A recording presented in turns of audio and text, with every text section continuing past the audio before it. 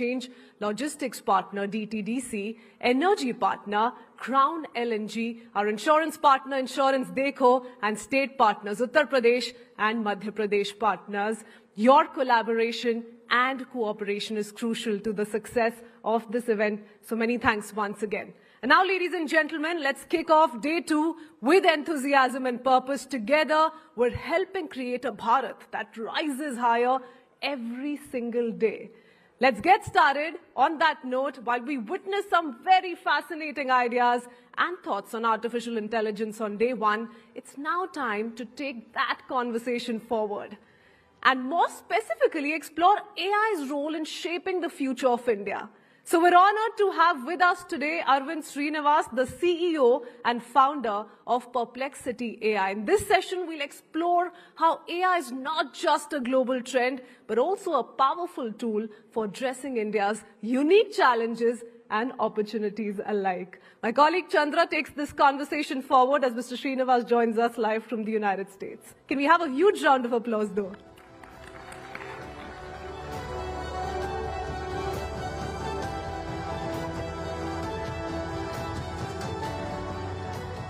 Good morning, everyone. Very, very excited to have one of the hottest AI startups in the world joining us live at the Rising Bharat Summit. Can we bring up Arvind Srinivas, please?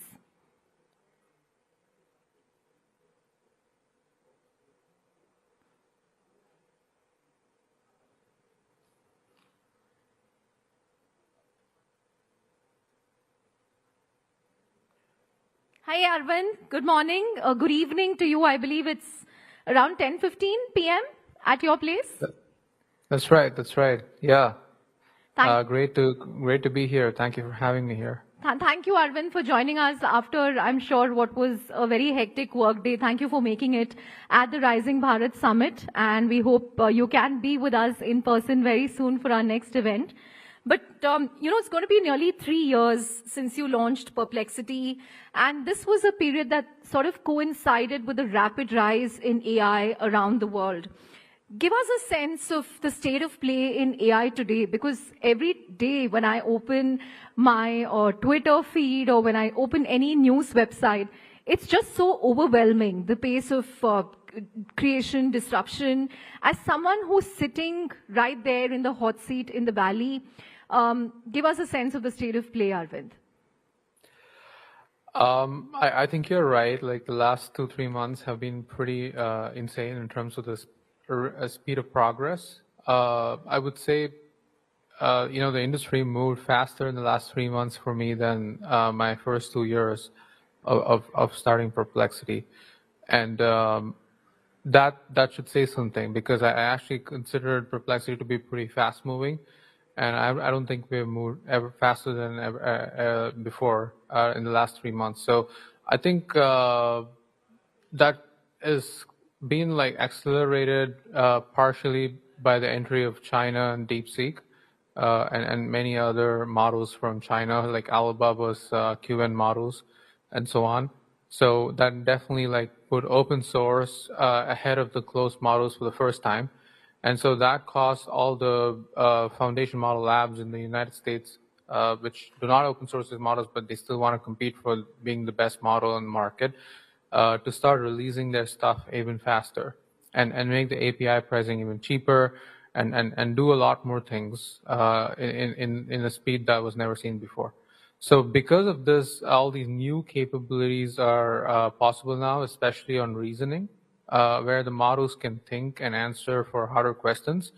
And also the models can go through a long chain of thought process before executing a very complicated workflow, like doing the work of an analyst, doing the work of a research analyst or like a professional researcher, doing background research or diligence research on anything.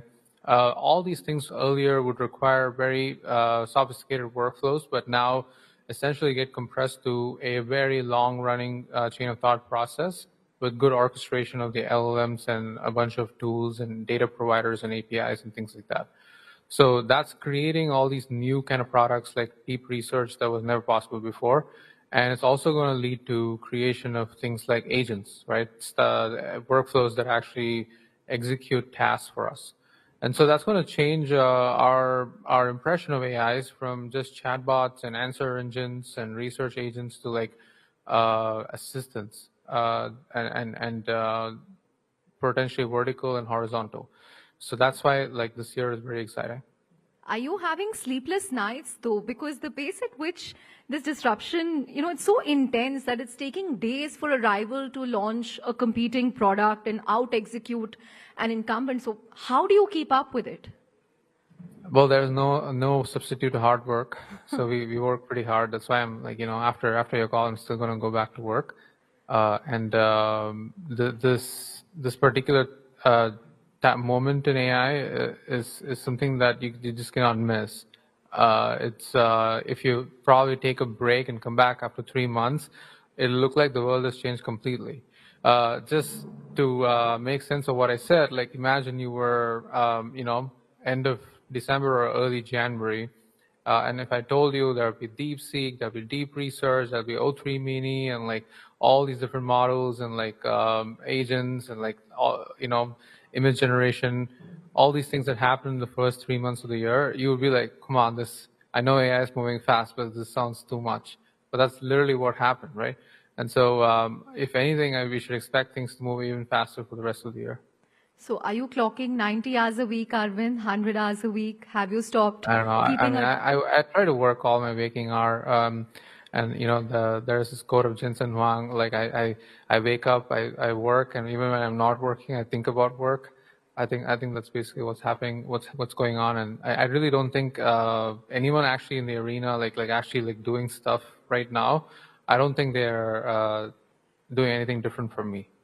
This seems like the bare minimum expectation right now. Right. So Perplexity, which began as this answer engine just under 3 years ago, the answer to Google as we knew it, you've recently crossed $100 million in ARR. Cursor, another AI-enabled coding platform, has also crossed 100 million in ARR in just 21 months. And Midjourney, reached 200 million in ARR with just 11 employees.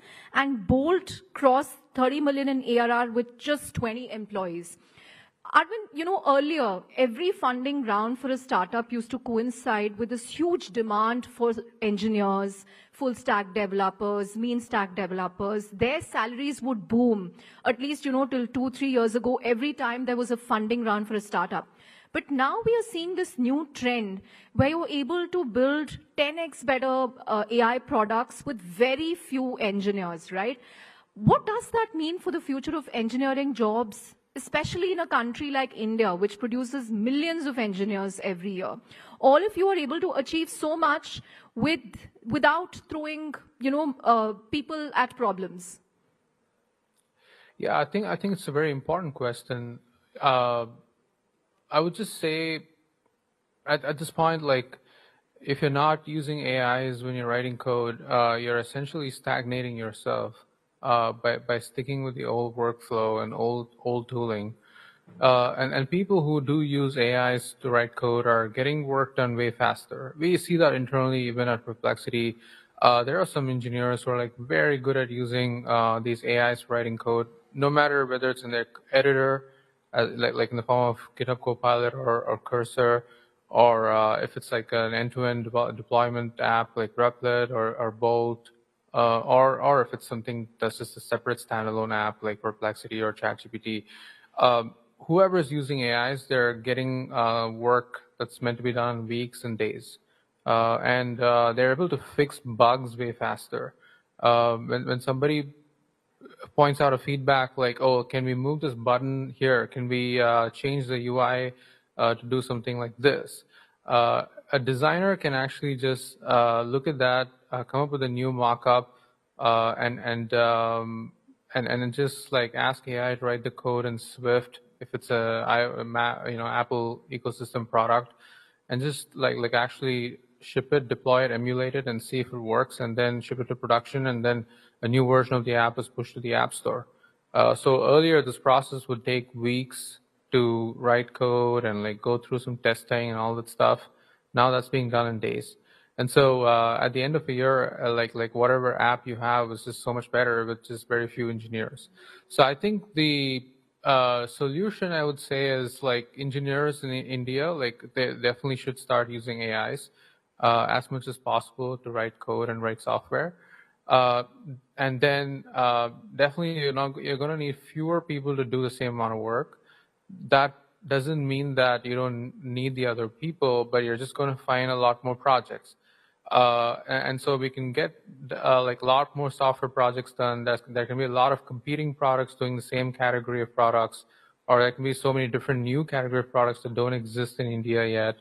And then it could also mean that like, people with a lot of creative taste no longer need to feel like code monkeys if they want to like just get paid for something, right? They have an AI to do all that for them now, so they can truly be liberated, have all the freedom to go push new ideas into production themselves, own the users, build businesses on their own, potentially get to like $1 million in revenue annual recurring on with just like a 1-person company or 2-person company.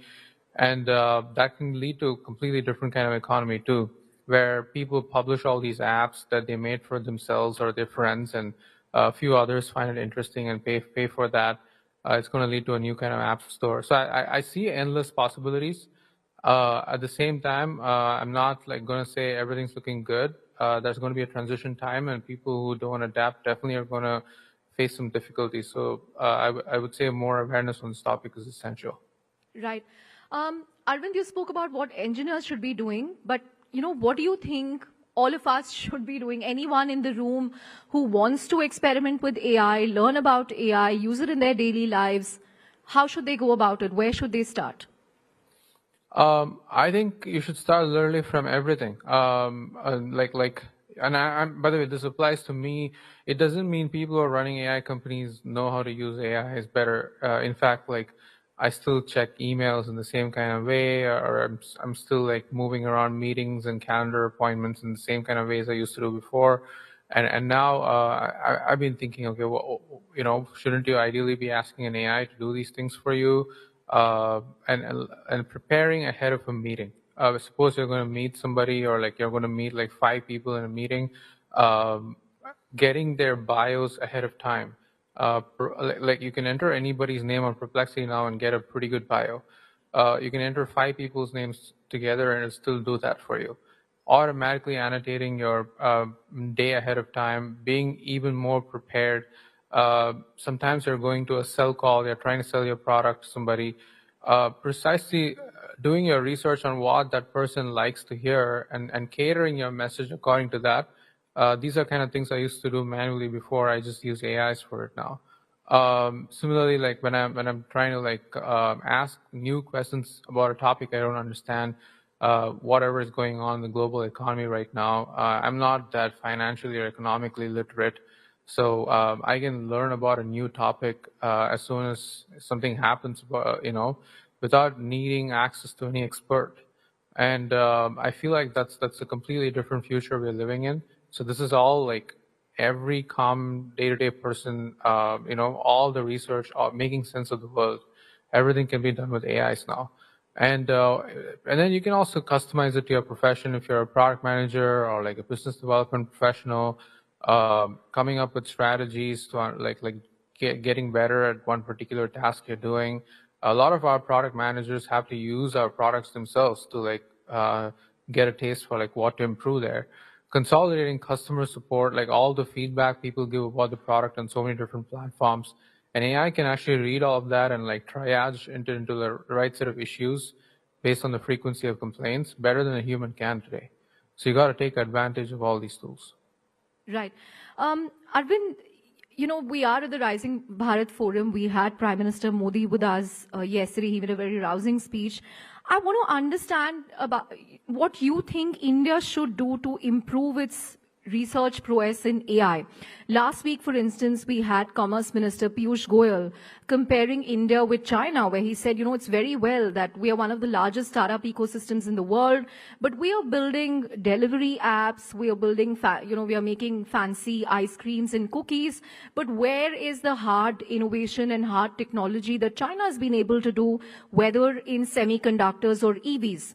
So what would your, reading be? How can we build a Perplexity out of India? I mean, you studied in IIT Madras, you went to Berkeley and then built Perplexity out of the US. It's now going to be valued, I think, at $18 billion on your next funding round. Why can't we build a world-beating product out of India? What will it take? I certainly think we can. Just to comment on the quote, I think it's a very positively provocative comment, and generally those comments are meant to instigate, okay, let me come and show that I can do it, sort of a reaction. So I hope that's what it leads to. Just to make it clear, China went through this trajectory too. Whatever India is doing right now, like trying to build clones of apps that already exist, but for the Indian market, China did that for a long time. In fact, there's a whole joke in the TV show Silicon Valley about it, of how every single startup, you just prefix a new to it and then you do it in China. That's how like the new Pied Piper. I think that's essentially what happened for a while there, and they built all that muscle to ship products pretty quickly and iterate and and only then they started building new products that did not exist and captured a global audience beyond the Chinese market, like TikTok, for example, right? And so India can certainly produce its own TikTok, which again is not deep tech, but it's still one product that would get the global audience rather than just the Indian audience. It's certainly possible, and I was in a podcast with Nikhil Kamath. I think he was discussing the same question with me of what would it take for India to build an Instagram rival. And I think all these questions should be explored, that more people should be encouraged to try these ideas. And venture capital scene is very essential. I think VCs in India are still very risk averse, and they like to invest in things that they wouldn't lose money on, rather than investing in things they would potentially make a lot of money on, but are okay losing some money in some incorrect bets. So the mindset should be okay, 95% of my investments would fail, but 5% of my investments would return me 100 or 1000x, that the 95% that failed doesn't matter. I think that mindset doesn't quite exist in Indian venture capital right now. So if that changes and more people from IITs are convinced to raise venture capital money and found companies there and try to take on the big tech, start with the Indian market and then expand to the rest of the world, there are some unique things that come out of it. So you take study products like YouTube or WhatsApp or Chrome. All these are products that grew a lot in India in the beginning, like YouTube offline downloads, for example, WhatsApp particularly. Chrome, the browser, couldn't really beat Internet Explorer or Safari in the United States for a long time, but they captured the mind share and market share in India. So certainly, that sort of trajectory is possible for new products too. Right. Final couple of questions before I let you go, Arvind. You had announced hiring plans to expand your operations in India a few months ago. How is that progressing? Any numbers that you can share on, your adoption in the India market? Because OpenAI recently said that this is the fastest growing market for ChatGPT. So if you can give us a sense of how India is shaping up for you. You're also focusing a lot on cricket content of late. So has that helped you? So India is in the top 10 countries for us right now, probably even close to the top 5 in terms of revenue already. I'm not even talking about usage, just even revenue, which has really pleasantly surprised me because our product is priced pretty expensively right now for the Indian market. Right? Sorry? It's still $20, right? So yeah, that's right. Yes, $20 is pretty expensive. But I've pleasantly been surprised of the willingness to pay for the product. A lot of people are using the deep research agent that we have. Our Pro Search is being used by a lot of people too. And it's definitely, in terms of daily query traffic too, it's in the top 5 or top 4. for us. So it's a pretty important market, and I think like we've also been very pleasantly surprised by how fast it's growing. I'm sure that OpenAI is sharing similar statistics. And I did my research on this in terms of enterprise, like knowledge worker adoption. India is quite far ahead of like even countries like the United Kingdom, according to some research that's been done. And so a lot of people who are like digital knowledge workers, professionals, they're heavy adopters of generative AI, and they're big users of Perplexity and other products in this market. As for our hiring, I think it's honestly gone slower than I would have liked. We haven't actually hired that one person to really grow our business in India yet. We've got tons of applications. I definitely went through some of them, but to be fair, like we couldn't like go through the entire list. It was pretty complicated, and I would have to spend a little more time on this, because the expectation was only people with like some amount of experience with like general manager or like business development would apply. But basically, the interest was so big that wide array of people with different set of skills applied, and so many referrals from people I know as well. So it got overwhelming to a point where I decided I would wait for a while and make sense of like what we really need there before expanding. And yes, like focusing on cricket is very important. There are lots of searches on cricket that are already happening on Perplexity, and we want to keep growing that. And we plan to also incorporate other content that's interesting to Indian audience, like entertainment, TV shows, movies, all local results, better support for languages. All these things need to be there for a product to be widely useful to the Indian audience. Right. India-specific pricing coming, Arvind? Yeah. Okay. I don't know the number yet, but we're definitely thinking about it. Yeah. So we can expect a lower number to subscribe to. Yeah, absolutely. Yeah, I think that's the right strategy. Many other consumer subscription apps have done this, like Netflix, Amazon. So definitely that's the way to go. Obviously, our inference is expensive. We don't want to like put a lower tier quality product just for like saving costs there. So we're trying to figure out a way to distill some of the open source models, make it more efficient, and what should be in the lower tier plan and what should be in the higher tier plan. Like we're trying to think about it. Right. Last question before I let you go. What's the one piece of advice in the AI industry that you deliberately ignore?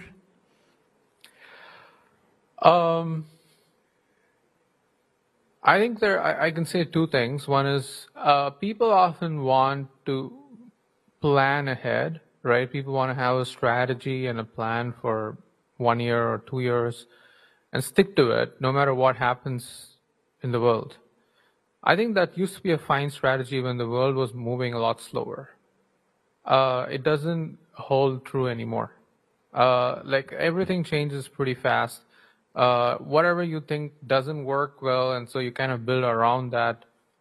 You're just like flummoxed when something happens in like reasoning, for example. So if you assume agents don't work and then agents start working, like what do you do?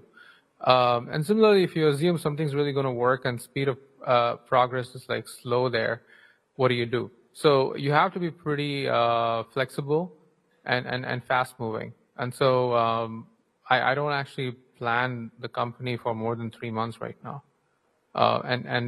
This is not the best way to run any company, but in AI, it happens to be like a perfect strategy for us. The second thing I would say is a lot of people try to work backwards from what the user wants, narrow down the problem into like a very specific set of things, and build for one particular demographic or vertical. It's a very established advice in any kind of company, be it consumer or enterprise. The problem with AI, though, is you're building with a generic piece of technology. It's so hard to bake in custom constraints into it, and the more custom you try to make it, the more it loses its magic of generality, which is what people love about using AIs. And so without actually having an end user or like an end demographic or vertical in mind, it's so hard to actually build anything. as a product builder. But you kind of have to figure out the sweet spot of still being useful for a particular set of users, but making the product as general and horizontal as possible. And I think these are the two main reasons I would say a lot of people struggle to build AI native products and companies, but it's absolutely essential. Great. On that note, Arvind, thank you very much for joining us. You can get back to your work, but thank you very, very much for joining us at Rising Bharat. A huge round of applause, everyone, for Arvind Srinivas of Perplexity. Thank you. Thank you so much. Thank you, Arvind.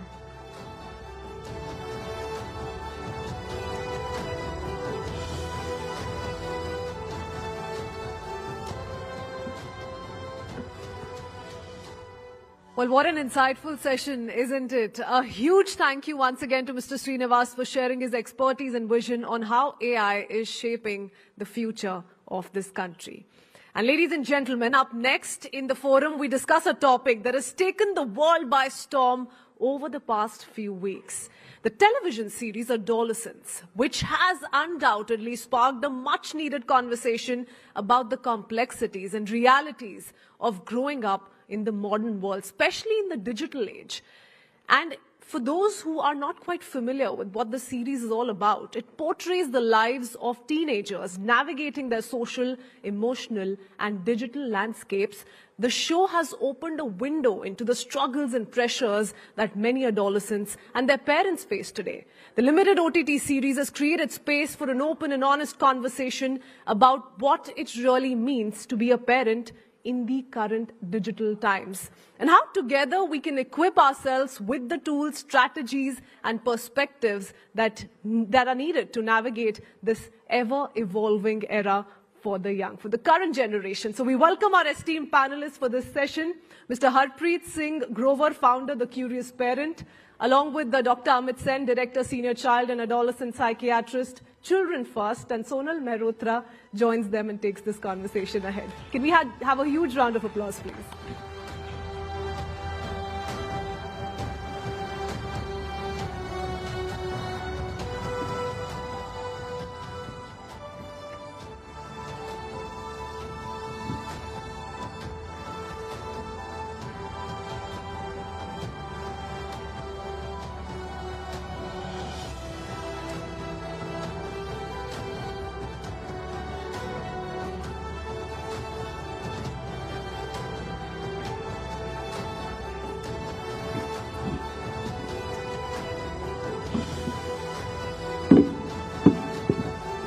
All right then, we are making quite a pivot now.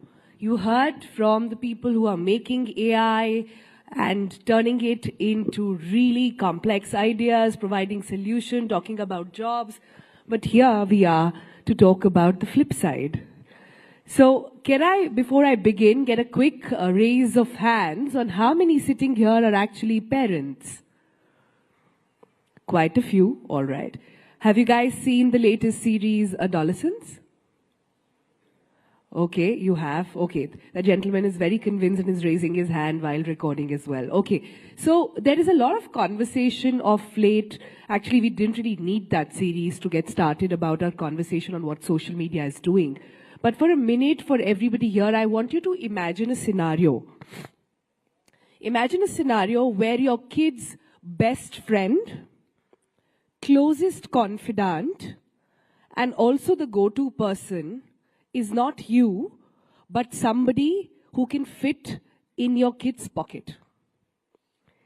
Imagine a world where the kid is not coming to you for answers, pacifying, or any sort of reassurance, but going to an app. I'm sure you're going to think, oh, hello, Sonal, you don't have to imagine, it's already happening. So yes, that is the truth today. We are in times when an entire generation is growing up along with AI. And neither do they or we, to be honest, understand what it means and what it can do. So over the next couple of minutes, I am joined by these really sweet and really knowledgeable gentlemen who will help us understand a couple of questions. Number one, is social media really the culprit? Number two, is social media parenting our kids? Number three, at what age should you then give your phone to your child.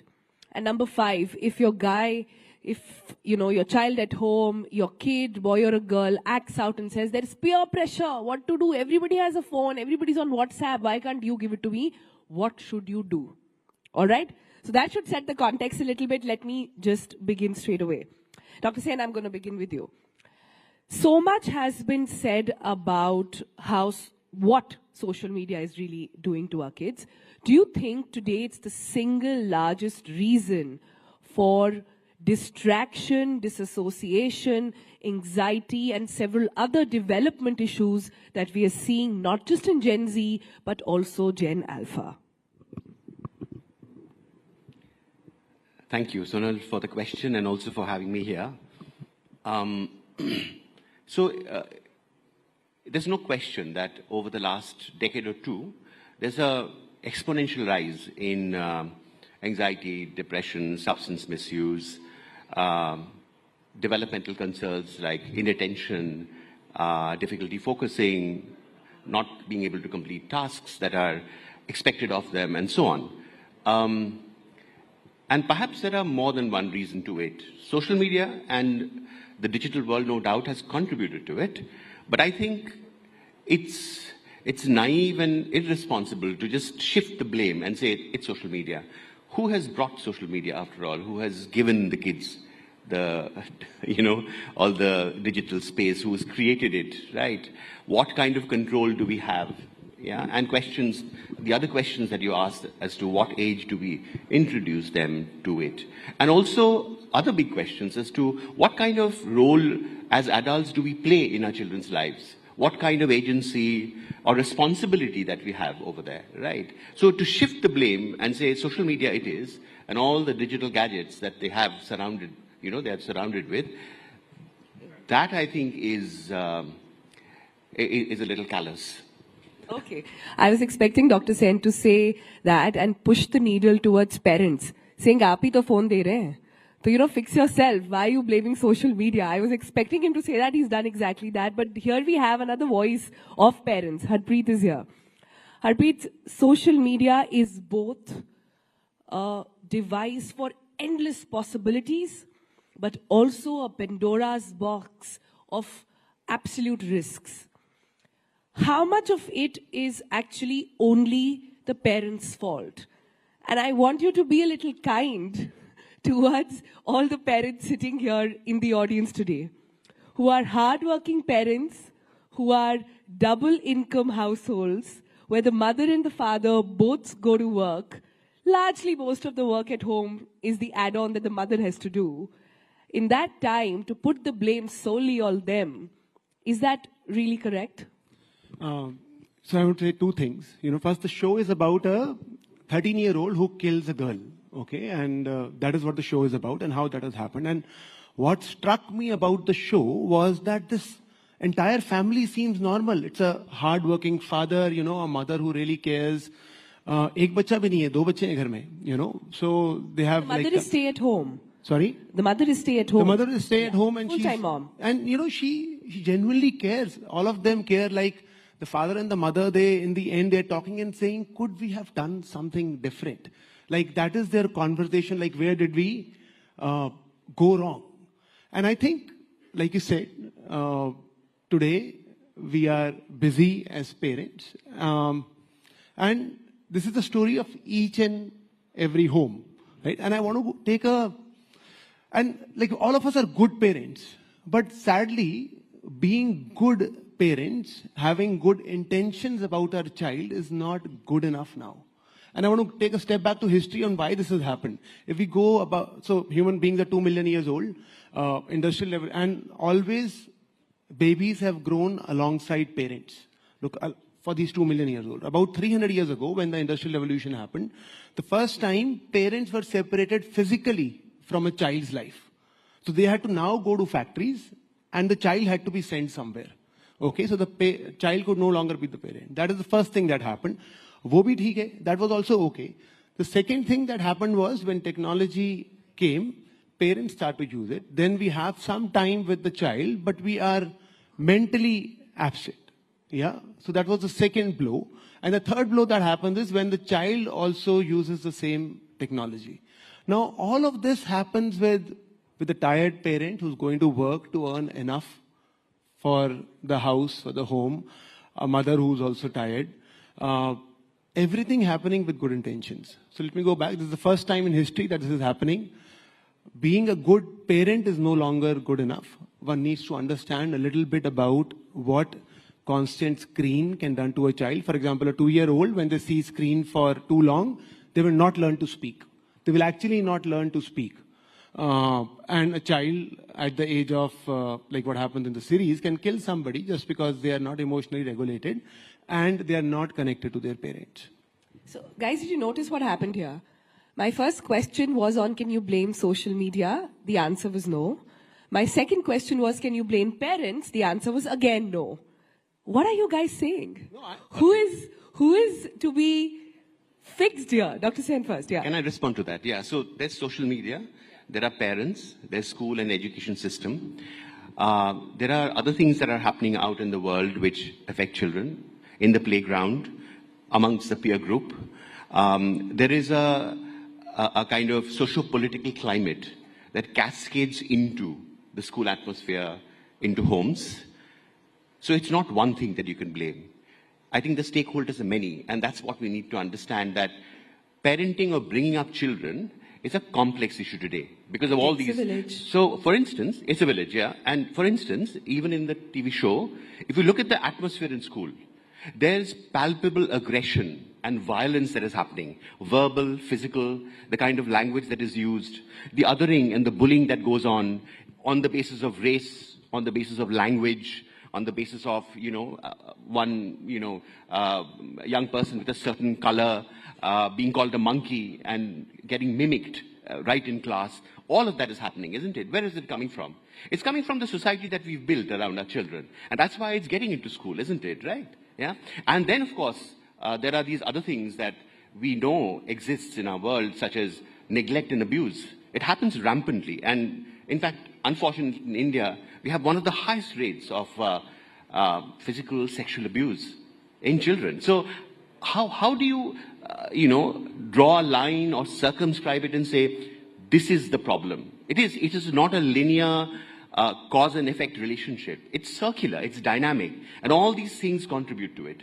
And that's what we have to be mindful of. That just being a good parent, as you're saying, is not going to cut it. We have to be mindful of all that is happening in the world around them, to be able to protect them, to be able to have... I disagree, absolutely. I disagree with the way you have framed the question, in the sense of who is to blame here. Like, if somebody was to say you are to blame, I wouldn't like it. If I tell the parent you are to blame, social media is to blame, I don't think it fixes stuff, right? In the series, there is a place where the child is being interrogated by a psychiatrist, psychologist, and at the end, the 13-year-old asks, do you like me? Like at the end of the conversation, there's the fourth visit, the final visit, the child asks, do you like me? And I think that is so profound that, so social media wants our children to be consumers. Social media wants our child to believe that happiness is external. As parents, we want our children to be creators. It is a responsibility for a child to feel that happiness ghar mein hai. It is internal. I was at the beach on Sunday, and we took my daughter, a few other kids, and there were 3 teenage girls who came, around 16 years old. They were well dressed. 3 hours we were on the beach, 3 hours they were on the beach. They did not step into the water. The only thing they did was click pictures. All 3 of them. And I'm not saying this from an angle of judgment. I am saying life is an experiencing. But for them, life is in some way in taking a picture, putting it online and saying we had a fun time. They are at the beach. They did not go into the beach, into the water. No water sports, nothing. So hold that thought then. Hold that thought. When you say kids are finding validation, finding quality time on social media, since you didn't like me saying who's to blame, where is this coming from? Because we all know kids are sponge. They absorb. They do what they see. They never do what you tell them to do. But Indeed. They only do what they see. Absolutely. Yeah. Can I respond to that? Yeah. So, yes, indeed. Kids require a lot of attention. They require to be seen, to be validated, to be recognized in the way they are, right? So kids are different, they're wired differently, and they will do or choose to do different things if given an opportunity. If they do not get the validation from the sources that you would naturally expect them to, which could be sometimes parents, it could be from the schooling system, it could be from other social spaces, which recognizes these differences in children, what their talents are like. If they do not get it, they have to fulfill it from somewhere. And increasingly, that is the case. In fact, we as a system are failing them in a way, all of these people, the stakeholders, in a way where the only source of this validation, therefore, comes from the selfies and the likes they get, isn't it? And that's so dangerous because it's so fragile. It'll change overnight, isn't it? Every morning, the first thing they'll go is reach out to the phone and see how many likes their Instagram post got. And that is the beginning of the day, isn't it? And the other thing that happens, of course, due to social media and gadgets is that it never leaves you. See, earlier on when we did not have all this, then kids perhaps had a bad day in school, but they would come home and get a nurturing environment. When they went out to the playground, there would be another environment. They could leave all that angst, that comparison behind. That Here, requires it follows them into nuance, their Dr. bedrooms, Sen. their toilets and bathrooms. That requires a bit of a nuance, because it's not like bullying in schools was not happening before social media. Yeah. Social media amplifies it and takes it into their lives every minute, every hour of their waking hours, perhaps in the dreams as well. You know, I want to take two examples of this. If a child is crying and you give them screen, they suddenly stop crying. If a child is not eating and you give them screen, they suddenly stop eating. It's like a magic fix-all for a child not to learn to navigate their own emotions. But whenever they're feeling uncomfortable, just before frustration arrives, a screen solves it. Right? That is something to avoid. And you said an interesting thing, which is that validation. I want to take a small example of it. That when a young child trips, okay, before crying, the child actually looks up to the adult. If the adult is worried, if there's worry on the adult's face, the child starts to cry. If the adult is smiling, the child picks themselves up and walks away. Children learn to regulate their emotions, how they should behave from adults around them. If they start learning it from social media, there is an issue there. Yeah. I'm very glad you brought that example, because I want to move towards some solutions here. I think a lot of people are nodding their head in the audience because they absolutely agree with a lot of these scenarios going on at home. So do I. All three of us are parents, and we all have gone through this phase, including Harpreet. He might not look it, and providing answers to all other parents as well. I'm sure you've had your share of experiences as well. So how do we solve this problem? Because I'll tell you how it starts. It starts with the mother or the parent. They're also human, not being able to sort of control the child, getting tired. And it's just that one song of Cocomelon. It's just wheels on the bus. It's just round, round, round. It's so innocent. It starts with that one screen. Are you saying we've got to clip it at the source? Are you saying we've got to ensure that if we want to safeguard our kids from any kind of social media abuse, distraction, we've got to clip it there and put a deadline? Do what other countries have done. 13 countries I counted yesterday in my research have now said that there will be no social media until 13. Are you saying we've got to cut the umbilical cord right there? Harpreet first and then Doctor. Social media cord, 100%. There is no doubt about that. Till the age of 13, maybe even couple No of... phones. No smartphones Okay, to 13. so I'm saying, I'll tell you. The parent will say, but the school gives homework on phone, right? Or the parent will say, my child goes out. You know, let me take an example. A 13-year-old actually said, my father does not allow me to go to tuitions alone. वो बोलते हैं किसी को साथ में लेके जाओ. And we have always been so worried about the child's physical security, but we have forgotten about this mental security about the child, right? So replace the smartphone with a feature phone. Give the child a smartwatch. I'm saying both of these are enough from a safety perspective. Give the child a laptop.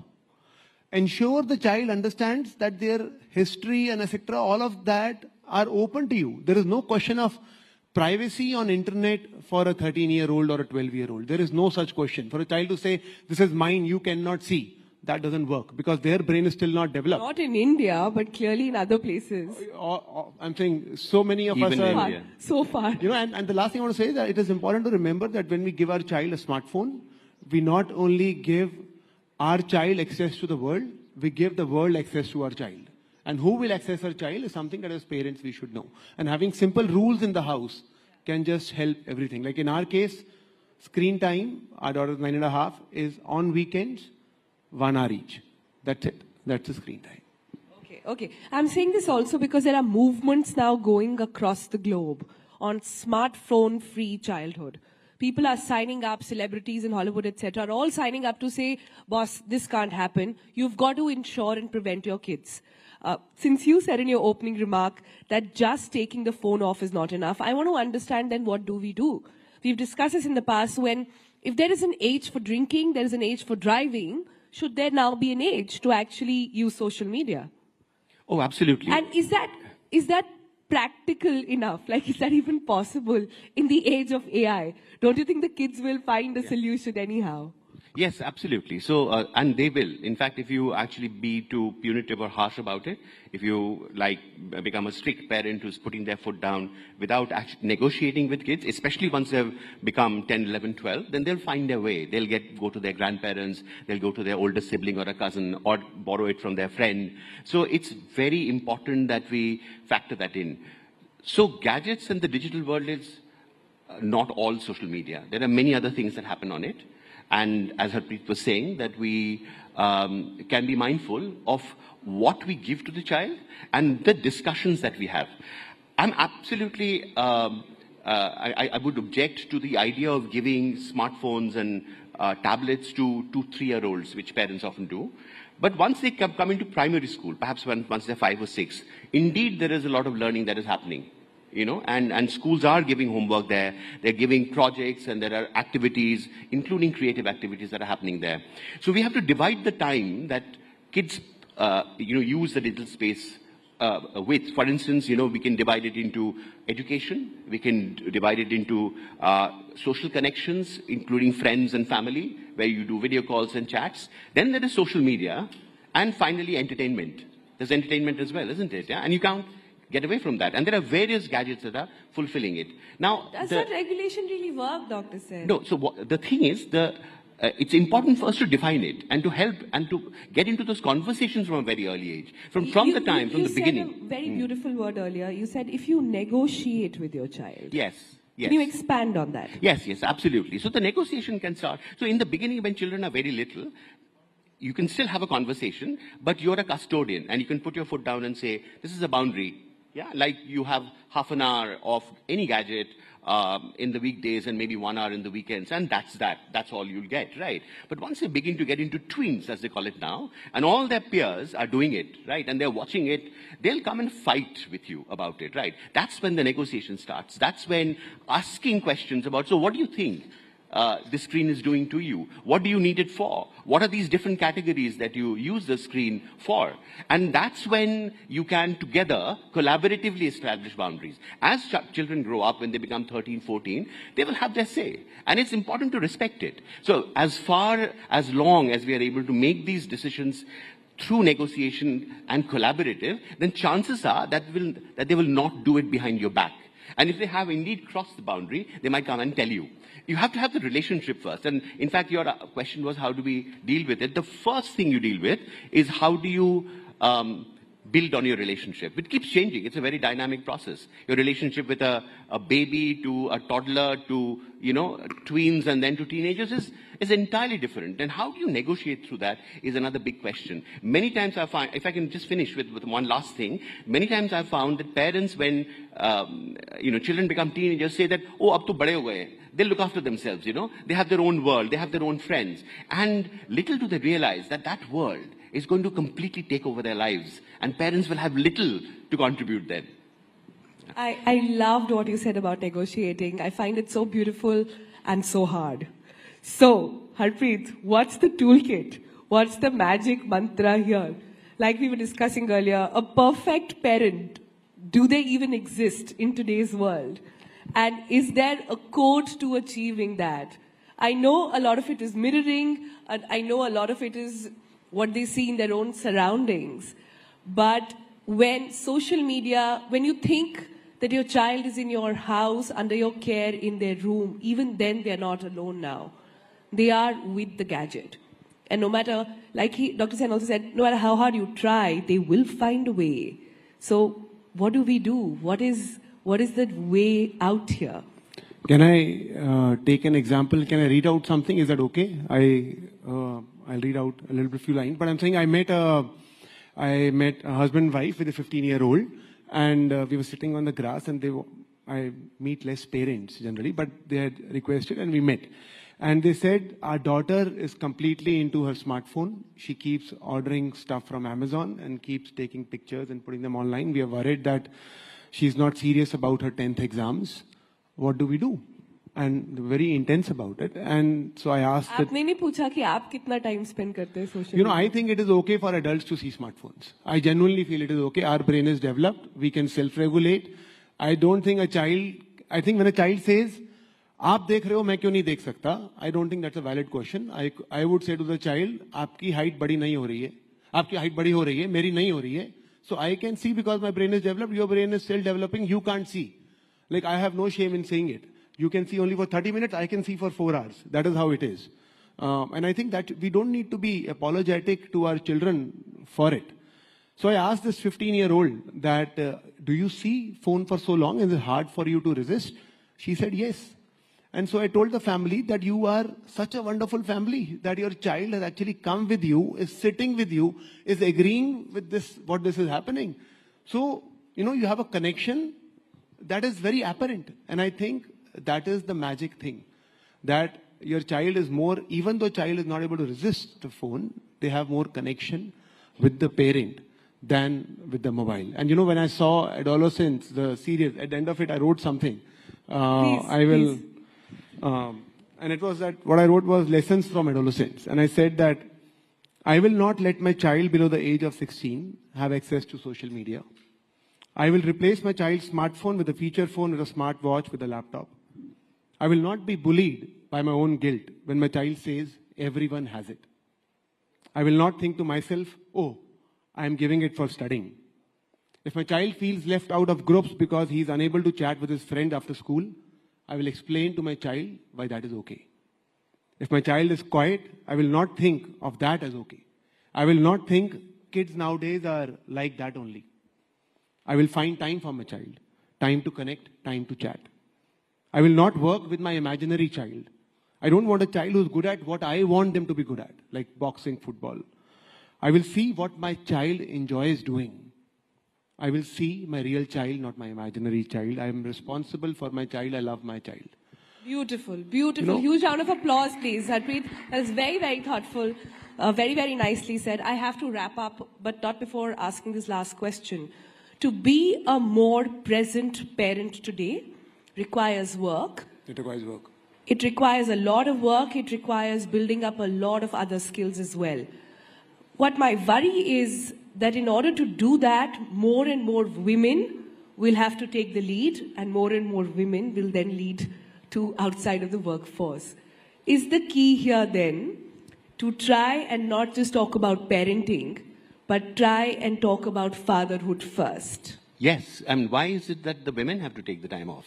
Not at all. It's a responsibility of both the parents.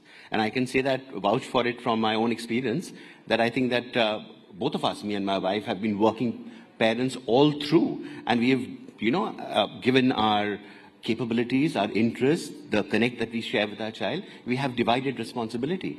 And it is an equal duty and responsibility of both parents to find the mind space, to find the resources within and in their immediate vicinity to be able to give to their child. And it definitely takes work. It has to have investment of your energy, of your mind, and other resources that you have. And you have to prioritize parenting as one of the top things that you do.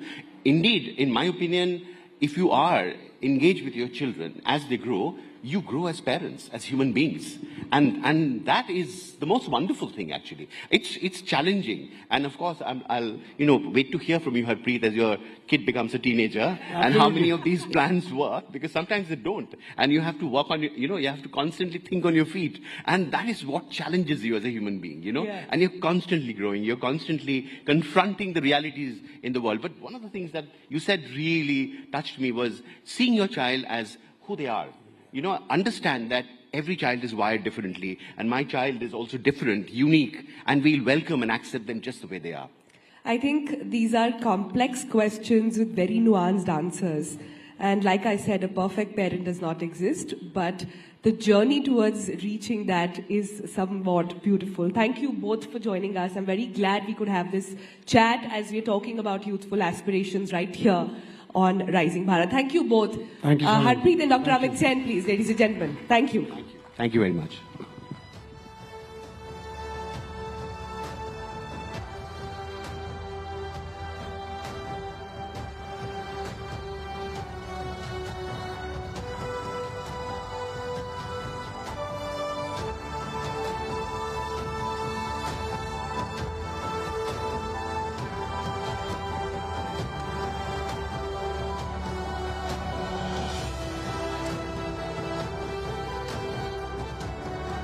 What an engaging and insightful discussion that was. And I think everyone here must make a promise today.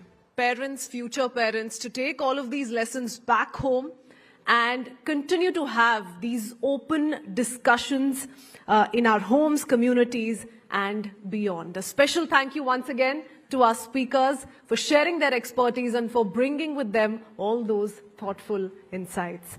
Up next, ladies and gentlemen, we're fortunate to have with us Swapan Kataria, the co-founder and CEO of Crown LNG. Swapan is a very visionary leader who has been at the forefront of empowering young minds, driving innovation and creating a more dynamic future for India. So let's grab this opportunity to learn from one of the leading voices in this space and get inspired by Mr. Swapan's perspective on what it truly means to have an empowered youth and an energized nation. Please join me in welcoming Mr. Kataria to the stage. I would also like to call on stage Palki Sharma, who will be taking this conversation forward.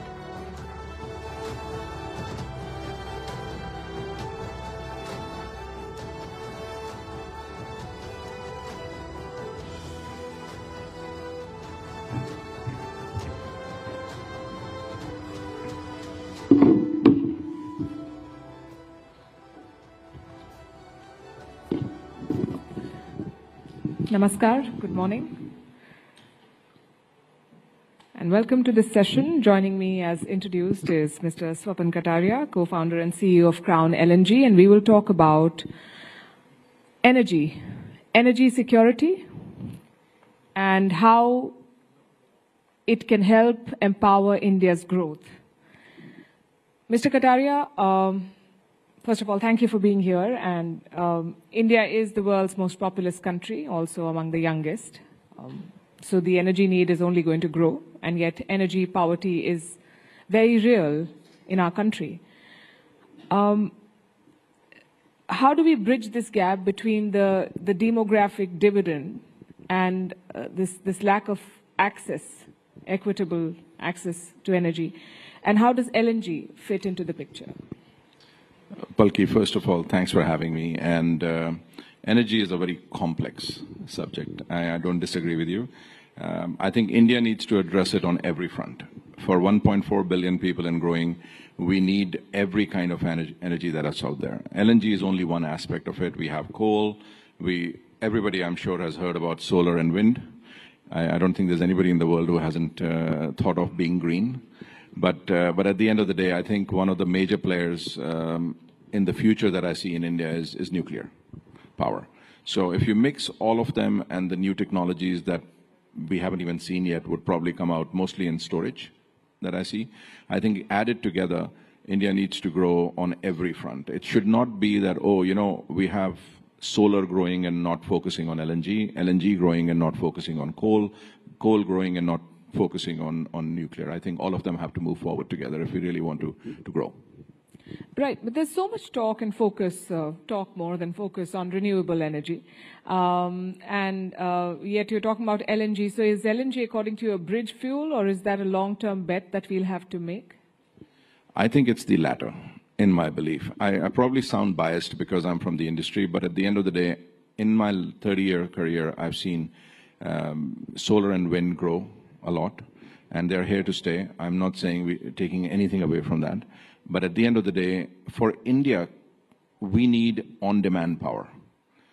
You cannot grow jobs and help the youth without industry, and you cannot build industry without on-demand power. And for the capabilities that nature has in its own hands, you cannot guarantee that with solar and wind, unfortunately. So you have to look at coal, you have to look at LNG, and you have to look at nuclear. Right. And for a country like India, where the demand is so big, where we have, at a policy level, committed to sustainable development, and yet at the same time we have a very ambitious growth target. It's not an easy balance to have. 75% of our energy comes from coal. Do you think that in the near future it would be possible for India to decouple from coal? I don't think so. An honest acceptance. Of course, we have to work responsibility to grow less, and I think we have to focus on technologies like carbon capture. If you wanted to run a diesel-fired plant in the mountainous region, or you do a coal-fired plant, if you were capturing every ounce of that carbon coming out, not creating any atmospheric carbon at all, that could be a huge solution. I don't see India working towards carbon capture at all. No, I shouldn't say at all, but not at the pace it should be. Maybe that is a different aspect that we should think about, just from a different angle. Right. And you mentioned nuclear energy, and that is something that a lot of countries are increasingly turning to. How do you see India in that space, and what sort of progress, according to you, have we made, and what are the points that we need to focus on? So I think if you ask me from the outside, I'm not a nuclear physicist or something, but I have a simple logic because I've been in the industry for so long. I think India's dependence on nuclear is limited because of the participation of uranium, which India does not have, and it's very difficult to enrich it. So you're ultimately going to be dependent on the US or Russia or Canada, whoever has that uranium. But India does have thorium. So there are nuclear technologies out there which India can develop indigenously, and I don't think there's enough focus doing it, honestly. I think there should be. The other thing that I see where you say transition fuel for LNG, I think nuclear plants take a long time to happen, and they're not that simple to just create overnight. So is LNG going to play a role over the next 10, 20, maybe even 30 years? I see it 100%, yes. Energy security, of course, is an economic issue, an imperative. It's also a geopolitical issue. There's a reason why we call it a strategic asset. And geopolitics is changing at a rapid pace. How do countries like India, which are dependent on energy sources from outside in a big way, ensure that while their demands are met, their sovereignty is not compromised? Very difficult question to answer, but let me try. So when we think about energy security, we always use energy security as two words in the same sentence, but security could be in different aspects. You need a tank, you need a plane, you need defense, you need missiles, you need so many other things for defense. Energy, on the other hand, adds value to security from a geopolitical standpoint. It helps you kind of, keep working with your friends rather than your enemies. And then once you get dependent on them, it's very difficult to pick a fight with them. It's like getting married. It's not easy to take a divorce. And when you do, it always leaves a trauma. So I think India will have to choose its LNG partners or coal partners or nuclear partners very carefully. But I still feel coal and nuclear, India can do it on its own. LNG is something it cannot. But it has to be a part of that energy mix. Because there are areas, there are specific requirements where every industry will be needing different kind of fuel. Because if you wanted to do something in Kashmir, for example, it's very difficult to take a gas pipeline there in the mountains. So you would need a different kind of electricity plant or a power generation unit in Kashmir as compared to something closer to the shore where you can develop larger industry, which will need maybe coal or gas. So it will be very region specific and demand specific. So if, let's say, Assam comes along and says, I need to grow industry in Assam, or Kashmir comes along, I don't think it's easy for them to get gas. So we're not focusing on targeting our marketing there, for example, but the nuclear would be great if it can work there. That was the premise of globalization, one of the many, that if you have money at stake, if you are linked to each other through businesses, then you will not pick a fight. But we've seen that being uprooted over the past few years, first between Ukraine and Russia, and energy was what linked them, Russia and Europe, more like. And then we are seeing what we are seeing in terms of the tariffs that are being imposed across the world. This is a particularly complicated matter because you cannot build these supply lines overnight. You cannot even end them overnight. It takes years of investment and effort to do it. In this current scenario of flux, what would be your advice to policymakers? I think, as I said earlier, indigenous technologies need to be grown. Like even for us, if we're in the LNG business and we operate in various countries in Asia and Africa and South America and Europe, and we see that, India is not doing enough to grow its own technology. So if I had to make a plant, I need a compressor, I need a power plant, I need some special alloys which can take minus 165 degrees of, liquid, which is LNG. So they're not available in India. So I think the industry is not being able to grow. If it was available in India and Indian government was doing enough to create those patented technologies within India, it would certainly have less dependence on overseas. Indeed. Let's talk jobs now. How can LNG and the broader energy sector become engines of employment for the Indian youth? And we need a lot of jobs in this country. Actually, it just baffles my mind. Most of the kids that I meet, they want to go into IT. They want to move their keyboards. And the real jobs are in the energy sector, in the oil and gas sector. People don't find that working for an oil and gas company maybe is that, glamorous. I think that the mindset has to change. Even if you look at most of the colleges and universities, they have petroleum courses, very limited universities have them. I think that skill set development has to be there because we are having, power plants which don't have skill set available for people to run it today because there are not that many youngsters going into that field. So I don't think the government can do it alone though. I think the private sector and the government have to work together to get that skill set up.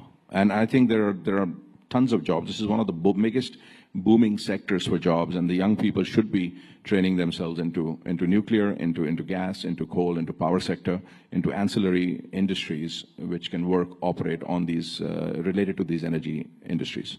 Is that a conversation that you've initiated as a leader in this space? Because from what I understand, the current government has put a lot of focus on skill development. We've had a ministry in place for more than a decade now, and you think that there's a skill gap to engage the Indian youth in the energy sector. Is that a conversation that's even happening? We are trying to rock the boat wherever we can. I don't think we get too many responses, but if we shake 10 trees, we might be seeing maybe 1 or 2 of them move. But I think 9 of them should be moving actually. I agree.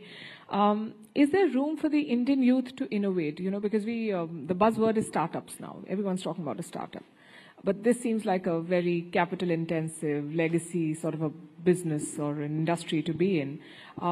Is there an opportunity for a young person who comes with, like you said, homegrown solutions or technology or in the startup space? Can people do stuff here?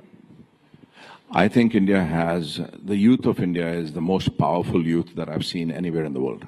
Not that I might be biased because I'm from India, but at the end of the day, when I come back, I see that, if I had been born 10, 20 years later, it would have been much better. Because you get an ecosystem of so much energy in people and in kids these days. And I think they don't have that support mechanism, which they need to grow. Because it's easy to say that there is a startup community in India, but it has to be nurtured. Right? Not just nurtured by helping them get orders, getting them also trade finance.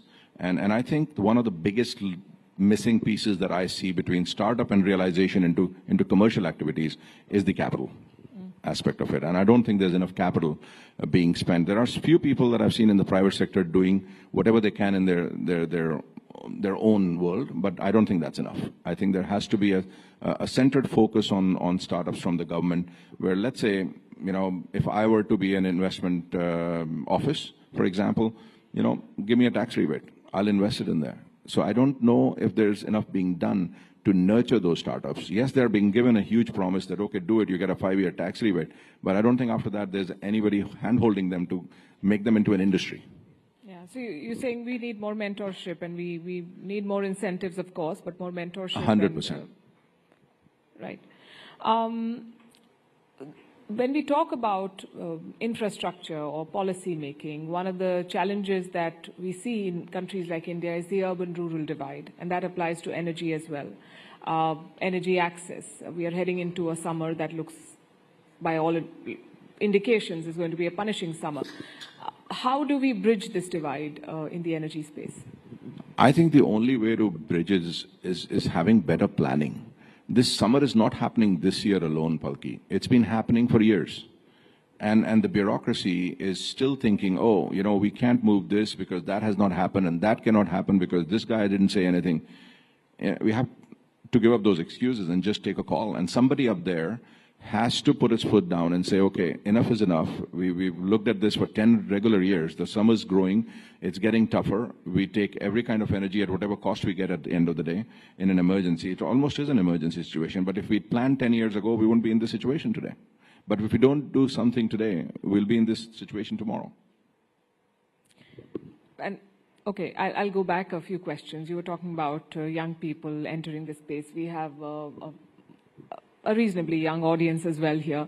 Why don't you share your story with us, and why did you decide to go into the energy business of all things, and what has your journey been like?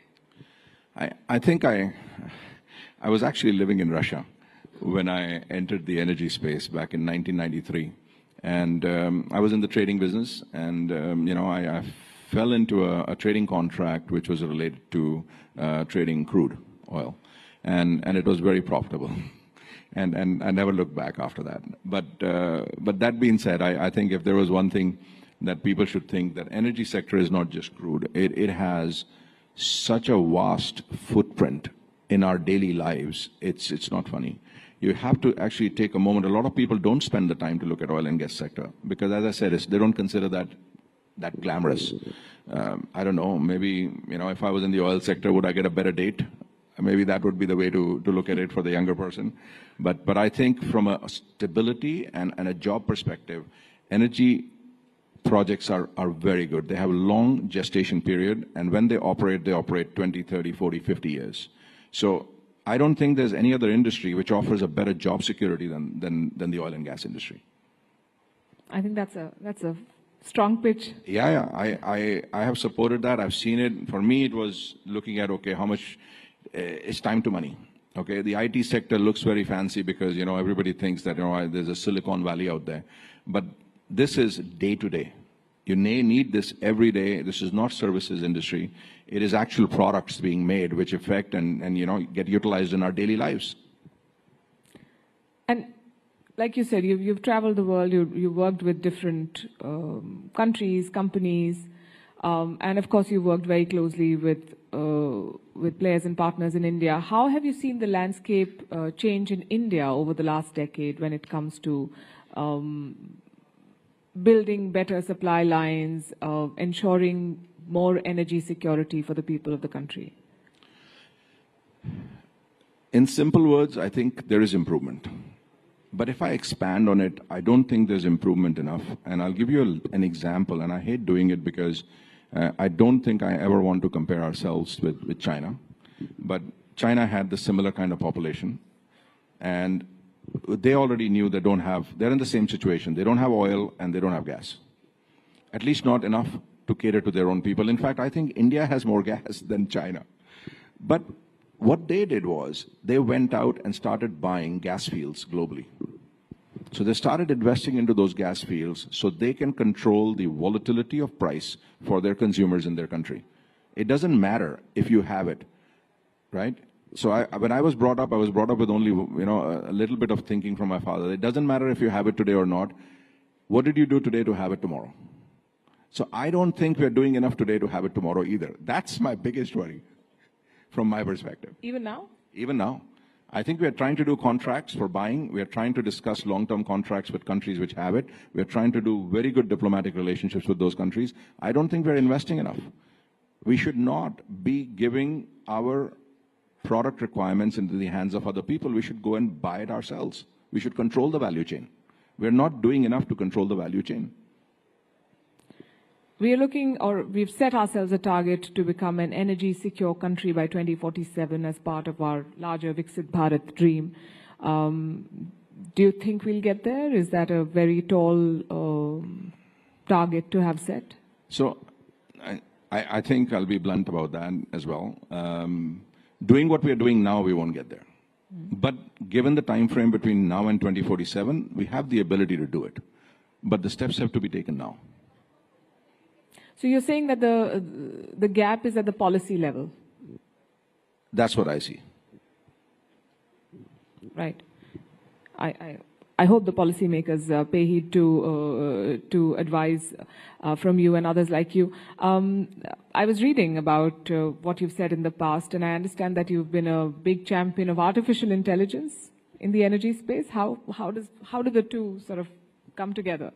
Actually, they came together because of the demand in electricity, and ultimately the gas fills that electricity requirement. So we started, because we had access to, or we have access. So when you look at India and you want to bring LNG into the country, you have to go through a very rigorous process which has been put together by the Indian government to actually go and enlist and get approved for a license to import product into India. So at the moment, Crown LNG is establishing a project in Kakinada in Andhra Pradesh, which is 7.2 million tons per annum, and which is approximately 10 to 11% of India's total import licenses available today. So when the larger, hyperscalers, they wanted to put these things here, they approached us and said, hey, we need access to on-demand power. We cannot survive on solar and wind, because what if there's no electricity? Then it's not like we cannot operate our data center. So that is how we started our first conversations with them, and we realized that how important on-demand power is. And it's not just about running a data center. Then we started getting into complexities that does your data center have double redundancy, a triple redundancy, or a quadruple redundancy? So now, not only that, if you need a 200 megawatts power plant, for example, they want you to build 600 or 800 megawatts of power for it. They'll use only 200, but the other one should be standby. If the one conks off, the second one starts working. So when you start thinking of that much of built-in optionality, you start thinking about that kind of a cost infrastructure. We felt that it's something which we can certainly support. And that's what got us into the AI. That's very interesting, actually. And the way you put it, one would have thought that that's common sense and most people would do it, but I'm surprised that it's not happening. I thought the same before I got into it. Right. Swapan Kataria, thank you very much for your insights and for your policy prescriptions that we hope reach the right people and trigger the changes that need to be made. Well, I'm always here to help if they need me. Thank you very much, and thank you for being such a fabulous audience. Thank you, everybody, for listening.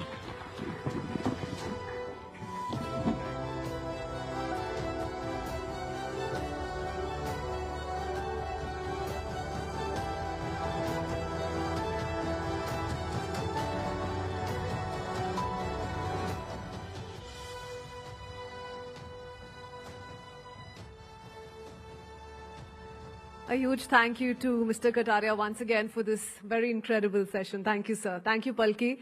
And to all of you for being such an engaged audience as we continue to build an environment where our youth are not only inspired but given the tools and the opportunities to make a lasting impact. And with that, let's transition to something that's turned into a hot topic, not now, since quite some time. In recent years, though, weight loss has become a popular subject that has drawn great interest with the rise of various diet trends, fitness regimens, and of course, weight loss medications. Today, a select panel of experts will help us unravel the complexities of weight loss medications, from understanding how these drugs work to exploring their effectiveness and potential side effects. We will be covering a range of important topics and issues to guide anyone looking to better understand this trending topic of discussion and debate. So without further delay, let's dive into this crucial conversation Please join me in welcoming Winslow Tucker, President and General Manager, Eli Lilly and Company, India, and Dr. Chandrakant Laharia, Public Health Policy Strategist. May I also invite Sonal to once again take this conversation forward.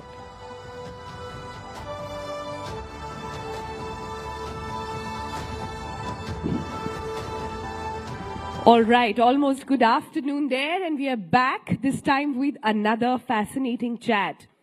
I think if there's one thing that connects us all in this room, no matter your age, no matter your gender, no matter your nationality, is our health. And it is so important to sort of address that at the Rising Bharat Summit here, where we're talking about youthful aspirations. I'm so thrilled to have our panelists here with us on stage who've taken out the time to discuss about this topic, which a lot of people are talking about, but very few know about. There is a lot of information, not so much that is true.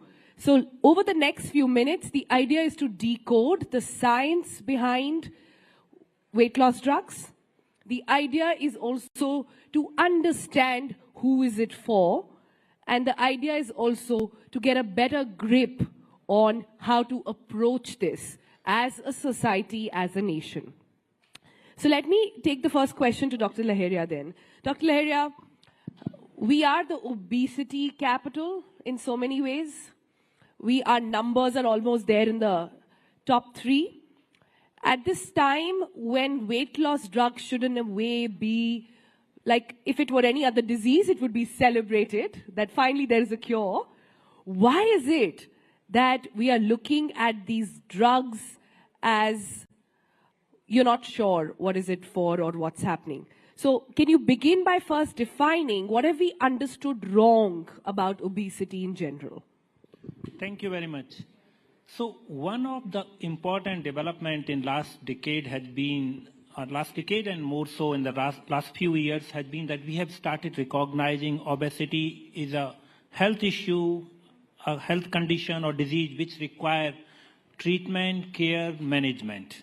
And these are important conversations because if we go by the numbers, in 1 in every 4 adults in India is either overweight or obese. And there are other ways to look at it. For example, if we talk about generalized obesity, that is 1 in every 4 adults, but abdominal obesity, which is an important risk factor and parameter to measure obesity, is 1 in every 3rd adult. And another approach to look at it, which has implications in terms of heart disease and other, is dyslipidemia. So the level of cholesterol and lipids are deranged in 1 in every 5 adults. So these numbers are worrying, and they all come from extra fat in the body. So first point, if we talk about the important part is that we have lately started recognizing that obesity is something which requires care. But if Dr. Laharia, you could tell us the difference between being fat and being obese. Well, that's a very interesting point, and that's why I gave a longish introduction. So the point is that there are a range of definitions for obesity, and for long, the approach which was used as a body mass index. So WHO said that more than 25 is overweight, more than 30 of body mass index is obesity. But over a period of time, this definition has changed, and they are contextual also. For example, Asian Indians, there is a concept called thin fat Indian, which means for the same body mass level as of European, Indians and Asian population has a higher body fat. And the composition of body fat is a major factor. So the definition keeps changing. For India, the definition was always lower, BMI. But more recently, some of the Indian definition has come, which say that anyone who has a body mass index more than 23 is obese, which is stage 1 or stage 2 obesity. That definition has come. But I want to delve briefly into this. So there are new other parameters to look at obesity. For example, your waist circumference. For the male, it should not be more than 90 centimeter. For female, it should not be more than 80 centimeter. There are other approach to waist circumference to height ratio. The waist circumference in the centimeter, if you divide height in centimeter, should be less than 0.5. So multiple parameters are coming up, and now globally there is a discourse going on that it should be preclinical and clinical obesity. But finally, coming to the key part, I am really pleasantly happy as a medical doctor and public policy specialist that the societal norm which normalize obesity as just a well-fed individual is changing. We people have started, like people across India and policy making have started recognizing that obesity or overweight is a health condition, which is a risk factor in itself, but also a disease condition. And final point I would like to make is that this discourse is really important because that's where we can start making difference. I'm glad you brought it up because I think we are finally at that stage where the education or perhaps the definition is becoming more nuanced. Is no longer somebody just looking a particular type fit. Being lean does not mean being fit. Similarly, being fat does not mean that you are so-called unfit. But a lot of people struggle with other issues as well. I'll come to that in a bit. Let me bring in Mr. Thakur there. Then, when it comes to weight loss drugs, I think the most pertinent issue is that people see it as a magic pill. What is it that they are missing here? So I think first it's important to note that it's not a magic pill, right? It's also not for lifestyle. It's not for a vanity tool. These are medications that are approved for use with a prescription, and therefore a chronic disease, which is obesity, right?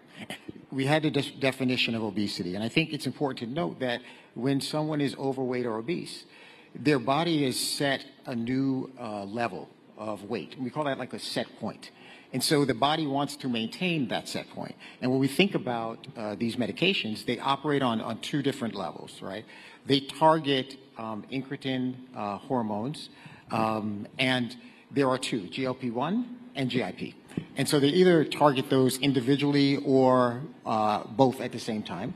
And what they do is they work on a brain level to regulate appetite, regulate hormones, regulate metabolism. And so over time, the body then perceives hunger differently, food intake differently, which allows patients to lose weight. But importantly, over time, it also resets that weight set point so that the body's not working against the patient and that they can actually maintain long-term weight reduction. Now, it's also important to note that they also impact glucose control, which is sometimes dysregulated in patients who have obesity. And so there are metabolic benefits as well that go beyond just weight loss. And so, once again, they are prescription products that work best when they are used with lifestyle changes as well as under medical supervision, and they need to be tailored for the individual patient. But once again, not a magic pill, but part of a comprehensive weight management program. A comprehensive weight management program. Dr. Lahiriya, then I want to understand from you, then who is it for? The question I think in the audience is going to be, can everybody take it? Can only diabetics take it? How does it work? Well, I would go overall holistic approach for weight management. And let's understand, let's put some human face to it. That while we keep talking about overweight and obesity in adults, but if we go by the numbers, when it comes to children, India has one of the fastest rising burden of obesity in children, like one of the fastest in the means top 3 countries are the Namibia and Vietnam are other two, and this has increased rapidly. But let's put a human face to it. I often engage with some of the senior medical doctors as a researcher, and I was hearing one of the senior doctors who said that 3 decades ago when they were trying to conduct a survey in school children, it was very difficult to find overweight and obese children 3 decades ago. So they were wondering whether they would be able to complete the study. And now, in these times, if someone wishes to do study in school children, you find many school children who are unhealthy.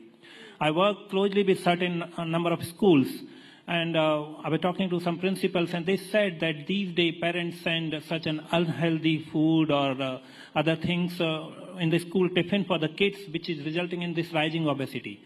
I know that there is one of the discussion panel in this session was about screen time and exposure to social media, and all of this is bringing reduced physical activity in kids. The play time is reduced. So essentially, these narration indicate that if we want to take control of obesity, we need to follow a holistic approach. This requires 3-pronged approach minimum. And this is what I tell for all the lifestyle diseases, all the health conditions, not just obesity. Any condition, health condition which is lifestyle originated has 3 treatment or interventions. One is increased physical activity. Second is a dietary modification. And third is medication. Even if a medication is available, that is not the solution unless we pay attention on the first 2. And these 3 points are important because if the moment we start thinking of any available medication, which is important because if science is there, research is there, we need to keep developing newer intervention and medications to ensure that people who are not getting benefit from the first 2 will benefit from it. But all 3 together makes an good care. And Sonalji, that's where I want to highlight that we often keep focusing on treatment, which is important part. Medical advance should benefit everyone, but we should also keep looking at holistically. Increase physical activity, improve dietary pattern, and then available medication for all the patients. This final point here is that this essentially makes that often people argue that obesity is an individual issue. They believe that, okay, if someone is overweight, obese, it's their fault. I believe that this is a societal issue because there is a higher economic burden of obesity. If as a society people are overweight or obese, that has an economic cost in the terms of healthcare. It has a cost in the reduced workforce capacity in the terms of sick time or absence from the work. And there are estimates available in 2019, this is World Obesity Federation data. In 2019, around 1% of India's GDP was loss on the obesity-related challenges, absence from work. So it is worthwhile to invest in every intervention, including medication, increasing physical activity, dietary intervention. This will help economic growth, and this will help in any country becoming a developing or prosperous nation. Yeah. So obesity has multiple dimensions, and I can keep talking about these. Yeah, we let you. That's the whole point of this discussion. But I'm so glad you brought that up.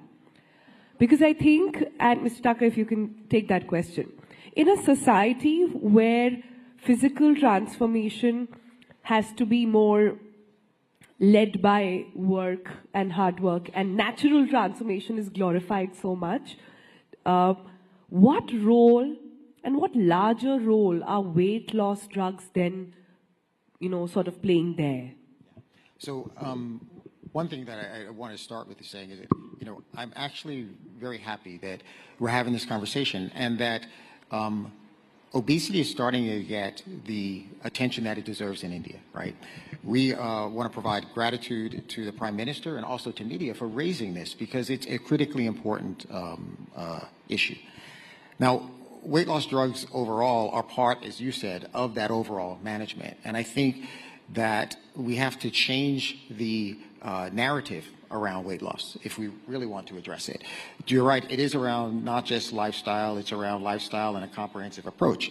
But we also have to recognize that there is a bit of a stigma on weight loss, and that patients who have obesity or who are living with overweight every day are addressing this stigma. And until we start to change that, we're not going to actually have patients or individuals who are living with obesity actually seeking some of these treatments. Now, where I think that these medicines can change that is it's starting to change the view of how we think about obesity. It's not just about blame, it's really about biology, right? We know that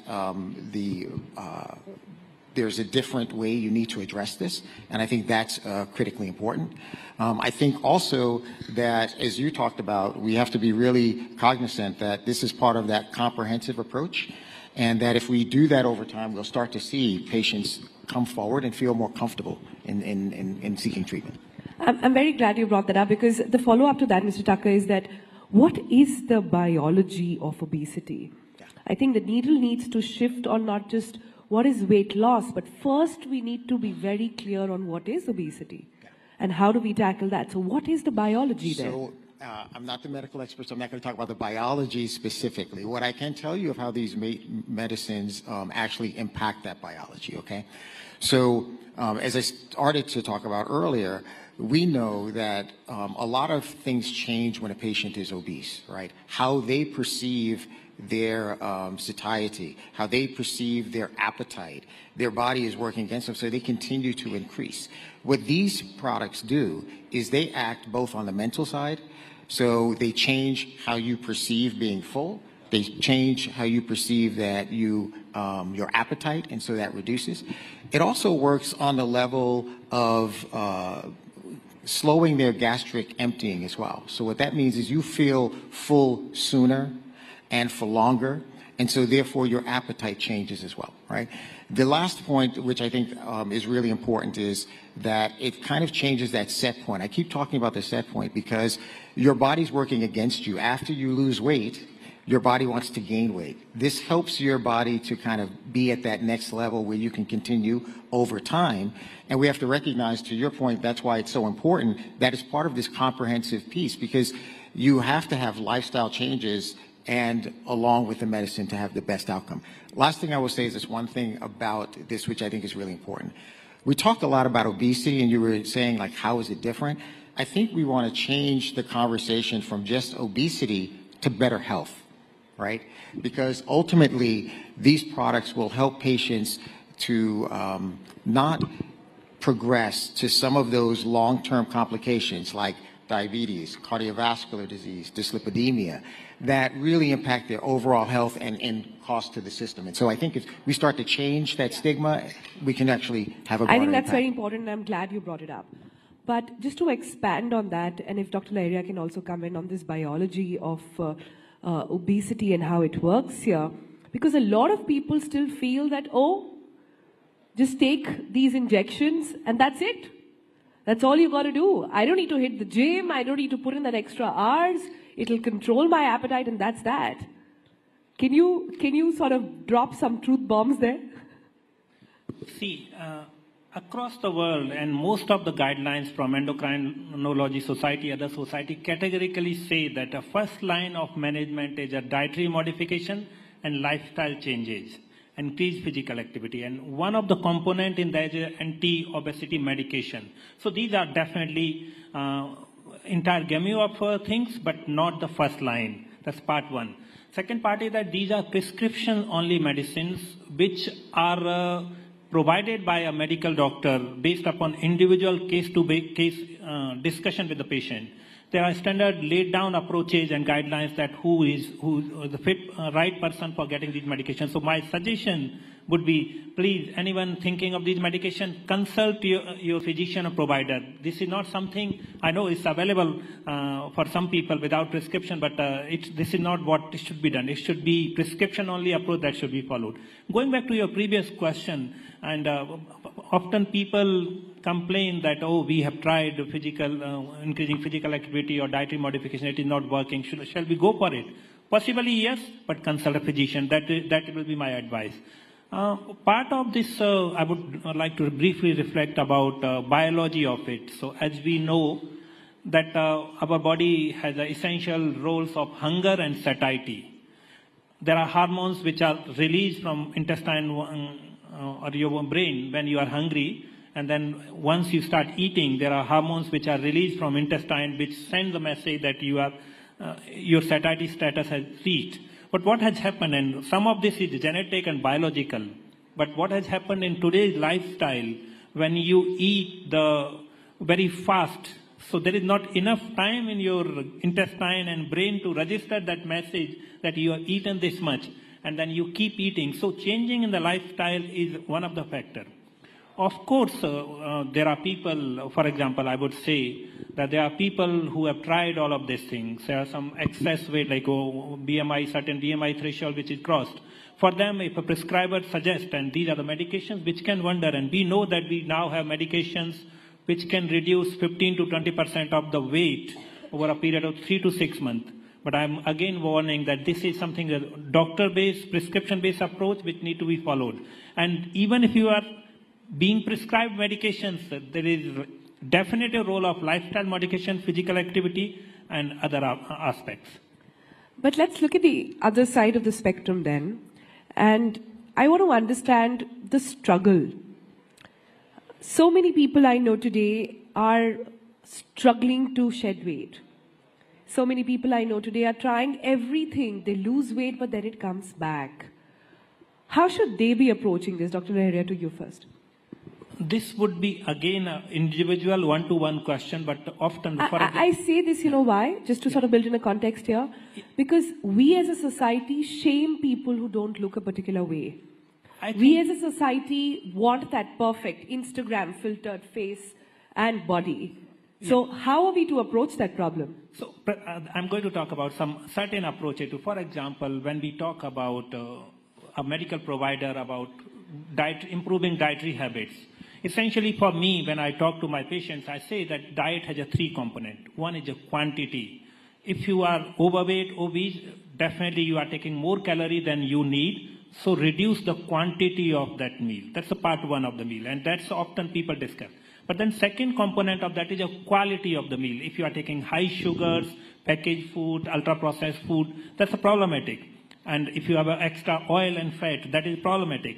So you need to alter quality of the meal, which essentially means reduce fat, reduce carbohydrate, and increase protein. So first part was reduce quantity, second is improve quality of a meal.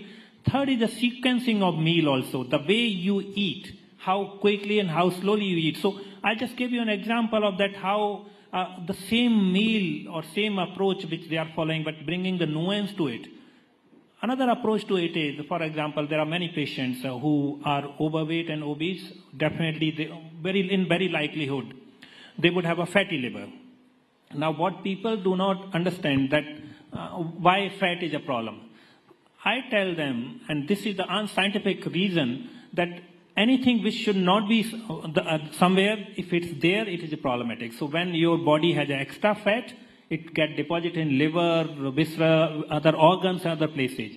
And since it should not be, for example, it should not be in the liver, and it is a fat there, then your liver starts recognizing that's a foreign antigen. So it starts inflammation. And inflammation means your immune system gets activated, your antibodies start forming, and this results in damage to that organ.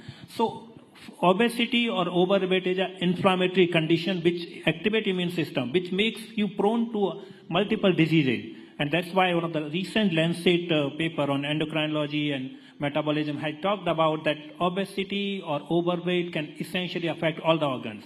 But I bring you a good part of this thing. Whatever mechanism you follow, anti-obesity medication, physical activity, lifestyle, or dietary modification, if anyone, no matter what is the weight of that person, if that person can reduce 7 to 10%, let's not go to 10%. If 7% weight reduction, the first place where fat is deposited liver, first place from where the fat will disappear is liver.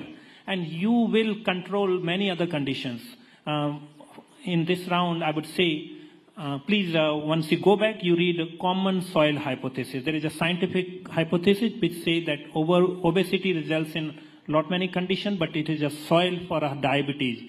Because if you have extra fat in your body, especially liver, the insulin which is produced in your body will not be able to reach to liver cells and muscle cells, and then insulin resistance will develop. You will develop diabetes. So obesity is a harbinger of many health conditions.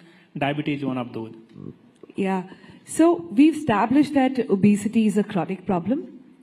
We've established also perhaps that weight loss drugs, however, seem to be in this blanket of secrecy. There is still a very strong stigma attached to it. It's perhaps changing in the West. In India, the narrative is still different. Mr. Tucker, why do you think that is? And what can organizations like Eli Lilly do to move the needle on this conversation and this narrative? I think that's a great point. I think that first, to my point before, first let's address the stigma of obesity itself, because I think that is keeping for patients from actually seeking treatment. And as you said, this has to be a comprehensive approach. Diet, exercise, and also weight loss medications can be part of that. So I think that's the first thing. First, let's address that. And in addressing it, we have to be really cognizant that, obesity today is viewed as a personal responsibility or a lack of personal responsibility, right? That diet, exercise alone might treat that, which For some, it may, but there is also People think you're fat because you're lazy. Correct, which is totally wrong. And then if you get past that and you start to say, can we make it safe for people to explore treatment? Because many people are embarrassed to talk about obesity, and so they don't even explore what the treatment options out there. Once we start doing that, then we can start to talk about where do weight loss medicines fit in, right? My hope is that as we start to look at where weight loss medicines fit in as a prescription drug with physician supervision, that more patients will feel free to get these products. We will see the impact of these products. We know that over time, many patients who have taken these products have gotten to a weight level and been able to maintain that. There are obviously side effects that we have to be cognizant of, but that will allow people to figure out where these can fit in and how they can help impact overall health of patients as well. Right. So as we come towards the end of this session, I also want to address some misconceptions. Sure. And I'll go to Dr. Laheria first and Ms. Thakur right after. Dr. Laheria, what are some of the misconceptions, if you were to state? You can give me your top 3 on weight loss drugs. What is the misconception of weight loss drug? Yeah. I think one of the misconceptions is that weight loss drugs are magic remedies. As already said, that they are one of the tools available in hand. And they are important tools which we should use as per medical prescription.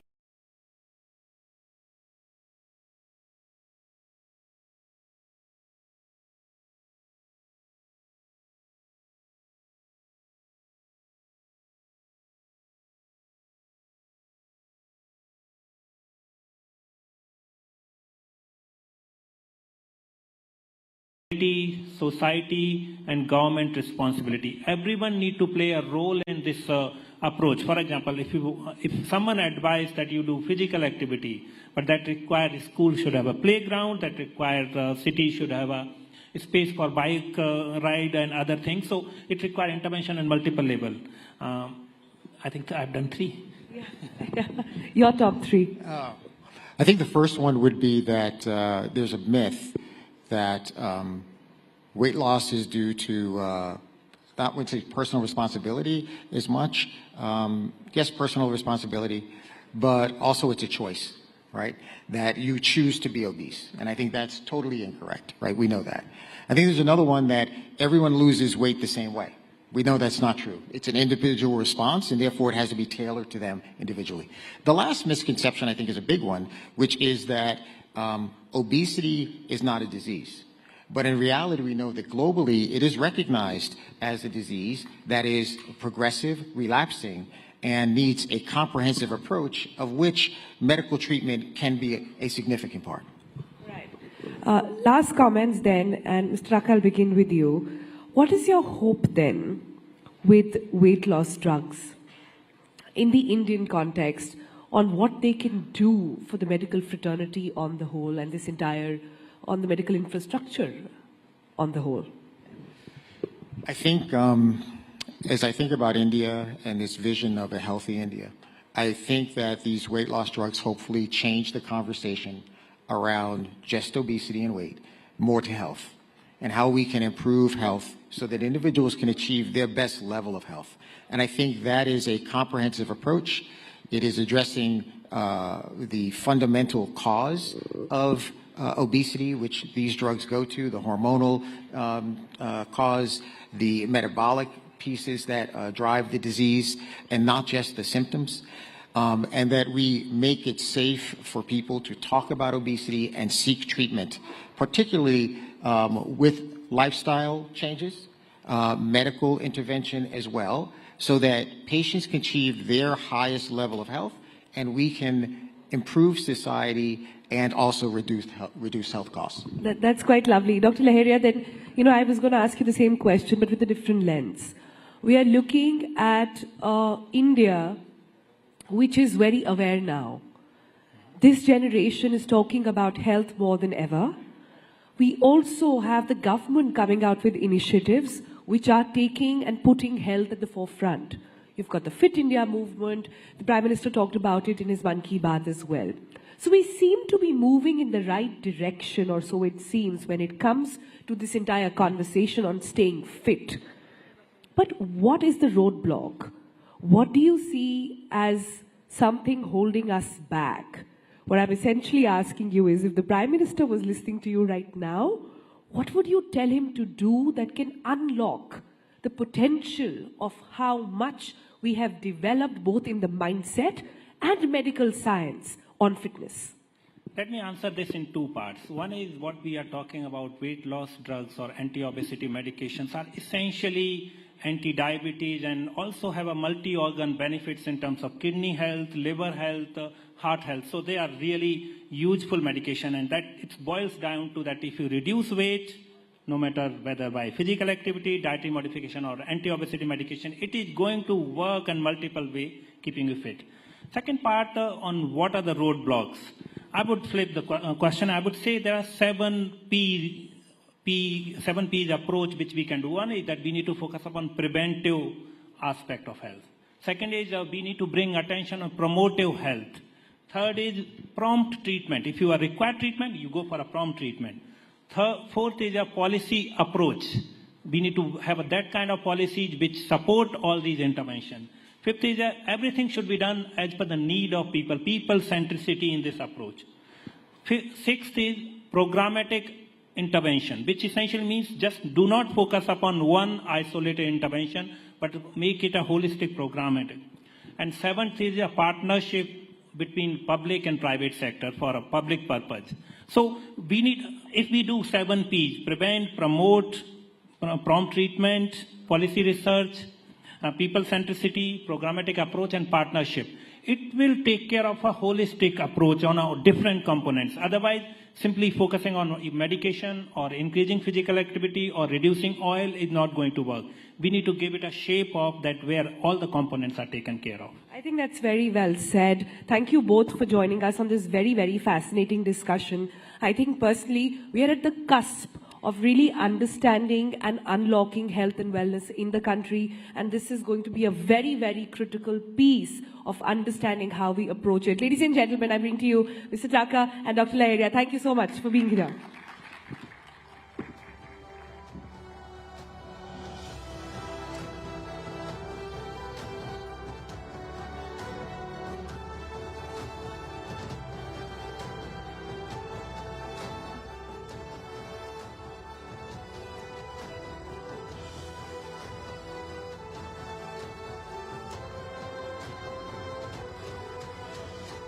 Thank you so much, gentlemen. Thank you, Sonal. This conversation indeed was a reminder of how any journey to losing weight must be undertaken in a healthy way.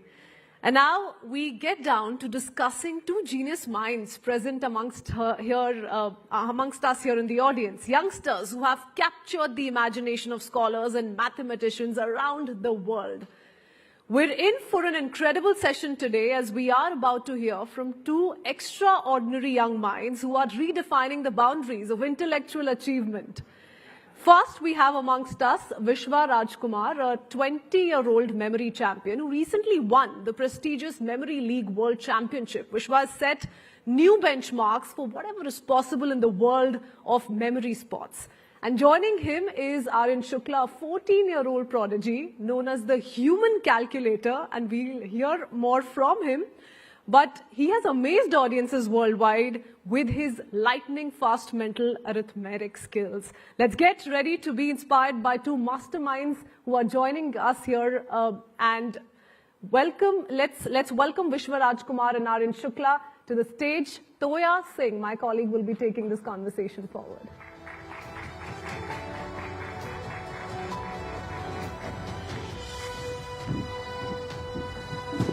All right, ladies and gentlemen, lovely to have you here. We have two young men with us, and the reason we're standing is because we're going to spend the first few minutes actually showing you something. Then we'll do the discussion we're going to do. Let me just tell our audiences, we told everyone about your achievements, but I just want to introduce them once again to our audiences. Right here we have Aryan. Aryan, you're just going to be showing us some mathematics. He's the person who we said was a human calculator. I don't know if you like that description or not, so we'll talk about that in a second. And right after that, we'll go over to Vishwa. And Vishwa is the person who is incredible at remembering things. So we're actually going to show you both of their skills first. Sabko thoda jaga denge with these really, really cool skills. And after that, we're going to ask you some more questions. Okay? So first, we're both going to sit down, Vishwa, and Aryan, please go ahead. So, screen. We're going to actually pull it up on the screen behind. Yeah. Let's go. So basically, this subject is called Flash and Zan, where numbers will flash on the screen and we have to add them. So basically, this is a demo of it. So now, these are the three parameters. First one is the digits. So basically, how many digits would flash? Like, there is one digit, that means it will be 1, 2, till 9. There is the duration in seconds for per number. So here it's 1.0. That means one number, 1 second. Means for in 1 second, one number.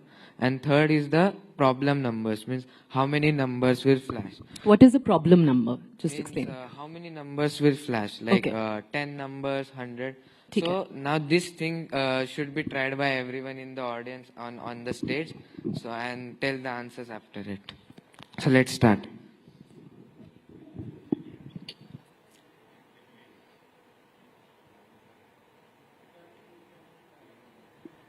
So we have to remember those numbers, add them, subtract them. He's concentrating. Yeah. So had anyone got the answer? Yeah. Love it. So 57. Yeah. So that's what, right? Now we will going to get more tough. Huh? We're going to get more tough. Yeah, we will go one by one. So now we have decreased here the duration, means 0.3 per number. In 1 second there will be more than 3 numbers. So now we will do it again. So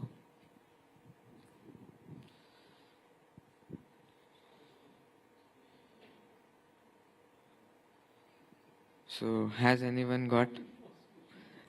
55. Yeah.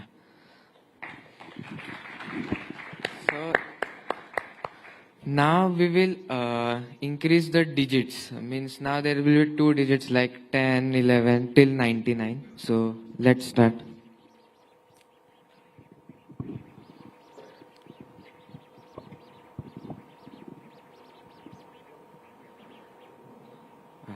The answer is 6, 7, 1.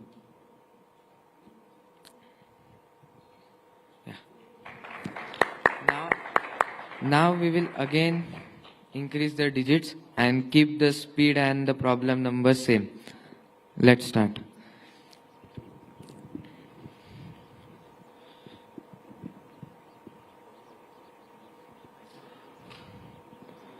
The answer is 4990.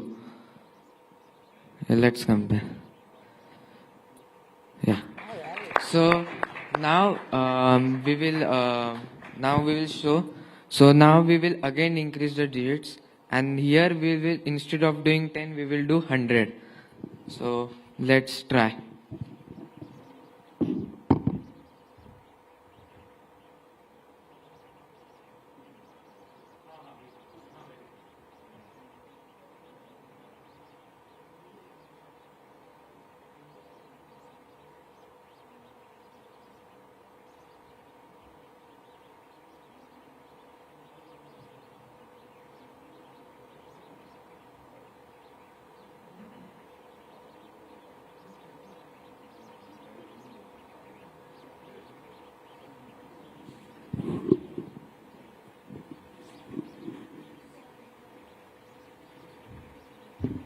The answer is 5, 5, 2, 0, 8, 9.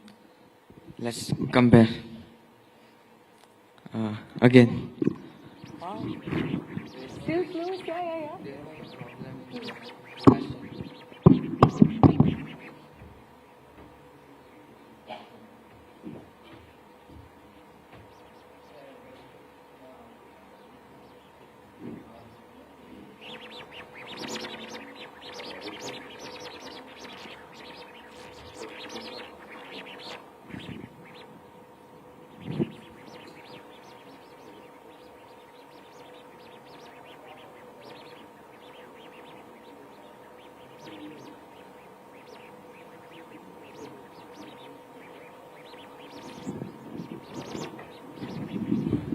The answer is 560158. Wow.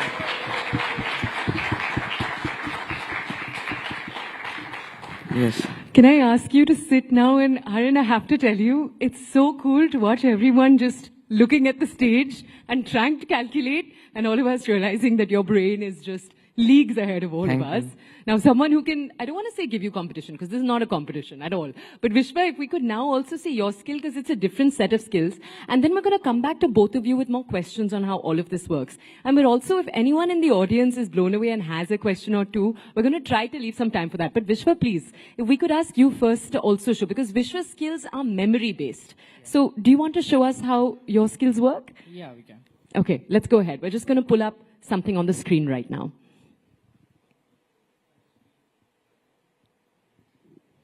Okay, so on the screen, let me just check if they're ready. We're going to be pulling up a sequence of numbers. Wait, one second. Can you stand? Yeah, of course. Go ahead. Do what makes you comfortable. So before starting, I'm asking, how many digits can a person memorize within a minute or so? Shout out a number. Can you memorize anyone here 100 digits by just seeing them once? No, right? Okay. So as I'm on stage, I'll try to do a bit slow. But still, I hope it would impress everyone. Okay. Can we start? Yeah, okay.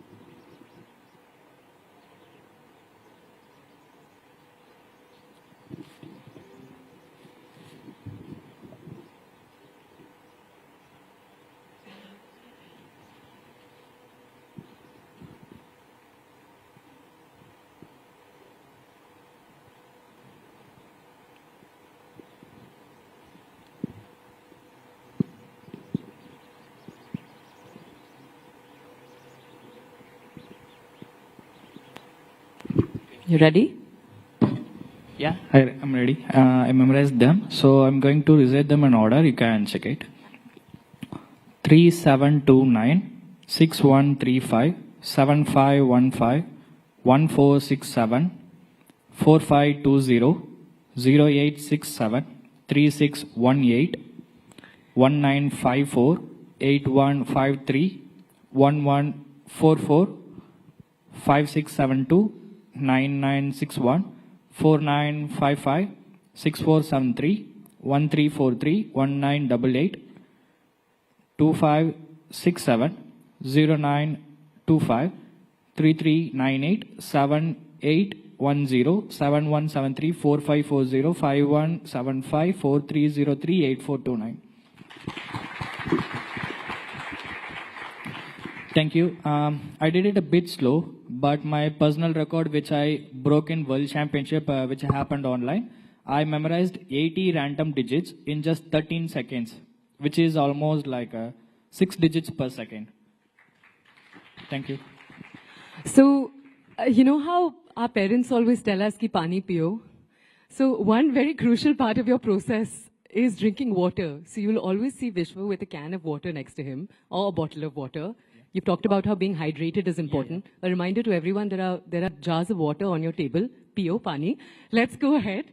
All right. So the other thing we thought we would do very quickly is I'll very quickly give Vishwa a list of words. Oh, we can hear the satisfying snap of cans of water opening right now.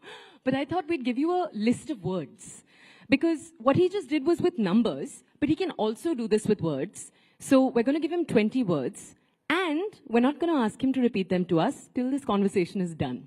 Okay? So we're going to ask him lots of deep questions. And let's see uske baad remember karte ya nahi. You're ready, right? Yeah. Okay. So the list of words, and I am a normal human, so I could not remember them. I hope that's all right.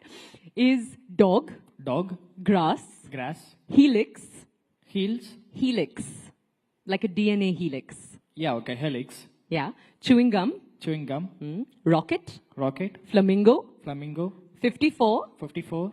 Boys. Boys. Crease. Grease. Chips. Chips. Filibuster. Filibuster. Okay, filibuster, okay. Swimsuit. Swimsuit. Bus. Bus. Saliva. Saliva. Continuum.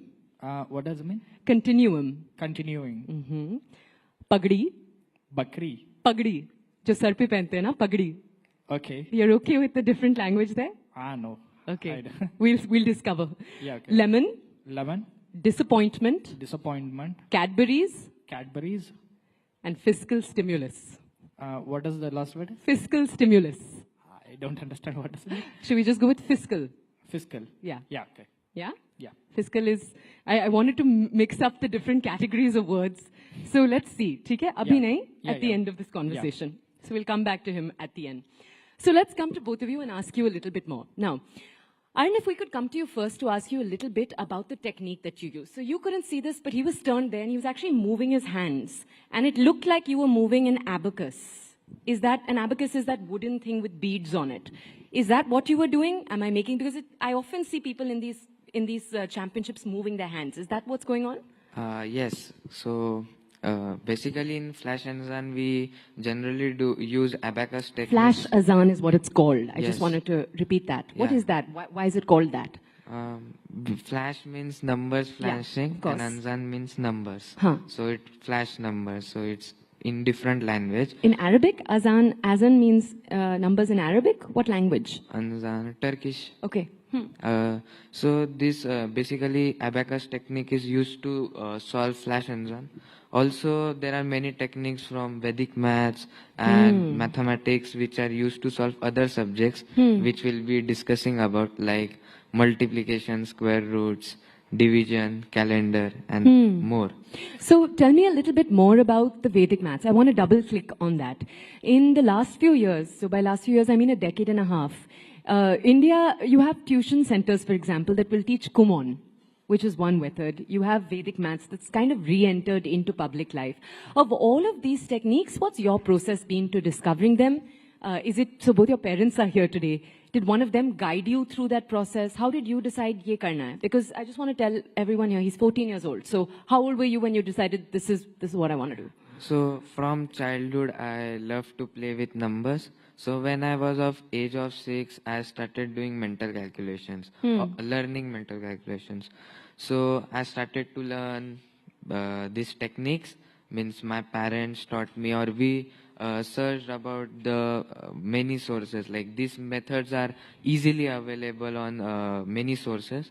So I started learning them, and then I learned and get a mastery, means not mastery, but started getting good at it. And then we searched about more competitions and the programs which happen, and then I started to take part in them, participate in that competitions.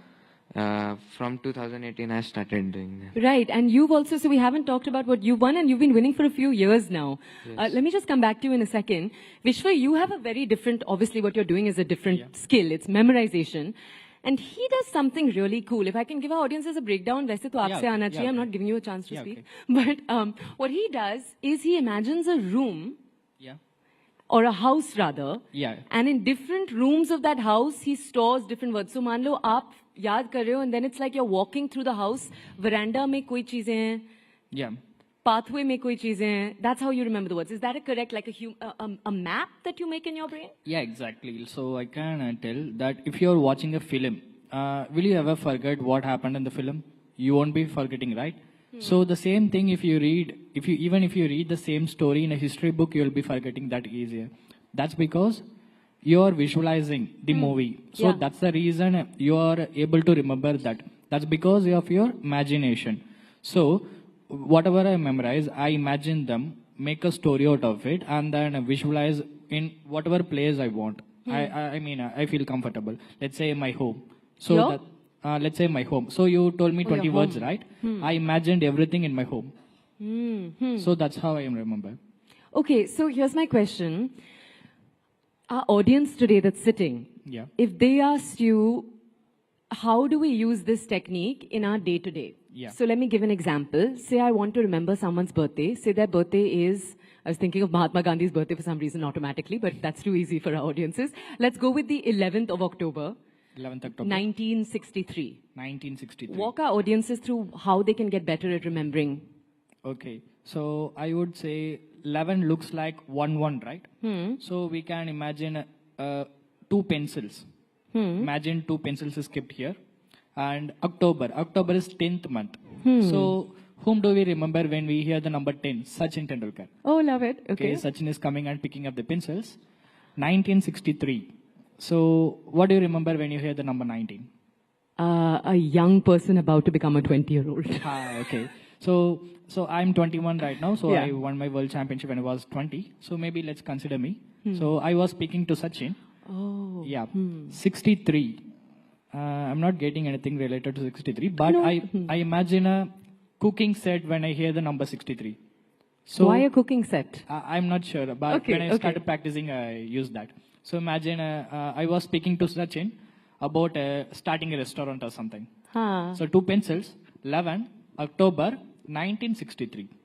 But ek cheez batao, when you're turning towards the screen and remembering all those sets of numbers, what you were doing was coming up with different scenes that quickly? Yeah. Okay, that's incredible. I don't know if we feel like we can actually do that in our day-to-day. I hope we're feeling a little empowered because that was tricky to hear. I'll be honest with you. Tell me one thing. Do you ever have areas in your life that are hard to remember?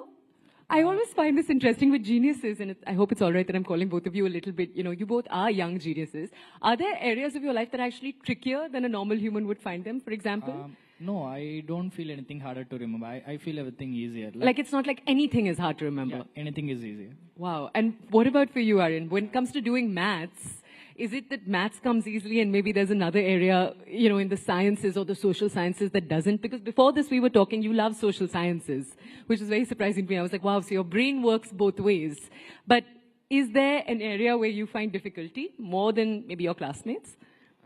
Yeah, means it happens like whenever, like for months I don't write like language or any language I don't study.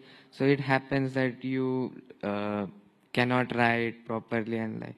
So generally it don't happens in school, but in mental maths it happens that in particular subject, once it happens that for 6 months I was not getting right.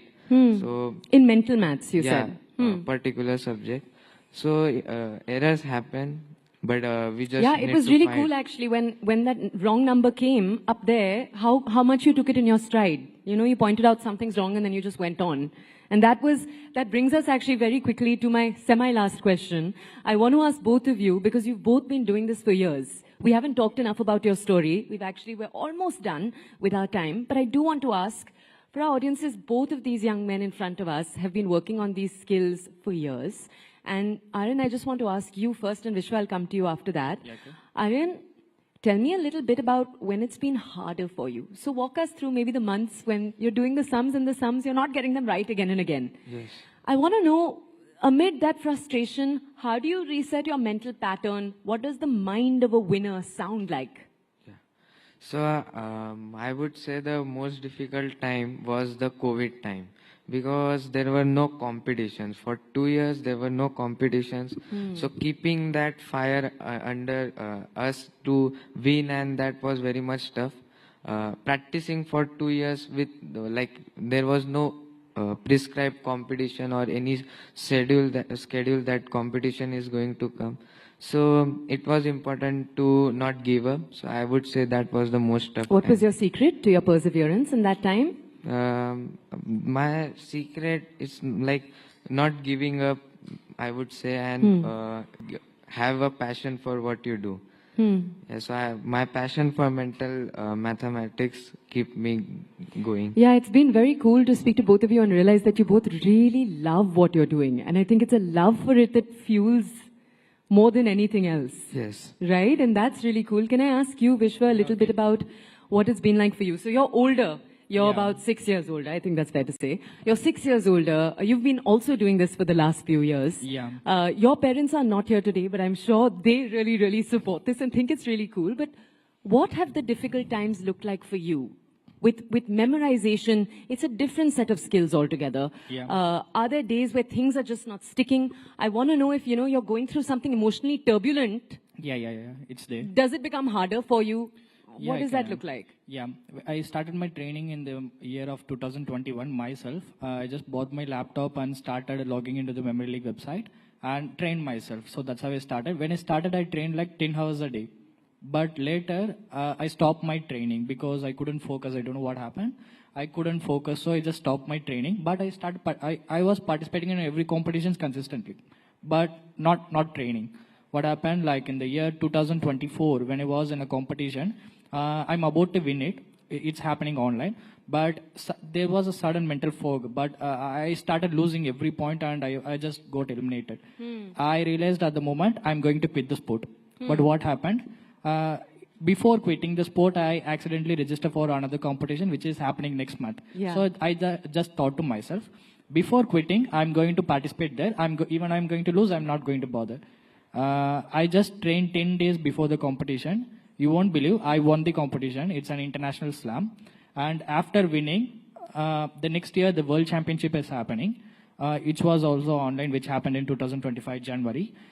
People were telling that the top 2 players of the world was Alex Molan. He is 6-time world memory champion from America. Yeah. And another person was Matteo Silo. He's from Italy. And these 2 guys are like too amazing in sports of memory. And none of them spoke about me. They just telling that the final is going to happen between these 2 guys.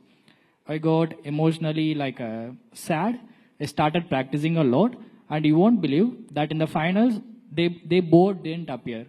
Instead, me and my friend Nasser Ali, he is from Saudi Arabia. Yeah. We both are same age. He too got emotionally sad, and we both practiced really hard for 2 months in the month of November and December. And in January, Alex and Matteo just got lost to 2 persons. Was it We you and both. him? Yeah. Lovely, huh? No one thought that this is going to happen, because a lower ranked player from nowhere, we both came to the top, and I won the world championship. He came as a runner-up. This is such a sexy India story. You know what I mean? In the sense that Yeah. so many times we hear about young people like both of you. I just Yeah. want to tell our audiences also, you're 20 and he has a New York Times profile about him. So if you search him, you'll get this whole article about your memory techniques, which I just think is so cool. Okay, we're going to have to wrap up, and I want to thank both of you. But before we do, we have a list to ask of him. So we're going to do that. Yeah, I okay. hope you're ready, Vishwa, for your okay. moment of truth. Let's go. Do you want to start from the top and tell us? Dog, grass, helix, chewing gum, rocket, flamingo, 54 boys, grease, chips, flimbuster, swimsuit, bus, saliva, continuing, bugdy, lemon, disappointment, Cadbury's, and fiscal. Yeah, this is the fiscal stimulus. All right. It's been lovely to speak to both of you. And I think I saw a hand up in the audience. We're going to have to be very quick. We just have a minute left. Please go ahead.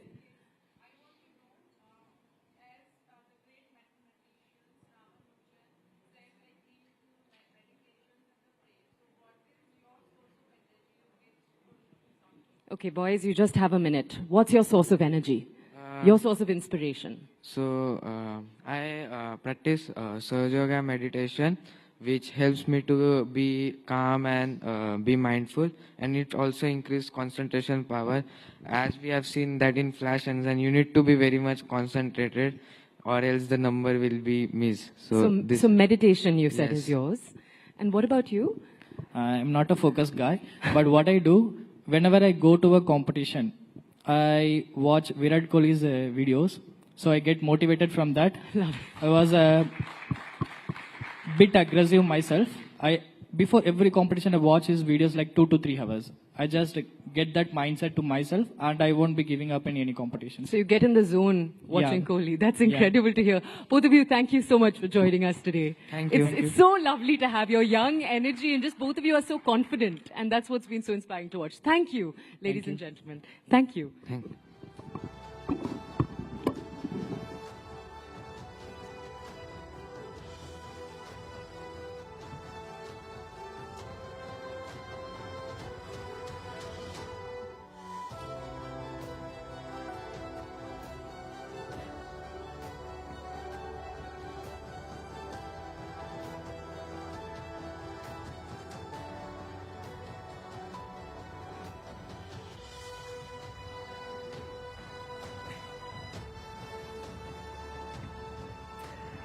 Well, to say that everyone was mind blown would be an understatement. Thank you so much, Vishwa and Arya. A bright future for you ahead. Ladies and gentlemen, with that, we pause here for a while. I would request all of you all to proceed to Business Hall 4 for lunch, but 30 minutes is all you have. Something. Dr. Jaishankar, thank you very much for joining us at the Rising Bharat Summit. You've come here every time we've had a Rising Bharat Summit, so this is your 3rd edition here. But I want to start off with something significant which some of our audiences may also be interested in knowing. It is the number 2,140. Does that hold any special significance for you? I shall enlighten our audience and maybe even enlighten you. That's the number of days that... This sounds like one of Elon Musk's tweets. That's the number of days he's been External Affairs Minister. He's the longest serving External Affairs Minister of India since Nehru. So we can have a round of applause for that. And what a time to be in charge of India's foreign policy. You look back at the last 5 years and 10 months now, it's going to be almost 6 years. What do you think has been Indian foreign policy's singular achievement in these last 6 years? One thing if you were to name, with the mic, sir. I would say, this is Bharat rising. So how do you manage the process of rise under extremely turbulent conditions? Because managing a process of rise is tough enough, but, countries normally hope that you get a very conducive environment. We've got as tough an environment as anybody could sort of no, not hope for. Not hope for. Anybody could actually imagine. Imagine. And I think getting through that, just look at these last 6 years from a foreign policy perspective. You've had Ukraine, you've had the Middle East, you've had the whole Indo-Pacific turbulence, you had Afghanistan, you've had Myanmar, you've had COVID. You've had meltdown of various kinds, political changes in our neighbors. Actually the stresses and it's not just change. There have been big events, there have been fractures, there have been stresses, there have been surprises. So it's been as turbulent as it could have been. I do want to, so since you said it's been challenging circumstances, it's beyond what anyone could have imagined, let's address the elephant in the room, and that is the tariffs that have kicked in today. That's what our business editors have been telling us. The reciprocal tariffs have kicked in today. And first of all, I'd like to understand from you, what is your assessment, what is your reading of, what is going to be the impact of these reciprocal tariffs on India? What is India's strategy to try and deal with the fallout of it? If you could sort of, elucidate what your views are. I don't think it's possible to speak about what would be the impact because we don't know. What is our strategy. I think that's pretty clear. We decided that we will engage the Trump administration early on this set of issues. And we were very open with them, very constructive with them, as they were with us. And what we agreed to do was to try to negotiate a bilateral trade agreement by fall of this year. To the best of my knowledge, and I could be corrected here, I think we are the only country after President Trump has assumed presidency the second time which has actually reached such an understanding in principle. So I don't know, every country, because every country is tariffed, okay? So every country in the world today is fashioning its own strategy of dealing with the United States. In our case, our strategy has a goal, and the goal is to see whether it's possible to actually deal with this situation by concluding a bilateral trade agreement. And I should add that in an interesting way, this has long been our objective. The present situation may have created the circumstances for such a serious conversation. But if you look at President Trump's first term, we were actually negotiating a trade deal which could not fructify. And if one looks even at Biden's administration, we discussed trade possibilities, and we ended up with the IPEF initiative. They were very averse to doing a bilateral agreement. So from the Indian perspective, actually doing, working out something bilaterally with the United States is not at all a sort of a negative or a sort of unwanted situation. On the contrary, it is something which has long been our objective. But tell me, Dr. Jaishankar, as you take a moment to drink water, you've been part of many bilateral negotiations, trade negotiations in the past. These things take time. You said we're hopeful that the BTA will be wrapped up by the fall. Two things. What happens if it doesn't, and if it takes longer than that? And two, how confident are you that you can actually wrap it up by the fall? Well, I've always wondered why it takes such a long time. Frankly, I've never figured it out. You tell us. No, I've never figured it out because, I see, we have trade negotiations which have been going on for decades. And the negotiators meet, I think, every 6 months or 3 months or 4 months. And I wonder why. I mean, if I were doing a negotiation, I'd be at it till I got the job done.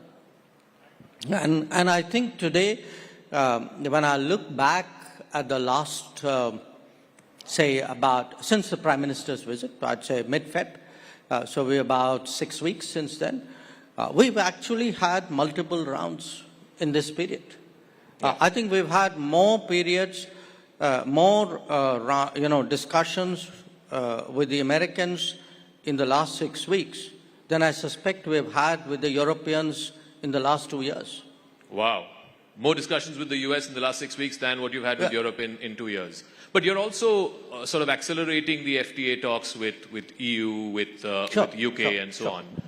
Do you think that, this is a 35,000 feet view question, do you reckon that Mr. Trump, by doing what he's doing, is forcing other countries to, start trading more with each other and start, processing these FTAs in a quicker fashion? Look, you are attributing everything in a way to President Trump. Mm-hmm. I understand why. But I want you to look at it for a moment from an Indian perspective. Sure. Okay?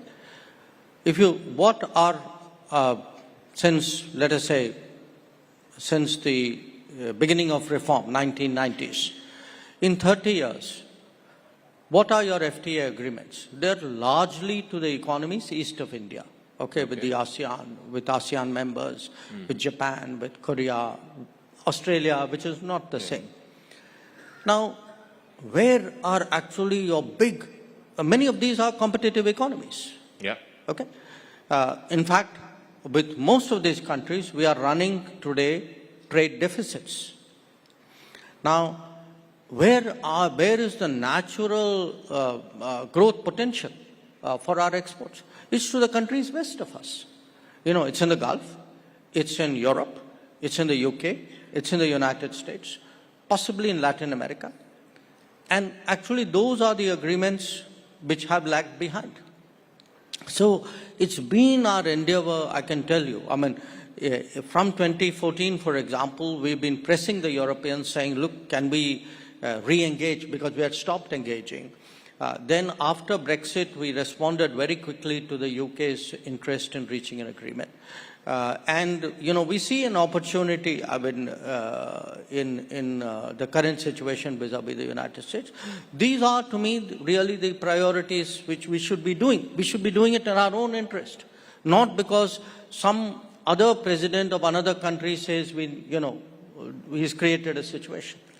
I want to talk a little bit about Europe, because you had sort of become a bit of a lightning rod for them about talking about oil imports from Russia, saying how can you import from a country that's gone into war and invaded and so on. And you've laid out very articulately for India and for the rest of the world what India's position is.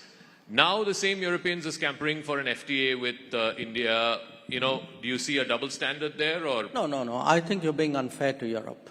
Yes, you're being unfair to Europe. I think the Europeans were serious about an FTA earlier. It's just we haven't seen that kind of urgency. You know, maybe their way of working is different. So I can't expect everybody to be the same. So they take, typically they have taken much longer periods between interacting with each other. My point is that,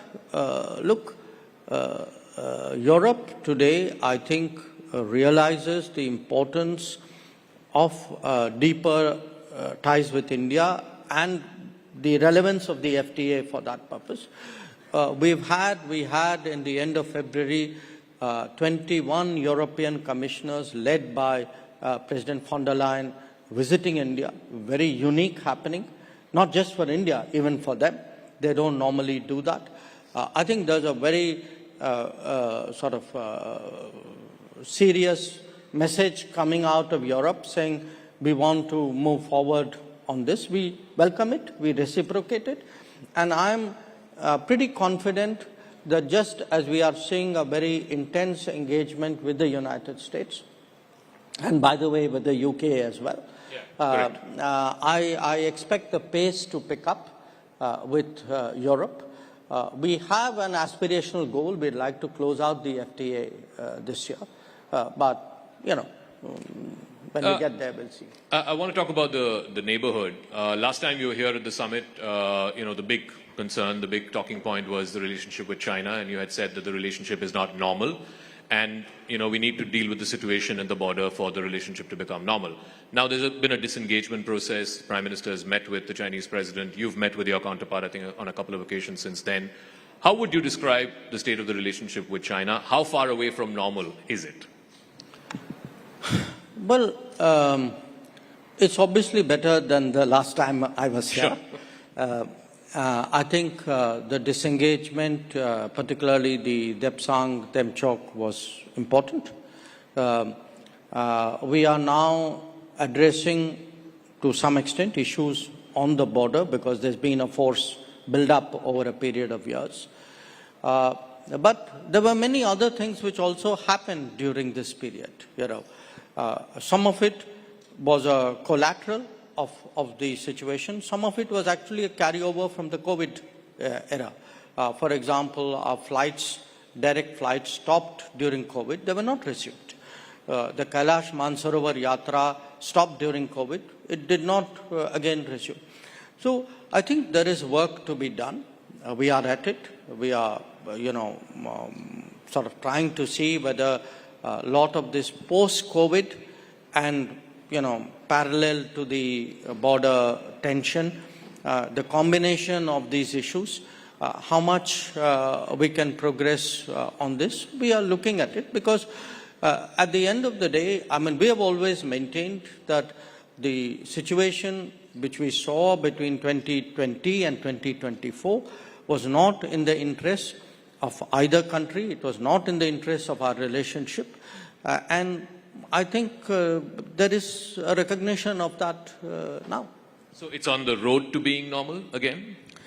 Well, I think we are moving in a positive direction. The problem with your profession is you want instantaneous transformation. The challenge of my profession is it's a very arduous and painstaking one. I'm glad that we are sticking to each other's respective professions. But, because there's so much talk around trade and because President Trump has made that the point of conversation, you referred to, we have trade imbalances with a lot of countries to the east, right? Is this, you reckon, an opportunity, again, academically speaking, an opportunity for India to look at some of those trade relationships and say that, these imbalances cannot sustain, just like America is saying that, an imbalanced trade relationship is not working for them? Well, we've had concerns. We have articulated those concerns. This is not my direct remit, but I have a visibility into it, and we work as a team within the government. I think one of the issues for us, for example, has been the review of the ASEAN-India Trade in Goods Agreement, ITIGA, which we believe has been unnecessarily prolonged. I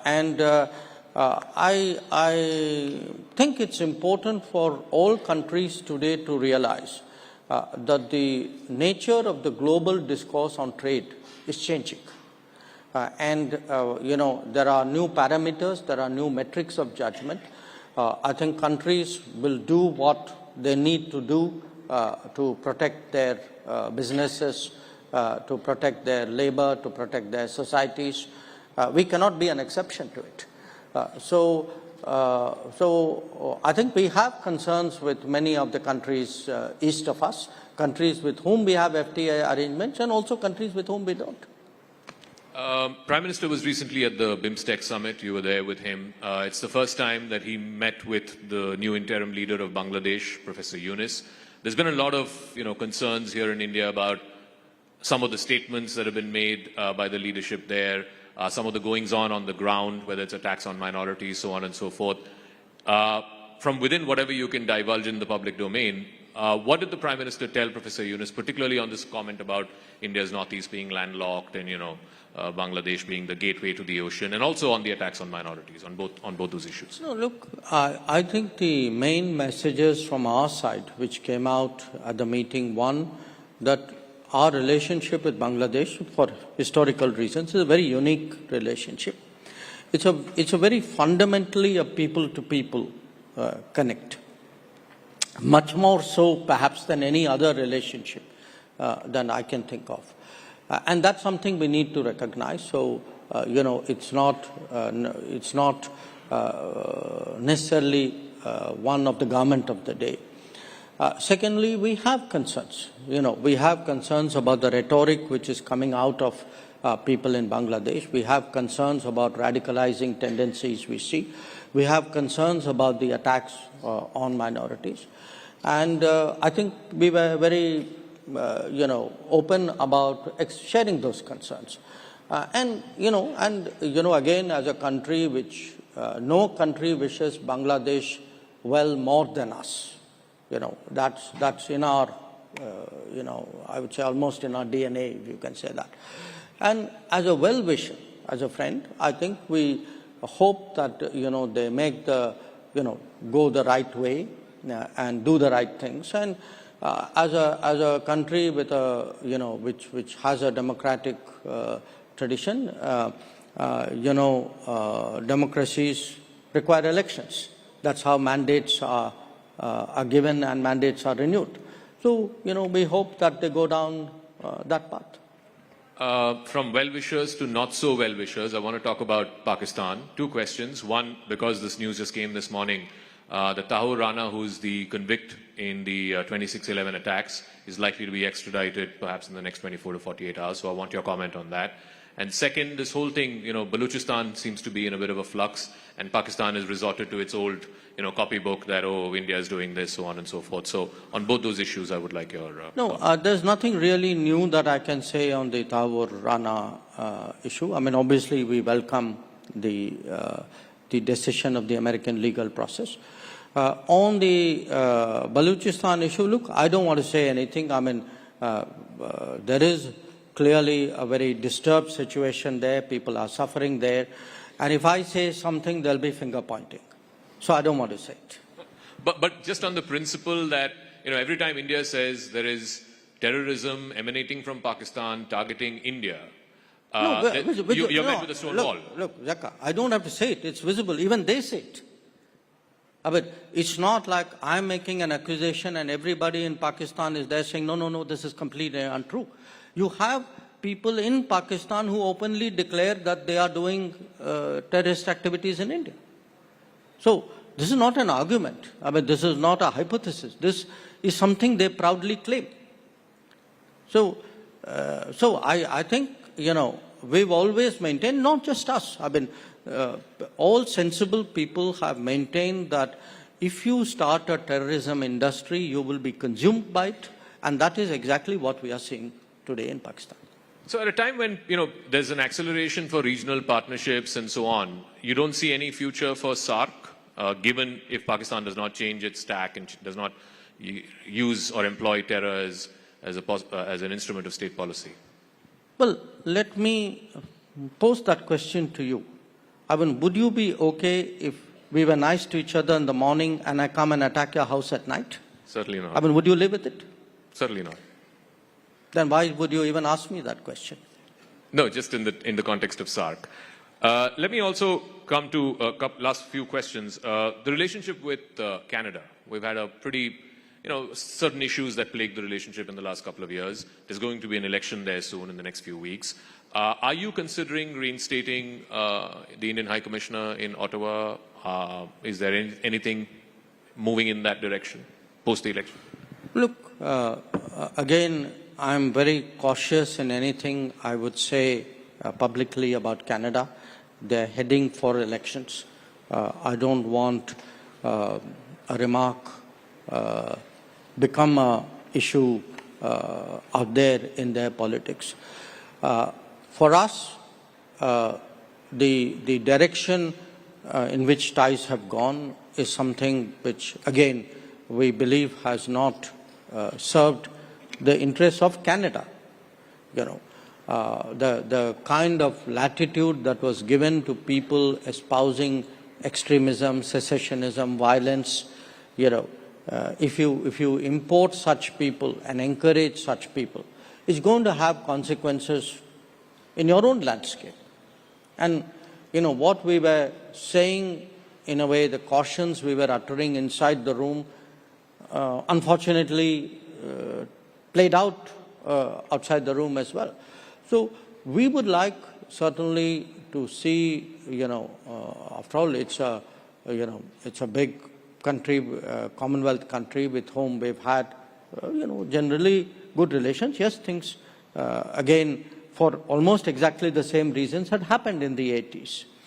So to the extent that, we see them recognizing the problem and, not giving that kind of political space to such forces, if we would then naturally take that into account. I have no gain by having bad relations with Canada. I would like them actually, I would like both sides to mend the relationship. But I would also like people to recognize that there's a real problem out there.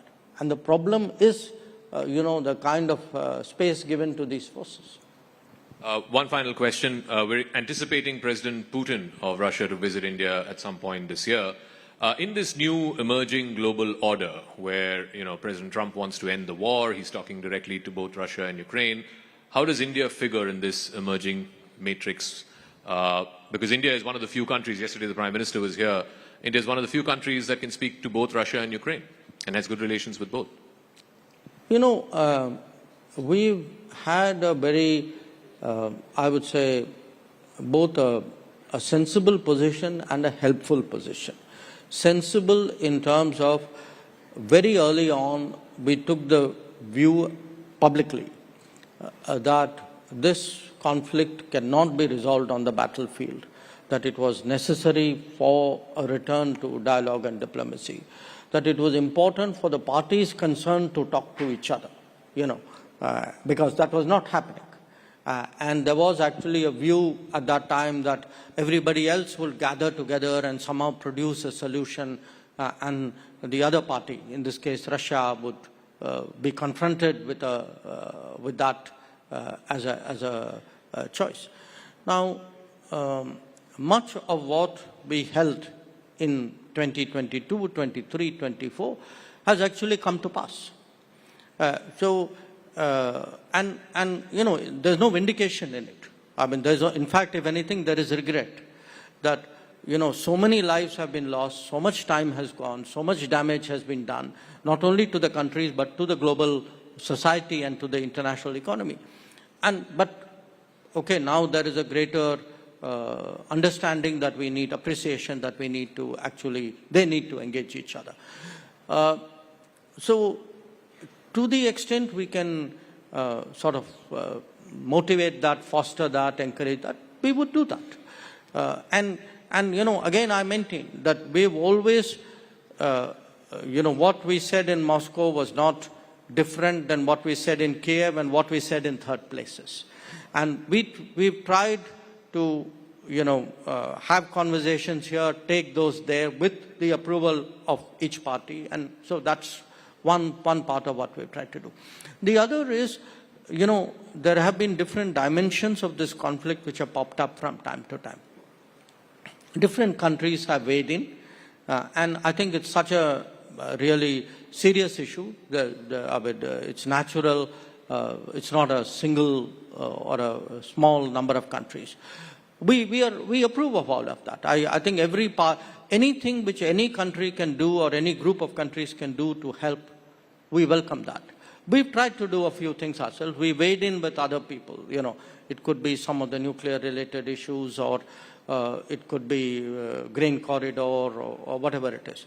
But we have, the objective is to help.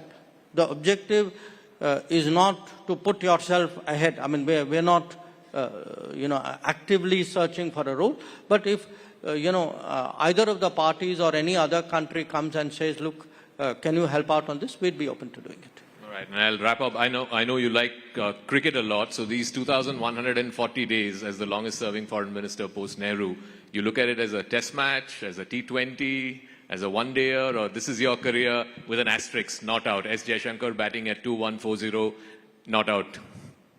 No, I think on this one, look, it's been, again, it's been a very interesting heading to 6 years as foreign minister, but I treat it to some degree as a continuum of what I was doing earlier.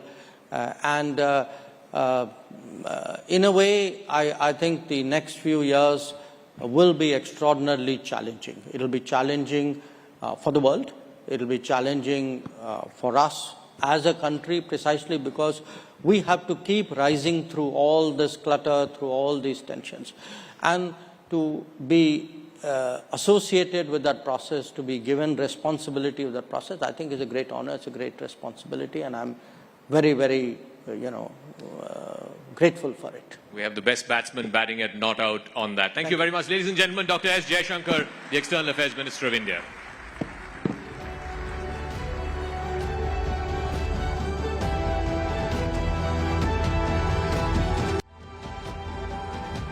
So Justice Chandrachud, one of the longest-serving Chief Justices of India, thank you very much and welcome to Rising Bharat.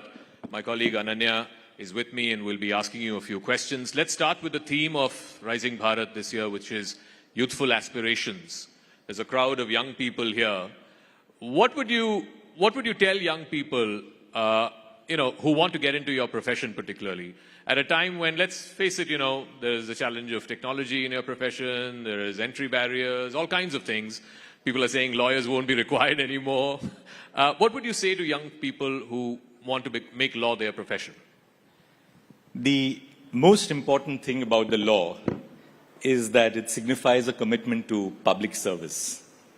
Because the law is all about societal service. Of course, lawyers do service to themselves as well when they earn fees from their clients. But that's a small part of the story. The essence of law is realizing rights, and in the process of realizing the rights of others to bring about a wider social transformation. So in that sense, I would encourage young people to join the law. It's a profession which is breaking glass ceilings, it's breaking feudal barriers, it's breaking patriarchal barriers. You asked me about, AI, and will AI take the place of lawyers or possibly judges? Well, there's lots that AI can do, as we will possibly discuss, but there's one thing which AI cannot substitute, and that's compassion, a sense of love, a sense of respect, a sense of dignity, and that only humans can bring to the process. But the profession still has a lot of entry barriers, right? I mean, you talked about feudal barriers, gender barriers. How do you make the profession a lot more egalitarian, if you will, for people who are wanting to enter it and make a career out of it, particularly in the context of women? Again, it's something that you've taken a great interest in when you were a judge and then later on CJI. Do you think this is a level playing field? Well, there are two segments of the profession that we must deal with. One, which is purely in the private realm, which is unregulated, namely lawyers entering into courts. And then you have the more structured part of the legal profession, where young lawyers join the judiciary right at the inception. And there you find that because the process of recruitment to the Indian judiciary at the lowest levels is structured, it's based on competitive examinations, on interviews, where there's a level playing field, particularly for women, you'd find that that's the place where the social barriers are being broken down. Because a young person across the realm, irrespective of their command over English, because as you know, the local language, the regional language is the language of the courts. These young people are now entering into the legal profession. They're all first-generation judges. So quite contrary to what is portrayed very often in the media, these are people without any background who aspire for nothing but the best. The second thing that is happening is that so many young women are entering into the Indian judiciary at the lowest levels.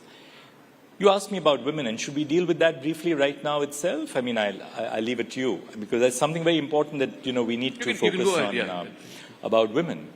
The issue about creating a level playing field for women is not just an issue of the legal profession. It's an issue which has a broader social content. Take away spouses, work, and you have a child. There's a parents-teachers meeting in this class. Who goes to those parent-teachers meetings? The mother? If the child falls sick, is down with measles for 2 weeks, who stays home? The mother? Who stays home when the woman is expecting a child and she's in an advanced stage of pregnancy? Obviously, the person who's carrying the child. Now, what happens as a result of these societal inhibitions and barriers? The woman also has a very disproportionate responsibility for looking after the elderly in the family, parents, in-laws, the aged in the family. So if a woman drops out of the workforce at an early stage, it becomes extremely difficult to get back. Now take the case of the Indian judiciary. If a woman has, say, had a break for 3 years or 5 years when the children were young, it becomes extremely difficult then to get back at the same level as a male counterpart would be at. For the reason when we are recruiting judges to the High Court, we look at how many judgments do you have? What's the volume of cases that you have dealt with?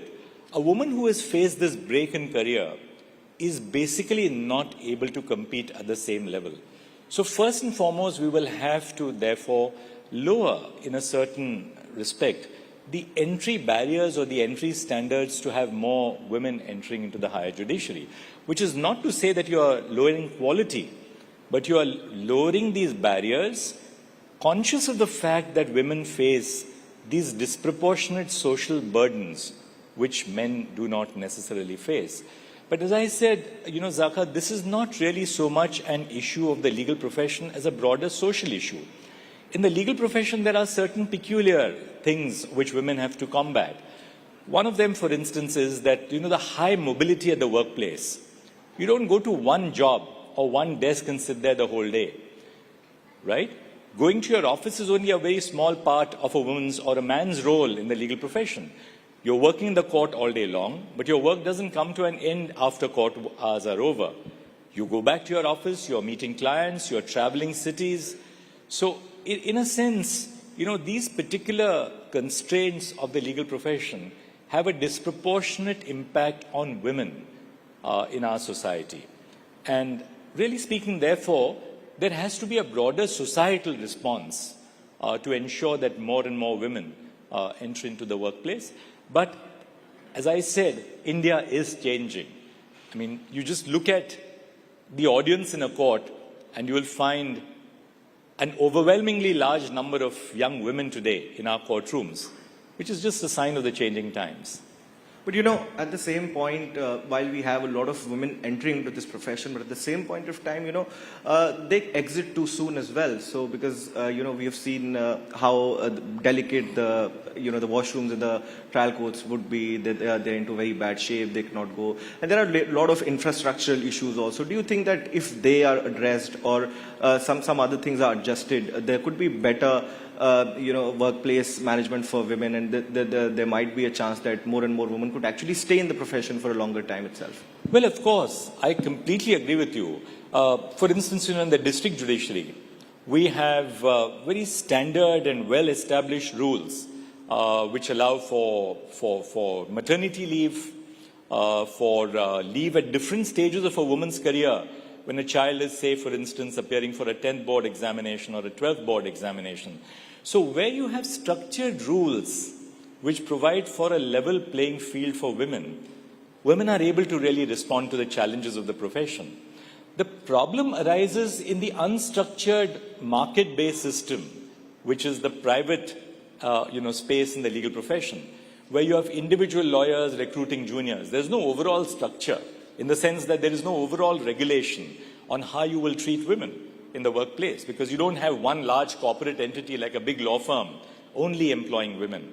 So where you find that, the interface of women in the legal profession is with a structural organization like the judiciary or law firms, there you would find that more and more women are extremely, successful.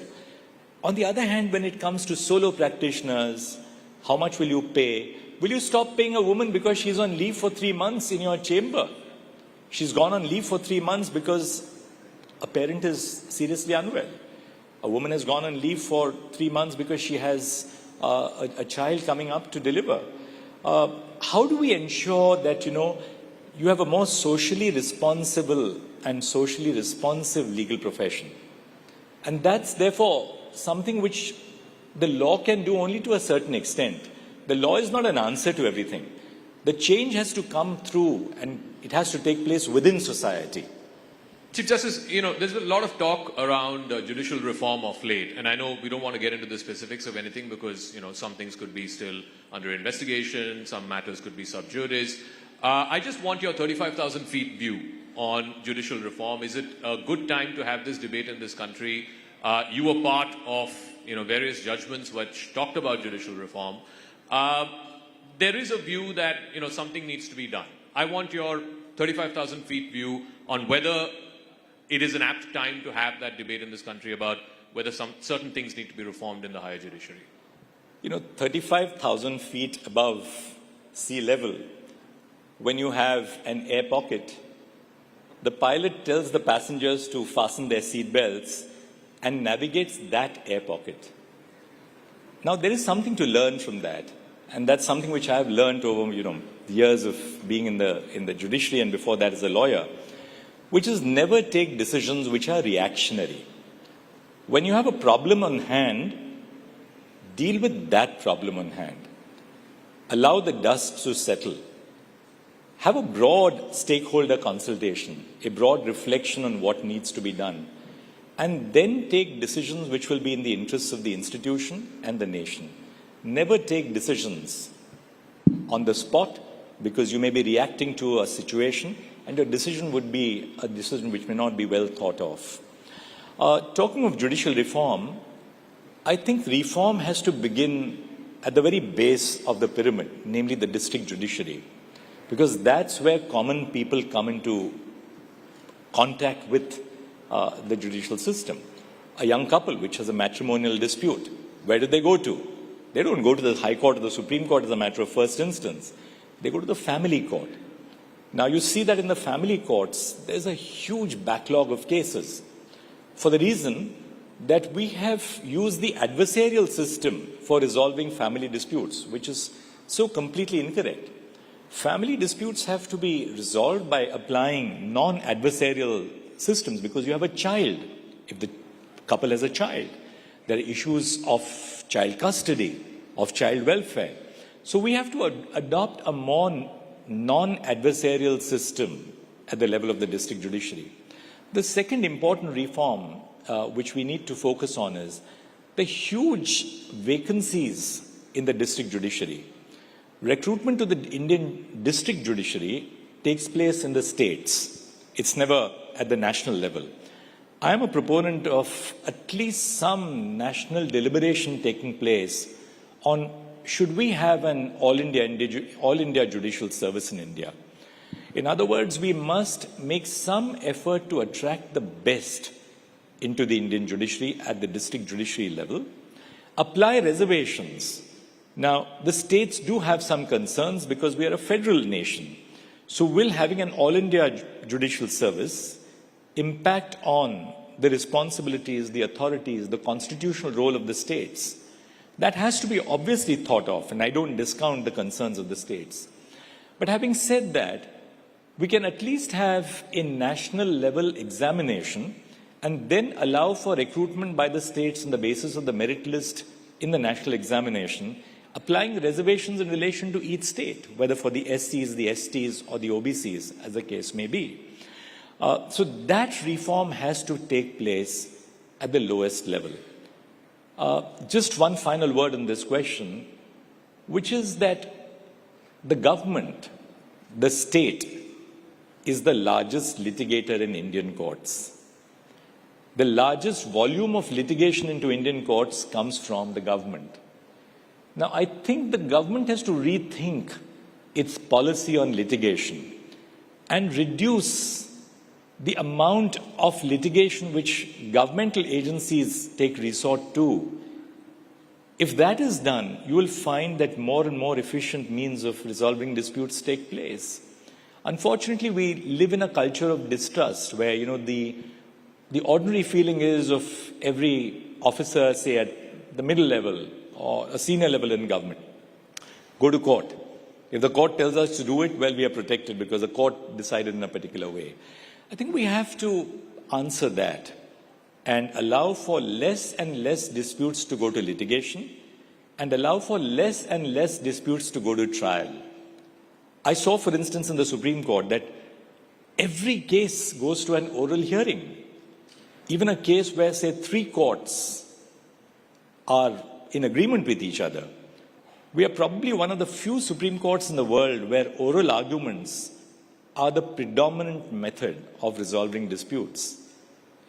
Should we have reliance on oral arguments to that extent? Because they place a burden on the productive time of the courts. Then which are those cases where you should have oral arguments? Which are those cases where you should not have oral arguments? Some serious conversations across the nation on these aspects is necessary because we now have gathered experience over 75 years of the functioning of the judiciary. And there has to be a broader national dialogue on these critical issues which face the Indian judiciary to make it a more efficient judiciary, because unless we do so, the judiciary will not really, in that sense, be able to be a critical component in the advancement and the development of the nation. The judiciary is a very key aspect of rule of law. So when you speak, for instance, of getting more business into India, investment into India, what does investment need?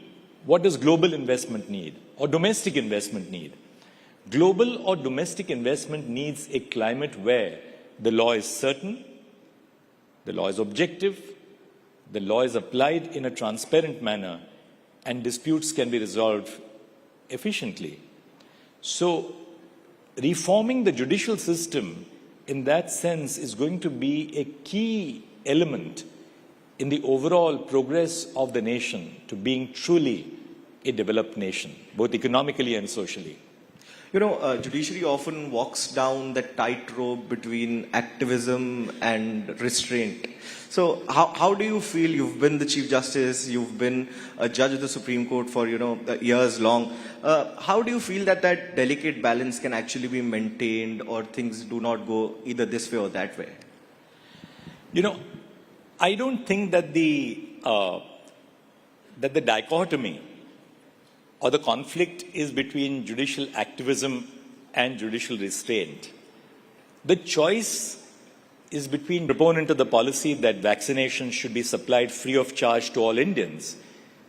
Now, the case came up before the Supreme Court of India. We were in a lockdown. We were all doing the case through a video conferencing platform situated within our own homes. And we asked some critical questions to the government. We said, is it not your duty to ensure that public health is prioritized over everything else at this particular point of time? Now, at a certain level, whether vaccination should be distributed free of charge or on a paid basis, it's a question of policy, right? But is it a question of policy when you are dealing with the right to life of our citizens? And the answer would be no. So it ultimately you're looking at the perspective of the problem. And I gave you this particular case because I believe the Supreme Court had a very important role in getting the government to agree to a policy where free vaccinations would be distributed across the nation. And as we know, we were a success story, not just domestically, but across the world where, our vaccinations reached out to different parts of the globe, including nations which are not developed nations or which lack resources, where we provided vaccinations to them. So courts, coming back to your question, apply standards which are laid down in the law. They apply standards which are laid down by the Constitution. Take a case of the environment and development. To what extent should you protect the environment? To what extent do you allow for development by, say, setting up a greenfield airport or highways in hilly areas, which are necessary for national security? So courts constantly are applying legal standards. And therefore to say that, courts are activist is, I think, not a very correct appreciation of the way work takes place in the courts. The courts have a responsibility under the Constitution. If they were not to fulfill that responsibility, it would amount to abdication. And therefore I said the questions of responsibility versus abdication and not really activism versus restraint. So I just wanted to follow up on that. You say that the choice between activism versus restraint is a false one. It's more responsibility versus abdication. There's also the balance that needs to be found between judicial, the right to fair reputation of a judge versus the right to transparency of the public to know what the judge holds, right? There is now a new move that your successor has made that all judges have to declare their assets. I know it started under you, and at the last time we met, I think you said 30 out of 35 judges have already declared their assets and put it on the website. Now he's made it mandatory for everyone. Do you feel there is a need in this country to restore full faith in the judiciary when it comes to the question of assets, when it comes to the debate that we're having about judicial reform, etc.? And how do you speak to that need? It's important to understand that right from, I believe, 2009, there was a resolution of the full court of the Supreme Court that all judges must declare their assets. Now, as you know, all of us as citizens have to declare our assets for the purposes of income tax. And all judges are like individual citizens, income tax pays. So when you file your returns, you necessarily have to disclose your assets, which are dealt with, in certain cases audited. Now, the resolution which was passed by the Supreme Court of India was that declaration of assets by all judges, including the Chief Justice of India, is mandatory. Whether they should be put on the website should be left to each individual judge. Because there is more to be said on both sides of the picture. Should you have judges' assets declared on a website so that just anybody can scrutinize what kind of assets which you have? Or should this be subject to some level of responsible institutional mechanisms? What is the purpose of declaring your assets? To identify whether a judge has recorded a sudden spurt in the assets during the course of the judicial career. Now, does putting that on the website necessarily pursue the aim of transparency? Or does it only give an opportunity to social media to pick up a judge and target a judge, not knowing where those assets came from? You have judges, for instance, let me share with you. You have judges who have come to the Supreme Court from the district judiciary who have been salaried employees from the first day of their joining the judiciary. On the other hand, you have lawyers who have been extremely successful, lawyers who have been recruited directly from the Supreme Court, bar, to become judges of the Supreme Court. Their asset base would be very different. Then you have people like me, who were lawyers for a while. I practiced for 20 years and then became a judge of the High Court in 2000. So there is a broad diversity within the Indian judiciary itself, in the higher judiciary. So far as the district judiciary is concerned, again, there are very stringent rules which apply across the states, which requires for a disclosure of assets. So yes, I completely understand and I support the decision which has been taken.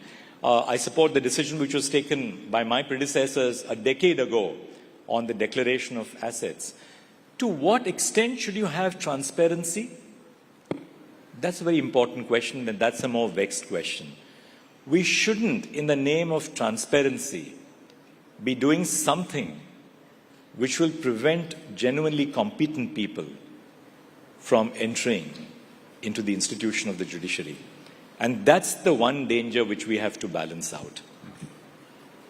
You know, while we speak of institutional transparency, we are in a stage of live streaming where we have regional judgments now coming in. What more steps do you feel that, can come in as far as institutional transparency, either at the Supreme Court or the district judiciary is concerned, so that everybody can actually access the law, everybody can know how court proceedings go on? Because already we have steps. You had initiated, live streaming. You had a robust system of live streaming, simplified judgment, regional. What more can be put in as far as, increasing this institutional transparency is concerned?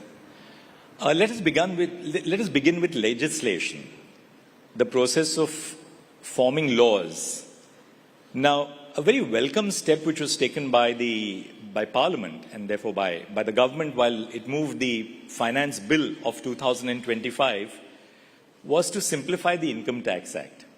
And just to give the viewers some figures, there were 47 chapters in the Income Tax Act which have been brought down to 23.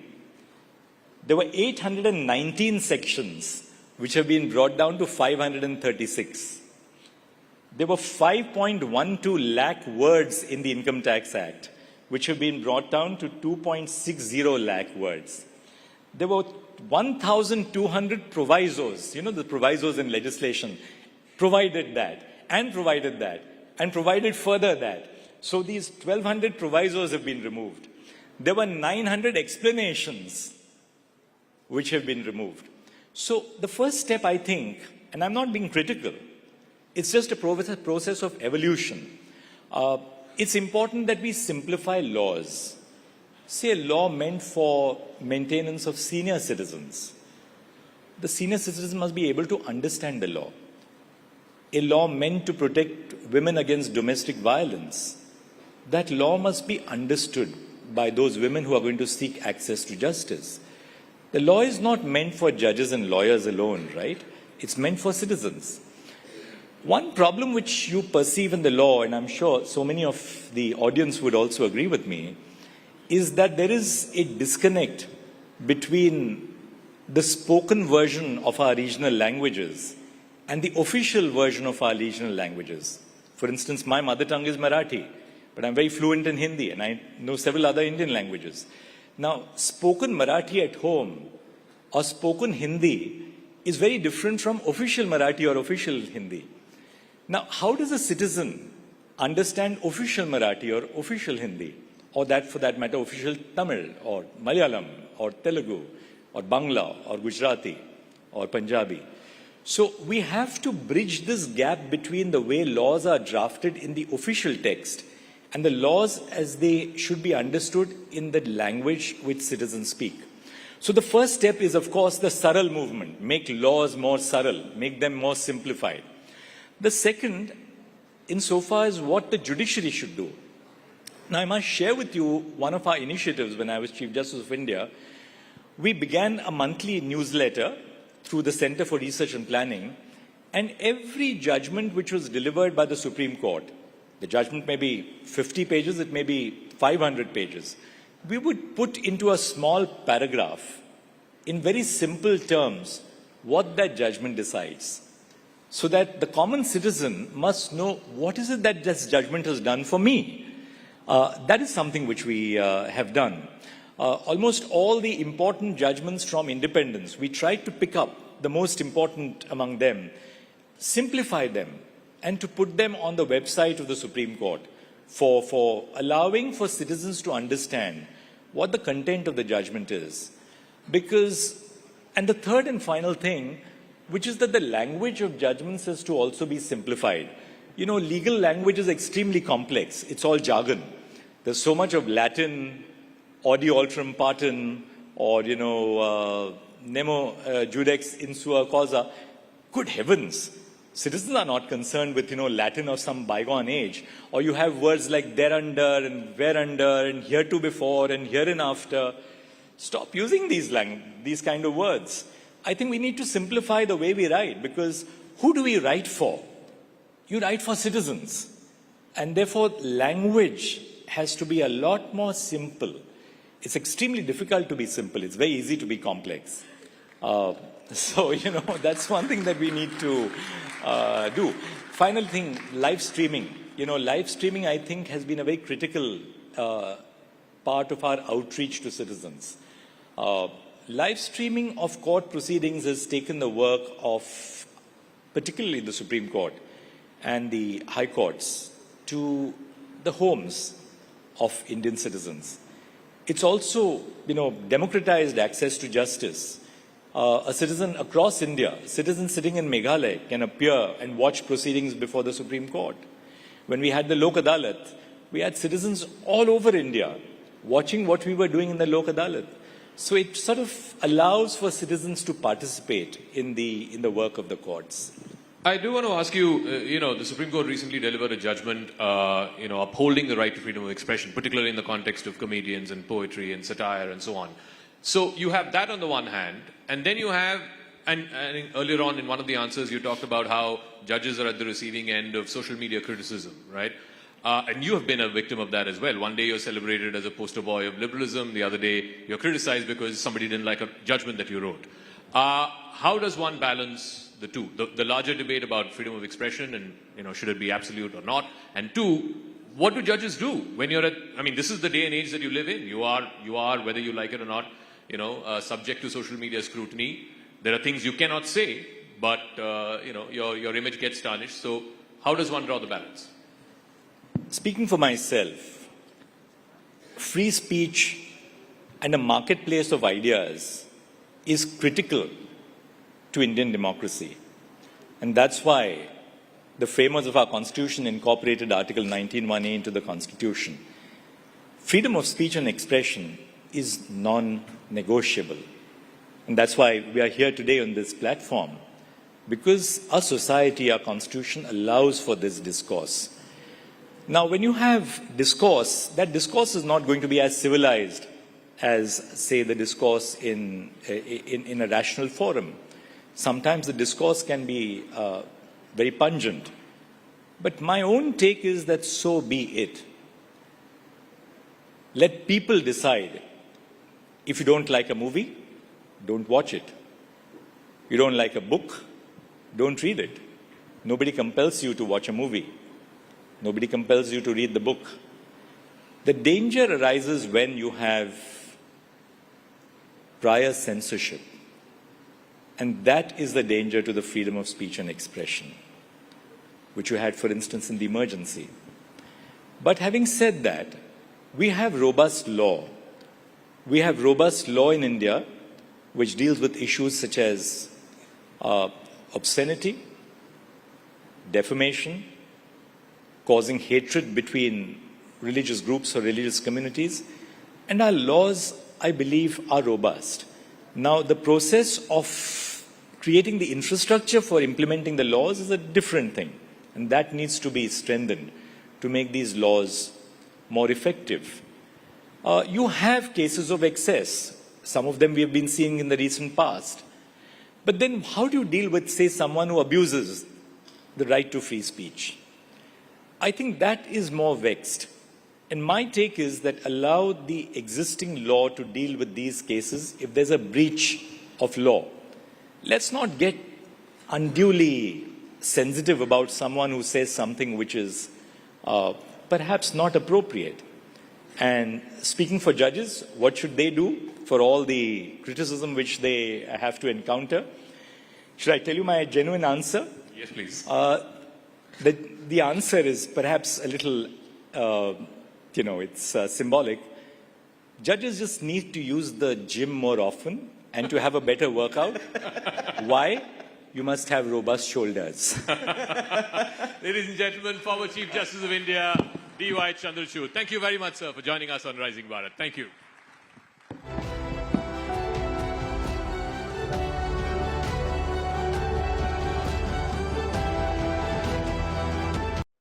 Hi, Arvind. Good morning.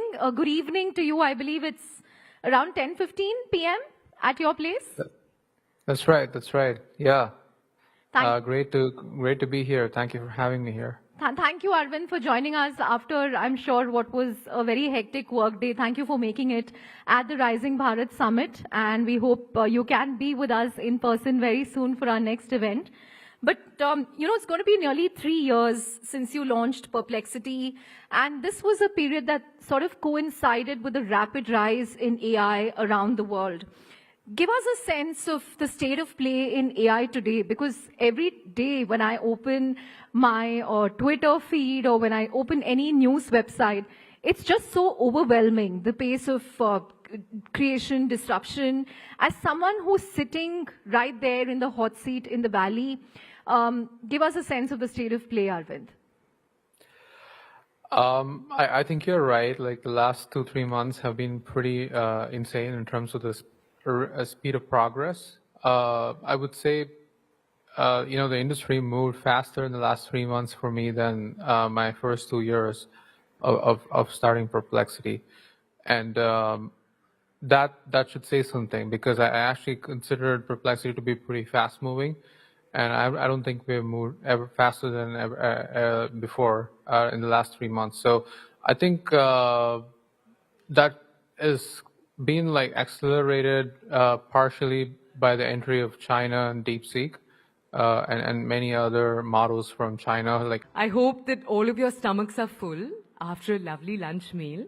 And before the break, we were looking at a very different set of discussions. So we had with us 2 young boys who showed us some of their mental magic. Before that, we talked about weight loss. It was a very, very different topography. Now we're going to be shifting the focus and the pace slightly in the next few hours. On the second day of Rising India Summit, we're going to be kicking off everything that's going to be taking place with something very, very topical: the Wakf reform. It concerns the management and the oversight of Muslim religious and charitable endowments, and in the last few days, it's become a huge point of scrutiny, particularly around the broader issue of political appeasement, whether it is, whether it isn't. So last night, at this very venue, the Prime Minister emphasized the need for policies that transcend appeasement. These were his words. He said we need to all work together towards the betterment of all communities, while also ensuring transparency and accountability in the management of Wakf properties. Now, that statement was part of a larger discussion, but it has ignited a bit of a larger conversation, and we thought this afternoon was the perfect opportunity to take that forward. So, join us this afternoon to debate the broader points that were raised by the Prime Minister. On stage in just a few minutes from now, we're going to have Shehzad Poonawala. He's the national spokesperson for the BJP. We're going to have Dr. Shoaib Jamai. He's the Delhi president of the AIMIM, and Rajkumar Bhatti of the Samajwadi Party. I'd invite all of you onto the stage, and to moderate this entire discussion, let's welcome Aman Chopra.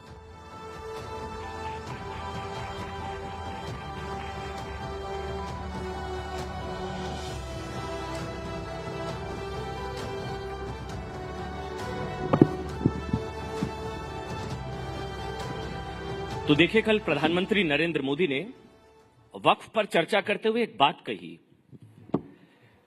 प्रधानमंत्री ने कहा कि जब भारत आजाद हुआ तो भारत के साथ, भारत से पहले, भारत के बाद कई देश आजाद हुए, लेकिन भारत को आजादी बंटवारे के साथ मिली।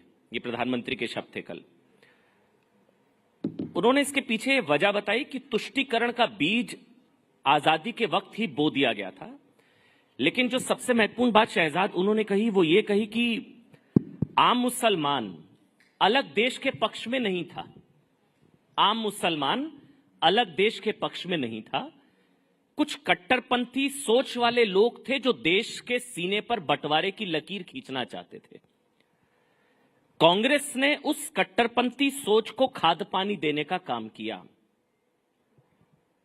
वही तुष्टीकरण की नीति को प्रधानमंत्री ने जोड़ा वक्फ से, और फिर उन्होंने जो कहा वो सबसे महत्वपूर्ण कि उस तुष्टीकरण की बात कर लीजिए या आज वक्फ की बात कर लीजिए, दोनों में फायदा उस वक्त एक पार्टी को सत्ता मिली और आज कुछ मौलानाओं को या कुछ अतिवादी नेताओं को संपत्ति, दौलत, शोहरत मिली, लेकिन आम मुसलमान को न तब कुछ मिला था न आज कुछ मिला।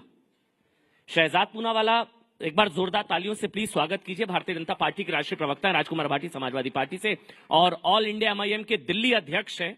आप दिल्ली का ओवैसी भी कह सकते हैं इनको। शोएब जमई हमारे साथ है। पहले शहजाद भाई, मैं आपसे शुरू कर रहा हूं, क्योंकि मैं तो आज भी देख रहा हूं, आज भी ममता बनर्जी ने बोल दिया हम नहीं मानेंगे। देखिए, वक्फ हमेशा से मैंने कहा है कि वक्फ बहाना है, आग लगाना है, दंगे भड़काना है और वोट बैंक की दुकान सजाना है। आप देख लीजिए, पश्चिम बंगाल में रामनवमी की शोभा यात्रा निकालने के लिए तो आपको हाई कोर्ट जाना पड़ता है परमिशन लेने के लिए, पर जो कानून दोनों सदनों से पारित होकर संवैधानिक तरीके से प्रेसिडेंट का हस्ताक्षर उस पर लग चुका है, उसके खिलाफ प्रदर्शन करते वक्त वहां पर जो जमा हुई जमात है वो कहती है मैं संविधान नहीं मानूंगा। आगजनी करते हैं, पुलिस पर पथराव करते हैं, और आज भी उनका बयान आते वक्त मैंने देखा है, एक ने कहा है कि ऐसा डंक मारेंगे आपको कि आप सभी लोगों को भगा देंगे इस देश से। डंक मारेंगे। अच्छा। अब पता नहीं कि वो अपने आप को सांप से अपनी तुलना कर रहे हैं या किसी और जहरीले प्राणी प्रजाति से अपनी तुलना कर रहे हैं, परंतु ये बीज बोने की जो भावना है विभाजन के। अब देखिए, वक्फ में वैसे तो ये दोनों लोग कहते हैं संविधान की बात है, तो वक्फ में जो अतिक्रमणकारी ताकत है कि जो संपत्ति आपको ठीक लगे, अपनी लगे, तो उसको डिक्लेयर कर देना वक्फ की प्रॉपर्टी सेक्शन 40 में। फिर सेक्शन 6 में केवल ट्राइब्यूनल तक ही जा सकते, उसके बाद अपील ना हो। और जो संपत्ति पे दावा करते हैं वो दावा करने वाले को नहीं, जिसकी संपत्ति है दरअसल उसको प्रूव करना है कि ये वक्फ की संपत्ति नहीं है। अब ये संविधान के खिलाफ है, ये संविधान के साथ है। दूसरी बात, वक्फ की प्रॉपर्टी पूरे देश में 8 लाख से अधिक, 9 लाख से अधिक प्रॉपर्टीज है। कुल मिलाकर 37-38 लाख एकड़ प्रॉपर्टी है। इसकी इनकम, रेवेन्यू जनरेशन, इनकम मतलब रेवेन्यू जनरेशन है 166 करोड़। इसका मतलब है प्रति एकड़ 444 रुपीज। अगर मैं खेती करता हूं, एकड़ कितना? 444 रुपीज, 444 रुपए, 444 रुपीज पर ईयर एक एकड़ पे वक्फ की संपत्ति का रिटर्न है, रेवेन्यू का। और अगर आप किसानी की देख ले या अगर आप अर्बन एरिया में कोई लैंड की पार्सल देख लीजिए जिसको डेवलप किया जाए, तो मिनिमम 1 लाख से 5 लाख रुपए प्रति एकड़ आता है। तो इसका मतलब क्या है? अभी देखिए, हम लोगों ने नवरात्र भी मनाए, तो नवरात्र में आपने देखा होगा माँ कात्यायनी के हाथ में, एक हाथ में प्रतीक होता है, कमल चिन्ह होता है, और दूसरे में हथियार भी होता है। तो एक तो ये संपन्नता का और सामाजिक न्याय का एक हथियार है कि जो गरीब, पसमानदा मुसलमान, जो बेवा है, जो यतीम है, जो अनाथ है, जो आगा खानी है, बोरा है, दरगाह के लोग हैं जिनके अधिकार मारे जा रहे थे, उनको अधिकार सुनिश्चित करेगा।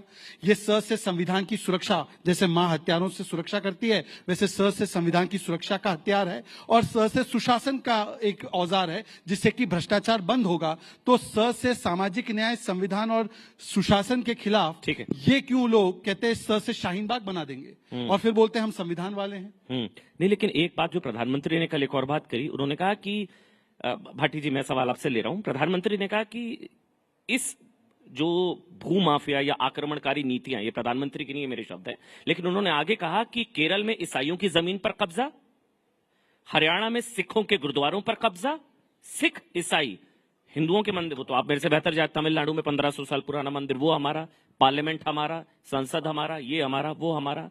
तो आपको नहीं लगता कि कुछ क्रियाकलाप ही इस तरह के थे कि बदलाव लाना बहुत अनिवार्य, अपरिहार्य हो गया था, लाना ही पड़ता? जो किरण रिजिजू ने कहा कि ये नहीं आता संशोधन, तो साहब पार्लियामेंट भी शायद वक्फ का होता। राजकुमार भाटी जी, क्या क्या बदलेंगे प्रधानमंत्री जी?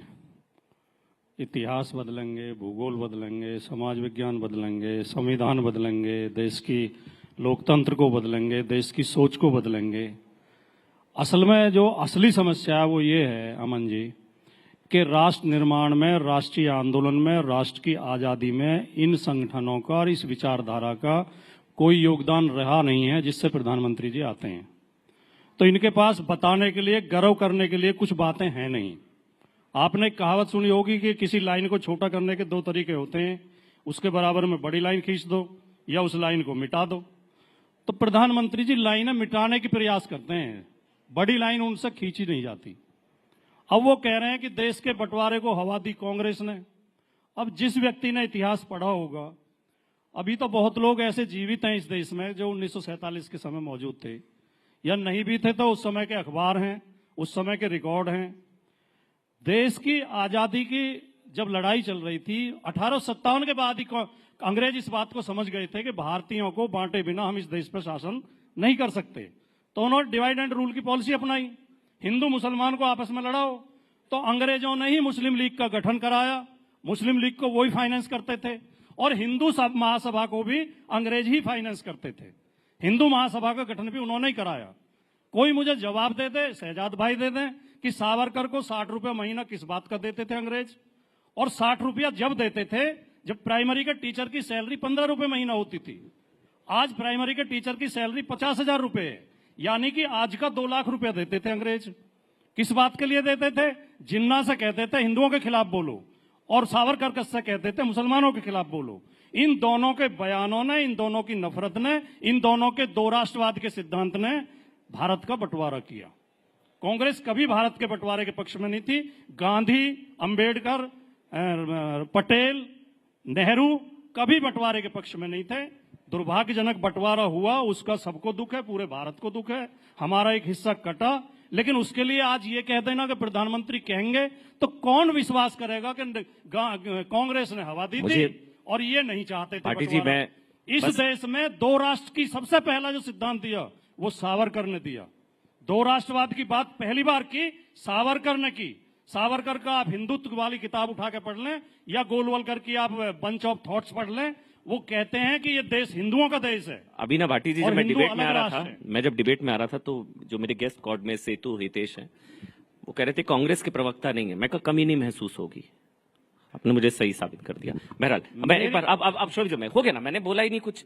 आपकी दोस्ती इतनी गाड़ी है कांग्रेस के साथ, कांग्रेस पूछ नहीं रही है आपको, और आप कांग्रेस के बचाव में आप ऐसा मैदान में उतरे हैं प्रभु, कांग्रेस के सम्मान में आप ऐसा मैदान में उतरे हैं कि कांग्रेस भी कहेगी इतना तो हम अच्छे नहीं जितना भाटी जी बता रहे हैं। बहरहाल एक बार शोएब जमाई, कानून तो मानना पड़ेगा शोएब भाई, कानून तो मानना पड़ेगा ना। ममता बनर्जी कह रही है हम नहीं मानेंगे, आप भी शायद कहते हैं हम नहीं। कानून तो, संविधान से ऊपर तो कोई नहीं है ना शोएब, संविधान से ऊपर तो कोई नहीं है ना। देखिए ऐसा है कि झूठ को जो है ना भव्यता मिल गई है।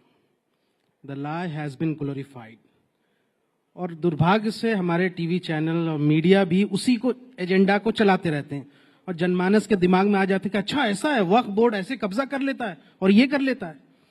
एक बात बताइए, वक्फ बोर्ड कोई मुसलमानों की स्वायत्त संस्था है, ऑटोनोमस बॉडी है, या स्टेट गवर्नमेंट के द्वारा एक रिकमेंडेड, बल्कि उनके अंडर में, जिसमें स्टेट के सेक्रेटरी, जिले का डीएम, चीफ मिनिस्टर के द्वारा अपॉइंटेड लोग, उसके ही द्वारा यहाँ से अपॉइंटेड जज उसके ट्रिब्यूनल में होते हैं, बल्कि एक कानून के तहत वो एक बॉडी होती है किसी भी स्टेट में। और किसी भी जमीन पर जो रजिस्ट्रेशन एज अ वक्फ होता है या कोई वक्फ करता है, वो बिना सर्वे के नहीं होता। सर्वेयर भी गवर्नमेंट का, स्टेट गवर्नमेंट, अगर बीजेपी की सरकार है या कांग्रेस की भी सरकार है, सर्वेयर उसको सर्वे करके रिपोर्ट देता है, डीएम उसको सही पाता है, तो ही वो वक्फ में रजिस्टर हो। अब इतने तमाम प्रोसेस से कोई चीज गुजर के आती है तो आप कहेंगे कि अरे मुसलमान तो वक्फ बोर्ड के नाम पे कब्जा कर रहा है। अरे तो कब्जा कर रहा है, अगर किसी गांव में, तमिलनाडु की किसी गांव में किसी ने गलत क्लेम कर दिया, किसी सर्वेयर ने गलत रिपोर्ट दी, या किसी डीएम ने उसको अप्रूव कर दिया, इसमें मुस्लिम समाज का क्या दोष? नंबर 1, ये झूठ फैलाया। अब दूसरा, कि वक्फ बोर्ड के पास जो है ना तीसरी सबसे ज्यादा जमीन है। पहली होगी रेलवे और ठीक है, ये रेलवे और रक्षा तो देश की है ना, ये निजी है, इसलिए पहली है दुनिया में सबसे अमीर। जी, अभी एक डेटा, एक आंकड़ा आप उठा के देखिए, जो हिंदू इंडोनमेंट बोर्ड है, हर देश में, हर समाज के पास, हर धर्म का एक एक बोर्ड है। जैसे हिंदुओं में हिंदू इंडोनमेंट बोर्ड है, गुरुद्वारा प्रबंधक कमेटी है, क्रिश्चियन की एक अपनी इंडोनमेंट बोर्ड है। उसी तरीके से देवी स्थानम बोर्ड है, हिंदू इंडोनमेंट बोर्ड है। उसमें सिर्फ 4 राज्य, तमिलनाडु, उड़ीसा और आंध्र प्रदेश और तेलंगाना, इन 4 राज्यों के आंकड़े उठा के देखेंगे तो लगभग 12 लाख एकड़ जमीनें जो है वो सिर्फ ये 4 राज्यों में है। फिर आप क्यों झूठ बोलते हैं कि इतनी जमीनें हैं इनकी? अगर जमीनें हैं भी तो जिन्होंने वक्फुल औलाद किया या जो कुछ भी जिन्होंने डोनेट किया, उन्होंने अपनी प्रॉपर्टी की है। भाई मेरी प्रॉपर्टी है, मैं किसी को डोनेट करना चाहता हूँ, वक्फ करना चाहता हूँ, it should be go under a process. ये अच्छी चीज है, ये अच्छी चीज है। अब सुनिए, एक मिनट आप कंप्लीट करिएगा। ये अच्छी चीज है, यानी कि 9.4 लाख एकड़ जमीन डोनेटेड है। इसमें वक्फ बाय यूजर भी है। नहीं, मैंने पूछा हाँ या ना। 9.4 लाख एकड़ जमीन डोनेटेड है, सिर्फ डोनेटेड है, ये सिर्फ डोनेटेड है। तो आप तो कहते हैं मुसलमान इतना पिछड़ा हुआ है, इतनी जमीन, ये तो बात है ना। गरीब मुसलमान, पिछड़ा मुसलमान, जमीन 10 लाख एकड़। इस बात को मोदी राज में अच्छी तरक्की हुई है। नहीं, मैं इस बात को लेकर कभी नहीं कहता कि वक्फ बोर्ड के अंदर करप्शन नहीं था। स्टेट गवर्नमेंट की निगरानी में, चाहे बीजेपी की सरकार हो या कांग्रेस की हो या किसी अन्य पार्टी, हर राज्य सरकार के अंदर जो भी वक्फ बोर्ड रहा है उसके अंदर करप्शन हुए हैं, उसमें सबने फायदा उठाया, सभी पार्टियों ने, ये मैं नहीं। लेकिन सुधार के नाम पर आप और उसको बिगाड़ रहे हैं। क्या कि देखिए, इनका कानून इन्होंने बनाया कि भाई आप अगर वक्फ करना चाहते हैं तो you should be practising Muslim for the at least 5 years। Practising Muslim का क्या क्राइटेरिया होगा? दाढ़ी टोपी होगी तब। उसके घर में नमाज पढ़ते नहीं पढ़ते आप कैसे देखेंगे? लेकिन प्रैक्टिसिंग मुस्लिम होना जरूरी है वक्फ करने के लिए। लेकिन आप वक्फ बोर्ड में, सेंट्रल काउंसिल में 2 नॉन मुस्लिम अनिवार्य हो सकते। कोई हिंदू वक्फ नहीं कर सकता, लेकिन बोर्ड मेंबर में होंगे और स्टेट में होंगे। ये गजब का कानून। अच्छा, इसी बात को 1955 में और 1995 में जो संशोधन हुए थे उसमें ये था कि वक्फ बोर्ड में सिर्फ मुस्लिम ही वक्फ कर सकते। लेकिन 2013 में एक संशोधन आया था जिसके बाद ये तय हुआ था कि नॉन मुस्लिम भी वक्फ कर सकते हैं, डोनेट कर सकते। और उसको कौन समर्थन किया था? लाल कृष्ण आडवाणी जी, सुषमा स्वराज जी। बीजेपी ने ओवरवेलमिंग ये से जो है सपोर्ट किया था। आज इनको लगता है कि शहजाद पूनावाला आप उनसे बड़े नेता हैं, मोदी जी, योगी जी, क्या आडवाणी जी से और सुषमा स्वराज जी से बड़े नेता हैं? अरे तय कीजिए ना भाई, झूठ कर रहे हैं। तो मैं ये कह रहा हूँ कि लाई हैज बीन ग्लोरिफाइड। झूठ ये जो जनमानस के दिमाग में लाया गया। शोएब कॉन्क्लेव है, एक एक करके बोलेंगे। आपने अपनी बात रखी, ये आप अपनी बात, मामला नहीं है। बिल्कुल, मतलब हिंदुओं से जमीन लेने में दिक्कत नहीं है, लेकिन हिंदुओं को बोर्ड में शामिल लेने से प्रॉब्लम है। बस हो गया। अब शहजाद बोलेंगे, एक एक करके प्लीज। शहजाद, वक्फ के अतिक्रमण को हटाने के लिए एक एक करके बोलेंगे, वक्फ के अतिक्रमण को हटाने के लिए तो कानून है। डिबेट में अतिक्रमण कोई कर ले तो बेचारा पसमानदा कहाँ चला जाए। तो मुझे लगता है इसके लिए भी डिबेट अतिक्रमण कानून भी लाना पड़ेगा। अब सुनिए, एक एक करके मैं जवाब देना चाहता हूँ। दोनों विद्वान प्रवक्ता हैं। राजकुमार भाटी जी ने पहले शुरुआत कर ली कि सावरकर जी ने 2 नेशन थ्योरी की कल्पना की थी। भाटी जी वैसे इतिहास का बहुत ज्ञान रखते हैं, पर सबसे पहले ये बात सर सैयद अहमद खान ने कही थी। दूसरी बात, सावरकर जी अगर इतने ही बड़े देशद्रोही थे तो इंदिरा गांधी ने 1970s में उनके नाम पर पोस्टेज स्टैंप निकालकर उनको ग्रेटेस्ट सन ऑफ इंडिया बोला। मतलब इंदिरा गांधी भी देश के बंटवारे करने वाले के साथ थी। और बंटवारा क्या सावरकर ने किया? सावरकर 47 में सत्ता में थे या नेहरू थे? अब दूसरी बात, इन्होंने कहा कि देखिए हम तो चाहते हैं कि देश का बंटवारा ना हो, हम एकता चाहते हैं। बहुत अच्छी बात कही है भाटी जी ने। इससे सुंदर बात क्या हो सकती है? एक ही तो चीज है जो एकता लाएगी, एक यूसीसी का समर्थन कर देंगे। यूनिफॉर्म सिविल कोड, मतलब कि अलग अलग जो धर्म है उनके पर्सनल लॉ क्यों होने चाहिए? जैसे यूनिफॉर्म क्रिमिनल कोड है। ऐसा तो नहीं है कि अमन ने गुनाह किया तो उनके लिए अलग सजा है और शोएब ने किया तो शोएब के हाथ काटे जाएंगे। दोनों के लिए एक क्रिमिनल कोड है। तो बोलो कि अब इन्होंने एकता की बात की है तो बोलिए कि यूसीसी यूनिफॉर्म सिविल कोड के साथ खड़े है कि नहीं खड़े। अब आते हैं शोएब जमाई की बात पर। शोएब जमाई जी, पहले तो आप काफी ज्ञान रखते हैं इस पूरे मसले पर और आपने इस पर स्टडी भी की है, ये अच्छी बात है। परंतु वक्फ बाय यूजर का कॉन्सेप्ट 95 के कानून में आया और 95 के कानून का हमने विरोध किया था। दूसरी बात, इस्लाम के नजरिए से अगर देखेंगे तो आप एक चीज कल्पना कीजिए। अमन जी, आप मक्का मदीना जा सकते हैं इबादत करने? नहीं। हज में जा सकते हैं? अमन की इबादत कबूल नहीं है पर अमन की जायदाद कबूल होनी चाहिए। जाना नहीं है, मेरी इबादत क्यों करवा रहे हो? सुनिए ना मेरी बात। अमन की इबादत नहीं लेनी है पर अमन की जायदाद लेनी है। अमन की, सर मैंने आपके बीच में नहीं प्लीज। अमन की दुआ कबूल नहीं है परंतु अमन का दान कबूल करना है। ये तो इस्लामिक दृष्टि से हम इस्लाम का सम्मान कर रहे हैं ये कहकर कि केवल और केवल मुस्लिम और प्रैक्टिसिंग मुस्लिम जो है वो दान दे सकता है। ये तो इस्लाम का सम्मान है। आप लोग इस्लाम के खिलाफ जाकर काम कर रहे थे। और दूसरी बात, इन्होंने कहा 5 साल के मुस्लिम होने की जरूरत है। यह प्रावधान कोई मोदी जी अमित शाह जी सोच कर नहीं आए। वक्फ बाय यूजर 95 में कॉन्सेप्ट आया, उससे पहले यही स्थिति थी कानून की, उसी को रिस्टोर किया। आप बताइए कांग्रेस वाले जो थे वो कैसे चेक कर रहे थे कि आप प्रैक्टिसिंग मुसलमान हैं? आप वही प्रैक्टिसिंग मुसलमान वैसे ही तय होगा। अब आखिरी बात करते हैं। अब इन्होंने कह रहे कि तय कैसे? मैं सवाल ले रहा हूं, बीच में एक सवाल, ये सारी पार्टियों ने पूछा। ये संसद में मैंने डिबेट सुनी, जो शोएब का कष्ट है वैसी सबका कांग्रेस का सबका कष्ट है, इमरान मसूद का। पूरा सवाल लेने दीजिए कि कोई प्रैक्टिसिंग मुस्लिम है 5 साल, कैसे पहचानेंगे? कैसे? कौन तय करेगा? क्या पैरामीटर होगा? कौन तय करेगा? ये ऐसा है कि अगर आप 18 के ऊपर होंगे एज आपकी, तभी आप कोई प्रॉपर्टी को दान करने का अधिकार रखेंगे, वरना तो आप माइनर है। 18 की उम्र से ऊपर होंगे तो इसका मतलब आप बर्थ से मुस्लिम हैं, तो 5 साल तो वैसे ही हो गए, तो आप मुस्लिम ही पैदा हुए। हाँ, पर जो कन्वर्ट किए हैं, अब ये क्यों चाहते हैं कि कन्वर्जन केवल दान के लिए हो? आप तो चाहते हैं कि अगर कोई कन्वर्ट करे इस्लाम में तो उसको तो इस्लाम के सारे फायदे मिले ना।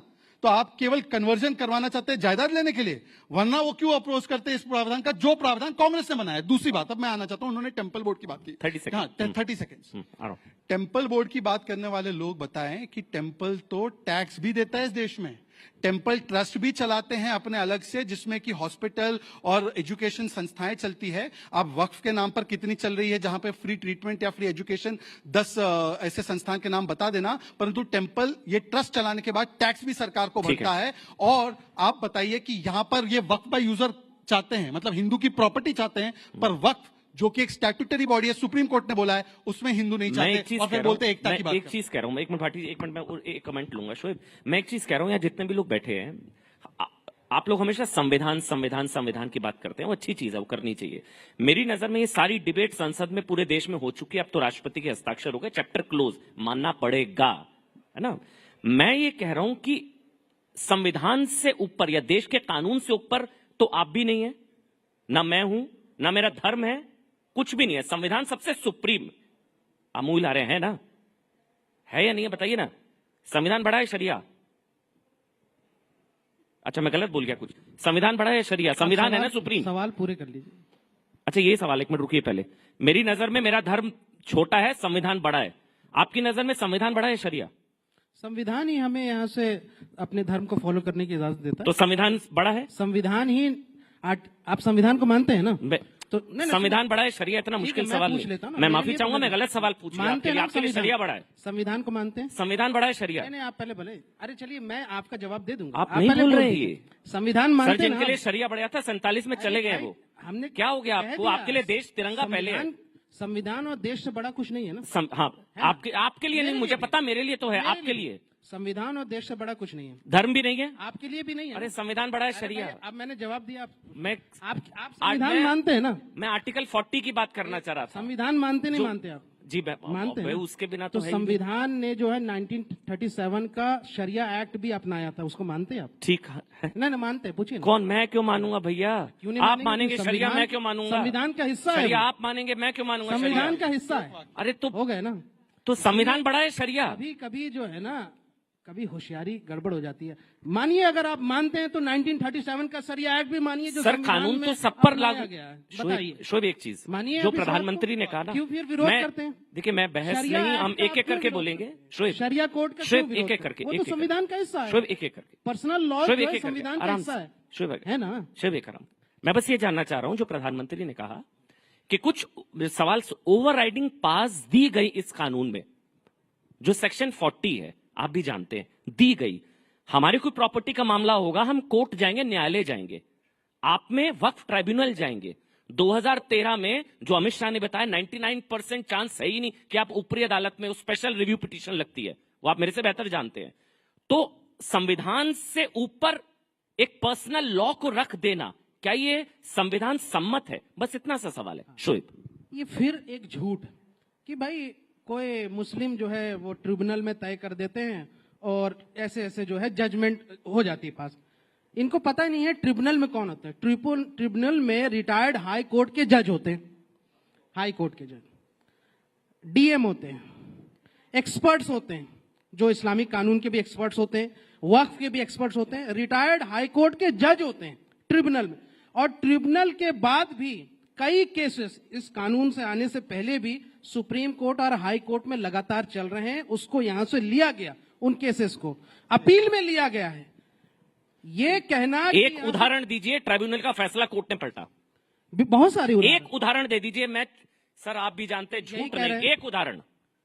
ट्राइब्यूनल के फैसले को ऊपरी अदालत में चुनौती दी गई और ऊपरी अदालत ने ट्राइब्यूनल के फैसले को पलट दिया। एक उदाहरण। हमारे यहाँ झारखंड में एक दुमका में एक केस था, ठीक, वो मेरे ख्याल में 2008 का केस है।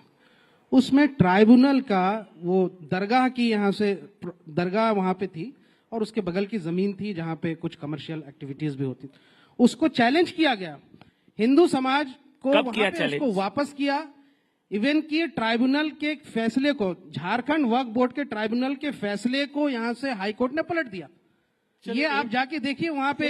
अभी चैलेंज हो ही नहीं सकता है सर। 2013 के बाद आप भी जानते हैं सेक्शन 40। अमन जी एक वाक्य, अच्छा एक मिनट, एक वाक्य, केवल एक वाक्य। ट्राइब्यूनल जो है, पहले सुनिए ना, पहले शोएब कंप्लीट कर ले। मैं इसको कंप्लीट कर दूं, मैं इसको कंप्लीट कर दूं। सवाल उठाए थे। जी एक मिनट भाटी जी, वो 30 सेकंड, 30 सेकंड में कंप्लीट करेंगे, फिर भाटी जी टाइम आपका खत्म हो रहा है। नहीं नहीं नहीं, बिल्कुल मैं इसको कंप्लीट कर देता हूं बस। नहीं 30 second Bhati ji, please please. कुल मिलाकर सबसे पहली बात बहुत कम टाइम मिल कि अभी जो है ना बहुत सारे पर्दाफाश भी हुए, लेकिन ये इतिहास में भी जाते हैं।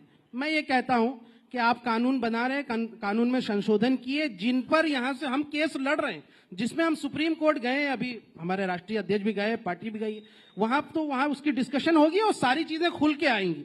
लेकिन जो इतिहास की बात इन्होंने की, मैं चूंकि वाइंड अप कर रहा हूं, इन्होंने इतिहास की बात की कि भाई इतिहास बदलना है, और इतिहास वही बदलने की कोशिश करते हैं जिनका अतीत या इतिहास गौरवशाली ना रहा हो।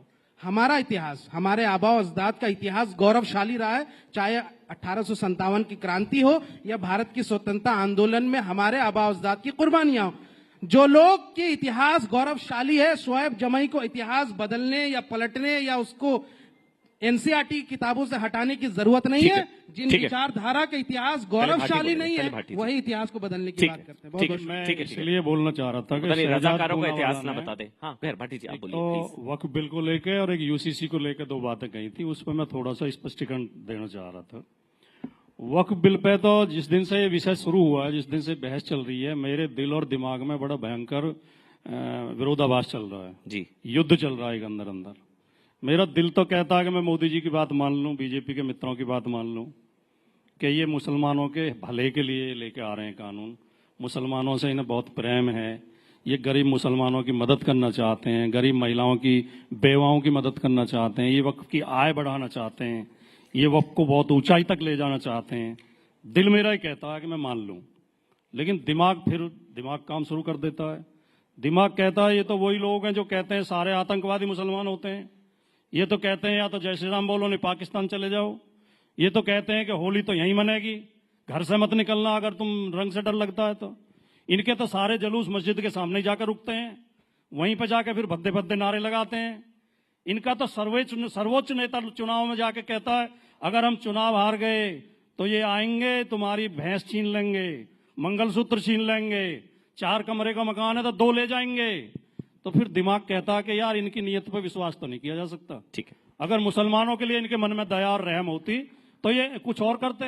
ये वक्फ बोर्ड का कानून केवल वक्फ की जमीन कब्जाने के लिए लाया गया है। जिस तरह अयोध्या में सेना की जमीन इन्होंने अपने पूंजीपति मित्रों को दे दी है, ये वक्फ की जमीनें भी दे देंगे, ये इनकी नीयत है। ठीक, दूसरे इन्होंने यूसीसी का जिक्र किया। 30 सेकंड में अमन जी ये तो बहुत ज्यादा बोलिए। मैं तो इनके आधे समय भी नहीं बोला सर। 2 वर्सेस 1 है ना, 2 वर्सेस 1 है, वो अकेले पड़ गए प्लीज। हाँ, यूसीसी का जहां तक सवाल है, देखिए पूरी दुनिया जानती है कि भारत एक विभिन्नताओं वाला देश है। यहाँ कोस कोस पे पानी बदला, 4 कोस पे पानी। यहाँ ऐसे लोग भी हैं जिनके 2 सगे भाइयों के बच्चों की आपस में शादी हो जाती है, एक भाई की बेटी एक भाई का बेटा। यहाँ ऐसे लोग भी रहते हैं, ऐसे समाज भी हैं जो अपने मामा के बेटी से शादी करते हैं। और यहाँ ऐसा समाज भी है जिसमें मैं भी आता हूं, मैं भी जिस समाज से आता हूं, मामा की बेटी से शादी करना या चाचा की बेटी से शादी करना पाप माना जाता है, अपराध माना जाता है। तो ये देश विभिन्नताओं का देश है। हमारे परिवारों में एक सगा भाई सनातनी होता है जो मूर्ति पूजा करता है, शिव जी की मूर्ति पर दूध चढ़ाता है। ठीक है, दूसरा भाई आर्य समाजी हो जाता है। लेकिन भाटी जी मेरा नहीं, आप अन्याय कर रहे हैं मेरे से। मैं 2 ही वाक्य बोल रहा हूँ, बस खत्म कर प्लीज। क्योंकि कोई बात वो मूर्ति पूजा को पाप मानता है, मूर्ति में लात मारता है। कैसे यूसीसी लाओगे? उन दोनों भाइयों में से कौन से की बात मानोगे? कोई बुत परस्ती करता है, कोई बुत सिकन है। भाटी जी लेकिन एक चीज को समझिए ना, धर्म आधारित कानून तो नहीं होगा ना। कानून अब भी एक है, धर्म आधारित अगर कानून तो आप मारपीट करोगे तो वही धारा आप पे लागू होगी, वही मुझ पे लागू होगी, वही मुसलमान पे, वही जाटों पे, वही ब्राह्मण पे। तो कहाँ कानून अलग है? मुस्लिम पर्सनल लॉ बोर्ड क्या है? अमन जी जवाब देने का मुस्लिम पर्सनल लॉ बोर्ड क्या है? अपने धर्म का पालन करने की आजादी हमारा संविधान देता है। अपनी धार्मिक संपत्ति तो पॉलीगैमी क्या है? बंधन करने की अब ठीक है, आजादी हमारा संविधान देता है, उसे छीनने का प्रयास मत करिए। अब ऐसा है, सुनिए, अब देखिए मैंने दोनों वक्ताओं को बहुत धैर्य से सुना और बीच में कोई नहीं बोलेगा। अभी इन्होंने क्या बोला कि यूसीसी आ जाएगा, एक बुत परस्ती करता है, एक जो है मूर्ति को नहीं मानता है। क्या पूजा पद्धति तय होती है यूसीसी से? अगर ऐसा है तो यूसीसी लाने वाले तो नेहरू जी और आम्बेडकर जी थे संविधान में। यूसीसी को पहली बार इंप्लीमेंट किया गोवा में तो कांग्रेस की सरकार थी, सुप्रीम कोर्ट ने वकालत की। यूसीसी का पूजा पद्धति से कोई लेना देना नहीं। आपको अपनी बहन से शादी करनी है, कीजिए, पर हाँ अगर आपकी बहन 15 साल से कम उम्र की होगी और आप 60 साल के होंगे तो अगर हिंदू को सजा होगी तो दूसरे वर्ग को भी होगी सजा। जानबूझ के प्रयोग कर रहे हैं, गाली गलौज बीजेपी के लोगों के बीच में नहीं बोला। शादी नहीं करता हूँ, अपनी जुबान को लगाम दीजिए आराम से। अच्छा, ये जानबूझ के इस तरह की बदतमीजी कर रहे हैं। मेरे भाई बहन से शादी आप लोग करते हैं, मैं नहीं करता। नहीं, आपके लिए नहीं बोला, मैंने आपके लिए बोला नहीं। आपके लिए नहीं, ये शब्द का क्या मतलब? मैंने जनरली बोला आपको अपनी बहन से शादी करनी है? किसी को भी जानबूझ के, किसी को भी भाटी जी, इनके पास मसाला होता नहीं। अच्छा ठीक है, इनके पास तर्क होता ही नहीं। अच्छा ठीक है, इनके पास ज्ञान होता नहीं, तो बदतमीजी पे उतर आएंगे। ठीक है, हो गया भाटी जी। और फिर ये बेइज्जत नहीं, आप बोल दीजिए, आपने उनके लिए नहीं कहा, नहीं कहा उनके लिए, हो गया। ऐसा भाटी जी उन्होंने आपके लिए नहीं कहा। बड़ी महफिलों में बेइज्जत करके निकाले गए हैं। अरे बस ऐसे भाटी जी प्लीज, इन्हें तो आदत पड़ी हुई है। राजकुमार भाटी, उन्होंने आपकी फैमिली के लिए नहीं कहा।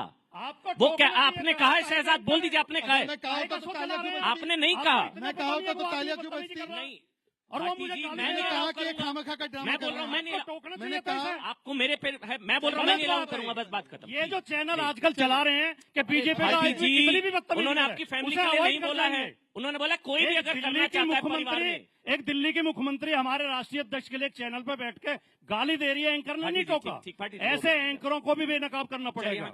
ये एंकरिंग नहीं है, ये गुलामगिरी है, ये नौकरी है किसी पार्टी की। ठीक है, माफी मांगी आप इसके लिए? नहीं बोला, क्या आपने आप शब्द बोले? के लिए नहीं बोला। नहीं बोल दीजिए, एक मिनट बोल रहे हैं। इन्होंने कहा कि आप अपनी बहन से शादी कर सकते हैं। अरे कोई आप प्लीज क्लैरिफाई, ये इंपॉर्टेंट है, फैमिली पे नहीं। मैं भी बोल रहा हूँ नहीं बोलना होगा फैमिली पे। मैं भी आई ऑल्सो। आप इतने अपशब्द बोलेंगे। चलिए हाँ प्लीज एक मिनट। ऐसा है, सुनिए। और शर्म नहीं आती? अरे वो बोल रहे हैं भाटी जी, शो में बेइज्जत हो लेट इन चुके हैं। स्पीक, लेट इन स्पीक। कभी A1 A2 B2 पता नहीं क्या करते हैं, कभी कुछ करते हैं। भाटी जी लेट इन स्पीक, बैठिए, लेट इन स्पीक। भाटी जी बोलने दीजिए, माफी मांगे, बोलने दीजिए, उसके लिए बोलना होगा उनको। माफी चाहता हूँ अगर हाँ, अगर आपको हाँ प्लीज शहजाद प्लीज, अब बीच में नहीं प्लीज। ऐसा है, भाटी जी प्लीज। अगर मैंने किसी मैं भी बोल रहा हूँ परिवार पे नहीं कुछ होगा। इसके अलावा कोई शब्द नहीं होगा कि मैंने गलत बोला। मैं अरे माफी भाटी जी चाहता आप, मैं बोल रहा हूँ ना परिवार पे नहीं, परिवार पे नहीं बोला है। मैं बोल रहा हूँ नहीं, किसी की हिम्मत नहीं है। मैं बोल रहा हूँ किसी की हिम्मत नहीं है। भाटी जी आई रिस्पेक्ट यू। पूछ लीजिए क्या मैंने इनके परिवार पे बोला है। आप एक बार बोल दीजिए, देख लीजिए, यहाँ पे देख लीजिए, यहाँ पे देख लीजिए। मतलब कि डिबेट को डिरेल करना है। आते हैं ये, इन्हें सब जानते हैं हम। ठीक है, ये जो क्लोजिंग कमेंट। लहरा रहे हैं, अच्छा क्लोजिंग कमेंट प्लीज, हो गया भाटी ये जी। सारे आरएसएस मुख्यालय से भाटी जी आरएसएस मुख्यालय से बताइए, ये इनको बोल दिया आरएसएस के, ये ठीक है। 3-4 आदमी ने फंड लहराया, ये बताइए, केवल 3-4 आदमी ने फंड लहराया है। ये 3-4 आदमी आरएसएस मुख्यालय से। चलिए हो गया भाटी जी। आरएसएस मुख्यालय से सब लोग बताइए। सही कह रहा हूँ नहीं कह रहा? आरएसएस मुख्यालय से आप लोग आरएसएस से मुख्यालय से आए हैं क्या? अरे ये फंड वाले आरएसएस के मुख्यालय। अरे बस भाटी जी, भाटी जी पूछ लो, बुला के आ जाओ, इनका पर्चे पूछ लो। राजकुमार भाटी, वहां से बैठ कर। राजकुमार भाटी प्लीज। आप अपना नाम अच्छा बताइए। Please please please please please please please please please please. आपने नहीं अच्छा सुना, मुझे वाइंड इन्होंने अप कहा वाइंड था। Up wind up wind up आपने वाइंड नहीं अप सुना। Wind up wind up please इन्होंने प्लीज। कहा था अपनी बहन से शादी करिए। बस नहीं, चलिए आपने वाइंड अप नहीं सुना, वाइंड अप आपके कान में वाइंड अप रुई थी। Wind up wind up. आपके कान में रुई थे क्या? हो गया भाटी जी, नहीं सुना क्या आपने? चलिए हो गया भाटी जी, भाटी जी प्लीज प्लीज। यार बदतमीजी के लिए बुलाए जाते हैं, गाली सुनने के मैंने लिए बोला बुलाए ना जाते हैं। उनको। चलिए बस concluding comment. Shehzad Shehzad Shehzad please, चलिए आप प्लीज शहजाद खत्म कर रहे हैं हम। अब आप ही बोलेंगे नहीं, या तो माफी मांगे वरना मैं बोलने मुझे नहीं वाइंड अप दूंगा। करना पड़ेगा, ऐसे नहीं होता। आपने बहुत अपमानजनक भाटी जी शब्द ऐसे कहे हैं। गुंडागर्दी नहीं। आपने मुझसे कहा कि आप अपनी बहन से शादी करिए, इसके लिए आपको माफी मांगनी पड़ेगी। नहीं मांगोगे तो मैं बोलने नहीं दूंगा, इस शो में तो बोलने नहीं दूंगा। करना करिए। गुंडागर्दी किसकी आदत है, किसकी फितरत है, समझ में इन्होंने ये आ रही है? वाक्य बोला था या नहीं बोला था? नहीं बोला। आपने क्या बोला था एक बार क्लैरिफाई कर दीजिए। ठीक, आप बोल रहे आप अपनी आप बहन ऐसे से पास चाहे मत तो शादी आइए। कर सकते हैं, चलिए ये इन्होंने बोला आप था। चलिए मुझे वाइंड अप करना होगा। ठीक है कोई दिक्कत नहीं है। शुक्रिया शुक्रिया आप सबका, शुक्रिया आप सोहेल सुनिए भाई उसे आपका, repeat करके। भाटी जी आपका बहुत बहुत शुक्रिया। हाँ प्लीज आप बोल लीजिए। एक मिनट भाटी जी, एक मिनट बैठ जाइए। देखिए, इस ऐसा कंप्लीटिंग है- एक मिनट प्लीज, एक मिनट। ये नहीं चलेगा। चलिए ठीक है, ओके माफी चाहता हूँ। ठीक है, तो लेकर शुक्रिया जाओ। शुक्रिया आप होने में सबका, जा ही नहीं शुक्रिया रहा। शुक्रिया मैं धन्यवाद। शहजाद पूना वाला, आप मेरी इतनी बेइज्जती करोगे। चलिए धन्यवाद, मैं शुक्रिया यार एक स्वाभिमानी आदमी शुक्रिया हूं, मैं अपनी इज्जत की रक्षा शुक्रिया, करना जानता थैंक हूँ। You thank you.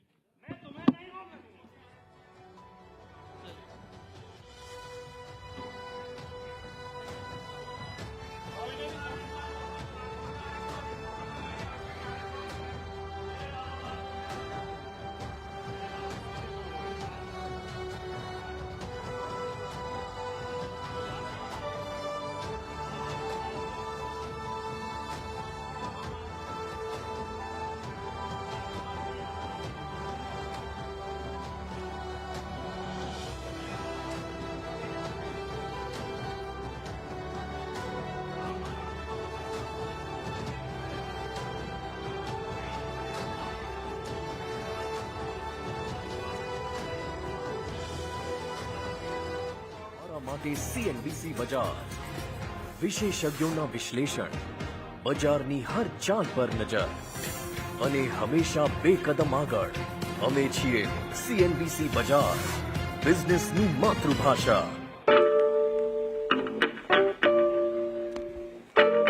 All right, so we're doing this for the third year. Don't think anyone's ever achieved this before. And we're on top all the time, no breaks. No, this is not clear. But one thing is clear, and let's get this straight. CNN News 18 is the #1 English news channel for 3 years running. Because in a world that is experiencing groundbreaking shifts, we keep our eye on the ball and the whole world, pursuing the facts, making sense of them, and cutting through the confusion to offer clarity. because when we chase the news, we are authentic, credible, objective. CNN News 18, the undisputed leader of English news for 3 whole years and counting.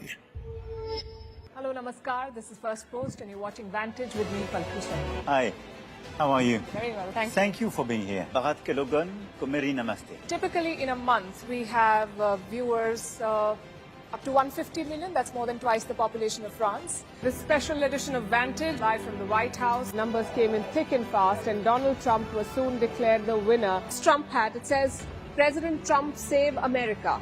But this hat is made in China.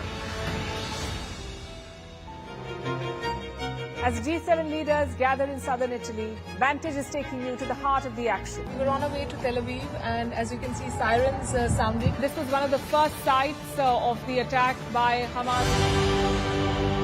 Good afternoon, Prime Minister Lakshman. Good afternoon. Greeting you with aloha and namaste. Do you think that Ukraine is at its weakest position? This war is not about Ukraine. We're trying to bring down the current government in Syria. Today, First Post has brought together geopolitical strategists from across the world. China is still the biggest security challenge. President De Silva, welcome to First Post. Welcome to First Post. Detailed analysis on the stories that matter the most to you. We throw a spotlight on global issues from an Indian perspective. We are trying to make our mark in the digital town square. We are building a news platform with a video nucleus. Today we begin in Asia. Indian Prime Minister. Phones on. Ladies and gentlemen, please take your seats. The show will begin shortly. You are requested to keep your mobile phones on silent mode.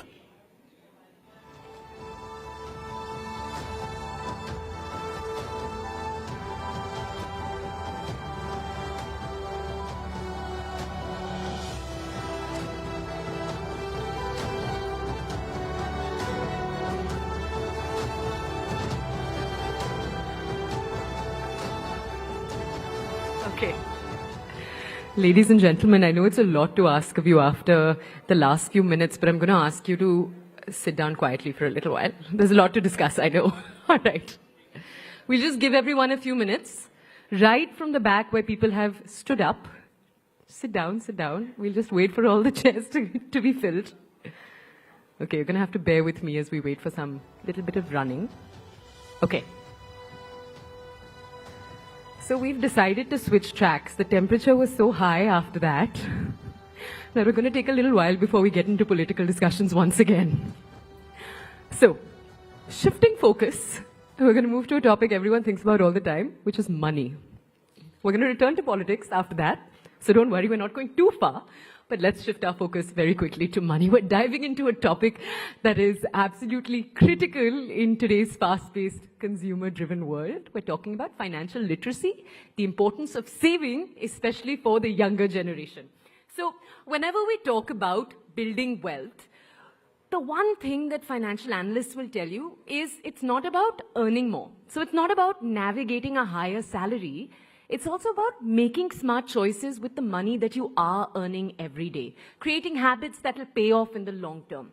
So our next discussion is for you, whether you are a student, there are some students today in the crowd, whether you're a mid-career professional, you're in your 40s, your 50s, you're trying to look at early retirement. This session is going to walk you through everything, and we're just going to welcome onto the stage in a few seconds all of our guests. But our goal is to discuss financial future and set the stage for what a life of financial freedom and security actually looks like. So as I told you earlier, we are shifting focus.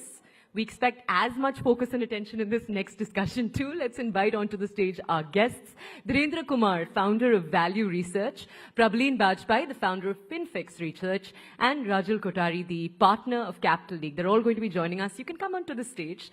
And we're also going to have Shivani Baz with us on the stage in a second to actually conduct and ask all of the questions. Shivani Baz is walking here in a second. Come. All right.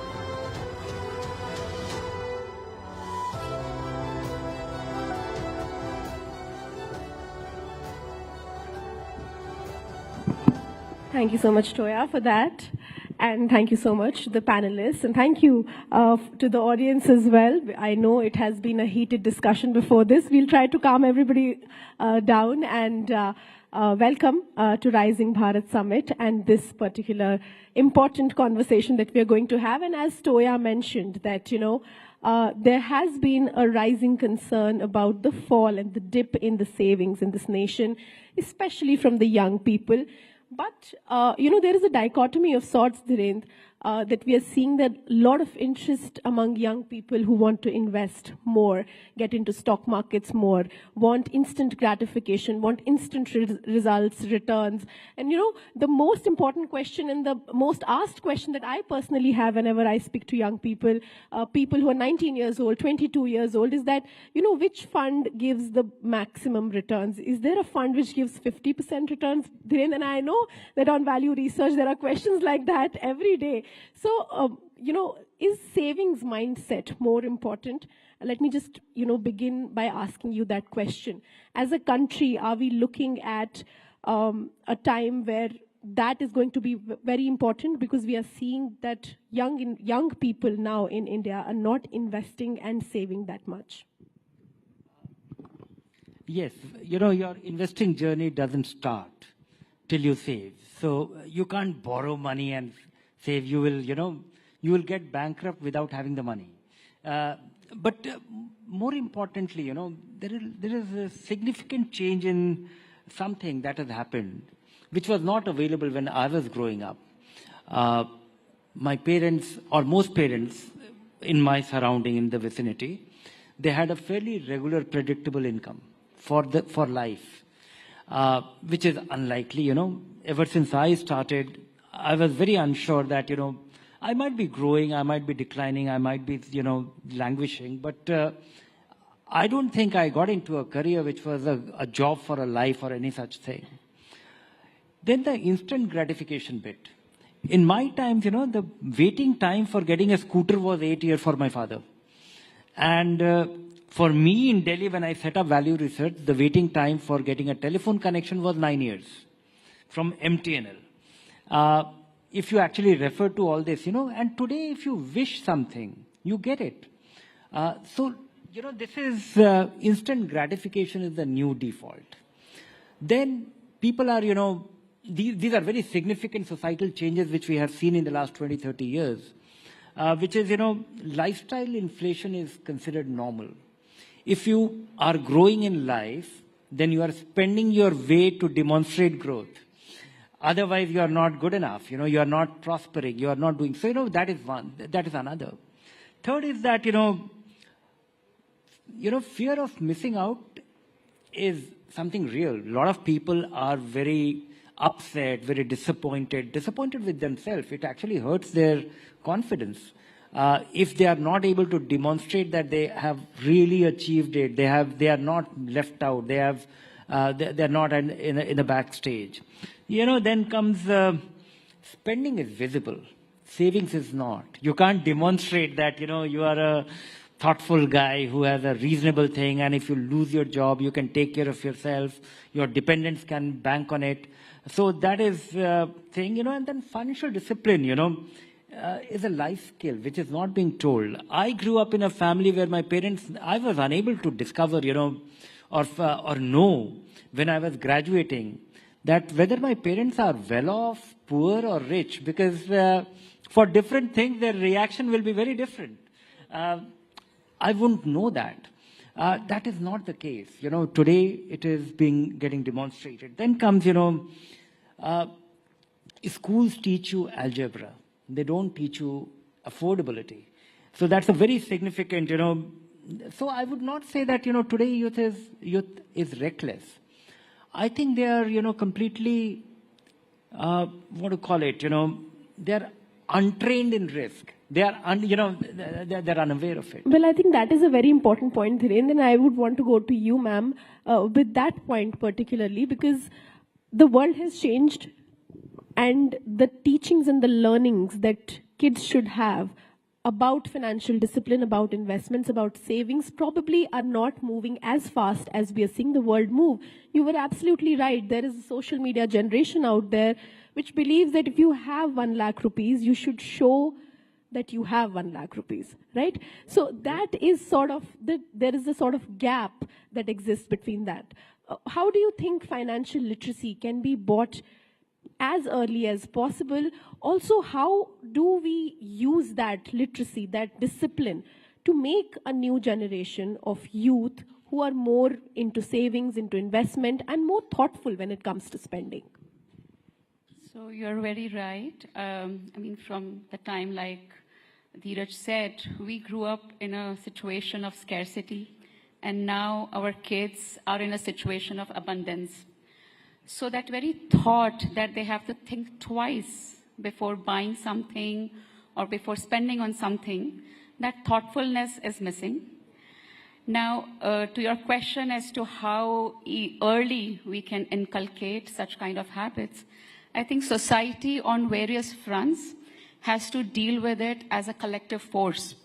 So first stop is obviously the parents, because kids spend a lot of time with their parents. They learn by example. And I would give my personal example that at home I have two boys, 27 and 20. And from a very young age, I opened their bank accounts. I would, anything they would win or, some competition, good marks, you deposit a small amount in their bank account. And then when it would collect to, let's say, like a 5,000, 10,000 kind of an amount, you invest in it. When they would get the portfolio, you sit with them, you show them how your money is growing. That, I gave you a gift of 1,000 and now look, it's looking like, 1,000 something. Similarly, with pocket money, we can teach them budgeting. We can put like a condition that you need to save something from your pocket money. We can reward if they save at the end of the year by giving them some kind of an extra money, which acts like a return. So those kind of steps could be formed in early age. As we grow up, simultaneously, the school is also teaching them something about such things, like if they have a school picnic, then, if there is a budget, then how would the kids like to spend? So in a classroom setting, if they can be explained or, given responsibility, that also it has to be fun. It can't be boring. The moment it becomes boring, the mind tunes off, right? So these are habits which unknowingly then they inculcate of thoughtfulness before spending. And why savings is important? It is linked to sacrificing the current gratification, the consumption, the pleasure you get out of spending your money now. On the other hand, saving it for a future where you can fulfill your ambitions with it. So that is the key, point they so need to basically, it understand. shouldn't be how we were taught taxation, because all of us learnt it in school clearly, but when the tax season arrives, we are all looking for help. So probably on that note, I would want to come to you. There is all talk about how we can inculcate this habit, what we should do, what parents should do, what schools should do. But in a generation which is constantly looking at their friends buying bigger cars, buying bigger houses, buying fancy clothes, going abroad, having bigger brands, how do we make it fun, like she said? How do we make it approachable and, aspirational, in a sense that, I invest money or I save money, that's supposed to be something that is good about it. That feeling, I believe, is missing these days. It's more on how much you spend. It's more on what brands do you wear, what car do you drive. How do you strike that kind of a balance? I think one of the most scary trends which I feel is there in the society today is the growing comfort with credit and loans. Because most of our pictures that we post, that have gone on a foreign trip is probably out of a personal loan that the person has taken. I know somebody, in fact, my RM from the bank, he came and he said, "Ma'am, kuch bata do, mere finances theek karo." And I said, "Where do you invest? How much?" and all. I said, "Start with 5,000, you're getting 25, 30, kuch shuru karo." He said, "Nahi ma'am, मैंने शादी के लिए personal loan लिया था, अभी मैं वो पूरा कर रहा हूँ." So an event like marriage, where your budget can be probably from 10,000 to 10 crores to, further figure. Anything. You have to put a capping. And Shivani, वो जो पुराने time पे कहते थे, जितनी चादर है आपको उतना ही पैर पसारना है. So basically, you need to limit yourself. You have to have a budget. And it's not that you shouldn't buy a fancy handbag or you shouldn't go on a foreign trip, but you should plan for it. And it's really hard in today's world because everything is so instant. So on nature, it doesn't work. So it's like if you plant a tree, it'll take those 5-10 years to grow. And creating wealth is something similar. And unless and until we learn to keep that patience, become a little uncomfortable with the growing comfort with credit debts, because we don't see affordability with, can I afford a 1 crore home? We see, okay, maybe I can afford a 1 lakh EMI. So the way we check affordability has changed. So at the end of the day, I think it's so important that you start with the basic simple exercise of tracking your expenses, where what is spent, see what can, the leakages are always there in your home budget you're spending. Put a capping to it. Try and put some money aside in the beginning of the month. Please just usko gayab kar do. Put it in a different bank account. You have to save at least 20-25% of your income. Otherwise, 30 years later, you would repent. A small example, a person, because a lot of young kids are sitting here, a 10,000 SIP started today. Sounds boring, 10,000, 30 years, who's seen 30 years? But let's say you're 25 and you invest till 55. With a 10,000 SIP, you can create about 3.5 crores, which is quite good. If you that's a calculation people want to hear, so go on. If you do a 10% step up, so if you're just increasing your SIP with 10% each year, you can create 8.7 crores, which is not bad. Now let's say another person says, I'm not starting at 25 because I will earn more when I'm older. Because we tend to overestimate our earning capacity and kind of underestimate our future expenditure. That person, let's say, starts 20 years later, has to retire at 55, so starting at 45, 10 years to go. Now when you start with 10,000, you can only create 23 lakhs in those 10 years. Now you'll say, no, but I can do more. Okay, so let's do a 50% step up. Even a 50% step up will give you 1.8 crores. So what that person needs to do is save about 16 times. So 1,60,000 during that tenure to reach that basic 3.5 crore mark, which the person A was able to do with that 10,000 SIP.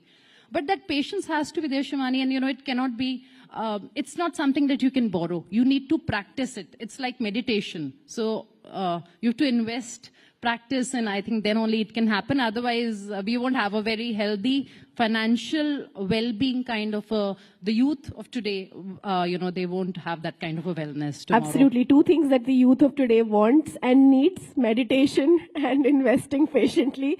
So you touched upon both of them.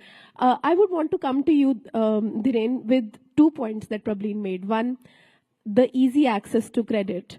Is it a boon or a bane? It seems to me like, this becomes a problem while, as she said, now affordability is looked at with the kind of EMI that you can actually afford on a monthly basis and not on the entire sum of money that you are doing. So even though it's very important, it's something that puts money in the hands of people.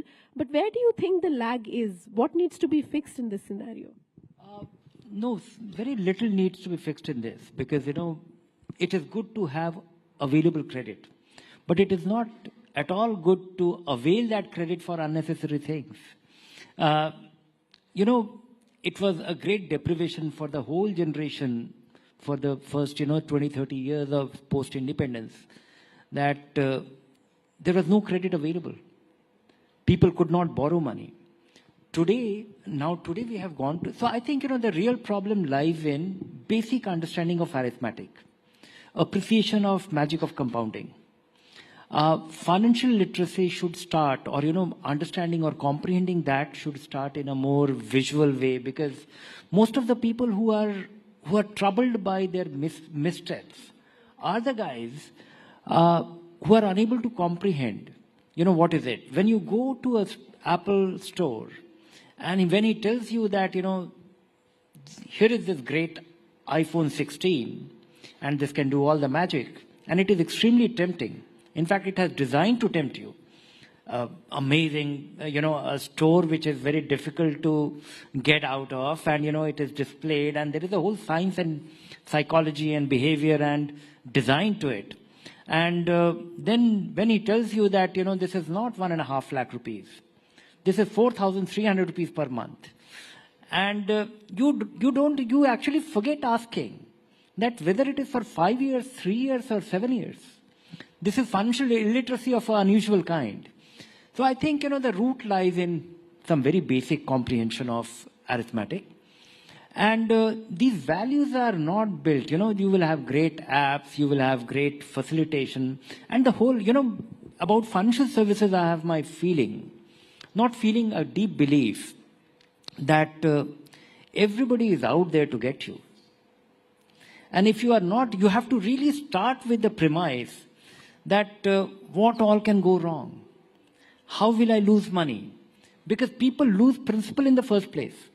In fact, the bigger problem is not this. The bigger problem is before borrowing. Of course, this is one thing which will hold you back, but you still have a different pleasure of at least not being stupid. I think in this country, everybody starts with a life insurance policy at a very young age, when you have virtually no dependents, when you don't need the life insurance. And it is actually, it is an investment plan, substantially, which is packaged as an insurance policy, which people are so committed, and people have such deep belief in it. And people end up earning for their longest term, for their longest term investment, committed investment. The average return on a LIC policy, endowment policy, will be about 3.5%. You lose 2/3 of your, you are unable to beat inflation with this investment for the longest term committed disciplined investment. Then comes, in this country, everybody who gets into the organized sector starts with his EPF account. That is mandatory for the employer to open it. You will have one. I do. And that is where, the longest term investment happens to be substantially fixed income. And which means that whatever you are left with, most people are unable to get, they don't have any, beyond this mandatory savings. A good part of the population is unable to save in the initial 5-10 years. That is the design of the finance.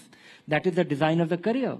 That in our early phases of our career, while you are setting up home, you are getting married, you are having children, you are trying to put together the down payment for the house, what are you left with? And the only thing which is going is not actually able to demonstrate to you that, magic happens with your investment, because it's not getting. So the longest term investment that we make is into fixed income. Yeah. Then we end up with, some opportunistic investment in equity, and that is why we end up being a speculator with our equity investments. And that is why you get this question that, how to make quick money with the which fund. In fact, the which fund is a gentleman. The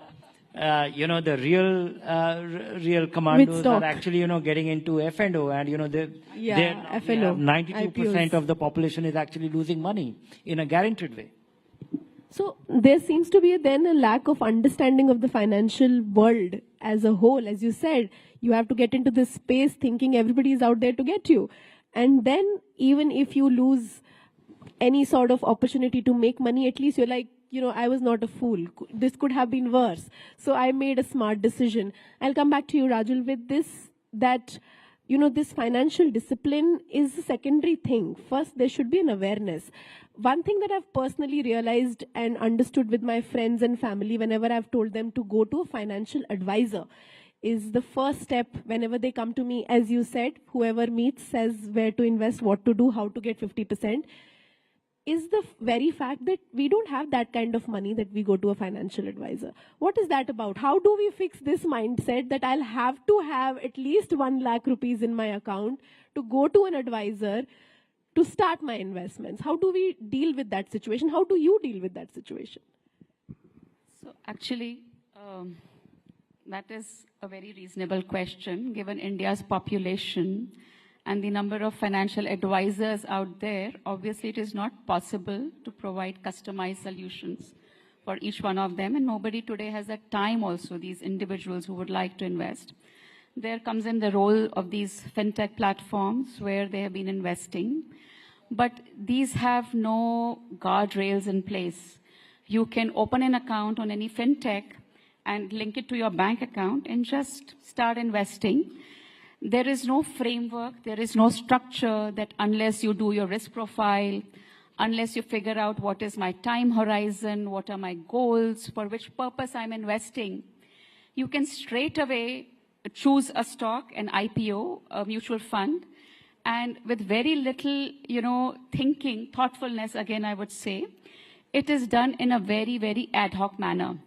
So for these fintechs, I don't want to blame them. It is a game changer, actually, because they can reach millions of people in one go with a very, very standard solution, which will actually work for a lot of people. If you just say that, my time horizon is 5 years, 10 years, I want to save for my child's education, they can create a plan for you. But most people do not avail of it.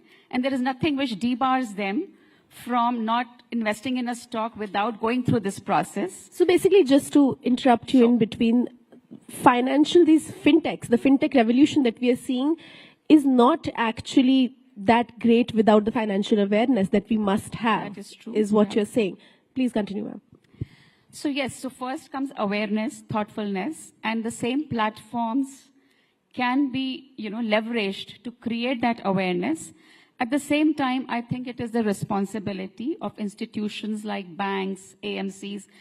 Today, what are the youngsters most influenced by? Even when they're buying something, consuming something, they're influenced by these so-called influencers on social media that, okay, which, sneakers or which dress or which even makeup stuff I should buy. And they will watch reels endlessly and be driven by purchases based on that. Similarly, why don't we leverage similar influencers to create that financial literacy? Let's try, rather than teaching it through the typical book method, which these people do not, this generation would not so, openly listen to. Get them where they listen, where they're present, where they're applying their mind. So today there are a few financial influencers, but it is like a drop in the ocean. For every 1,000 influencers whom these millions of brands use to influence their sales, you have a handful of financial influencers. So we would need more of them. People like us can cater to a very, very small segment, and that is difficult to replicate without the use of technology. And since there is a phone now in everybody's hand, why not use it for, creating that literacy as well as making your thoughtful, mindful decisions which are linked to your risk appetite, which are linked to your goals, and giving them enough sense of what are the risks there. But that's the point. How many young people do understand risk profile? Because unless the market falls, nobody is scared of anything. Everybody thinks they're going to make money. Prableen, how do you think about it? You deal with a lot of young people. Until last month, everybody thought that they're going to be millionaires by the end of this year. And today, everybody's sort of asking the same question again and again. Should we stop our SIPs right now? Is this the right time? How do you deal with these questions? And what is the right answer for that, for the benefit of the audience sitting over here? So ideally, we should be clubbing ourselves as a risk-averse, moderate risk, or a high-risk investor. But interestingly, our risk profile keeps changing with the markets. So when the markets are doing well, we're all okay with a small cap, and we want those 104% returns because we're all smitten by the recency bias because we see what has been there in the recent past 6 months and 1 year data.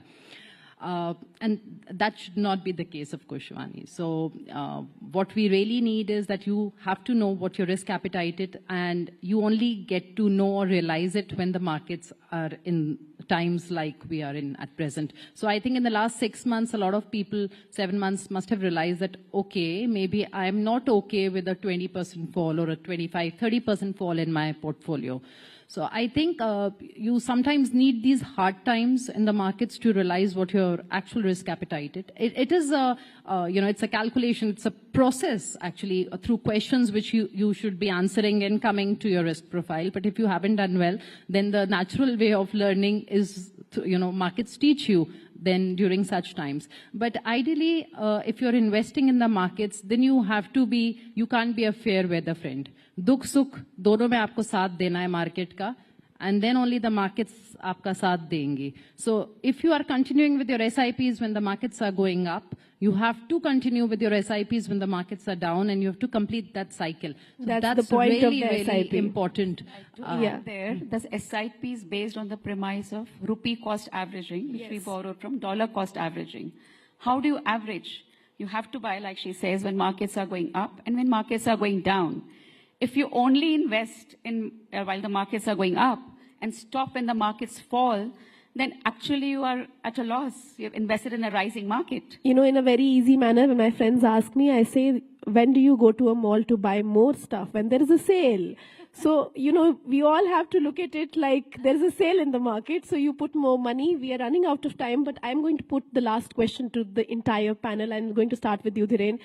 UPI has been a game changer in this country, and I would want to ask you, in a precise, concise way, what do you think will it take for the country's youth to move from UPI to SIP? Just like we are enthusiastic about quick sending money, how do we do that with the SIP? No, I think, you know, the kind of thing that has happened with SIP, I don't think it is difficult.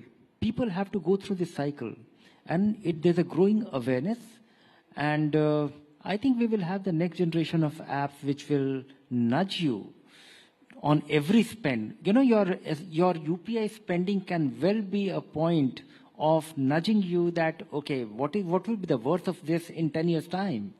And, you know, depending on the kind of, because there are necessary spending being done through UPI. And then there are not so important, and if there is an app which is enabling that, which is telling you that, okay, you are having this pizza, but do you know this will be worth your dental treatment when you turn 60? Then I think you'll get little, you know, it could be a natural, technology is not a solution. It can only enable you. From a positive reinforcement, what we need now, the next generation, is a negative reinforcement. Rajul, from UPI to SIP, how do you think SIP can become the new next boom? You know, there are already some ideas out there. So I know of a company called, I think, Change Jar. What it does is that every time you spend and whatever is the change, you round it off, and that amount is invested in gold. And there are a couple more like that where, you know, you can round it up, top it up. And there, you know, when you collect it, I mean, after 6 months, you see, oh, you have, you know, collected a substantial sum. Nudging is another thing, like you said. Even, I mean, just think of it. These days, we have so much coffee, which we never had, the older generation. And each coffee mug at the Starbucks costs $300-400. Assuming we are having 2 cups a week, even if we give a 1, in 5 years, if you invest that money at 12%, that will be a good amount, like a 1.5 lakhs. Absolutely. And you could fulfill a bigger dream with that kind of money. So we need to learn to sacrifice a little bit, but on the tech platform, it will go hand in hand. If you go to a Paytm and, you know, it says you've made some payment, it says you've saved so much. Even on, let's say, something like Milk Basket, that you buy vegetables, you've saved 100 rupees today because of discounts. Can it ask you a question that, would you like to invest this money, what you've saved? And if you click yes, it should be very easy that it goes into some index fund, for example. Very basic, simple. Yeah, so basically the consonants of apps. We are really now, you know, going into the fintech world. Probably in your last thoughts about how do we, you know, make the youth of this country focus, and, you know, how do we make aspirational the thought of investing and saving? At the end of the day, you know, we can use all the help apps, financial literacy, knowledge, but it has to come from within, Shivani. There has to be the realization you have to sacrifice. It's not going to be easy. So even if I decide that, you know, we decide that I need to lose 1 kg or 2 kgs, you know, we all struggle with weight issues. There is a sacrifice which goes into it. You have to diet or you need to exercise. So wealth creation or any sort of future financial saving cannot be done without sacrificing something today. So there has to be some sacrifice, and then only it can happen. But as, you know, because we're talking about SIP, I think the youth of today, the example of Chinese bamboo, you sow it for 2, 3, 4 years also, there is no crop on the surface. By the 5th year is when you see the bamboo grow up, and like about 80 feet. So that is something which the youth needs to remember, that aap karte raho, you keep doing your SIPs, and for an amount, Shivani, which can be kept aside. You know, after you have the contingency fund, so you don't break your SIP. And then that patience that has to be learned. Without that, I don't think we can achieve anything. So basically the end thought is that we need to save before we consume, rather than consuming and then thinking about saving investment. Thank you so much, Dhiren, Rajul, and Prableen. Thank you so much to our audience. There was a lot of insight today. Thank you so much for your time. Thank you for listening, you guys.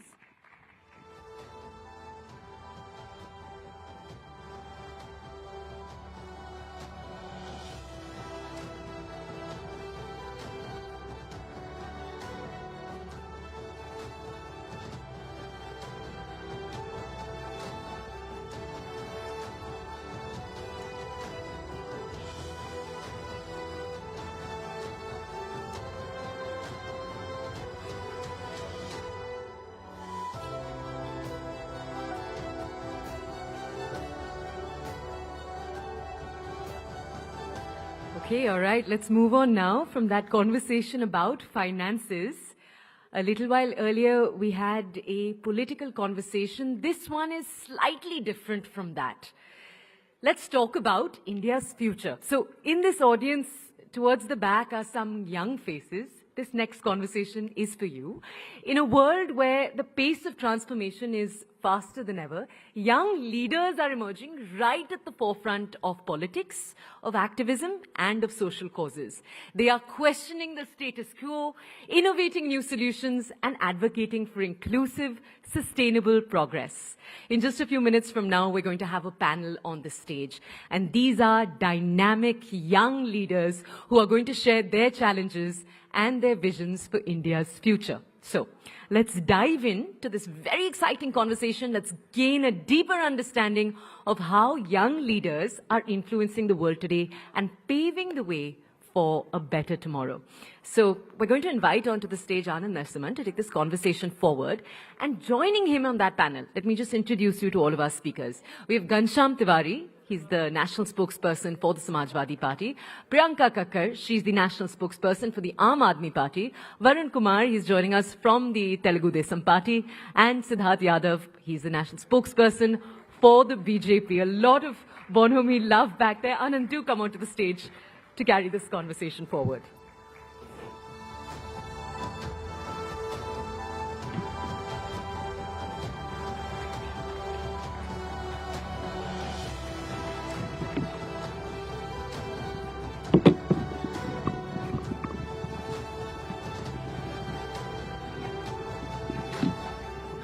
Namaste. Oh, if you can always smile like this with each other, like so. If political discourses and debates were like the conversation that we were having at the table of, it'll be fantastic. But there are two. Let's congratulate them and put their hands together. Siddharth Yadav just recently got married, so congratulations there. Varun is into his third year, so just out of his honeymoon period of marriage. So, and it's his first time on a national platform as spokesperson of the TDP. So he's a Yuva and he needs some encouragement. So, long honeymoon then. जो शादीशुदा उनको पता है 2 साल बाद क्या होता है, अब तो अभी तो शुरू हुई है कहानी. Anyway, Priyanka ji, you are the dynamic. अब वक्त क्या? You'll have to give the context since she said that young dynamic leaders. So I looked at him, I said, I'm dynamic, you are young. And that is what he's referring to.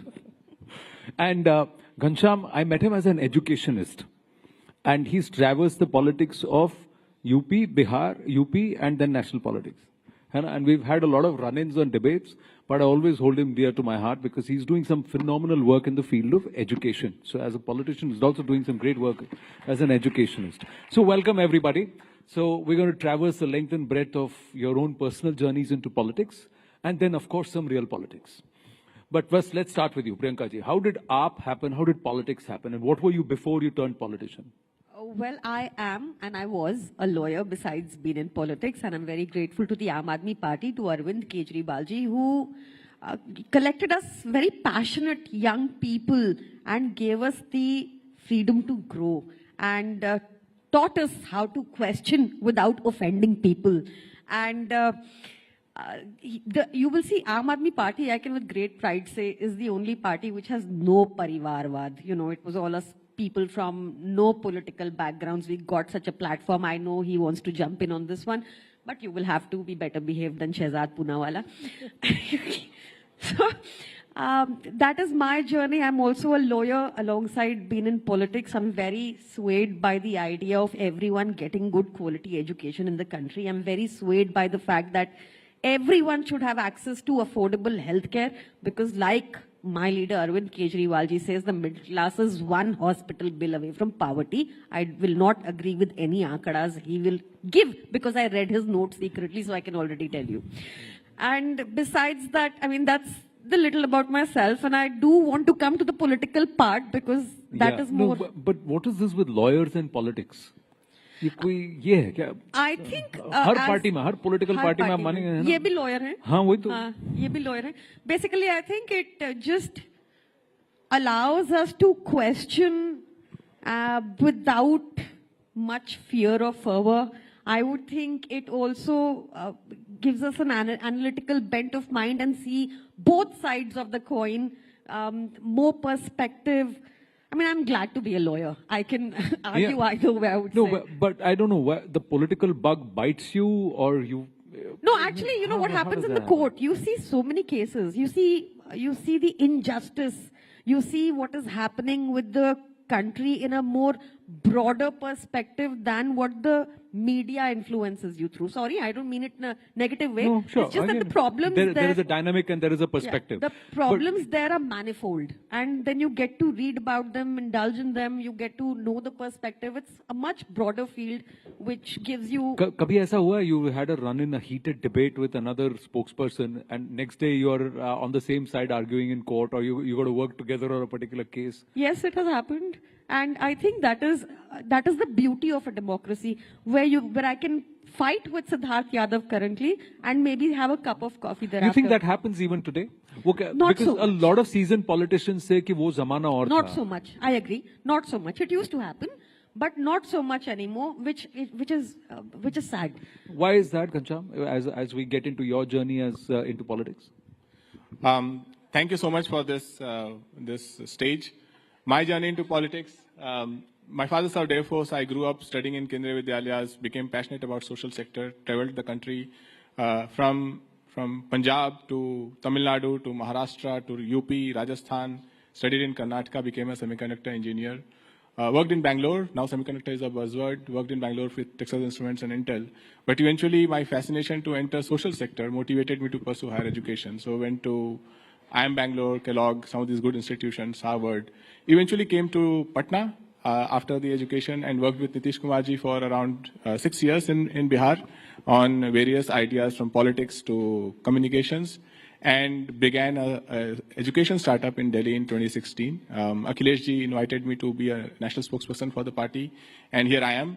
I think to your question that why is it divisive now, I think we have too many people thinking that they will sit on a sofa in their drawing room and decide who's nationalistic, who's Hindu, who's not Hindu, rather than traveling across the country, living in our beautiful villages, towns. I think when you travel the country, from village to town to city, across the nation, you realize that nobody is wanting anybody to give anyone certificate of nationalism, or certificate of Hinduism, or certificate of Islam. I think it's a handful of people who want to paint the entire country in one way, and that is why things are becoming divisive. True, but you can also fight on television or argue, fight on the floor of parliament. You have a political difference, but you can still be friends. Have you not seen, as a tech guy yourself and someone who understands, people unfriending people on Facebook, on platforms because you hold a political ideology? How did that happen? How can you unfriend a friend because there's a political difference? You may oppose Prime Minister Narendra Modi, he may support Prime Minister Narendra Modi. You may oppose the BJP, you may support the Samajwadi Party, he may oppose the Samajwadi. But that doesn't stop the two of you from being friends, right? Why do you unfriend people based on their political... Vishnu Jain is in the house. Big round of applause for him. Namaste. Yeah. Let me append that question with the thought that we are in the age and era of AI. Just in the previous panel, they spoke about how technology can nudge you based on your various habits. We will be in a time when you can speak to your phone and it will talk to you in a conversational AI in any language about your account, the habits, the kind of scams you can be exposed to, the kind of investment you can make. Similarly, you take Siddharth's phone, you take everyone's phone here, Anand's phone, my phone, right? And you ask the phone in due course, based on the messages on my phone, am I a hateful person? Do I get everyday messages of hate? And you will know the answer. If your phone tells you, it's not Ghanshyam Tiwari or Priyanka Kakkar or Anand, it's not Modi ji. If your phone tells you that based on the history of your messages on your phone, you are a hateful person or you're not a hateful person, you get so many messages related to hate. It could be related to any community. But if your phone is telling you that for 10 years, your message history tells you you've been a hateful person, then there's no way you can sit across the table for a cup of coffee with somebody who thinks differently. Fundamentally, we have to decide for the youth and for the future, whether it is through television, through YouTube, we're talking about adolescence as well. are technologies, messages, this continuing barrage of painted, single-minded narratives making us hateful or not?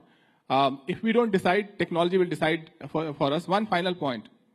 When you get a call, those of you who have Truecaller on your phone, if the number says it's a spam, you'll probably not pick up.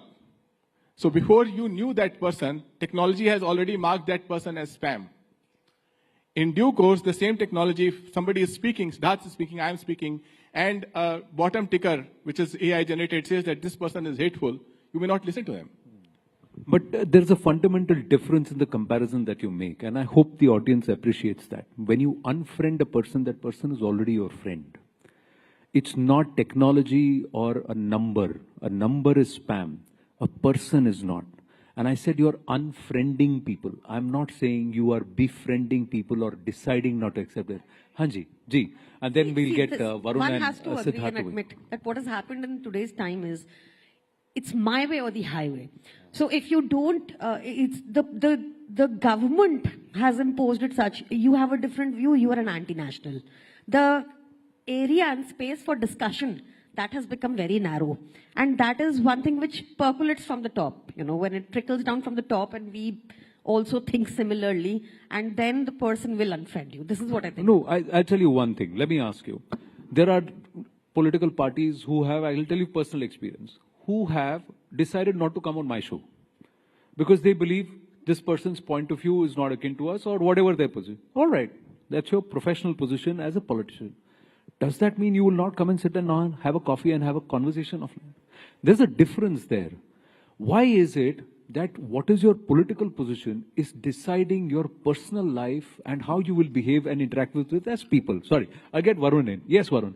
And as an ally, as somebody that is a TDP, which was part of the NDA, then moved out of the NDA, and I was back thick in the NDA and propping it up largely, you know, along with the JDU. What is your point of view? And as a youngster, you must have got into politics in the last 8-10 years, correct? 16 plus. Ah, all right. So I have a cycle party along with me. Our symbol is also a cycle. I have an ally already, so I have 3 friends already on the stage. So 3 things, Anandji. In politics, there are no permanent friends and permanent enemies. First thing, let's get that right. Second thing, in social media, you add friends, you don't make friends. Okay, friends are made outside and you add them on social media. Please don't get confused. We have a tendency of feeling people as friends on social media, they are just your contact list. That's what is my personal opinion.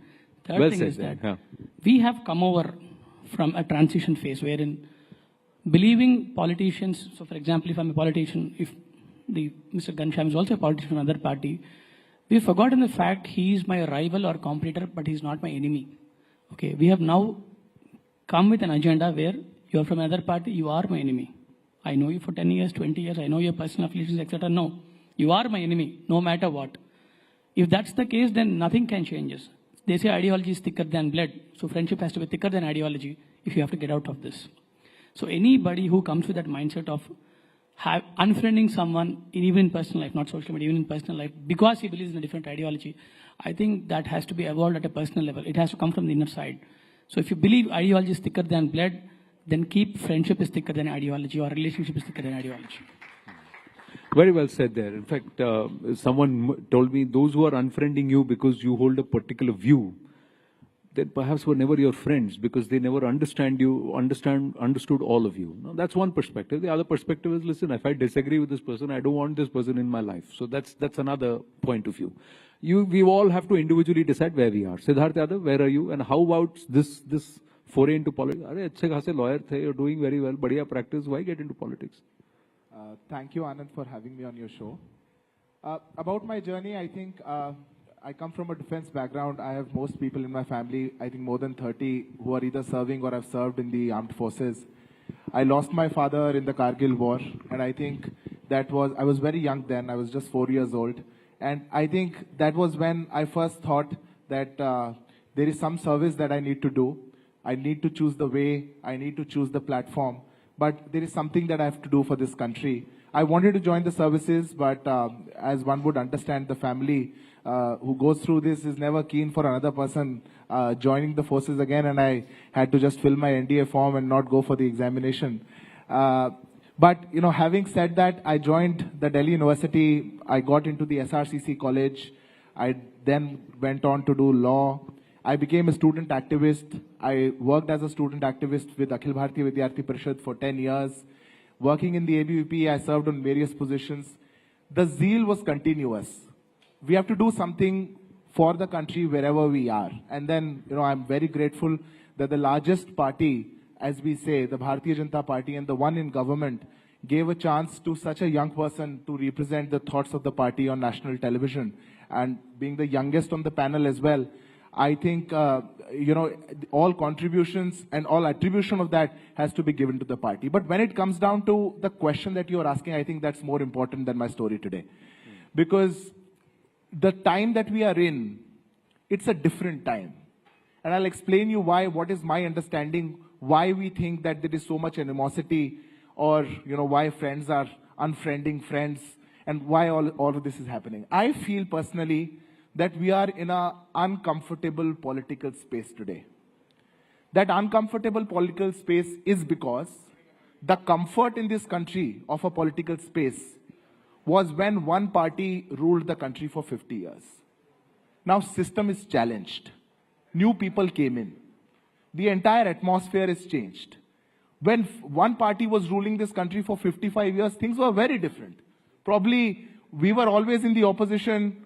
We knew how to be in the opposition. Probably we only knew how to be in the opposition. We had never even dreamt of, how do we do if we get into power.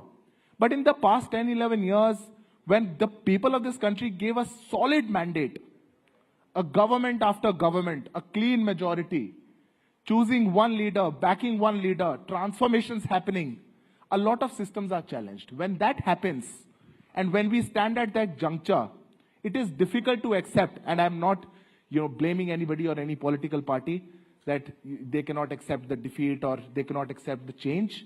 But it is difficult to accept that this can also happen. Now in India, we are in power from past 11 years, and we accept that we are not going to be in power probably for the next 100 years, next 50, 55 years. But the reality is that governments can come and governments can go.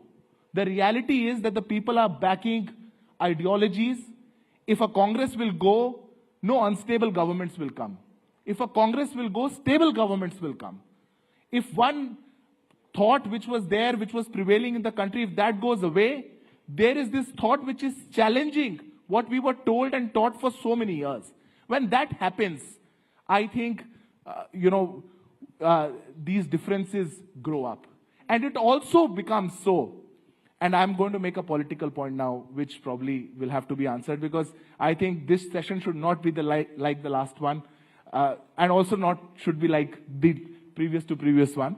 But I'm going to make a political point. When a prime minister in this country is elected by the people, an official campaign by the party which ruled this country for 55, 60 years is that Chaukidar chor hai. Ye Prime Minister chor hai. If I have to speak for Priyanka ji, in 2015, his party leader made a tweet ki PM Modi is a coward and a psychopath.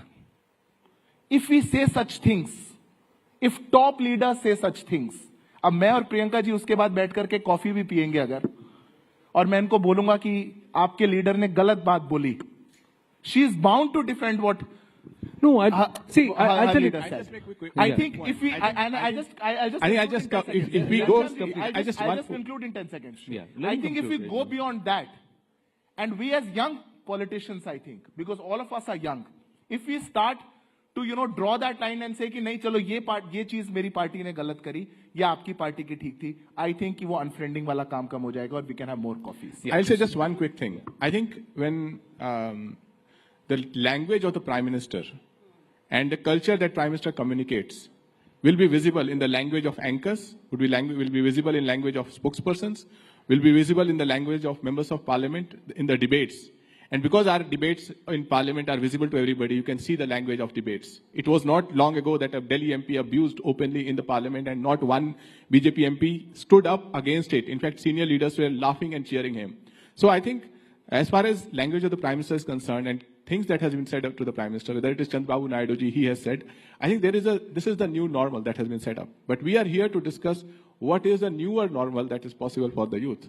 My worry is that when the top leadership demonstrates poor language, we're talking about protests from Samajwadi Party on the language of Delhi Chief Minister, then the language of society goes for a toss. And when there's a barrage of hateful messages that are sent to mobile phones of the largest party in the country, then there's a problem. I'm going to make one final point, which is not political. So, Ghanshyam, one final point. Okay. I think today in our country, some things which have become very important have stopped being political. For example, you look at the newspaper, you will read 3 lakh Indian students. I studied abroad. 3 lakh Indian students are at the risk of losing their OPT. Has anyone in the government, raise your hand if you have heard anyone, Mr. Jaishankar or anybody else, speak up for them? These are people, we just spoke about wealth, young and wealthy. These are people who took loans like me, went abroad with a promise of a certain kind of future for them, and then their family holds them as social trophies. Why should the government not talk about it? Why should the government not talk about tariffs? These are things that matter to the future of our country. Suddenly, we are in a phase where this is not political, but Aurangzeb is political. Something that happened 500 years ago is political, but what is happening 5 minutes ago is not political. Right. No, can I respond to that? No. I tell you what. We can always have this political bashing, and one can bash the other at all points in time, and it's very convenient to do.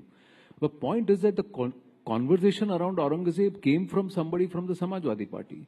The utterances of Prime Minister Narendra Modi can be criticized, but the utterances of leaders of the Samajwadi Party or other people across this one are not very to be colored in glory. The point I'm trying to make is not the political scoring point. Now, the point I'm trying to make is, you may disagree with the Prime Minister, but all political parties need fresh infusion into their political parties. So if there is a whole vision of 1 lakh fresh faces into politics, non-dynastic people into politics. Now, the PM did not say they're going to join the BJP, right? The PM said, we need at least 1 lakh people over the next 20 years joining politics, so that there is fresh infusion of political thought. Now, whether they join AAP, they join any Samajwadi Party, TDP, any of the political party, Congress or BJP, any political party, you need fresh infusion. My question to you is, that fresh infusion of politics from a Yuva today has to happen on a binary thought process or on a carefully thought out ideological thought process, which says, I will stand steadfast on a point, I will tell someone else that what you're saying is wrong, your utterances are wrong, but I'm not going to make it personal with them. Is it not that politics that we would like to see? Now, what are we going to do to get to there? That's what. What is it that's going to inspire 1 lakh more youngsters over the next 10, 12, 15 years to join politics in the first place? I'm coming there itself. Because if we go down this line, it's going to be so negative. And then what will happen? It will be the dirt, the muck, the riffraff of society who will continue to dominate politics. It will not be intelligent people. It will not be young achievers. It will not be smart, talented people who are not only educated, but they're also rooted to the ground. They're coming from backgrounds which have seen certain discourse. Yes, Varun. That's what I'm trying to drive at. We can always keep this bashing going. It's very convenient. I get this point, Anandji. As long as 1 lakh, 10 lakh, firstly, I welcome the statement by the Honorable Prime Minister that he needs 1 lakh youngsters across the political spectrum with infusion of thoughts, whatever agenda it is. When you have a 1 lakh people joining the political force of this Indian landscape, remember where and what agenda is driving them to come to politics. Is it the rich and the wrongful incentives that is attracted, or is it because of an idea that is driven to solve problems right from the ground level, or is it because of any other factor or to enjoy the power or something else? Politics is definitely not a rosy path, like as you see. If you find out across, you use your intelligence or you use your AI, you use your whatever mechanism, the country like India, the biggest challenge that we have today is, if youth wants to enter politics, I will have a subsequent question to every one of us asked amongst ourselves, why? That's the first question. All of us are asking, youth have to come to politics, but why? Why? I will have only 2 instances in this country when youth were driven into politics. One is because of the demographic dividend So we are about 27 to 28% youth now, probably at the range of youth when we call it as youth. And if the demographic dividend keeps us giving more youngsters as a population, it's inevitable that youth will come into politics. But what is the agenda behind them going to come into politics? Have we put the rightful incentive for politicians working in this country? Or is politicians still a service-based kind of thing? So let's differentiate what is the root cause of their brains storming up to becoming politicians. I decided to become a politician in my 9th standard. At 14 years of my age, when I visited Delhi for the first time and I saw Parliament, I was mind blown. I said, people of democracy, all our fates are decided here. So that's the moment I fell in love with Parliament and parliamentarian democracy. I started studying about parliamentarian democracy. I joined, at my age 15, I joined a student organization. And it's about 16 to 18 years of journey here, and we are here. But it's very important for us to understand what is incentivized, what is the neurological incentive that younger generations of this country are asking themselves to join politics. If it is not ideology driven, if it is not governance driven, if it is not policy making driven, if it is something else, then let's wait for a moment. Let these leaders do the course correction. Let us fill that gap. Let us understand what youngsters want to come and what are they wanting to solve. And one point, I'll just conclude in the last 10 seconds. Let universities and schools have a curriculum wherein grand old problems of India since independence are being educated and taught. Let us tell our youngsters that these are the problems in politics. Come here to solve these problems. Come here to address these problems. You might not be incentivized. You might not have a power. You might not have anything. Come for the local governance. And one more thing. In a country with so much of population and with 543 MPs now, so even if you make it double the number, it won't be enough. The ratio is very thin. Have the local government strengthen. Make youngsters part of a local government where they can handle 50, 100, 200 people at a time, solve their problems, give autonomous powers to them at local level, and then come them so that they'll understand the process. They'll come back with fresh infusion of thoughts because they've solved little problems first. Please ask the students or youngsters why they want to come into politics. That's the important question. No, why should we ask someone why you want to come into politics before we even give them a reason or give them career politics as an option? Priyanka ji, look at Aam Aadmi Party. 12 years, 2010, massive rise, India against corruption, 2012, transformation into a political party, 2025, you reach your zenith, and somewhere with the loss for Delhi, there are questions asked around Punjab. So as a political party, you will also have to recalibrate. Did you lose your way somewhere? The ideals with which many people who joined the Aam Aadmi Party, a lot of them went out. Did the goals change? Did the goalposts shift? And if the AAP model of governance or the AAP model of growth as a political party fails, then will youth want to look at other options, fresh options? Anand ji, there are two questions there. Yeah. I'll answer both. First is that we still got 44%, BJP got 46% in Delhi. What had happened is that, there was a systematic dismantling over the past 5 years where our leaders were imprisoned, where work was stalled, their obstacles were created. It was all a good master planning by BJP, no doubt, but still 44% people. May I request for some silence in the audience, please? I'm going to request our next set of panelists to also please share a listen. There is a lot of noise that's filtering in. My sincere request. Thank you. Please carry on, Priyanka ji. Secondly, I really want to make one observation that I had is, you started with people unfriending because of political differences.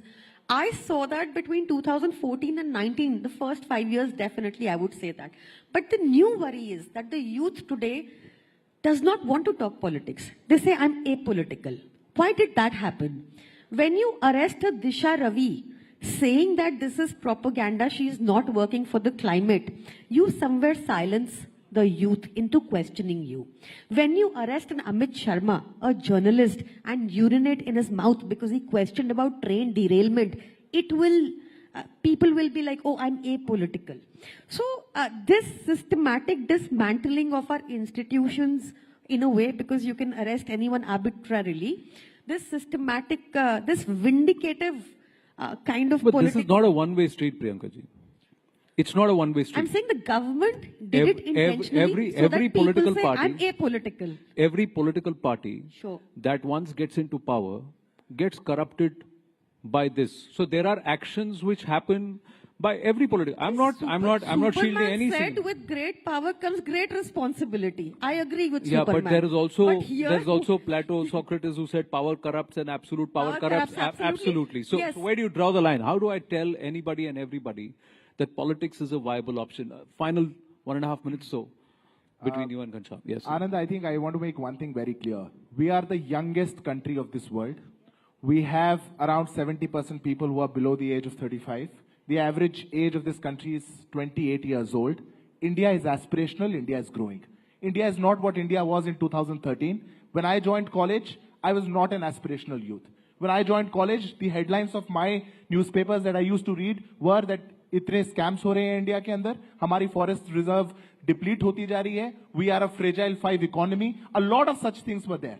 Today, the narrative has changed. When people, when the youth, when they are going out, when the youth has so many opportunities, when India is growing, airports double होते जा रहे हैं, सड़कें ज़्यादा बनती जा रही हैं, startups from 1 unicorn to 100 unicorn. When the country is growing like that, I think it is the aspirational India which has to just ignore this noise. No. You have to ignore the noise. Aspirational India. No, here is the thing. The aspirational India also needs to see an intellectual political discourse. Absolutely. So raising the bar of the political discourse is a collective responsibility. Absolutely. It's not the responsibility of one party or another. It's everybody. I think Anand, the young should not be blamed for, changing that discourse or bringing that animosity between political parties. The young in all political parties. I think, this must be a phase where probably this has happened, but I speak for everybody sitting here. All the young people who are joining politics, who are contributing on various platforms in various ways, are, more acceptive of different ideas and are also as long as there is an allowance of multiple streams of thoughts rather than blocking one or the other. Yes, Ghanshyam, final word. I'll conclude with two simple thoughts on the core topic. One is an opportunity, one is a challenge. We spoke about 1 lakh young politicians. With the passage of Women Reservation Bill, today after 6,000 MPs and MLAs in the country, 600 are women. With the passage of that bill, there will be 2,000 women MPs and MLAs in the country. If for each of these seats there are 4 women who are contesting, we're talking about 8,000 candidates. Yes. And why were you opposing it? Each such woman having 5 women members in their team. We're talking about 50,000 new women entering politics just because of that.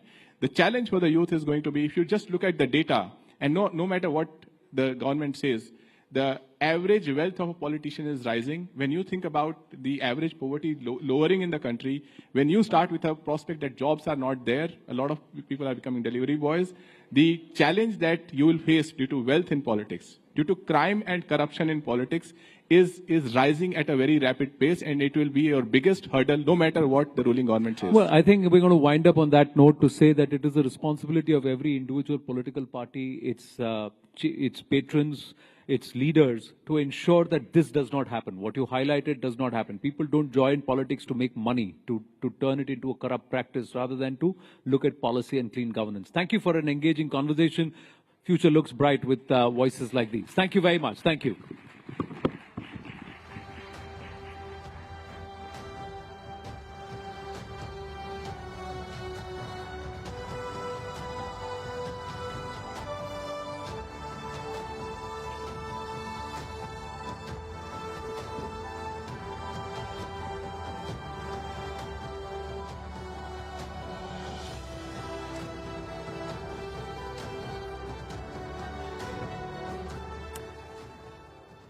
तो विकसित भारत का आधार युवा शक्ति, और इस मंच पर उन्हीं युवा आवाजों को आपने सुना है जो भारत की नींव रखते हैं और भारत के बेहतर भविष्य के लिए बात करते हैं.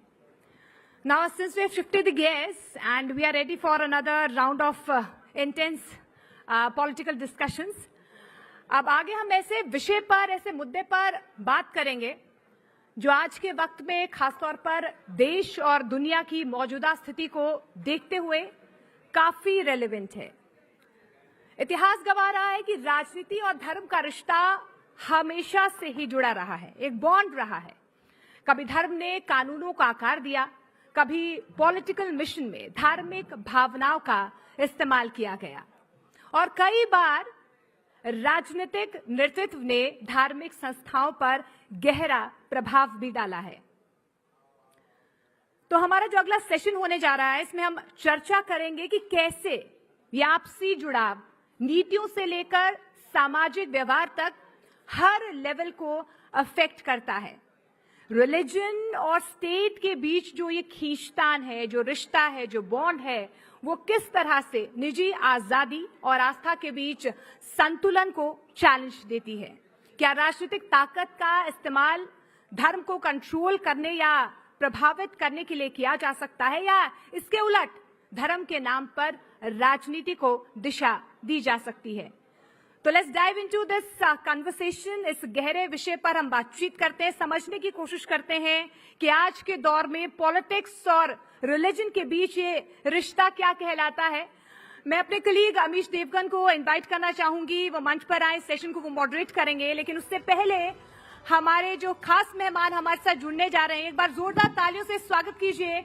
मैं तारुफ करवा देती हूँ सुधांशु त्रिवेदी जी, राज्यसभा सांसद और भारतीय जनता पार्टी के राष्ट्रीय प्रवक्ता हमारे साथ जुड़ रहे हैं। प्रियंका चतुर्वेदी हैं, शिवसेना यूबीटी की तरफ से राज्यसभा सांसद हैं, वो हमारे साथ जुड़ रही हैं। इमरान मसूद हैं हमारे साथ, कांग्रेस एमपी हमारे साथ जुड़ रहे हैं। एक बार जोरदार तालियों से हमारे पैनल का स्वागत कीजिए। जी जी, welcome sir. Thank you Amish. Priyanka in centre. Yes yes yes. तो हाउसफुल है। मेरा आप सबसे निवेदन है, हमारे कैमरास बहुत अच्छे हैं, उनसे भी रिकॉर्ड करिए और प्लीज टेक योर सीट्स। जहां जिसको बैठने की जगह मिल रही है वो बैठ जाए, नहीं तो पीछे खड़े हो जाएं कैमरा से। और ये जो सेशन है इसका इंतजार है पूरे देश को, क्योंकि इस सेशन में देश की राजनीति पर बात होगी। तो जोरदार तालियों से अभिनंदन करिए हमारे 3 मेंबर ऑफ पार्लियामेंट का। सुधांशु त्रिवेदी राज्यसभा सांसद है भारतीय जनता पार्टी के और प्रवक्ता भी हैं, उनका अभिनंदन है। प्रियंका चतुर्वेदी शिवसेना उबाटा की नेता हैं और राज्यसभा सांसद हैं, उनका भी अभिनंदन है। इमरान मसूद कांग्रेस पार्टी के लोकप्रिय नेता हैं और मेंबर ऑफ पार्लियामेंट हैं, उनका भी अभिनंदन है। तो जोरदार तालियों के साथ अभिनंदन करिए। इस देश में बहुत से मुद्दे हैं जिस पर चर्चा होनी जरूरी है और इसीलिए हमने इस सेशन का नाम रखा है सियासत जो है वो बहुत गर्म है, क्योंकि उसमें धर्म संकट भी है, टैरिफ वाला धर्म संकट भी है, वक्फ वाला धर्म संकट भी है और भारतीय जनता पार्टी सब कुछ बुलडोज करना चाहती है, उसका धर्म संकट भी है। तो शुरुआत प्रियंका जी से करते हैं। और प्रियंका चतुर्वेदी, सवाल आपसे है कि देश में सब कुछ ठीक ठाक है या ठीक ठाक दिखाने का प्रयास हो रहा है? आप मुझे बताइए अमीश जी, आपको सब ठीक ठाक लग रहा है?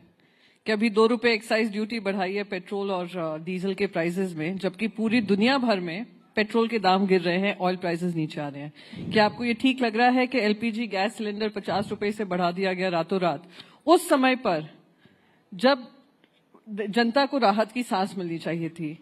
क्या आपको ये नहीं लगता है कि हमारे पार्लियामेंट में देश के प्रधानमंत्री, क्योंकि अगर सिंगापुर के प्रधानमंत्री को आप देखेंगे, देश विदेशों के प्रधानमंत्री को आप देखेंगे, वो जनता के बीच जाकर बता रहे हैं कि टैरिफ जो यूएस टैरिफ इम्पोज हुआ है वो किस तरीके से हमारे ट्रेड पे प्रभाव डाल सकता है। जनता को कॉन्फिडेंस में लिए हैं? नहीं लिए हैं। क्या हमारे जो कॉमर्स मिनिस्टर हैं उन्होंने एक भी बार पार्लियामेंट में टैरिफ्स के बारे में बात की है और क्या इम्पैक्ट पड़ेगा?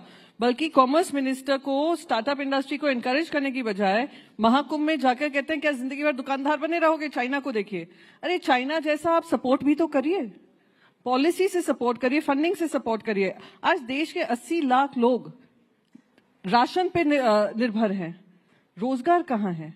तो मैं मानती हूं कि मेरे देश में बहुत कुछ अच्छा चल रहा है और अच्छा चलना चाहिए, पर हमारी जो प्राथमिकता है, जनता से जुड़ी हुई प्राथमिकता है, उस पर ज्यादा चर्चा होनी चाहिए। जिस दिन यूएस के टैरिफ रोल आउट हुए थे उस दिन रात के 3 बजे तक हम लोग पार्लियामेंट में चर्चा कर रहे थे वक्फ अमेंडमेंट को लेकर। मैं उम्मीद कर रही थी कि कुछ हमें बताया जाएगा कि किस तरीके से हमने इस कदम उठाए हैं, क्या डोनाल्ड ट्रंप से बातचीत हुई है, क्या वहां के ट्रेड सेक्रेटरी से बात हुई है और कैसे हमें राहत मिलेगी, पर उसके बारे में कोई चर्चा नहीं हुई। तो बस यही है कि पटरी पे लाने के लिए वो डिरेलमेंट जो होता रहता है ना, उसको काबू में लाना जरूरी है। तो सुधांशु जी, विपक्ष के अनुसार तो सब कुछ ठीक नहीं चल रहा, आपका वक्फ पे ज्यादा ध्यान है, टैरिफ पे कम है। क्या आपको लगता है कि ये आपका भी सियासी धर्म संकट है? क्योंकि मैं ऑपोजिशन जो बात बोलती है उसको कोट कर रहा हूं कि बीजेपी मुद्दों को इसलिए भटकाती है कि उनको पॉलिटिकल फायदा हो सके। देखिए, यहीं पे समझ में आता है कि विपक्ष की सोच और समझ क्या है। टैरिफ को लेके पूरी दुनिया में किसी को समझाने की जरूरत है कि क्यों हो रहा है? मैं चैलेंज करके पूछता हूं, दुनिया के एक स्टॉक एक्सचेंज बताइए जिसमें क्रैश ना हुआ हो पिछले 48 से 72 घंटे में।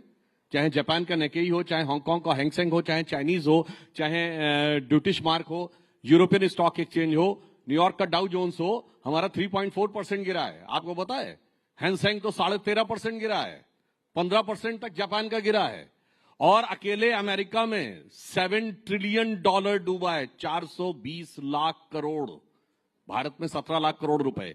भाई इसके बाद भी किसी को लगे कि समझाने की जरूरत है। मजे की बात यह है कि वो पार्टी कहे जिसके नेता सबसे ज्यादा विदेश घूमते हैं, विदेश घूम घूम के खूब भारत के बारे में प्रचार करते हैं, ऐसा नहीं हो रहा, वैसा नहीं हो रहा, और उसके बाद उनको समझ में नहीं आ रहा है कि बाहर क्या। इसके लिए कहा जाता है अमित जी, समझ समझ के समझाओ उसको जिसके की समझ है, और जो समझ समझ के भी ना समझे, समझो कि वो ना समझ है। तो ना समझ को कैसे समझाया जा सकता है? अब रही बात इसकी, तो ना समझ कौन है? अब मैं एक सीरियस बात बता दूं। देखिए, टैरिफ्स के ऊपर रेसिप्रोकल टैरिफ अमेरिका ने लगाने का निर्णय लिया, सिर्फ भारत पे नहीं, सारा दोष ये लोग मोदी जी की गवर्नमेंट को दे रहे हैं, 60 देशों पे लिया है, और चाइना को तो अभी थ्रेटन किया है 50% लगाएंगे। हमारा उनके सामानों पे टैरिफ है 52%, उन्होंने 26% लगाया। दो चीजों में हम चाह रहे थे कि हमें छूट मिल जाए, एक फार्मास्यूटिकल और एक एग्रीकल्चर। फार्मास्यूटिकल में उन्होंने एग्जेम्प्ट कर दिया, जो भारत सरकार की एक बड़ी उपलब्धि है। इसीलिए अगर आपने कल का ही डिटेल पढ़ा हो तो यह आएगा, फार्मास्यूटिकल इंडस्ट्री में भारत की ग्रोथ रेट 8.4% है। सबसे ज्यादा हम कंट्रीब्यूट कर रहे हैं, $9.8 बिलियन अकेले अमेरिका को एक्सपोर्ट करने पे कंट्रीब्यूट कर रहे हैं। तो देखिए, ये बता रहे हैं, इसको एक लाइन में बता रहे हैं, टैरिफ पे क्यों नहीं? होता क्या है कि दुनिया में जलजला आ गया है, ठीक, मगर उसके बाद भी अगर अपना जहाज हिल भी रहा है ना, कहें जहाज के कैप्टन की गलती है, अगल बगल के जहाज उलट पलट गए, वो मत देखो भाई, वो पलट गए तो क्या हुआ, वो सुनामी आ गई है समुद्र में, मत देखो, देखो हमारा जहाज क्यों हिल रहा है, कैप्टन दोषी है। इस मानसिकता से जब चलेंगे तो देश में कुछ भी अच्छा नजर नहीं आएगा। और जहां तक इसकी बात कहूं, जहां तक वक्फ की बात है, तो ये ईमानदारी से एक प्रयास है जो कि भारत के संविधान के अनुरूप व्यवस्था को सुचारू रूप से चलाने के लिए, गरीब मुसलमान को उसका हक दिलाने के लिए। मैं सिर्फ एक बात पूछता हूं, वक्फ बोर्ड भारत का नहीं, दुनिया का सबसे अमीर वक्फ बोर्ड है, भारत का वक्फ बोर्ड दुनिया का सबसे अमीर, 39 लाख एकड़ जमीन है। मैं पूछना चाहता हूं, बताइए, छोड़ दीजिए बाकियों के लिए क्या है, एक बड़ा हॉस्पिटल बनवाया है क्या इस जमीन में कहीं? एक बड़ी लाइब्रेरी बनाई है? कोई मुस्लिम स्कॉलर्स के लिए बड़ी यूनिवर्सिटी बनाई है? गरीबों के लिए, यतीमों के लिए, बेवाओं के लिए कुछ बनाया है? बाकी तो छोड़ो, अरे मंदिरों में तो भंडारा चलता है, गुरुद्वारों में लंगर चलता है, किसी को मुफ्त में 2 टाइम का खाना भी मिलता है। राम जन्मभूमि 2.77 एकड़ लैंड, 3000 करोड़ रुपए की अब तक इनकम है, 400 करोड़ जीएसटी दे चुके हैं, 39 लाख एकड़ लैंड और इनकम 166 करोड़, सरकार को 0। अब आप उसके बाद समझ लीजिए कि उसके बाद भी ये कहते हैं कि कुछ देने के लिए जरूरत नहीं है, कुछ समझने के लिए जरूरत नहीं है। तो इसीलिए मैं कहना चाहता हूं, सिर्फ ये बता दें गरीब मुसलमानों के लिए किया क्या है। इमरान मसूद, प्रधानमंत्री भी राइजिंग भारत के मंच पे थे, और प्रधानमंत्री ने जो बोला, उन्होंने बोला कि वक्फ से जुड़े बिल का संसद में पास होना सामाजिक न्याय की दिशा में लिया गया एक बड़ा कदम है। लेकिन ये डिबेट जो डिबेट है, मूल रूप से विपक्ष जो है वो अपीजमेंट की कर रहा है, विपक्ष तुष्टीकरण करना चाहता है, ये प्रधानमंत्री का कहना था कल इसी मंच से। देखिए, अभी आपने 2-3 मुद्दों पर बात की, मैं केवल क्योंकि बहुत ज्यादा उस पर नहीं जाना चाहता, इतना जरूर कहूंगा कि राहुल जी ने जब उत्पादन आधारित अर्थव्यवस्था की बात की थी, तो उस उत्पादन आधारित अर्थव्यवस्था की बात इसलिए राहुल गांधी कर रहे थे कि जो अमेरिका का टैरिफ बढ़ाने के टैरिफ वाला हो रहा है और उससे हम परेशान हो रहे हैं, उससे हमें परेशान होने की जरूरत नहीं। भारत अपने आप में इतना बड़ा देश है कि हमें दूसरे के ऊपर निर्भरता कम से कम होनी चाहिए जी। और मुझे नहीं पता, ये जो टैक्स आपने बताया कि मेडिकल की जो दवाइयों के ऊपर कुछ छूट मिलने का था, मैं चूंकि मैंने जानकारी बढ़ा नहीं, मुझे कहीं दिखाई नहीं दिया, हो सकता है आप सच हो, लेकिन आपको तो बोलने में महारत है, इसलिए मैं 100% कुछ नहीं कह सकता कि वो उसमें क्या है क्या नहीं। कोई भी चेक कर सकता है जाके, नेट पे जाके। नहीं, वो 5 जून तक है, फिर उसके बाद भी लागू किया जाएगा, सो डोंट भ्रमित मत करिए। एक्सेप्ट कर लिया कि अभी है, तो 5 जून के, देखिए 5 जून में कौन सा वक्त है?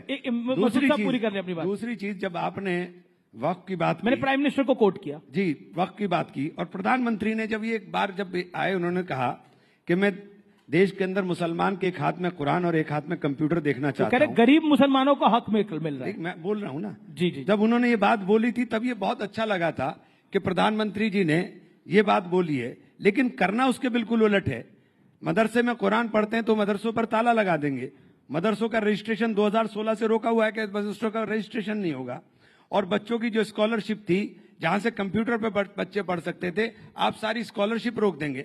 अलीगढ़ मुस्लिम यूनिवर्सिटी, जो यूनिवर्सिटी सेंट्रल यूनिवर्सिटी है, उसके लगातार फंड के अंदर कटौती करते चले जाएंगे और 2 सेंटर उसके बंद होने के कगार पर आ जाएंगे। और उसके बाद फिर ये आप उम्मीद करेंगे कि आप मुसलमान की शिक्षा की बात करेंगे। आपने वक्फ बोर्ड के लिए कहा, सबसे पहली बात, मैं चूंकि जेपीसी का मेंबर था, मेरे पास सूचना आई थी जेपीसी में कि हमारे पास 9 लाख एकड़ लैंड है, 9,44,000 एकड़ लैंड है। लेकिन वो 9,44,000 एकड़ लैंड पिछले 8 महीने के अंदर 39,000 एकड़ कैसे हो गई, ये समझ से बाहर है। और ये कौन सा आंकड़ा आया है, ये भी समझ से बाहर है। क्योंकि आप क्या बोल रहे हो, आपको यही नहीं पता है। आपकी सरकार ने 2021 में सुप्रीम कोर्ट में एफिडेविट देकर कहा कि हमने 100% प्रॉपर्टीज का डिजिटलाइजेशन करा लिया है। लेकिन जब आप जेपीसी के अंदर आते हैं तो कहते हैं नहीं कराया है। आप सुप्रीम कोर्ट में बोल कर आए हो, और सुप्रीम कोर्ट में आपने कहा है, हमारे किरण रिजिजू साहब पार्लियामेंट में स्टेटमेंट देते हैं कि 4,99,000 से लगभग दुगनी प्रॉपर्टी हो गई। अरे भाई, दुगनी प्रॉपर्टी कैसे हो गई? किसी ने वक्फ तो किया नहीं, किसी ने वक्फ नहीं किया। इतना हिंदुस्तान के अंदर जो वक्फ है, 90% वक्फ प्रॉपर्टीज 1906 से पहली है। 1906 डेट किस लिए कोट कर रहा हूं कि 1906 के बाद ये तो देश की संसद भी किसी ने वक्फ की बोल दी। प्रयागराज में जहां महाकुंभ हो रहा था उसको भी वक्फ पे का बोल दिया। मुझे आप बोलने का मौका दीजिए। जी जी, 20 सेकंड। जब पार्लियामेंट में आप बोलते हो, पार्लियामेंट में आप बोलते हो कि पार्लियामेंट भी वक्फ का ना, मैं नहीं बोलता, क्लेम किया। हाँ, क्लेम किया। एक मिनट, बदरुद्दीन अजमल ने क्लेम। एक मिनट। बदरुद्दीन अजमल कोई मुसलमान इस्लामिक वो थोड़ी हो गए कि बदरुद्दीन अजमल किस हैसियत से वो क्लेम कर देंगे? बदरुद्दीन अजमल ने अगर प्रॉपर्टी वक्फ की है तो बदरुद्दीन अजमल क्लेम कर सकते हैं। बदरुद्दीन अजमल की हैसियत नहीं है कि बदरुद्दीन अजमल क्लेम कर देंगे। वो जो मस्जिद है पार्लियामेंट के सामने, वो रायसीना गांव की मस्जिद है। 1911 में जब लुटियन जोन बनाने की बात हुई, तो इन 123 प्रॉपर्टी, जिसका बार बार पार्लियामेंट में बार जिक्र हुआ कि हम एक तरफ आप बोलते हैं, एक सेकंड सर, एक तरफ आप बोलते हैं मस्जिद नहीं कब्जाएंगे, दरगाह नहीं कब्जाएंगे, ईदगाह नहीं कब्जाएंगे, कब्रिस्तान नहीं कब्जाएंगे, लेकिन 123 प्रॉपर्टी का बार बार जिक्र करेंगे पार्लियामेंट में। उस 123 प्रॉपर्टी में 123 की 123 प्रॉपर्टी ये 4 ही हैं जो अंग्रेजों से झगड़े के बाद 1913 के अंदर वक्फ को दी गई।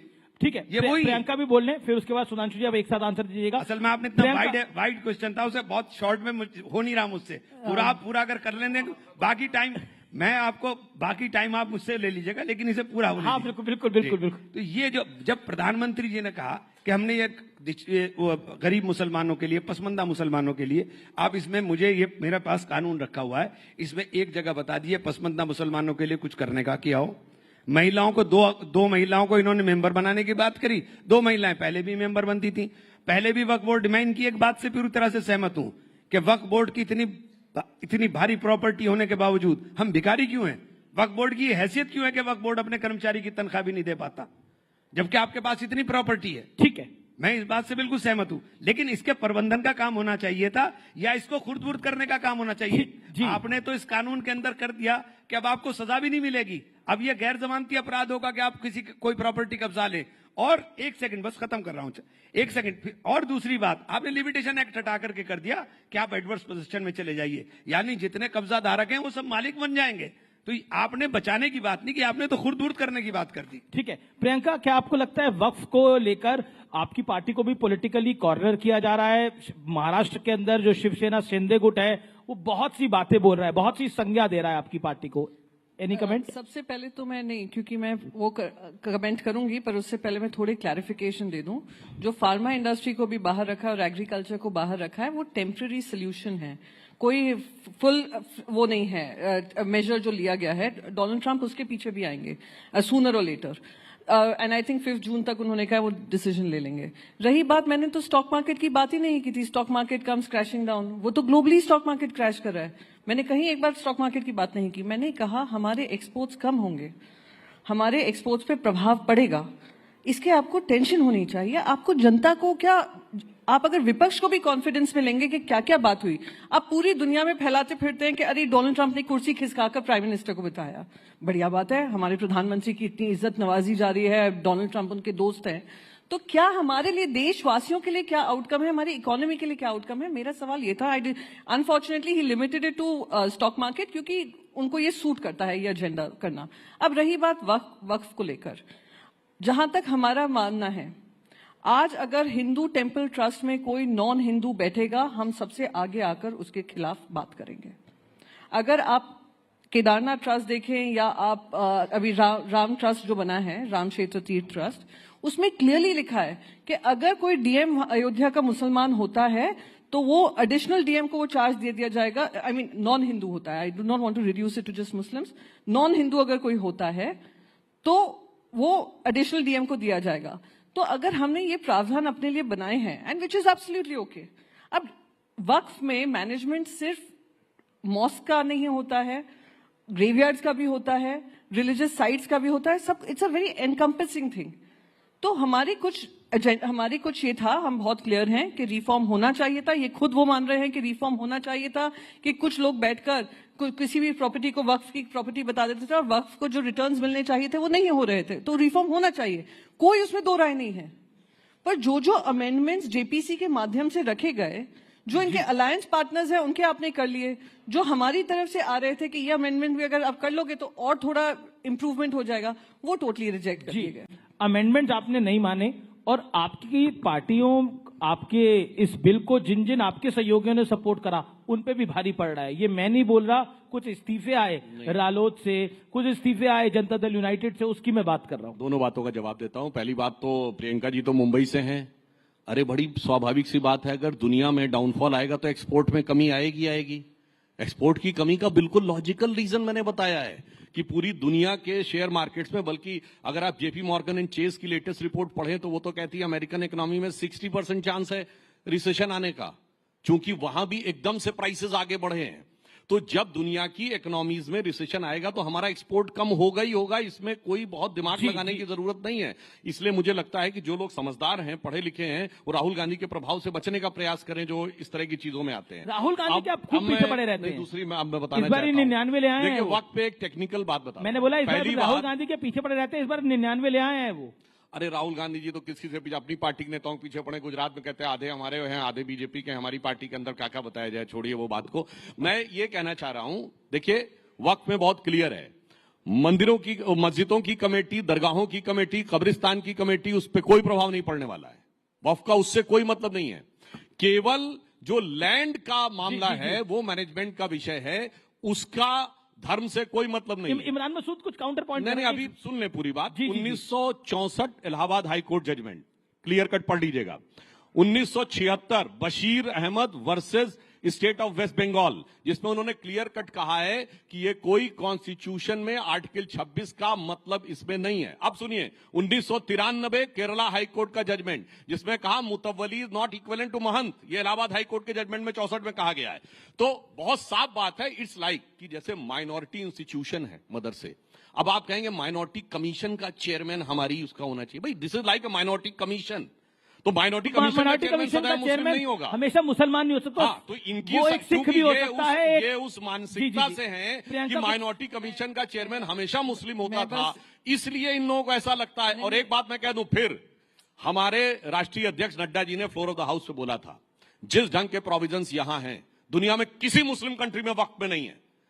ना सऊदी अरब में जो इस्लाम की जन्मस्थली है, ना इंडोनेशिया में जो सबसे बड़ा मुस्लिम कंट्री है, ना टर्की में जो खिलाफत की सीट रही है, और ना आईएसआईएस वाले इलाके वाले इसमें सीरिया और इराक में, इसलिए, और ना पाकिस्तान और बांग्लादेश में। इसीलिए मैंने बोला था, कहावत होती हिंदी में, नया मुल्ला प्याज ज्यादा खाता है, यहाँ गैर मुल्ला प्याज ज्यादा खाता है, और इतना प्याज खाता है कि आंखों से आंसू निकलने लगते हैं। भाई साहब ऐसा है कि कौन गैर मुल्ला, कौन हिंदू, कौन मुसलमान, उसका सर्टिफिकेट भारतीय जनता पार्टी नहीं देगी।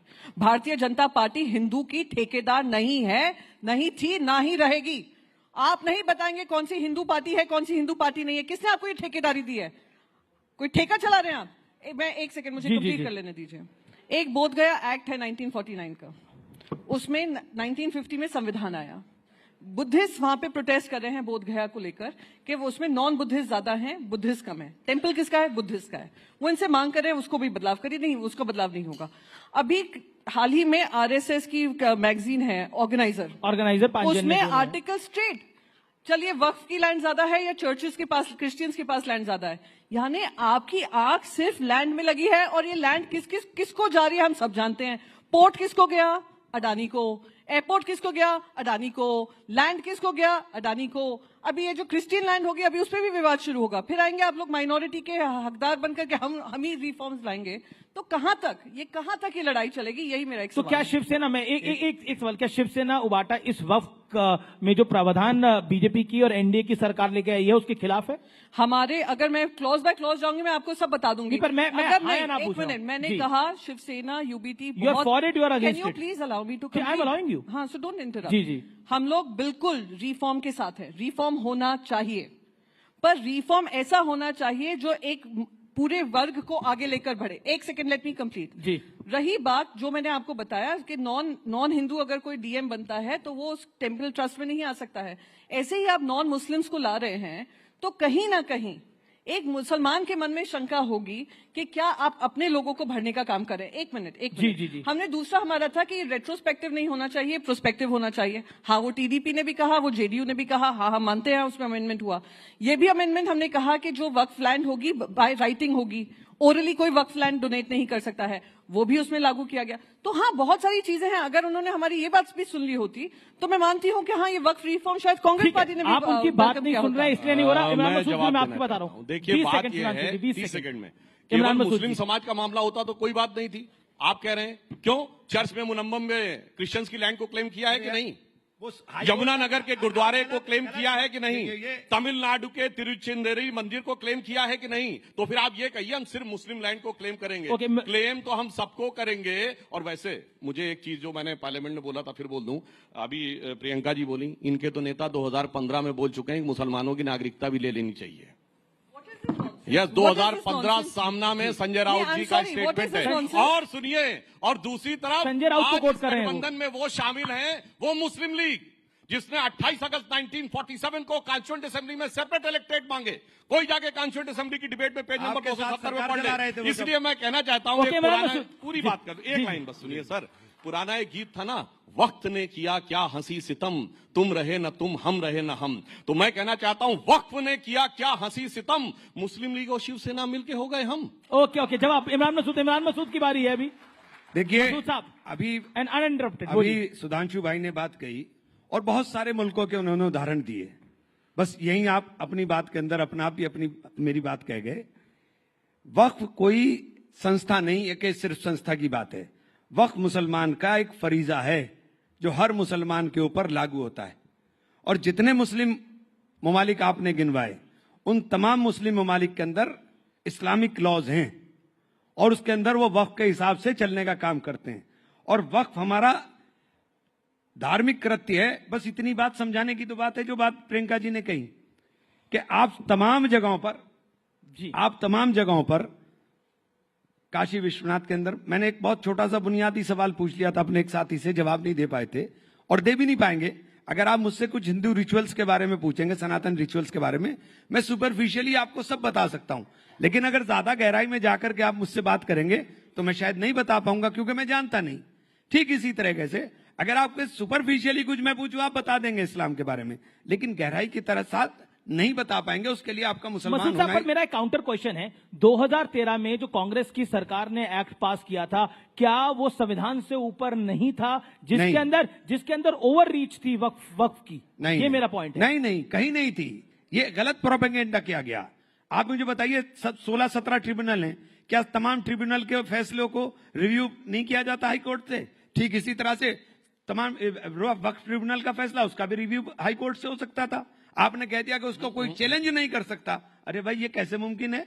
ये कैसे मुमकिन है? आपने कहा कि वक्फ कहीं भी प्रॉपर्टी डिक्लेयर कर सकता है। अरे वक्फ अगर इतना बड़ा पावरफुल था तो हम तो रोज पार्लियामेंट में जरा सा वक्त मिलता है, किसी कोने में जाके नमाज पढ़ लेते हैं, तो पार्लियामेंट भी वक्फ हो जाती। क्या नहीं हो सकता? जब तक वक्फ की प्रॉपर्टी जो वक्फ करने वाला है, जो वाकिफ है, जब तक वो उसका 100% ओनर ना हो, उस पर किसी तरह का कोई विवाद ना हो, तब तक वो वक्फ नहीं किए जा सकती। आप तीनों पार्लियामेंट्रियंस हैं, मैं आप तीनों के भाषणों में से कुछ कोट करूंगा और मैं जानना मैं एक चीज कहना चाहूंगा। क्यों कहा? मैं शुरुआत कर लेता हूं। मैं सुधांशु त्रिवेदी आपके पास आऊंगा। इमरान मसूद, आपसे शुरुआत कर लेता हूं। इमरान मसूद, आपने बोला कि इस देश में मुसलमानों का गला घोटा जा रहा है, यह आपका बयान था। गलत क्या नहीं नहीं, आपने बयान दिया कि इस देश में मुसलमानों को 2वे दर्जे का सिटीजन बनाया जा रहा है और गला घोटा जा रहा है, क्यों कहा? मुसलमानों के साथ हो क्या रहा है कि मुसलमान, अब वही बोल रहा हूं ना जी, मुसलमानों के साथ हो क्या रहा है कि मुसलमान घर में रहे तो दंगाई घुस करके निकाले बाहर, और बाहर निकले तो पुलिस छाती पर गोली मारे। क्या हुआ संभल में? पहले सर्वे के लिए गए, कुछ नहीं हुआ, फिर 250-300 का टोला गया, मस्जिद में जाकर के नारेबाजी हुई, लोग आए, हंगामा हुआ, और उसके बाद 5 लोगों के गोली लगी और सीधे छाती पर गोली लगी, और जिनके गोली लगी उन्हीं के लोग जेल चले गए। अच्छा, वो संभल वाली मस्जिद एएसआई के संरक्षण में थी और एएसआई वहीं नहीं जा सकती थी? आप मुझे एक बात बताइए, एएसआई का अजीब कानून है। एएसआई का जन्म हुआ 1871 में जी, और उसका प्रबंधन शुरू हुआ 1904 में, और एएसआई प्रोटेक्टिव मूवमेंट जितने भी हैं उन सब की मालिक एएसआई हो गई। सुधांशु त्रिवेदी, उन सब की मालिक एएसआई हो गई। जिसमें मस्जिद एक सेकंड, मस्जिद बनाई मेरे पूर्वजों ने नमाज के लिए, अब एएसआई तय करेगी कि हम नमाज पढ़ें कि ना पढ़ें, एएसआई तय करेगी कि हम कहीं वजू खाना बनाए, वजू करें कि ना करें। मैं एक लास्ट के अंदर दूसरा सवाल भी लूंगा, लेकिन अभी हमारे पास काफी समय है। मैं सुधांशु त्रिवेदी, आपने सदन में एक बात बोली जिसपे दिग्विजय सिंह को ऑब्जेक्शन हुआ, देश के गृह मंत्री खड़े हुए, आपने बोला कि इस देश के मुसलमान को कभी इशरत जहां से जोड़ा गया तो कभी किसी और के साथ जोड़ा गया। क्या आपको लगता है कि आप भी, मैं मतलब आपसे मेरा तारुफ भारतीय जनता पार्टी से, मुसलमानों को एक जिसे कहते हैं मार्जिनलाइज करना चाहते हैं? ये आरोप है, मार्जिनलाइज करना चाहते हैं। मैं एक बात कहना चाहता हूं, पूरा जवाब नहीं होने दिया लेकिन साहब। जी जी, आप कंप्लीट कर लीजिए, आपको पूरा कर लीजिए। आपने गला घोटने 2 ही सवाल किए थे ना? जी जी जी। गला घोटा जा रहा है, ये सवाल नहीं, आपने बोला था उसी को। गला घोटा जा रहा है, तो ये आपको बता दिया। मुसलमान को शिक्षा से वंचित किया जा रहा है। आप हालात ये देख लीजिए कि जो मुस्लिम अलीगढ़ मुस्लिम यूनिवर्सिटी है वो लगातार पिछले 10 साल के अंदर नीचे जा रही है, उसके फंड्स आपने रोक दिए, उसके 2 सेंटर बंद होने के कगार पर आ गए। अच्छा खासा रिसर्च इंस्टीट्यूट था, सेंट्रल यूनिवर्सिटी, उसको क्यों तबाह करना चाह रहे हैं? यही प्रश्न है मेरा, उसको क्यों तबाह करना चाह रहे हैं? ये तो पहले भी बोल चुके थे, निवेदन है, अब मैं जवाब देना चाहता हूं। देखिए, इन्होंने कहा कि भाई इस्लाम के पवित्र कर्तव्य में एक वक्फ है। भाई मेरी समझ तो इतनी है, इस्लाम में 5 ही पवित्र कर्तव्य हैं, रोजा, कलमा, नमाज, हज और जकात। इसमें वक्फ कहां है भाई? और मैं ये भी बताना चाहता हूं, इसी बात में 1894 में प्रिवी काउंसिल का जजमेंट आया था जिसमें सर सैयद अहमद ने कोट किया था कि वक्फ मूल इस्लामी परंपरा का हिस्सा नहीं है, ये शरिया का हिस्सा है। उसके लिए मुजार शब्द का प्रयोग किया। इसलिए वक्फ अल औलाद, आपको बड़ी मजेदार बात पता है, वक्फ अल औलाद यह है कि मैंने जमीन तो वक्फ कर दी मगर रहेंगे मेरे ही परिवार के लोग। मतलब मैंने अपना पैसा तो मंदिर को दान कर दिया मगर रहेगा वो मेरा। ऐसा आपने विचित्र उदाहरण नहीं सुना होगा, इसलिए वो क्वैश किया गया। मगर कांग्रेस ने 1906 में कलकत्ता अधिवेशन में प्रस्ताव पारित किया कि नहीं नहीं नहीं, वो कुछ गलत हो गया है, दोबारा किया जाए। अब मैं एक सेंटेंस कोट करता हूं, चूंकि वक्फ एक मुस्लिम प्रॉपर्टी से रिलेटेड मैटर है तो इसका गवर्नमेंट या पब्लिक पॉलिसी से कोई मतलब नहीं होना चाहिए। यही तो आज बोल रहे हैं। ये इंपीरियल लेजिस्लेटिव काउंसिल में अप्रैल 1913 में मोहम्मद अली जिन्ना का स्टेटमेंट है, जो कांग्रेस के सपोर्ट से इन्होंने अंग्रेजों के जमाने में कराया। 1913 से 2013 तक इनकी किस वाकफियत ही नहीं बदली। और मैं पूछना चाहता हूं, इमरान मसूद साहब तो यूपी के रहने वाले हैं, यूपी कह रहे पढ़ाई लिखाई में पीछे रह गए। पता है आपको, सैयद मुसलमानों की रेट ऑफ लिटरेसी 1931 में 24% थी, जब यूपी की 8% थी। और जातिगत सर्वे था तो यूपी में जो सबसे पढ़ी लिखी ब्राह्मण कम्युनिटी मानी जाती थी हिंदुओं में, वो 15%, क्षत्रियों में 13%, सैयद मुसलमान 24%, ब्यूरोक्रेसी में 20%। कहां चले गए मेरे भाई? आज बाकी माइनॉरिटीज को आप देखिए, सबसे पढ़ी लिखी आज कम्युनिटी कौन है? हाईएस्ट एजुकेशन में पारसी 0.001% की माइनॉरिटी। सबसे प्रॉस्परस, जो सबसे ज्यादा कंट्रीब्यूट करती है इनकम टैक्स में, जैन 1% की माइनॉरिटी।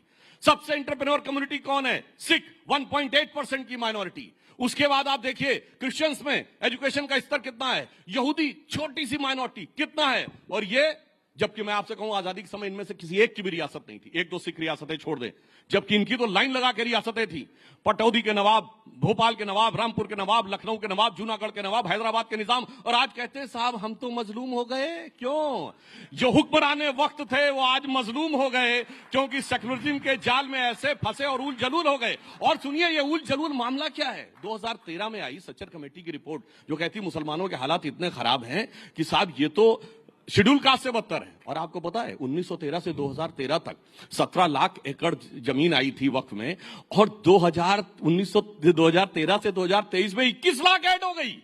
मतलब गजब का आपका लॉजिक है। एक तरफ कह रहे हैं शेड्यूल कास्ट से बुरी स्थिति है और दूसरी तरफ ऐड होते जा रहे हैं। और सर आंकड़ा तो ऑन उस पे बोला। सर आप तो सदन में हैं, आपको विशेषाधिकार हनन ले आना चाहिए मंत्री के खिलाफ, अगर आपको आपत्ति है तो लाइए साहब। सुधांशु जी, हाउस पे दिया गया मेरे सवाल का जवाब नहीं दिया आपने, जो था मैं उस पर आता हूँ, लेकिन प्रियंका पहले बोले।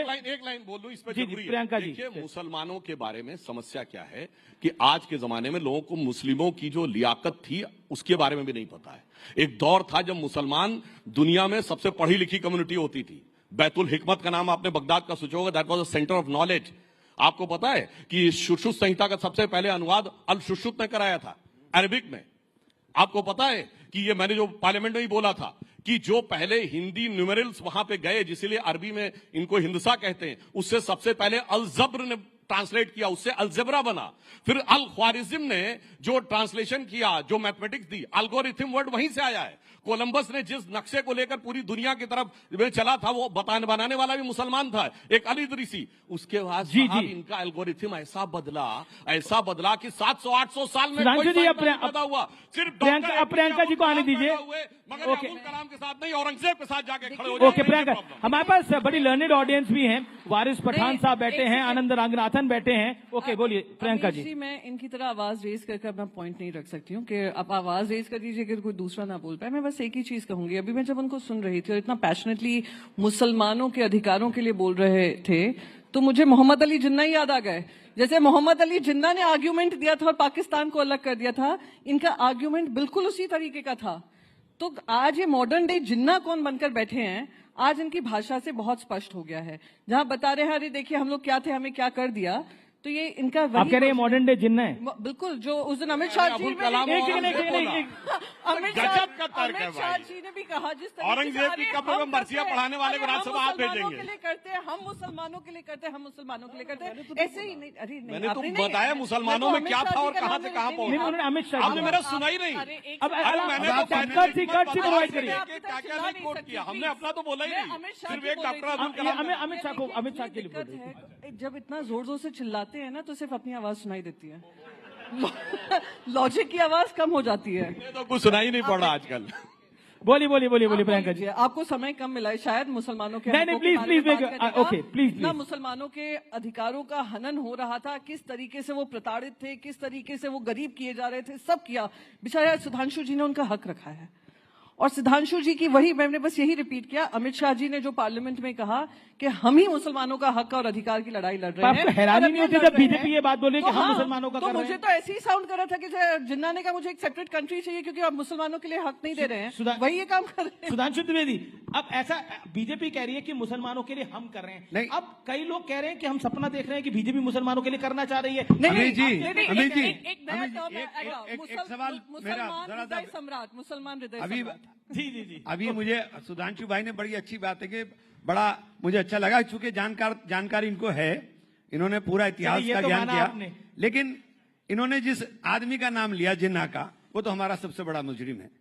अगर जिन्ना ने ये गुनाह ना किया होता तो आज इस हालत में हमें आप धुपका ना रहे होते।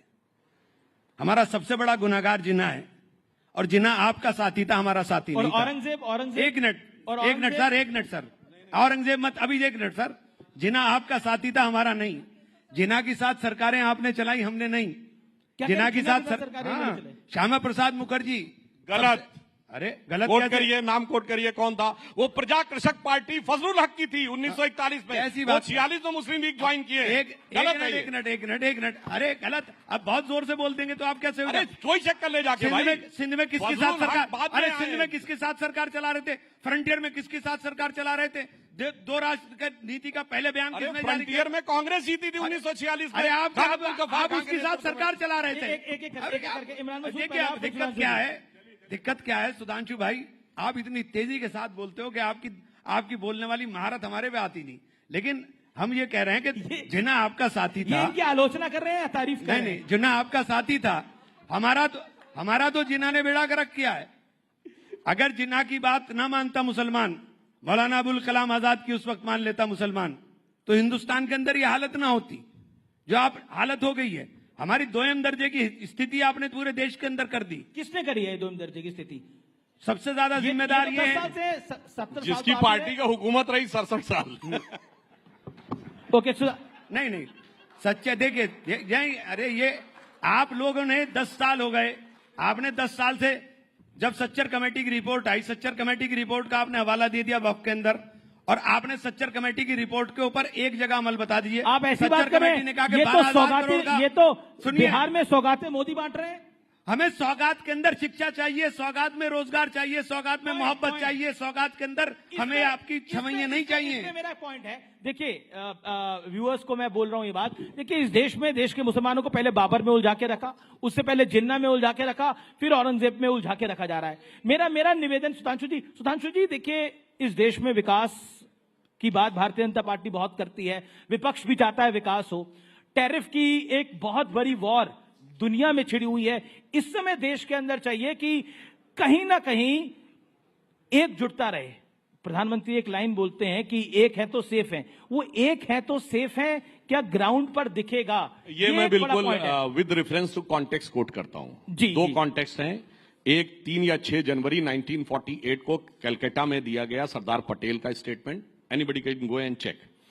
दूसरा 28 अगस्त 1947 को पार्लियामेंट में, जो कॉन्स्टिट्यूएंट असेंबली में, जब मुस्लिम लीग के सदस्य ने सेपरेट इलेक्ट्रेट की मांग की तो बोला, अब जो मैं इमरान मसूद साहब को जानकारी हो या ना हो, 1946 की कॉन्स्टिट्यूएंट असेंबली के इलेक्शन में उत्तर प्रदेश में जो मुस्लिम इलेक्ट्रोट थे उसमें से 73 में 64 मुस्लिम लीग ने जीती थी, मद्रास प्रेसिडेंसी में 30 में 30, बॉम्बे प्रेसिडेंसी में 28 में 28, और 95% मुसलमानों ने वोट किया था मुस्लिम लीग के लिए, पाकिस्तान बनने के लिए। तो और जिन्ना चुनकर पूरी बात सर, अब मैंने शांति सुनी, और जिन्ना कोई रावलपिंडी, पेशावर, लाहौर से, ढाका, चिटगांव से चुन के नहीं गया था, मुंबई की बाईकुला सीट से चुन के गया था।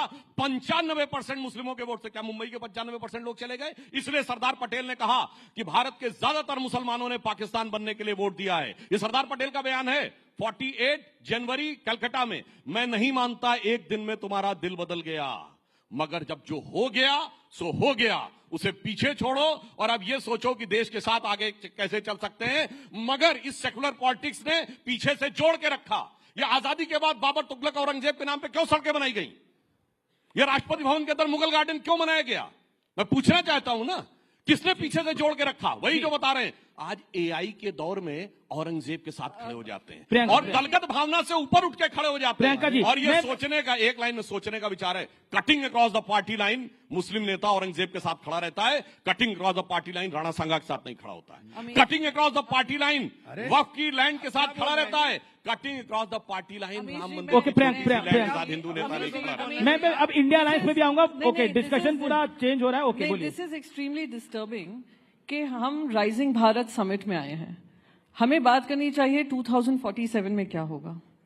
तो 1 second please, do not interrupt, do not. Modi ji होंगे 2047 में, 57 में, 87 में, 97 में, जो भी आपको बोलना है करिए। Happy? Are you happy? Now can I get to the topic? Now can I get to the topic? Okay, you are happy? देखिए 2047 में मोदी जी हमारे यहाँ हो ना हो, मगर इनके नेता इन्हीं की परिवार के होंगे। ये पार्टी अलग है। Okay Priyanka, then I come to India alliance. Okay, ऐसा है, आज अगर 80 लाख लोगों के पास राशन जा रहा है तो कितने उसमें से हिंदू घर हैं, कितने मुसलमान घर हैं, कितने ईसाई घर हैं, कितने उसमें जैन घर हैं, कितने उसमें सिख घर हैं जी, और कितने पारसी घर हैं? भूखा तो सभी है जो 80 लाख लोगों के पास जा रहा है। मैं चाहती हूँ हम 2047 की बात करें। ये कहाँ पे लेकर जाना चाह रहे हैं? 300 साल पुराना, कि 300 साल पुराना इतिहास में आप बिखरे रहिए, बटे रहिए, और हम आने वाले जो सदी है, जो आने वाले हमारे युवा पीढ़ी है, जो दूसरे देशों में जा रही है, दूसरे देशों में भी प्रताड़ित हो रही है, क्योंकि अमेरिका यूएस टैरिफ्स को लेकर आ रहा है, जो अभी आई थिंक घनश्याम जी ने बात रखी थी कि स्टूडेंट्स बनकर गए थे यूएस में, और आज वो स्टूडेंट्स को भी डिसरिस्पेक्ट किया जा रहा है। हम कोई उसके बारे में बात नहीं कर रहे हैं। हम क्या बात करें? औरंगजेब, राणा सांगा, जिन्ना, ये वो। मेरे बस एक ही मांग है, और मैं क्योंकि विपक्ष से हूं, और विपक्ष में हमारी भी एक आवाज है, सिर्फ कांग्रेस और बीजेपी की नहीं है। हमारी आवाज यह है कि जो जनता से जुड़े मुद्दे हों। आज 50 रुपए इनके जेब से ज्यादा जा रहा है गैस का सिलेंडर खरीदने में, तो मुझे तकलीफ होती है।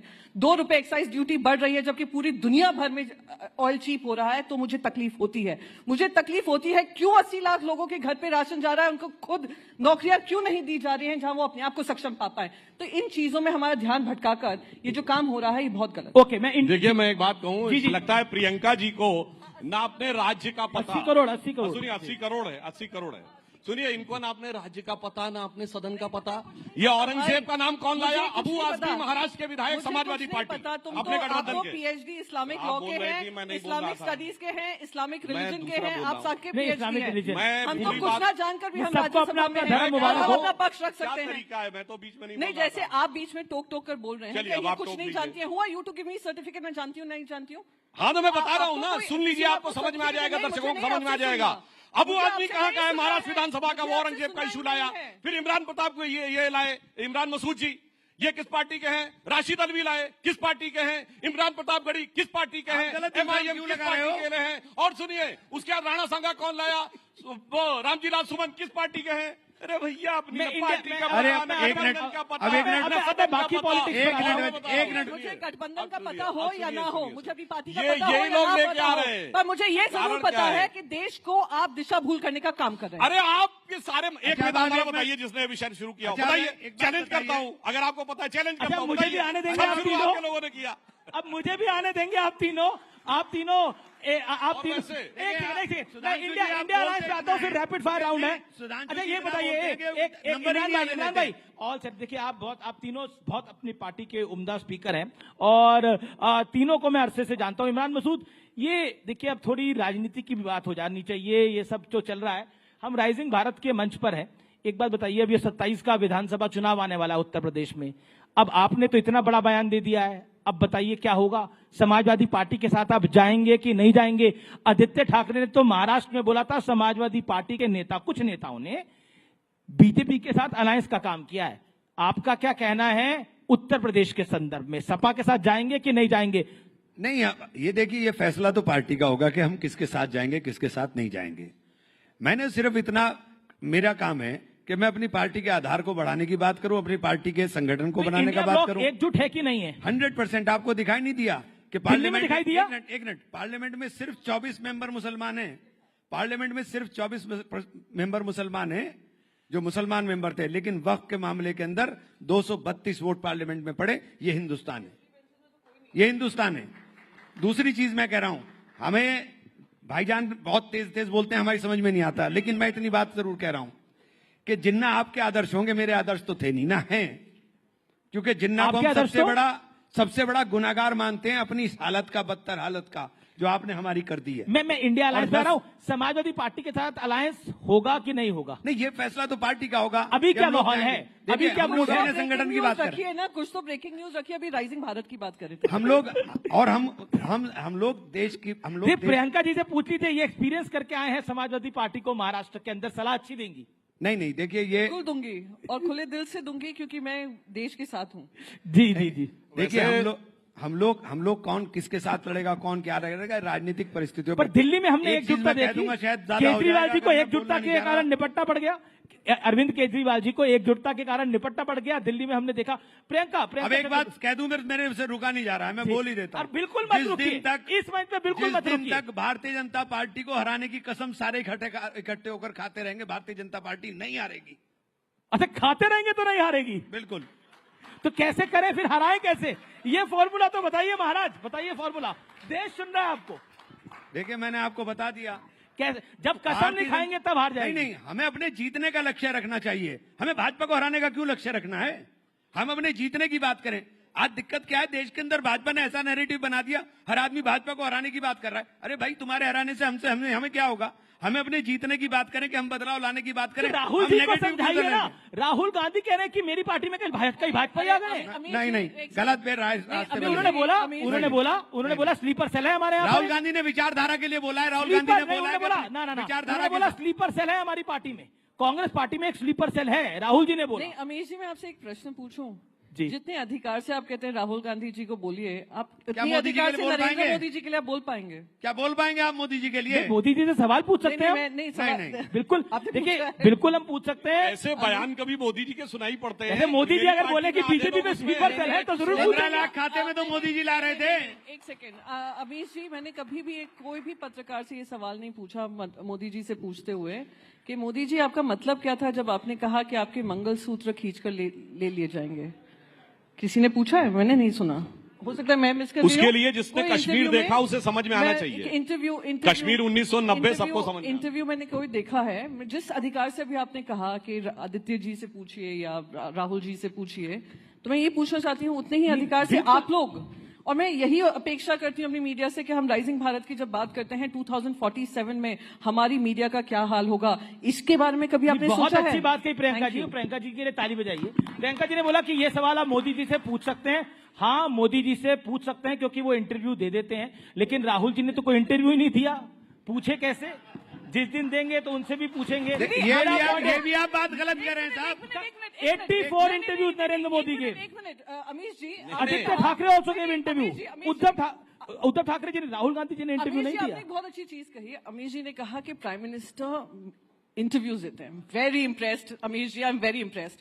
पर हमारे जर्नलिस्ट ने, किसी ने उनसे पूछा कि प्रधानमंत्री जी इसका क्या मतलब है जब आप कहते हो सोने की मंगलसूत्र खींच लेते हैं? अच्छा नहीं, एक मिनट, अच्छा सुनिए, अभी राहुल गांधी जी ने कहा कि कॉन्स्टिट्यूशन 47 में लिखा गया। ये कितने जर्नलिस्टों ने पूछा कि कॉन्स्टिट्यूशन 47 में नहीं लिखा गया मेरे भाई? और सुनिए, उन्होंने कहा कॉन्स्टिट्यूशन हजारों साल पहले का है। तो भाई ऐसा अद्भुत ज्ञान जो राहुल गांधी जी के पास है, वो कहते जिसको तुम देख रहे हो वो राहुल गांधी वो है ही नहीं, वो तो खत्म हो चुका है। तो मुझे लगता है ऐसा ज्ञान। और आप उसके बारे में क्या कहेंगे जो प्रधानमंत्री कह रहे थे मैं नॉन बायोलॉजिकल हूं? क्या बात आप बोल रहे हैं? देखिए साहब, अब कांग्रेस का आप व्यक्तिगत अभी आपने इतना सवाल पूछा, व्यक्तिगत इन्हीं के चैनल पे कहा था हमारे मैं किसी काम से आया हूँ, कोई अवतार। अरे सुनिए, ऐसी बात कर आपने पूछा सपा और कांग्रेस साथ रहेंगे या नहीं, ये जानते क्या सवाल? इसके बारे में आप बोलेंगे? इसके बारे में भी इस पे सिर्फ एक लाइन बोलेंगे। मैं पूछूंगा चंद्रबाबू नायडू और नीतीश बाबू साथ रहेंगे कि नहीं रहेंगे? हमारे तो वो हमेशा साथ थे, 95 से बीच में थोड़े समय के लिए अलग हुए तो हमारे साथ रहेंगे। मगर इनके साथ जानते क्या स्थिति है? लोकसभा में साथ थे, फिर बाई इलेक्शन में अलग हो गए, फिर वक्त पे साथ आ गए, फिर अलग हो गए। इनके लिए एक लाइन है सपा और कांग्रेस के रिलेशन के लिए कि मिलो ना तुम तो हम घबराएं, मिलो तो आंख चुराएं हमें क्या होगा। Okay okay okay, rapid fire round है। एक सवाल, दो सवाल हैं। सबसे पहले इमरान मसूद साहब आपसे, कौन बेहतर पॉलिटिशियन है, राहुल गांधी या प्रियंका गांधी? Choose one. आप कैसी बात कर रहे हैं? नौकरी खतरे में डाल नहीं, अब मैं डबल माइक लगाऊंगा। मुझे आप एक बात सरिए, आप पूछेंगे दे रैपिड फायर राउंड का मतलब होता है ना एक लाइन में जवाब। अब एक लाइन में जवाब भाई। नहीं, आप राहुल गांधी और मोदी जी के बारे में पूछेंगे तो मैं जवाब दूंगा। मैं पूछ दूंगा। ओके ओके, अब मुझे मौका दीजिए। इमरान मसूद, अगला सवाल आपसे। वक्फ संशोधित कानून मानना सही है या गलत, क्या कहते हैं आप इसके ऊपर? मानना सही और गलत तो एक अलग विषय है। मानना जब कानून, देखिए कानून अगर बन गया और हम सुप्रीम कोर्ट में गए और सुप्रीम कोर्ट से भी इस पे मोहर लग जाती तो मानना पड़ेगा। ठीक है, देश कानून से चलता है, देश हमारे बात से नहीं चलता है। प्रियंका चतुर्वेदी जी, विपक्ष का बड़ा नेता कौन है, राहुल गांधी, अखिलेश यादव या उद्धव ठाकरे? Choose one. महाराष्ट्र के लिए तो उद्धव ठाकरे जी हैं, और देश के लिए? मेरे लिए तो as my party leader Uddhav Thackeray ji हैं। I am very clear. देश के लिए देश के लिए भी अगर उन्होंने महाराष्ट्र में एक अच्छा मॉडल दिया तो देश का भी एक अच्छा मॉडल ही प्रस्तुत करेंगे। ठीक है, और किसकी विचारधारा आपकी विचारधारा के, यानी आपकी पार्टी की विचारधारा के ज्यादा करीब है, कांग्रेस या भारतीय जनता पार्टी? देखिए, हमारी पार्टी की, मैं अपनी पार्टी की विचारधारा की बात करूंगी, जिनका मैं वही कंप्लीट कर लूं, एक्साइटेड मत होइए जी। के दिल में राम, हाथ में काम, आपको किससे क्लोजेस्ट है वो आप समझ लीजिए जी। सुधांशु त्रिवेदी, वक्त झांकी है, आगे क्या बाकी है? वक्त आने पर बता। मैं हमारे यहाँ तो प्रधानमंत्री है। आपने पूछा, सवाल हमसे क्यों है? सुनिए, इसलिए कि आपके यहाँ अभी हसरतें हैं होने की, हमारे यहाँ ऑलरेडी है, इसलिए अंतर है। अब पूछ लिया, आपने पूछ लिया, सुनिए, अब आप बता दीजिए ना, आप बता दीजिए ना, आप बता दीजिए मोदी जी और अमित शाह में कौन है? हमारे यहाँ तो मोदी जी प्रधानमंत्री हैं, किंतु परंतु नहीं है। आप क्या हसरतें लिए हुए 1 दर्जन लोग खड़े हुए हैं इंडी गठबंधन में। अरे ठीक है, मेरे ही भाग से छीका फूट जाए। जी, आपका सवाल, अगला सवाल, आपने सवाल क्या किया था? अगला सवाल और आखिरी सवाल है, अखिलेश यादव बेहतर हैं या राहुल गांधी बेहतर हैं? आपकी राय के अंदर एक को चूज करना पड़ेगा। बिल्कुल निश्चित रूप से अखिलेश यादव, चूंकि कम से कम कुंभ में स्नान करने तो गए, धन्यवाद। नहीं स्नान ओके, आप तमाम लोगों का बहुत बहुत शुक्रिया। जबरदस्त तालियों के साथ अभिनंदन करिए हमारे तीनों सांसदों का। बहुत अच्छी चर्चा रही और तीनों ने बहुत ही अच्छे तरीके से हर सवाल का जवाब दिया। बहुत बहुत शुक्रिया आप तीनों का। सुधांशु त्रिवेदी, प्रियंका जी, इमरान मसूद जी, अभिनंदन आपका।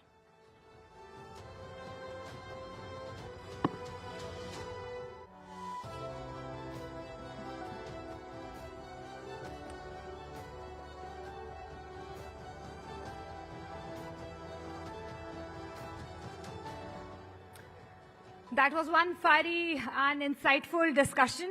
एक बार जोरदार तालियां हमारे पैनल के लिए। बहुत बहुत शुक्रिया इस डिस्कशन के लिए। तो सियासत के धर्म संकट के पन्नों को हम पलट रहे हैं और अगले सेशन की तरफ हम बढ़ेंगे। और क्योंकि हम राइजिंग भारत समिट के मंच पर हैं और विकसित भारत 2047 में कैसा रहेगा, उसकी तस्वीर क्या रहेगी, उस पर हम अगले सेशन में फोकस करने जा रहे हैं। उन मुद्दों की हम चर्चा करेंगे जो आज के भारत की कानून व्यवस्था, राजनीति और समाज की दिशा तय कर रहे हैं।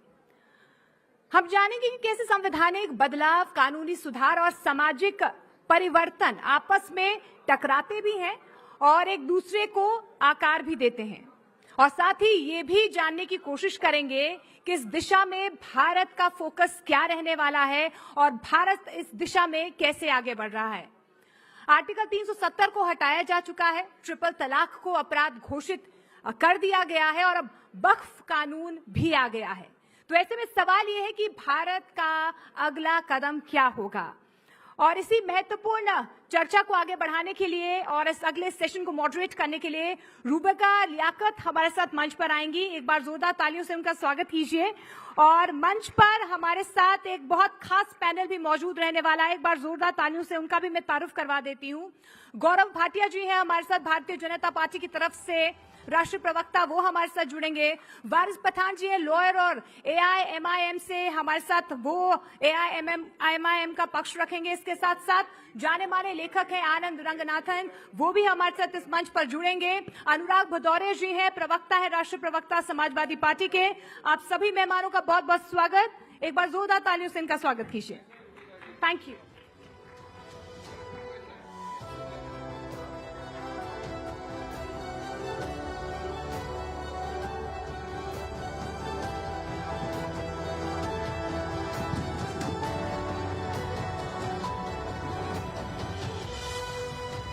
नमस्कार आप सभी को। जनरली गूंज जो है, जनरली क्या, हमेशा ऐसा कभी नहीं हुआ है कि 4:50 आप मेरे लबों से ना सुने कि गूंज की शुरुआत हो चुकी है। लेकिन आज राइजिंग भारत का मौका है और इसीलिए राइजिंग भारत के इस मंच से ये स्पेशल एडिशन इस वक्त आप गूंज का देख रहे हैं। हमारे साथ खास मेहमान जुड़ चुके हैं। आप जानते हैं वक्फ में परिवर्तन जो हुआ है उसे लेकर खूब चर्चाएं चल रही हैं और ये राइजिंग भारत का ही मंच था जहां पर कल प्रधानमंत्री नरेंद्र मोदी ने पहली मर्तबा वक्फ को लेकर उनकी सरकार क्या सोचती है और कैसे वक्फ अब तक तुष्टीकरण का सबसे बड़ा हथियार बनकर रह गया था। इसी मुद्दे पर आज चर्चा शुरुआत करने के लिए आप जानते हैं खास मेहमानों का तारुफ इस वक्त आपको यहाँ पर गौरव भाटिया जी, भारतीय जनता पार्टी के राष्ट्रीय प्रवक्ता नजर आ रहे हैं। जोरदार तालियों से इनका स्वागत कीजिए। AIMIM के राष्ट्रीय प्रवक्ता वारिस पठान यहाँ स्टेज पर, आज मैं खुद इनको पहली मर्तबा लाइव देख रही हूँ। बहुत बहुत स्वागत वारिस भाई आपका। उनके बगल में समाजवादी पार्टी के राष्ट्रीय प्रवक्ता अनुराग भदौरिया जी आपको नजर आ रहे हैं। अनुराग जी बहुत बहुत स्वागत। आनंद रंगनाथन अक्सर इन मुद्दों पर खतरनाक तरीके से अपनी बातें रखते हैं, पेशे से साइंटिस्ट हैं, लेकिन ये साइंस वाले फॉर्मूले जो हैं वो सोशल इश्यूज और पॉलिटिकल इश्यूज पर भी लगाते हैं। आपका भी बहुत बहुत स्वागत है। तो चलिए शुरू करते हैं। गौरव भाटिया, कल प्रधानमंत्री नरेंद्र मोदी ने ऐलान कर दिया और वक्फ को लेकर उन्होंने कहा कि ये तुष्टीकरण की राजनीति थी, इसकी नींव तो बहुत पहले पड़ गई थी, भारत पाकिस्तान के विभाजन के वक्त। सबको नमस्कार। और शुरुआत करूंगा, असंभव को जो संभव कर दे वो हमारे देश के प्रधानमंत्री श्री नरेंद्र मोदी जी हैं। और जब जब ये चुनौती देके कहते हैं नरेंद्र मोदी जी भव्य राम मंदिर बना के दिखाओ, भव्य राम मंदिर बना देते हैं। छाती पीट के कहते हैं अनुच्छेद 370 को हाथ लगा के दिखाओ, नरेंद्र मोदी जी कहते हैं जाओ उखाड़ दिया क्योंकि संविधान में लिखा है टेम्पररी है। और अब के असदुद्दीन ओवैसी के मुंह से निकला होगा जरूर कि वक्फ बोर्ड के साथ छेड़छाड़ करके दिखाओ। नरेंद्र मोदी जी ने कहा, संविधान की शपथ ली है, संविधान के अनुरूप जो कार्य होगा वो करूंगा, और भूमाफियाओं की कब्र है जिसने खोदी, उस व्यक्ति का नाम है नरेंद्र मोदी। दूसरी बात, क्या ये बहुत गर्व की बात नहीं है? आप मुझे बताइए, तिरुचिरापल्ली तमिलनाडु में 1500 साल पुराना मंदिर और 1400 साल पुराना धर्म, और वो धर्म कहता है ये मंदिर और ये गांव, ये सारी जमीन वक्फ बोर्ड की है। इलाहाबाद हाईकोर्ट को ले लीजिए, उसकी जमीन भी वक्फ बोर्ड की है। तो मैं समझता हूं कि अगर कोई भूमाफिया बनेगा तो जरूर कदम उठाए जाएंगे, और जो संशोधन हुआ है, जो अब कानून बन गया है, ये भारत के हित में। और एक सवाल पूछ लेता हूं, ये जरूर बताएंगे यहाँ पे अनुराग जी से कि वारिस पठान सपा भी बैठी है और AIMIM भी बैठी है, जिनके नाम में मुस्लिमीन है, जो गैर संवैधानिक है। कृपया करके ये बताइए, वक्फ बोर्ड पे कितने अस्पताल, कितने यतीम खाने, कितने विद्यालय आप वक्फ बोर्ड के बता सकते हैं बनाए हैं बेहतरी के लिए, मुस्लिमों के लिए और जो महिला है मुस्लिम समाज। देखिए रूबिका जी, वक्फ का जो ये लोगों ने इतनी घाई के अंदर पहले बिल लाया, उसके बाद में उसको सदन के अंदर लाके कानून बना दिया, फिर फटाक से जाके प्रेसिडेंट के पास से उसका ऑर्डर भी ले लिया, नोटिफिकेशन भी ला दिया, अब उसके रुझान आना शुरू हो गए। अब इनको पता है कि ये मैटर सुप्रीम कोर्ट में डाला है, पेंडिंग है, 16 तारीख को सुनवाई होने वाली है। कब तकरीबन 14 से 15 लोगों ने पिटीशन फाइल कर दिए।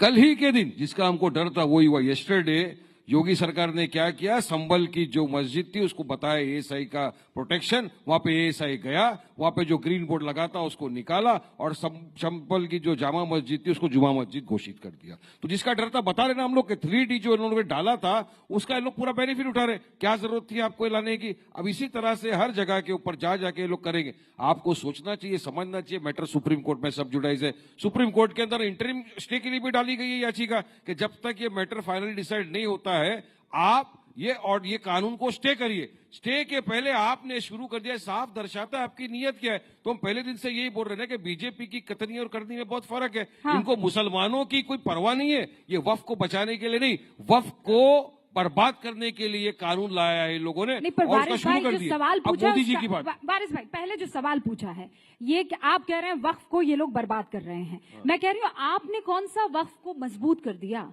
वक्फ का जो किरदार था सारे मुसलमानों के पास था, है ना? वक्फ की सारी जिम्मेदारी मुसलमानों के पास थी, तो कहाँ मुसलमानों का भला हो गया? कहाँ है? सिर्फ और सिर्फ भूमाफियाओं के नाम पर जाना जाने लगा वक्फ। बताइए ना आप मुझे। बिल्कुल, अगर भूमाफिया है वक्फ के ऊपर, 11 साल के लोग सरकार, 11 साल से बीजेपी की सरकार सत्ता में, कितने भूमाफियाओं के खिलाफ क्या कार्रवाई की? आपने तो संशोधन के अंदर जो लिमिटेशन का पीरियड था उसमें यह कर दिया कि जो 12 साल से अगर वहां पे बैठा है वो कब्जेदार हो जाएगा। ये तो आप भर के और भूमाफिया को प्रोटेक्शन दे रहे हो, आप तो उसको कब्जेदार बना रहे हो। पहले के कानून में तो ये नहीं था, पहले के कानून के अंदर था कि 2 साल की सजा और नॉन बेलेबल ऑफेंस, आपने वो हटा के 6 महीने का किया और बेलेबल कर दिया, तो आप तो और प्रोटेक्शन दे रहे हो। एक बात और बता दीजिए, आपने कहा कि नॉन बेलेबल ऑफेंस था वक्फ जब पुराना था, मुझे बताइए कितने लोगों को गिरफ्तार किया? भूमाफिया रहते हुए कितने लोगों को आपने गिरफ्तार, एक नाम बता दीजिए मुझे। बहुत सारे केस चल रहे ट्रिब्यूनल के अंदर, केसेस चल रहे हैं, बहुत सारे नहीं तो जवाबदारी सरकार की थी कि हमारी थी? 70 साल जवाबदारी। अरे भूमाफिया का मैं आपको बताता हूँ ना, माफिया क्या लेट गया। जकिया जाफरी का नाम क्यों नहीं लिया? की गुहार लगाते आपने मुसलमान, बताइए मेरे को। पहले महिलाएं होती थी वक्फ बोर्ड के अंदर ज्यादा, आपने खाली 2 का कैंप लगा दिया। अरे आप सवाल पूछे, जवाब। देखिए कैसे खोटी नीयत वाले एक्सपोज होते हैं। एक ही सवाल पूछा था, छोटा सा बच्चा जिज्ञासु, उसने कहा कितने अस्पताल बनाए हैं? कितने बना दिए बीजेपी सरकार सत्ता में आके? बताओ मेरे कोई नहीं। मोदी ने दर्द हुआ है, इनको बोलने दीजिए, इनको दर्द हुआ है, कांटा सही जगह लग चुका है। अब ये पूरे प्रोग्राम में ऐसे ही बीच बीच में बोलते रहेंगे। देखिए जिज्ञासु बच्चे ने एक छोटा सा सवाल पूछा, अरे वारिस चचा कितने अस्पताल, कितने विद्यालय बनवाए, कृपया करके बता दीजिए। इधर उधर सारा घुमाया और सब गलत घुमाया, और तुमने हर चीज घुमा के कुछ बोला ही नहीं वक्फ के ऊपर। देखिए यही फर्क है। मैं नफासत से कहता हूं, आप नहीं कहते। तूने किया, तूने, ठीक है, ये आपकी परवरिश है, मेरी नहीं। मैं आप कह के ही संबोधित करूंगा। आप सुनिए गलतियां इन्होंने क्या करी। इन्होंने कहा सुप्रीम कोर्ट में पिटीशन चैलेंज है। हाँ भैया, अनुच्छेद 370 में भी गए थे सर्वोच्च न्यायालय, क्या हुआ? सर्वोच्च न्यायालय ने कहा संवैधानिक है। इकोनॉमिकली वीकर सेक्शन के लिए 10% आरक्षण, सर्वोच्च न्यायालय गई थी ये मंडली, कुछ नहीं, सर्वोच्च न्यायालय ने कहा संवैधानिक है। इलेक्ट्रोल बॉन्ड में क्या कहा सर्वोच्च न्यायालय ने? इलेक्ट्रोल बॉन्ड में क्या कहा? अनकॉन्स्टिट्यूशनल है। फार्मर बिल भी रिपील हुआ ना, इसी तरह ये भी होगा। ओके ओके, एक एक करके ना, अब दो क्यों ऐसा करे, मेरे को नहीं पता। 20 सेकंड में गौरव भाटिया बात खत्म कीजिए। मैं वो आधा कह एक रहे मिनट हैं चाहूंगा, बहुत जरूरी बात है। आप जमीनें हड़प रहे हैं, वो आरोप लगा रहे हैं आपके ऊपर, जवाब दीजिए ना। देखिए ऐसा है, अच्छा वो तोते भी आ गए, मैं बोल रहे अभी आपका नंबर भी नहीं आया भैया। ये भाषा शैली सिखा रहे थे अभी, बिल्कुल अभी भाषा शैली संस्कार बता रहे थे। और अभी थोड़ी देर पहले बीजेपी कितनी झूठी है, अभी संस्कार सिखा रहे थे। अब तोता तोती तो करने लग गए। ये संस्कार है, देखो शिष्टाचार, देख लो संस्कार, देख लो। अभी 2 मिनट में तो बीजेपी में कौन यकीन करेगा बताओ? बताइए। अभी 10 सेकंड पहले बोल रहे थे संस्कार, और संस्कार सामने खुल के आ गए।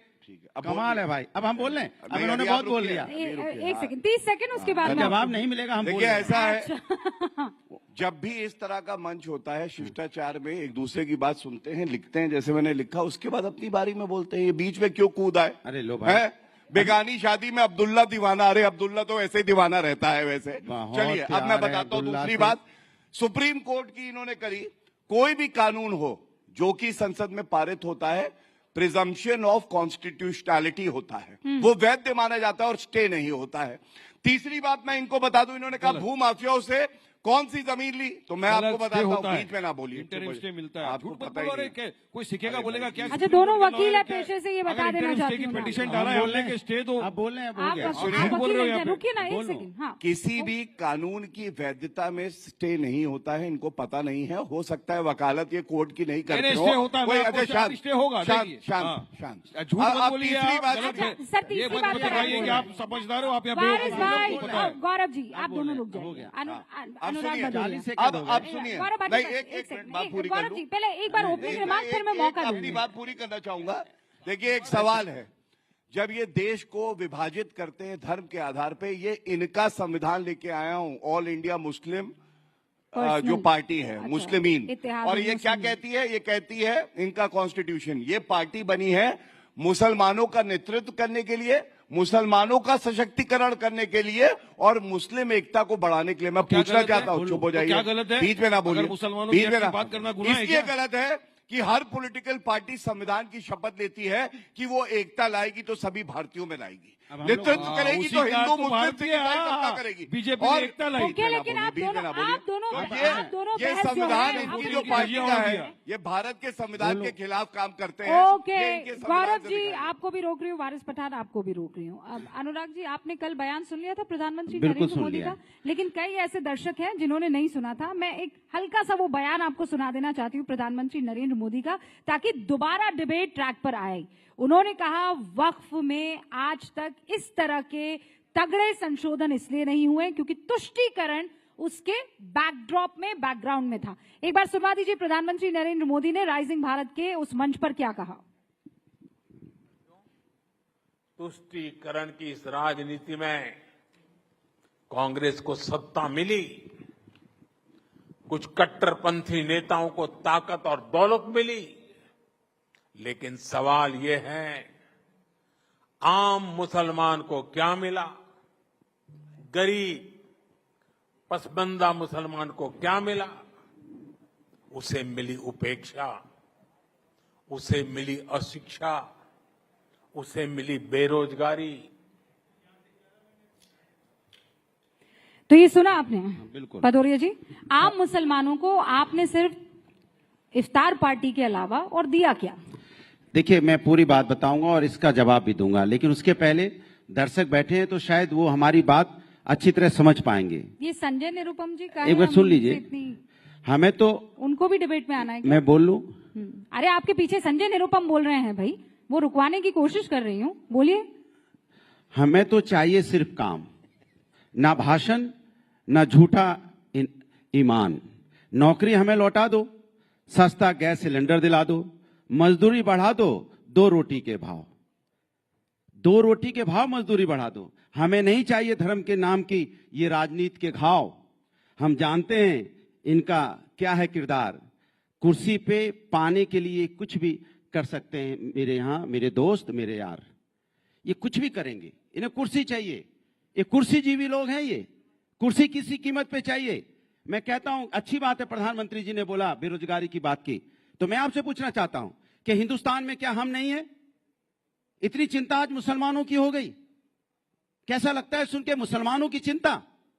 सिर्फ वोट के लिए? कौन वोट की राजनीति करना चाहता है इस देश के अंदर में? आप मुसलमान वोट की राजनीति के लिए आप कह रहे हो कि बेरोजगारी की बात करो। मैं कह रहा हूं पूरा हिंदुस्तान तो बेरोजगार घूम रहा है। आप पूरे हिंदुस्तान की बेरोजगारी की बात क्यों नहीं करते? पूरे हिंदुस्तान की में शांति की बात क्यों नहीं होती? पूरे हिंदुस्तान में भाईचारे की बात क्यों नहीं होती? पूरे हिंदुस्तान के विकास की बात क्यों नहीं होती? क्यों इस बीच में राजनीति की बात करना चाहते हो? ये हिंदू है, मुस्लिम है, सिख है, ईसाई है। आज अब वक्फ बोर्ड बिल लेके आए, कल सिख का लेके आ जाओगे, परसों जैन का लेके आ जाओगे, बौद्ध का लेके आ जाओगे। अगर आपको बाकी लोगों का सम्मान करना है तो मैं कहता हूं हिंदू में यहाँ पे नहीं, बहुत न्यास हैं, बहुत यहाँ ट्रस्ट हैं, बहुत सोसाइटियां हैं। आप लाओ उसके अंदर में आप दलित का आरक्षण लाओ, आप उसमें बैकवर्ड का आरक्षण लेके आइए, उनको भी आगे बढ़ाइए। इसके मतलब आप हमेशा नहीं, समाज में जब से भारतीय जनता पार्टी की सरकार आई है, अनुराग भदौरिया जी, चर्चा देखिए, अनुराग भदौरिया जी नॉन स्टॉप मत बोलिए, झूठ फैलाने की कोशिश मत कीजिए। देश के कई बड़े मंदिर और मठ, वहां पर आपको पता है ना, डीएम और कमिश्नर, वो लोग सदस्य होते हैं। आपको पता है गवर्नमेंट का कंट्रोल होता है। रूबिका जी, लोगों को बेवकूफ न बनाइए। अरे क्या बात हुई? मेंबर बनाइए। ये क्या बात हुई? मेंबर को बनाते हो। डीएम कमिश्नर टेम्परेरी आए और चले गए, लेकिन हम कहते हैं जो वहाँ समिति बनी तो जो न्यास होते हैं उनके अंदर में मेंबर बनाइए, परमानेंट मेंबर बनाइए। गवर्नमेंट कंट्रोल की बात कर रहे हैं ना मेंबर। ये है, ये दर्द होता है जब सही बात बोल दो तो दर्द निकलने लगता है, डीएम याद आने लगते हैं। यही तो दिक्कत है। तंत्र से सरकार चलाना चाहते हो आप, जनता के मन से नहीं चलाना चाहते, जनता का विश्वास से नहीं चलाना चाहते। आपने विश्वास खोया है, सच में तोते की तरह बोल रहे हैं। खोया है, अब आप सच में तोते की तरह बोल रहे हैं जनता और रुक नहीं रहे हैं। में शक होता है। अनुराग जी की आवाज डाउन कर दें प्लीज, मत बचाइए। अनुराग जी की आवाज डाउन कर लीजिए, मुझे और करना आपकी है, बस हो गया। आनंद रंगनाथन जी, सीधा सवाल ये है, जब सबको कहा, वारिस भाई को कहा चुप हो गए ना सर, हैं? इनको कहा चुप हो गए ना।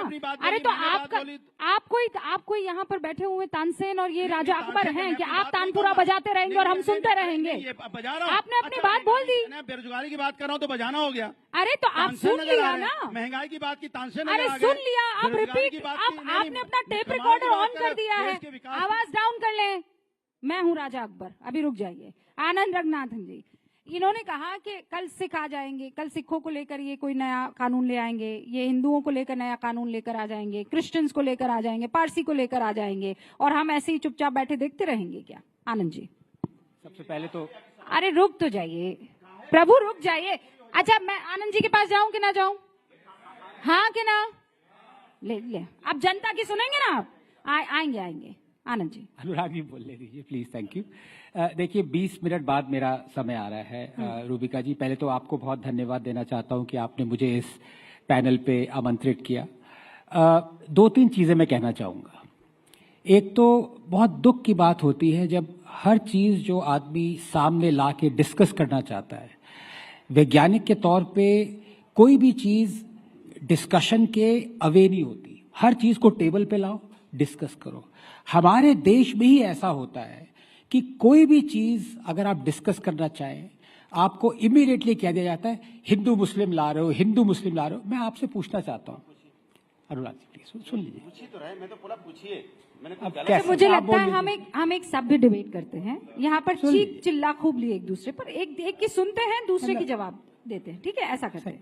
ओके, ठीक है। तो हिंदू मुस्लिम, यहाँ पे हमारे देश में अगर कोई ऑब्जेक्टिवली सोचे तो कुछ हिंदू मुस्लिम नहीं है। मैं आपको सच बता रहा हूँ, हम सब एक हैं। अगर मुझे फिरनी या सेवैयाँ खानी होती है तो आपके घर से आती है। अगर वारिस पठान साहब ने जो विग पहना हुआ, ये तिरुपति के हिंदूज के बालों से बना हुआ है। हर कोई एक दूसरे का, नहीं सॉरी, हंसते रहिए, सच में बता। आप वारिस पठान, मैं आपको व्हाट्सएप मैसेजेस दे। अनुराग, वारिस पठान साहब का क्या बताना चाहते हो? वारिस पठान साहब इतना अच्छा हेयर स्टाइल किए बैठे, आपने बिग बता दिया उनका। बताइए। मैं आपकी नकली मूछों की बात नहीं कर रहा, मैं विग की बात कर रहा हूँ। आनंद भाई, आप खींच के देख लीजिए, असली बाल है। हटक के नहीं, सुन लीजिए बात को एक बार सुन लीजिए। आनंद भाई आज अच्छी बातें कर रहे हैं आप। आज तो कम से कम अच्छे, लेकिन लास्ट में कुछ लेकिन मत लगा दीजिएगा। पर आपने इतना कन्विक्शन से कहा कि अनुराग भदौरिया सच में टेढ़ी आंखों से देखने लगे। नहीं, अनुराग भदौरिया साहब नहीं, वारिस पठान साहब भी ऐसे करके चेक कर रहे हैं। बात को सुनिए, मैं व्हाट्सएप अपना लीक नहीं करना चाहता जैसे तृणमूल के कर रहे हैं, वरना और सारे और सीक्रेट निकल आएंगे। देखिए, दुख इस बात का होता है कि बात हिंदू मुस्लिम की है ही नहीं, बात है इनजस्टिस और इनइक्वालिटी की। बिल्कुल सही। अनुराग जी प्लीज देखिए, ऐसे नहीं हो, फिर आप बोल लीजिए। मतलब आप जरा सही बोला, मैंने कुछ गलत कहाँ बोला भाई? सही बोला। Let's get back. हाँ, अनुराग जी वो माइक रखिए, वो कुर्सी नहीं है जो उसे पकड़ के रखना है आपको, माइक रखिए। हाँ, ठीक है। अब आप कवाल की तरह ताली भी बजाना शुरू कर दें। एक बार रुक जाइए, सुन लीजिए, बात सुन लीजिए। मैं बहुत पते की बात कह रहा हूं। बात इज नॉट हिंदू मुस्लिम, बात इज इनजस्टिस, डिस्क्रिमिनेशन और इनइक्वालिटी की है। और दुख इस बात का होता है कि जो हमारी 250 मिलियन मुस्लिम कम्युनिटी है, वो जब इनजस्टिस, डिस्क्रिमिनेशन और इनइक्वालिटी देख रही है, तो वो ये प्रोटेस्ट ही नहीं कर रही, वो एंजॉय कर रही है कि ये डिस्क्रिमिनेशन, ये इनइक्वालिटी और ये इनजस्टिस हिंदूज के अगेंस्ट हो रहा है। अब मैं आपको 3 एग्जाम्पल देता हूं। नंबर 1, क्या कभी किसी मुस्लिम कम्युनिटी या वारिस पठान साहब ने कहा कि ये गलत है कि सिर्फ RTE, right to education act का 93rd अमेंडमेंट के साथ जो कंजंक्शन है, वो सिर्फ हिंदू रन स्कूल्स को कहता है कि अपने 25% सीट्स आप इकोनॉमिकली वीकर सेक्शन के लिए रिजर्व करो। हिंदू रन स्कूल्स और क्रिश्चियन रन स्कूल्स को नहीं कहता। ये डिस्क्रिमिनेशन नहीं है। Thousands of Hindu run schools बंद हो चुके हैं इस चक्कर में। कभी वारिस पठान साहब ने नहीं कहा ये गलत हो रहा है। कभी वारिस पठान साहब ने ये नहीं कहा कि स्टेट एक्सक्लूसिवली। देखिए, वारिस भाई के बारे में एक बार सुन, हिंदू भाई के बारे में बोल रहे हैं। RTE नहीं, इनको हिंदू नहीं, ये कह रहे हैं कि नहीं, इनका कहने का मतलब ये हुआ कि सिर्फ मुस्लिम हिंदू। अरे हमारे साथ अन्याय नहीं हो रहा है क्या?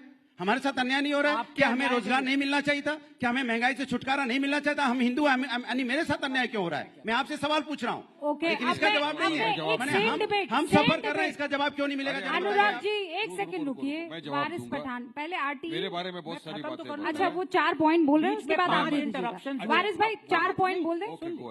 अब बीच में 5-5 बार इंटरप्शन करेंगे तो फिर कैसे चलेगा भाई? समय उतना नहीं है सर, जल्दी बोल दीजिए। इतने समय में तो सरकार चली जाएगी। आधा समय आपने ले लिया अनुराग। अरे ये सपा की सरकार नहीं है कि टूटी साइकिल चली जाए, चिंता ना करिए। सरकार तो भाई आप बोलिए। सरकार तो जाते जाते बच गई है। आप अपने आप कॉन्सेंट्रेट तो जाते जाते बची है। जल्दी से। मतलब मेरा रोल आपने स्पीकर की तरह बना दिया है लोकसभा के। बोलने नहीं दे। सुनिए, आप 5 मिनट से बोल रहे हैं, आपकी बात पूरी हो रही, तो मैं क्या करूं भाई? मैं 2 मिनट में अपनी बात कह चुका हूं। Anurag ji please, it's a request. अरे मैं 2 मिनट बोला हूं, आपने 20 बार इंटरप्ट किया। ये 5 मिनट से बोल रहे हैं, इनकी बात पूरी नहीं हो रही है। अन्याय नहीं है तो क्या है? आपके मंच पे अन्याय हो रहा है, आप कह रहे बोलने नहीं दे रहे। इधर मेरे ऊपर आरोप लगाने से बेहतर होगा कि आप उनकी बात सुन लें। Okay Anand ji please try to finish it in संक्षेप। बिल्कुल। अभी कभी वारिस पठान साहब ने ये नहीं कहा कि सिर्फ हिंदू टेम्पल्स पे गवर्नमेंट एक्सक्लूसिवली कंट्रोल कर रही है और बिलियंस ऑफ डॉलर्स ले रही है।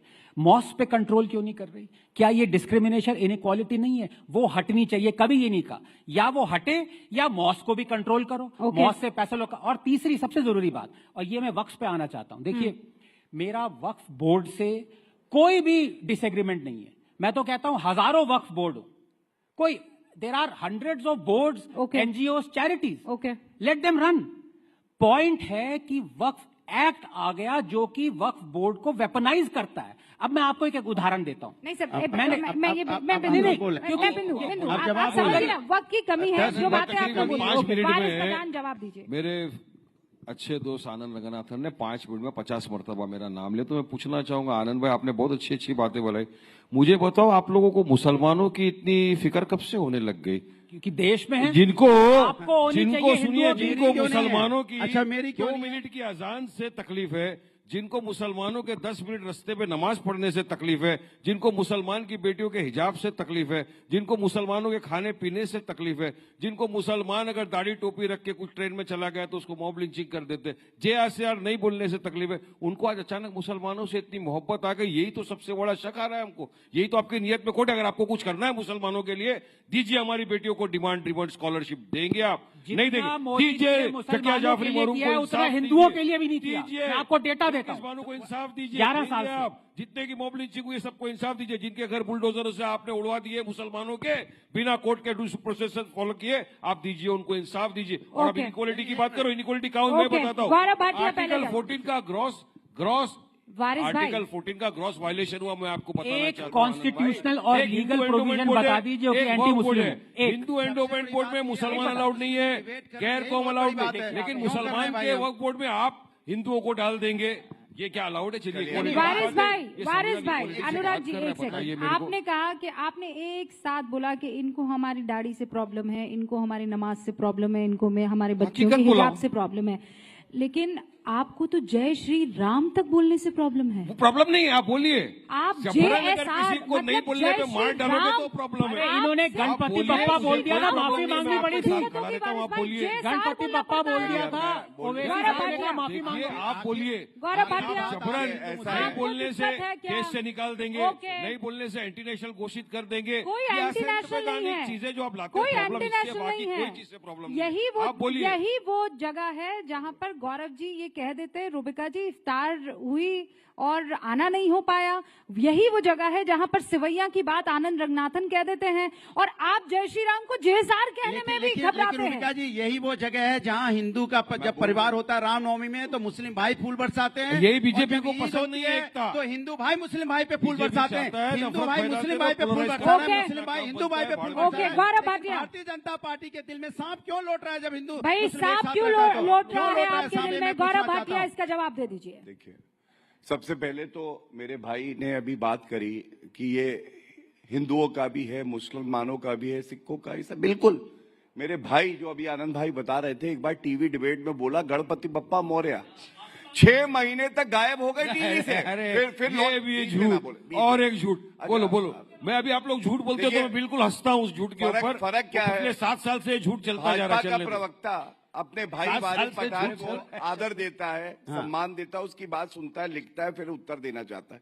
ये लोग हर लाइन पे टोकेंगे क्योंकि इनको डर ये लगता है कहीं हमारा असली चेहरा सबके सामने हर लाइन पे टोकेंगे। आप देख लीजिएगा, मैं बताता हूँ। लोग तो गाना उतर गया है, आपकी गुजारिश सामने असली सूरत छुपी रहे। अच्छा, ये बात तो सच है ना, ये बात तो सच है हर लाइन कि गौरव भाटिया ने जब बोला बीच में कोई नहीं बोला। हर लाइन पे अनुराग भाई जब आप बोले बीच में कोई नहीं बोला। अरे वक्त में बताओ ना, आर्टिकल 14 का वायलेशन है नहीं है, 25 का वायलेशन है नहीं है, 26 का वायलेशन है नहीं है, 25, 26 आर्टिकल 14 वायलेशन है कि नहीं? 7 मिनट बोले और क्या चाहिए? हम 2 मिनट बोले और क्या चाहिए बताइए? तो अन्याय तो हमारे साथ है ना। जितनी सीटें उतनी बातें ना, रुक जाइए ना।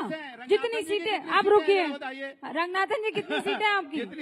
गौरव भाटिया 140 करोड़ सीटें हैं मेरी भी। अरे हमारी एक है लेकिन पूरे का भारी है। आप दावेदार थोड़ी हो। विषय पर लौट कर आइए सर, विषय पर लौट कर आइए। गौरव भाटिया विषय पे रहते हैं। अभी एक वक्तव्य खुद का बोला तो शर्मसार हो गए। एक और याद आ गया, कहते 15 करोड़ हैं, 100 करोड़ हिंदुओं पे भारी हैं, ये बोल रहे थे। और जलियांवाला बाग बनाने वाले तुम्हारे साथ बैठे हुए हैं, वो अलाउड है? शाहीन बाग बनेगा तो जलियान बाग बना देंगे, वो अलाउड है? ये गारंटी नहीं करेंगे, गारंटी है। अब सुनिए, उनको रॉन्ग प्रूफ कीजिए ना, बीच में मत बोलिएगा, रॉन्ग प्रूफ कीजिए। अब मैं आपको, क्योंकि वरिष्ठ अधिवक्ता हूं, आपको बताता हूं अनुच्छेद 14 क्या कहता है। हर नागरिक को कानून के सामने एक जैसा देखा जाएगा, कोई भेदभाव नहीं होगा। फिर क्यों ये बिल में डाला? बीच में नहीं बोला भेदभाव, बीच में ना बोला प्लीज। रूबिका जी, इस तरह से कोई चर्चा नहीं कर सकता है।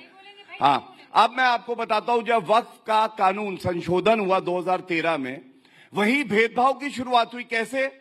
आप बताइए, क्या सिखों के लिए, ईसाइयों के लिए, क्या हिंदुओं के लिए कोई वक्फ बोर्ड जैसी संस्था है कि ट्राइब्यूनल में फैसला होगा कि मंदिर की जमीन है कि नहीं? 14 का उल्लंघन तब हुआ, बीच में नहीं, सॉरी, आप एक अच्छे पार्लियामेंटेरियन बन सकते हैं अगर चुप रहे तो, वरना नहीं। जो चुप रहेगी जुबान खंजर, लहू पुकारेगा आस्तीन का। खामोश रहे 70 साल, अब खामोश नहीं रहने वाले, हक इंसाफ की बात करेंगे। अक्सर ऐसा होता है कि जो सहिष्णु होता है और खामोश रहता है उसमें ताकत ज्यादा होती है।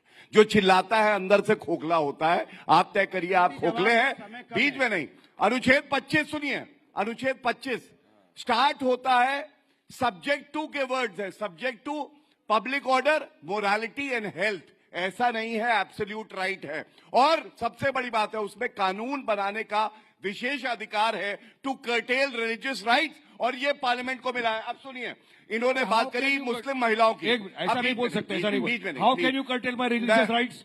कौन से प्रावधान के अंदर कौन से प्रोविजन के आर्टिकल बताओ पब्लिक को, चलो बताइए। कोई मैं लॉ कॉलेज तो हूं नहीं, जो मैंने 20 साल के कड़े अध्ययन से सीखा है वो आपको 10 मिनट में नहीं सिखा पाऊंगा, इसके लिए आपको संविधान पढ़ना पड़ेगा। 2 मिनट में सिखा रहा हूं। सुनिए, अब मैं दूसरी बात करता हूं, मुस्लिम महिलाओं की इन्होंने करी।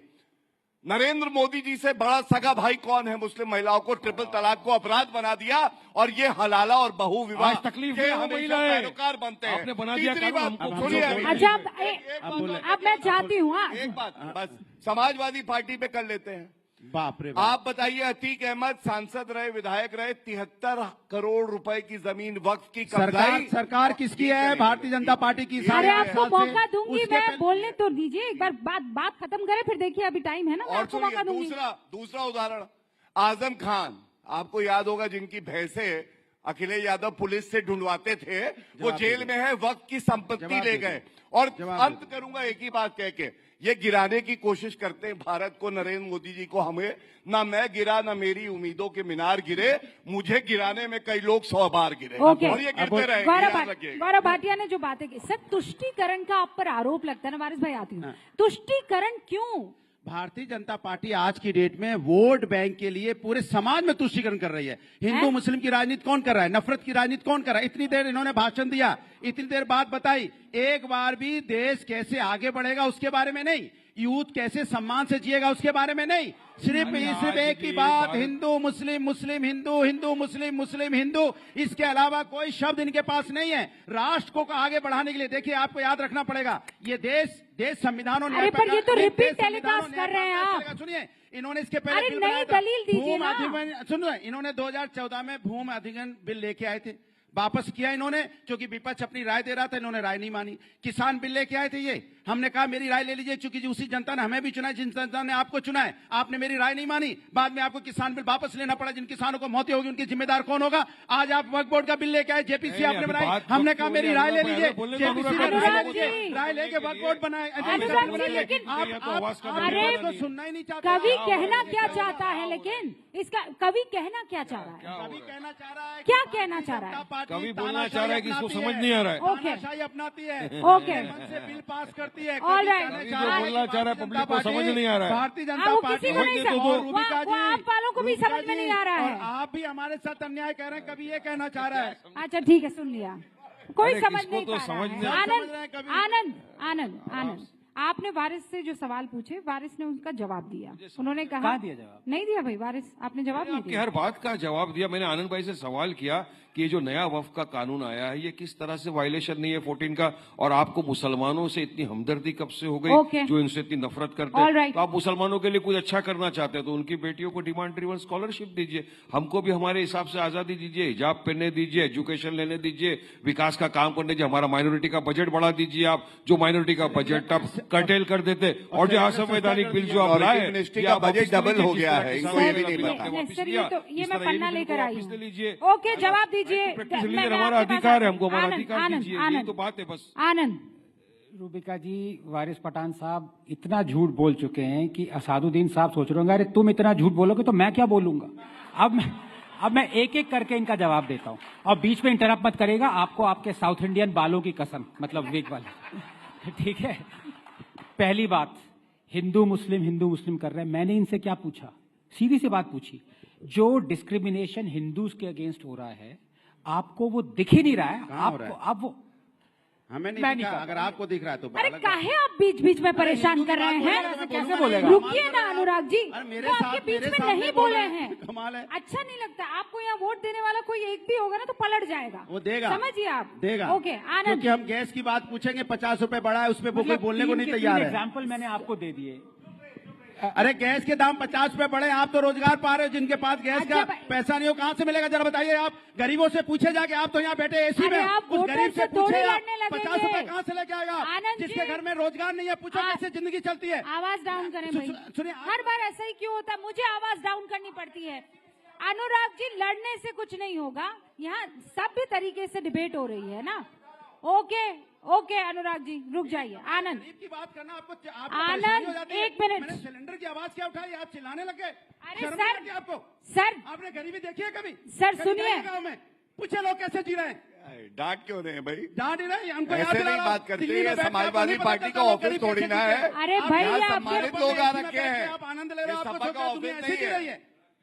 मैं एक आंकड़े लेकर बताती हूँ, आंकड़े बताती हूँ, आपको बीजेपी करनी, जाइए रोड पे। आंकड़े बताती हूँ। आप जिस तरीके से चीख रहे हैं ना, ये सच्चर की रिपोर्ट बताती है प्रशासनिक सेवा में मुसलमानों की भागीदारी 3%, आईएएस और बाकी जो है उनकी 4%, आईपीएस जो है वो 4%, पुलिस बल में मुसलमानों की भागीदारी तब 7%, रेलवे में 4%। आज मोदी सरकार 2025 में ये आंकड़े मैंने निकलवाए, यूपीएससी क्रैक करने वाले मुस्लिम छात्र 5.12% बढ़ गए, यानी 3% से आगे गए। रेलवे में जो 4.5% मुसलमानों का आंकड़ा हुआ करता था, वो 14.16% पहुंच गया है, जिसमें 463 गैजेटेड ऑफिसर हैं। अगर मोदी को सच में मुसलमानों से इतनी एलर्जी थी तो ये आंकड़ा बढ़ते हुए कैसे दिख रहा है आनंद रघुनाथन?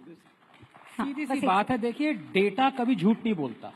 अब जॉब्स की कोई बात कर रहा है, अब ये भी बात झूठ बोलेंगे कि जो केम्स रिपोर्ट है आरबीआई की कि पिछले साल 47 मिलियन जॉब्स वर क्रिएटेड, ये भी झूठ है। जीडीपी भी, हर चीज झूठ कहेंगे तो उसका कोई इलाज नहीं है।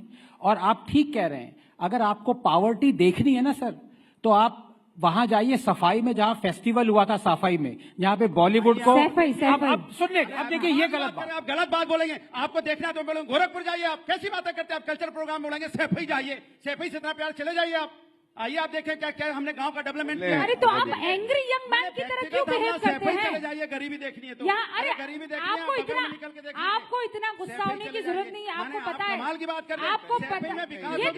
सुनिए मेरी बात सुनिए, उत्तर प्रदेश में नहीं है, अनुराग जी, देश में नहीं है, अनुराग जी, अनुराग जी, ये रेगुलर डिबेट नहीं है। कैसे हो गया गाँव, कैसे उन्नति कर गया अनुराग जी? ये नॉर्मल, ये अनुराग जी अनुराग जी हद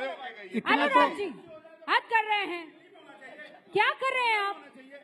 अनुराग जी एक सेकंड, ये एक तो ये कॉन्क्लेव है, और जाट मूवी कल रिलीज हो रही है, सनी देओल की एक्टिंग आप ना करें,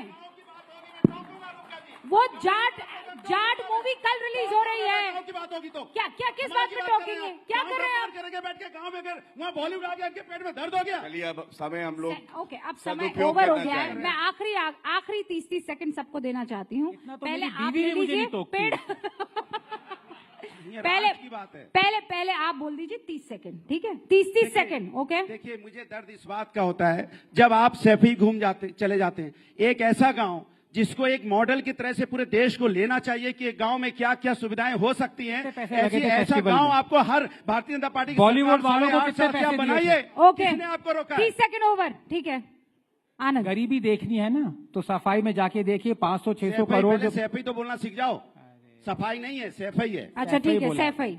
सैफई, यही दिक्कत है, शहर वाले लोग प्रोनाउंसिएशन हिंदी नहीं कर पाते गाँव का, तो गाँव की बात करेंगे। ओके, अब मैं तमिलियन हूँ, अब आप कहेंगे कि मुझे हिंदी अच्छी बोलनी नहीं आती, तो धिक्कार है मुझ पे मेरी तमिल। आप तमिल में बुलवाऊं आपसे? तमिल तेरी माँ, आप सफाई बोल रहे हैं तो आप तमिल तेरी याद है। देखिए अब ये भारतीयता है, ये सीखिए आप रूबिका जी से। हर चीज में चिल्लाने का मतलब ये नहीं होता कि आप अपना पॉइंट्स रख रहे हैं, लोग समझ रहे हैं।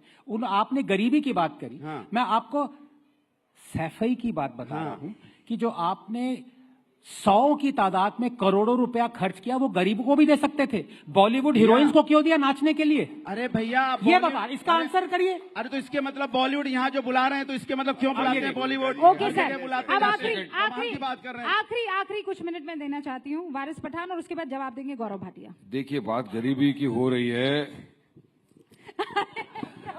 ये बात गरीबी की हो रही है, इसलिए बताना चाहूंगा कि हम लोग जो लड़ाई लड़ रहे हैं वक्फ के लिए, ये गरीबों के लिए तो लड़ रहे हैं जिनके ऊपर इनका अधिकार है, वक्फ की जमीन के ऊपर, बेवाओं का, यतीम बच्चों का, उन्हीं के अधिकार के लिए लड़ रहे हैं। और हमारे यहाँ पे वक्फ बोर्ड है, वक्फ ट्रिब्यूनल है, और आप जो झूठ फैला रहे हो कि ट्रिब्यूनल के ऑर्डर के नहीं जा सकते, गलत है। हाईकोर्ट के अंदर आप रिवीजन फाइल कर सकते हो। अब ये जो कानून आपने लाया है पर से असंवैधानिक, आर्टिकल 14, 24, 25, 26 का ग्रॉस वायलेशन है। गौरव भाटिया जी, हिंदू एडवोकेट बोर्ड के अंदर आप किसी मुसलमान को रखेंगे नहीं रखेंगे? मुस्लिम बोर्ड के अंदर आपको क्यों लाना है। बात नंबर 2, दूसरा एक खाली 10 सेकंड में अपनी बात कंप्लीट कर दूंगा रूबिका जी। वहां पर कोई भी डोनेशन दे सकता है, कोई भी वक्फ कर सकता है, लेकिन अब यहां पर आपको मुसलमान वक्फ के अंदर आप वक्फ नहीं कर सकता। 5 साल के लिए आपको प्रैक्टिसिंग मुस्लिम बताना पड़ेगा। प्रैक्टिसिंग मुस्लिम कैसा होगा बताइए मुझे। यहाँ पे आपने लिमिटेशन डाल दिया, बल्कि आपको हटा देना चाहिए थे जो वहां पे बैठ गए हैं एनक्रोचमेंट करके। इसको तो बल्कि 12 साल से जो बैठा उसको आप पक्का बना रहे हो। तो तमाम चीजें को मद्देनजर रखते हुए हमारा ये बोलना है कि मोदी सरकार ये बिल वापस ले ले। जिस तरह किसानों का बिल वापस लिया था, इस बिल को वापस ले ले। सुप्रीम कोर्ट सुप्रीम कोर्ट शांत हो जाए, मेरे करेगी जरूर। धन्यवाद। देखिए, सबसे पहले तो इन्होंने विरोधाभास बात करी। इन्होंने कहा वक्फ बोर्ड पे नॉन मुस्लिम्स कैसे आ गए। जब हिंदू सिख ईसाई अपनी जमीन देते हैं वक्फ बोर्ड को तो कहते हैं लाओ लाओ लाओ लाओ ले लेंगे, लेकिन बोर्ड पे रहेंगे तो कैसे रहेंगे, हटाओ इन्हें। तो ये विरोधाभास है। दूसरी बात, ये हिंदू वर्सेस मुस्लिम नहीं है, ये है संवैधानिक और गैर संवैधानिक की लड़ाई। और सबसे बड़ी बात मैं आपको बता दूं, ये कहते हैं कि इसका समर्थन जो है केवल हिंदू कर रहे हैं। नहीं, आप बताइए, केरला में बिशप जो एसोसिएशन है, कैथोलिक बिशप एसोसिएशन, उसने समर्थन किया। 70 साल के मुस्लिम बुजुर्ग ने आके समर्थन किया, उसको पीटा गया। और अंत करूंगा, कश्मीर में क्या हुआ, वहां पे घर जला दिया गया एक मुस्लिम आदमी का, क्योंकि वो समर्थन कर रहा था। तो गुंडागर्दी बीच में नहीं बोलिए, मैंने देखिए पूरी इज्जत दी थी, घर में नहीं मिलती, मैंने तो दी थी, लेकिन हाँ थैंक यू नहीं, आप अपनी बारी में, मैंने भी लिखा, बहुत करेक्शन है। अरे नहीं, ऐसे नहीं चलेगा। तो सकारात्मक बात करते हुए सिर्फ अंत करूंगा। देखिए, आगा खानी, बोहरा, पसमानदा समाज, जिसको अलग थलग कर दिया था, उनको बोर्ड में जगह मिलेगी, सशक्तिकरण है। महिलाओं को बोर्ड में जगह मिलेगी, सशक्तिकरण है। तीसरा, कानून पढ़ा नहीं होगा इन्होंने, पहले ज्यादा किया, अब तो है बीच में नहीं, ये अच्छा किया आपने कहा। नहीं, वाह, पहले नॉन अवेलेबल था, अवेलेबल कर दिया, अच्छा किया। सर, मेरे पास वक्त की कमी है, वक्त की कमी है। एक लाइन बोल के आंसर कर रहा हूं। हाँ, वक्त की कमी है मेरे पास, क्रिश्चियनों की जमीन के ऊपर आ गई, वक्त की कमी है, पर अब वक्फ के पास दलीलों की कमी है। बहुत बहुत शुक्रिया आप सभी का मेरे साथ जुड़ने के लिए। गौरव जी, वारिस पठान, अनुराग भदौरिया, आनंद रंगनाथन। मुझे पता है वक्त की कमी थी, लेकिन यहाँ अपनी अपनी दलीलों की नहीं। देखते रहिए न्यूज़ 18 इंडिया। बहुत बहुत शुक्रिया।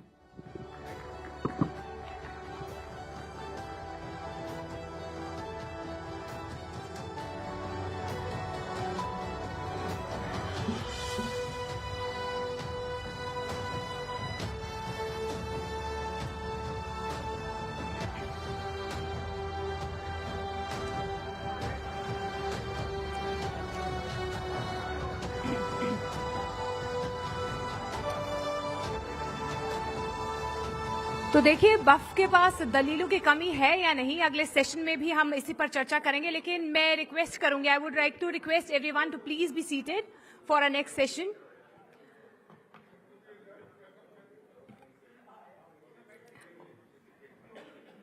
तो क्योंकि हम राइजिंग भारत समिट के मंच पर हैं और ऐसी इंटेंस डिस्कशंस हम कर रहे हैं, लेकिन वक्फ को और बेहतर समझने के लिए हम अपने अगले सेशन की तरफ बढ़ते हैं।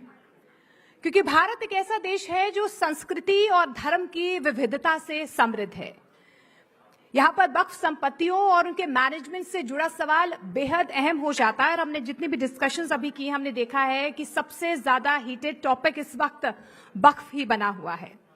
वक्फ एक्ट आज उन चर्चाओं के केंद्र में है जो वक्फ संपत्तियों के एफिशिएंट यूज और उनके गवर्नेंस से जुड़ी हैं। क्योंकि इन संपत्तियों का मकसद ये है, क्या ये लोगों के हित में काम हो रहा है, या जो मैनेज कहा जा रहा है कि जिन चीजों को मैनेज किया जा रहा है वो उस उपयोग में आ रहा है। ये सबसे बड़ा सवाल यहाँ पर बना हुआ है। लेकिन आज इस सत्र में हम ये समझने की कोशिश करेंगे कि क्या वक्फ एक्ट अपने मौजूदा ढांचे में देश और नागरिकों के बेस्ट हितों को पूरा करता है, या फिर जरूरत है किसी सुधार की, ताकि अकाउंटेबिलिटी, ट्रांसपेरेंसी और हमारे समाज की बदलती जरूरतों के मुताबिक इस सिस्टम को ढाला जा सके। इस सेशन को आगे बढ़ाने के लिए मैं स्टेज पर आमंत्रित करना चाहूंगी राहुल शिवशंकर को। प्लीज वो मंच पर आए, बिकॉज वही इस अगले संवाद को मॉडरेट करेंगे। और मैं पैनल से भी आपका तारुफ करवा देती हूँ। हमारे अगले पैनल में सुधांशु त्रिवेदी होंगे, राज्यसभा सांसद वारिस पठान जी हमारे साथ होंगे, AIMIM का पक्ष रखेंगे। विष्णु शंकर जैन हैं हमारे साथ, सुप्रीम कोर्ट के वकील हैं, और शाहिद अली लॉयर हैं समाजवादी पार्टी की तरफ से हमारे साथ, वो अपना पक्ष यहां पर रखेंगे। Welcome everyone, thank you so much.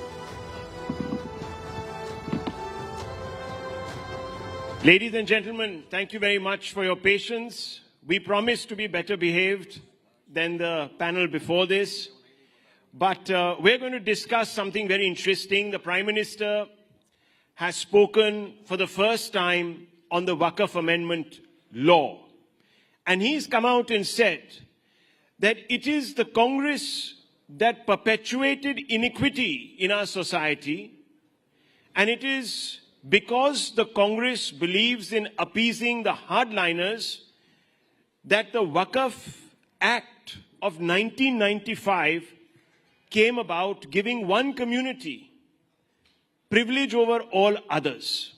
How does our panel this evening react to this statement by the Prime Minister and the debate that it has sparked across the political spectrum? Let's get a sense of that.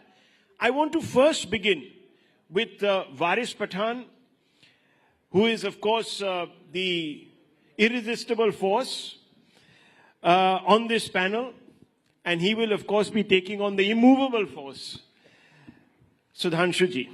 So, Varis bhai, I want to understand something from you. You say that the Wakf bill perpetuates inequality and discriminates against Muslims. Can you explain how? Well, Rahul, the apprehensions which we are having regarding the Wakf Act, they are coming true now. As we rightly said, that by incorporating Article 3D in the amendment, they will now say that it is ASI protected thing and they will take away the property. Their intentions were right. And so what happened yesterday? In UP, the ASI came there at the Sambal Mosque. They removed the green board. They put a blue board and that instead of Jama Masjid, now they have written it Juma Masjid. This will go on and on. That is why we say this bill, which Act now is totally unconstitutional. It is a violation of Article 14, 24, 25, 26 of the Constitution, which is given to us by Dr. Baba Sahib. And I say why? Article 14 talks about equality, Rahul. Equality should be everywhere, whether with the Hindu Endowment Board or with the Muslim Waqf Board. In Hindu Endowment Board, you cannot have a non-Muslim, non-Hindu. In Waqf Board, you can have Hindus. In Hindu Endowment Board, anybody can give Waqf. But in Muslim Waqf Board, only a Muslim who is practicing 5 years as a Muslim religion is only entitled to live. Now, why is the discrimination? That limitation period. Now, Modi said that we want to remove encroachment and all. There was a bill brought in 2015, but they have removed that. Now, if a person is there encroaching the property for 12 years, he will become the owner of that property. You have removed that, whereas this is not there in that property. So here also there is a discrimination. The right to practice religion is a fundamental right guaranteed to us by the article which is given to us by the Constitution. Article 26, I have my right. You cannot interfere into what I am doing in my religious affairs. This is the private property. This is the personal religious affairs. You cannot just enter and say, no, we will take up. You talk about corruption. Well, corruption is not there. Corruption is everywhere.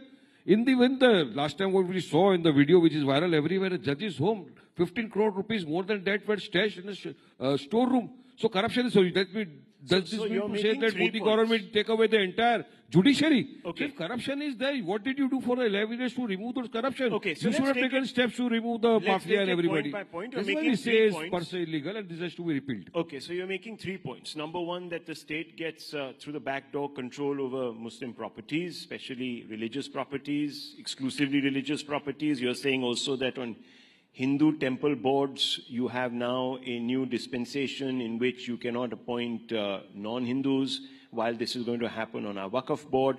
And the third, which is a point that you have been making for a while now, that fundamentally you have a situation where you feel And I find that strange because for 75 years, the state has exercised control because they apprehend corruption in Hindu temples on temples. So I don't see how you're being singled out as Muslims because the majority has suffered this for 75 years. But Sudhanshu ji, जरा आप विस्तार से ये बताइए कि ये bill जो ये कह रहे हैं कि मुसलमानों के राइट्स को सर्कमस्क्राइब करता है, वो आप क्यों इससे डिसएग्री करते हैं? There are three aspects. One is a technical aspect, one is a political aspect, another is a moral aspect. On technical ground, it is categorically clear. Number one, it has nothing to do with the committees of mosque, dargah, and qabristan. They are going to be unaffected by this. It has to do only with the management of the land. And it is being categorically and unequivocally stated by several high courts. In 1964, Allahabad High Court has used the word that the mutawalli cannot be an equivalent of mahant because it's not a religious act. In 1976, Calcutta High Court has clearly said that it has having no religious connection and it is not come under the purview of Article 26 of the Constitution. And in Kerala High Court judgment of 1993, they have also clearly said that this is not a religious activity. It is just doing with the management of the land. And now, come to the political question. It's a very peculiar thing to understand that from 1913 to 2013, first I would like to say there is a statement that since the matter is related to the Mohammedans and related to Mohammedans law, so there is no question of public policy arise. Means government should not have any role. You know whose statement this is? This is the statement of Muhammad Ali Jinnah in April 1913 in Imperial Legislative Council while trying to pressurize the British government, and with the help of Congress, they try to get it done. Today, they are the same language in 2025. From 1913 to 2025, nothing has changed. So, strictly on politically speaking, I would like to ask that they are having, from 1913 to 2013, 17 lakh acre land. And 2013 is the date in which such a committee recommendation came. And it said that the Muslims are in a worse condition than scheduled caste. But from 2013 to 2023, 21 lakh acre land has been added. It's a very peculiar, you can say, mind-boggling logic.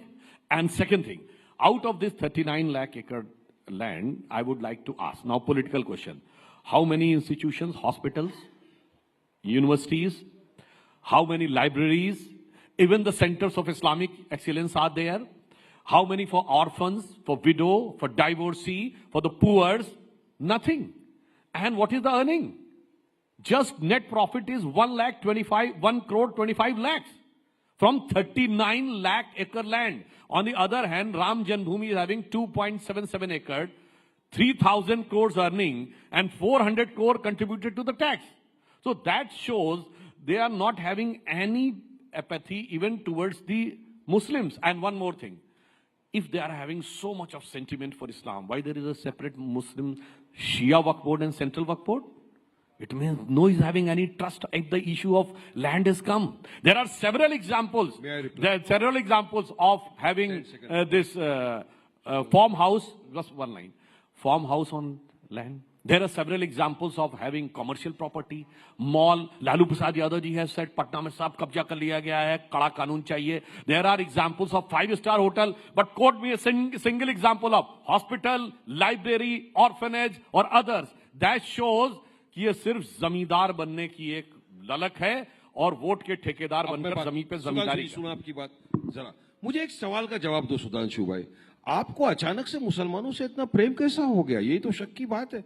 आपको हमारे 2 minute की अजान से तकलीफ है, 10 minute अगर कोई रास्ते में नमाज पढ़ लिया उससे तकलीफ है, आपको हमारे हिजाब से तकलीफ है, आपको हमारे खाने पीने से तकलीफ है, आपको हमारे दाढ़ी टोपी से तकलीफ है, आप अगर कोई चला गया शक की बुनियाद पे JSR नहीं बोला आप उसको मारते हो, आपको इतनी सारी चीजों से तकलीफ है, आप बिल्किस बानो के बलात्कारियों को खुले फिजाओं में छोड़ देते हो, जब छूट के आते बेल पे आप उनको गार्लैंड करते हो, टिकट देते हो, जकिया जाफरी इंसाफ मांगते मांगते मर गई, उनको आपने इंसाफ नहीं दिलाया, आपको अचानक से मोहब्बत ये जो आई है ना सुधांशु जी, ये वक्फ को बचाने के लिए नहीं, ये वक्फ को खत्म करने के लिए आप कर रहे हो। झूठ फैला रहे हो आप, भ्रम फैला रहे हो देश में। आप अगर आप यकीन में इंसाफ की बात करते हैं आपके तो जवाब मुसलमान बहनों को दीजिए डिमांड रिवर्स। आपके जवाब देने से पहले मैं एक चीज छोटी बात कहना चाहता हूं। मुसलमान जेल में बेकसूर बंद है, वारिस छोड़िए पठान उनको, क्यों साहब, नहीं देते हो बेल उनको? वारिस पठान साहब, आपको नहीं देंगे नहीं, आपको उन मुसलमानों से आज तकलीफ है जो वकफ एक्ट को सपोर्ट कर रहे हैं। मणिपुर में घर जला दिया, नहीं, आप मेरी बात सुनिए। वायलेंस इज कंडेमनेबल, मैं बोल रहा हूं आपको। That is not easy to say. Yes, no, I condemn. Because the chilling effect of that act, and it's not just against one Muslim in Manipur. There have been several incidents where Muslims who have supported the BJP's position on the Wakf Act have been attacked. The chilling effect that goes through the community means that hundreds and thousands of other Muslims, women, pasmandas, others from different communities who are benefiting will also now keep quiet. So this is not an exception. And this doesn't mean that there's one incident. But one second, let him respond. Jafar in our community. Let him, no, Mir Jafar. Peculiar gains and benefits are so if people follow the constitution. Because Modi has given them okay, post, so one second. they want something from Modi, that's why they're no, one second. Are you saying, knowing that they are going are you against saying the that Muslim people orphans? who respect the constitution are Mir Jafars? No, this is the question of not respecting the Constitution. We are respecting the Constitution, and that is why we have moved the Supreme Court. Had we not respected the Constitution, we would not taken the due process of law. We have gone to the Supreme Court. Good. We have filed the appeal before the Good. That's Supreme a Court. good thing. That's a good thing. I'm not denying. But there are certain yes. people who wants to just sit with that so Modi what? gives them something. They have a right. And for their peculiar that is democracy, personal sir. peculiar gains and that benefits. That doesn't matter. That is also democracy. He has used the word that he is against violence. But Afzal Halat ka mara hai, who was the mastermind of attacking parliament. याकूब मेनन की judicial killing हुई है, जाकिर नायक शांति का मसीहा है, इशरत जहां बेटी है, हाफिज साहब है, भारत तेरे टुकड़े होंगे इंशाल्लाह कहने वाले भटके नौजवान हैं। गजब की डाइकोटोमी ऑफ द कैरेक्टर है कि I am against violence but I am in favour of those. आप ऐसे मुस्लिम्स के साथ रहते हैं। Let me complete the sentence sir, condemn करो। सुनिए, very important point I want to make. When Manmohan Singh was Prime Minister, who was invited to Prime Minister House? Yasin Malik, who was accused of murdering several IAF officers. When Modi ji became Prime Minister in 2015, which Muslim was invited? It was the 50th year of the martyrdom of Veer Abdul Hamid. His entire family and his wife was invited and respected. That is quite clear कि वीर अब्दुल हमीद जैसे अच्छे और सच्चे मुसलमानों के साथ हम हैं और अपराधी और आतंकवादियों के साथ आप हैं। आपके खुद के एलाय शिवसेना के लीडर संजय निरुपम ने कहा कि अगर आप शाहीन बाग बनाओगे हम जलियान वाला बाग बना देंगे, जनरल डायर तैयार कर देंगे। आप उसका खंडन करते हो नहीं करते हो? बोलिए क्या स्टेप लिया आपने उसके खिलाफ, क्या एक्शन लिया आपने उसके खिलाफ? आप जलियान वाला बाग बनाएंगे, जनरल डायर बनाएंगे। उसके बाद भगत सिंह पैदा हुआ था और वारिस पठान बोल रहा है आप बनाएंगे, आप बनाओ जलियान वाला बाग, वारिस पठान आगे खड़ा रहेगा, मारो मेरे सीने पे गोली, खाएंगे गोली हक की इंसाफ की लड़ाई के लिए। सुनिए, हाँ ये वायलेंस के अगेंस्ट है। 15 मिनट के लिए पुलिस हटा लो तो देख लेंगे, 20% 100 करोड़ पे भारी पड़ेगा। जलियानवाला की बात तो जुदा नहीं कर रहे हो। छोड़िए, गुल्ले काटे जाएंगे, राम राम चिल्लाएंगे, उसका कंडेमनेशन करो, नहीं करेंगे। प्लीज वारिस भाई, look, we are coming to the serious aspect. We're one stage today. Can he quote a single Muslim country in which Wakf board is having this type of provisions which India's Wakf board is having? I challenge him. Second thing, can he quote a single minority community in India? Does Buddhists have this right? No. Sikhs have this type of right? No. Christians have this type of rights? No. Parsis have it? No. Jews have? No. Even the Christians, the Catholic Bishop Council of Kerala has written a letter on 31st of March this year that this should be amended because 400-acre land of Christians has been claimed by them. This is the fundamental. दोनों में से बता दीजिए, एक दूसरी जगह पे संविधान है क्या? भारत से बता दीजिए, दिया हुआ संविधान है क्या? बताइए ना, किसी के अंदर कानून आप चोरी करोगे, हाथ काटने के, वो भारत में लाना चाहते हो क्या? अभी आप जलियानवाला तो बनाने वाले हो ना यहाँ पे, बनाओ जलियानवाला बाग, आएंगे भगत सिंह बन के खड़े रहेंगे सामने, मारो गोली। अरे constitutional right, you have a right to protest, you don't have a right to impose full penalty on us. Under what provision of law did you impose full penalty on us? Okay, I'll have to shut down your mic, please. Let's not shout at each other. Please, we're within earshot. For God's sake, there's a whole live audience. Calm down. Okay, let's look at the constitutional question, because the matter now is going to go to the courts. We've tackled the politics here. Let's go to the constitutional question. Vishnu Shankar Jain, you've been arguing. In fact, you might even be moving the courts. I want to ask you, is this bill legally infirm? I see certain precedents that have been cited, and I have them here. In fact, there are several. There is the Shri Adi Visheshwari of Kashi Vishwanath Temple versus the state of UP, where legal precedents support state oversight. There are Supreme Court rulings. So can you explain a little bit of that? And then I want Ali Saab also to come in. First of all, I want to ask a question that what does this Amendment Act 2025 has done? Let me give you a very brief glance. Section 40 used to say, Rahul, that Wakf board has the power to declare any land as Wakf property. That has been deleted. Section 104 used to give a provision that a non-Muslim can also donate to Wakf, which was against the Islamic tenets. That has been deleted. Section 107 gave an exemption of the Wakf from the Limitation Act. That has been deleted. The Administration of Evacuee Property Act, which all the properties were of central government, that was given to Wakf by Rajiv Gandhi government by Section 108. That has been deleted. So the unfettered and unchecked powers which were there under the Wakf Act 1995 has been curtailed by the present Amendment Act 2025. Now, let's come to the constitutional aspect of it. The first Wakf Act in this country was introduced pre-independence in 1913, and the next Wakf Act came in 1923. And Rahul, if you will have the provisions of those two acts, the only provision was there to get the Wakf property registered before the district judge. It is over a period of time, over these 100 years, that so much powers have been given that today we know a very well-known saying is there in the legal terms, power corrupts. And absolute power corrupts absolutely. And it is because of that Surat Municipal Corporation was declared as Wakf property. Allahabad High Court's land, a portion of Allahabad High Court's land was declared as a Wakf property matter, traveled till the Supreme Court. Then Bed Dwarka was claimed to be Wakf property. Chandrasekhar Azad Park was claimed to be the Wakf property. So the present Amendment Act has only curtailed the unchecked powers which was given to the Wakf board. And Rahul, let's analyze. The major ground of challenge is what? That you have introduced two non-Muslim members in the Wakf Council and in the Wakf board. This is the major ground of challenge. Now in the Wakf Council, how many members are there? 22 members are there. And these two non-Muslim members will not be ex officio. It is mentioned in the Act. These two non-Muslim members in the Wakf board will not be ex officio. So when you were receiving money from the non-Muslims under Section 104, then also they were there. And I want to ask you a question. Waris bhai bhi mujhe bataएं, दो बातों का जवाब दें. Where is, in which Quranic text or in which hadith the concept of Wakf by user is there? Please tell me. Point number one. Point number two, Waris bhai, please bataiye whether the Wakf Act 1995 does not apply, whether the Wakf Act 1995 applies to non-Muslims or not. It applies. Because of the judgment of the Supreme Court, Rahul and Rashid Wali Beg. So if it applies to non-Muslims, just let me finish. If the Wakf Act 1995 applies to non-Muslims, why should non-Muslim members should not be there in the Wakf Council and Wakf Board? If it applies to me. Okay, now and according to my submission, it applies. Acha Vishnu, you have raised a very nice question. I'll rebut it. You spoke about equality. You spoke about the Constitution. You say why it should not be applied here, why is applying there. Hindu Endowment Board.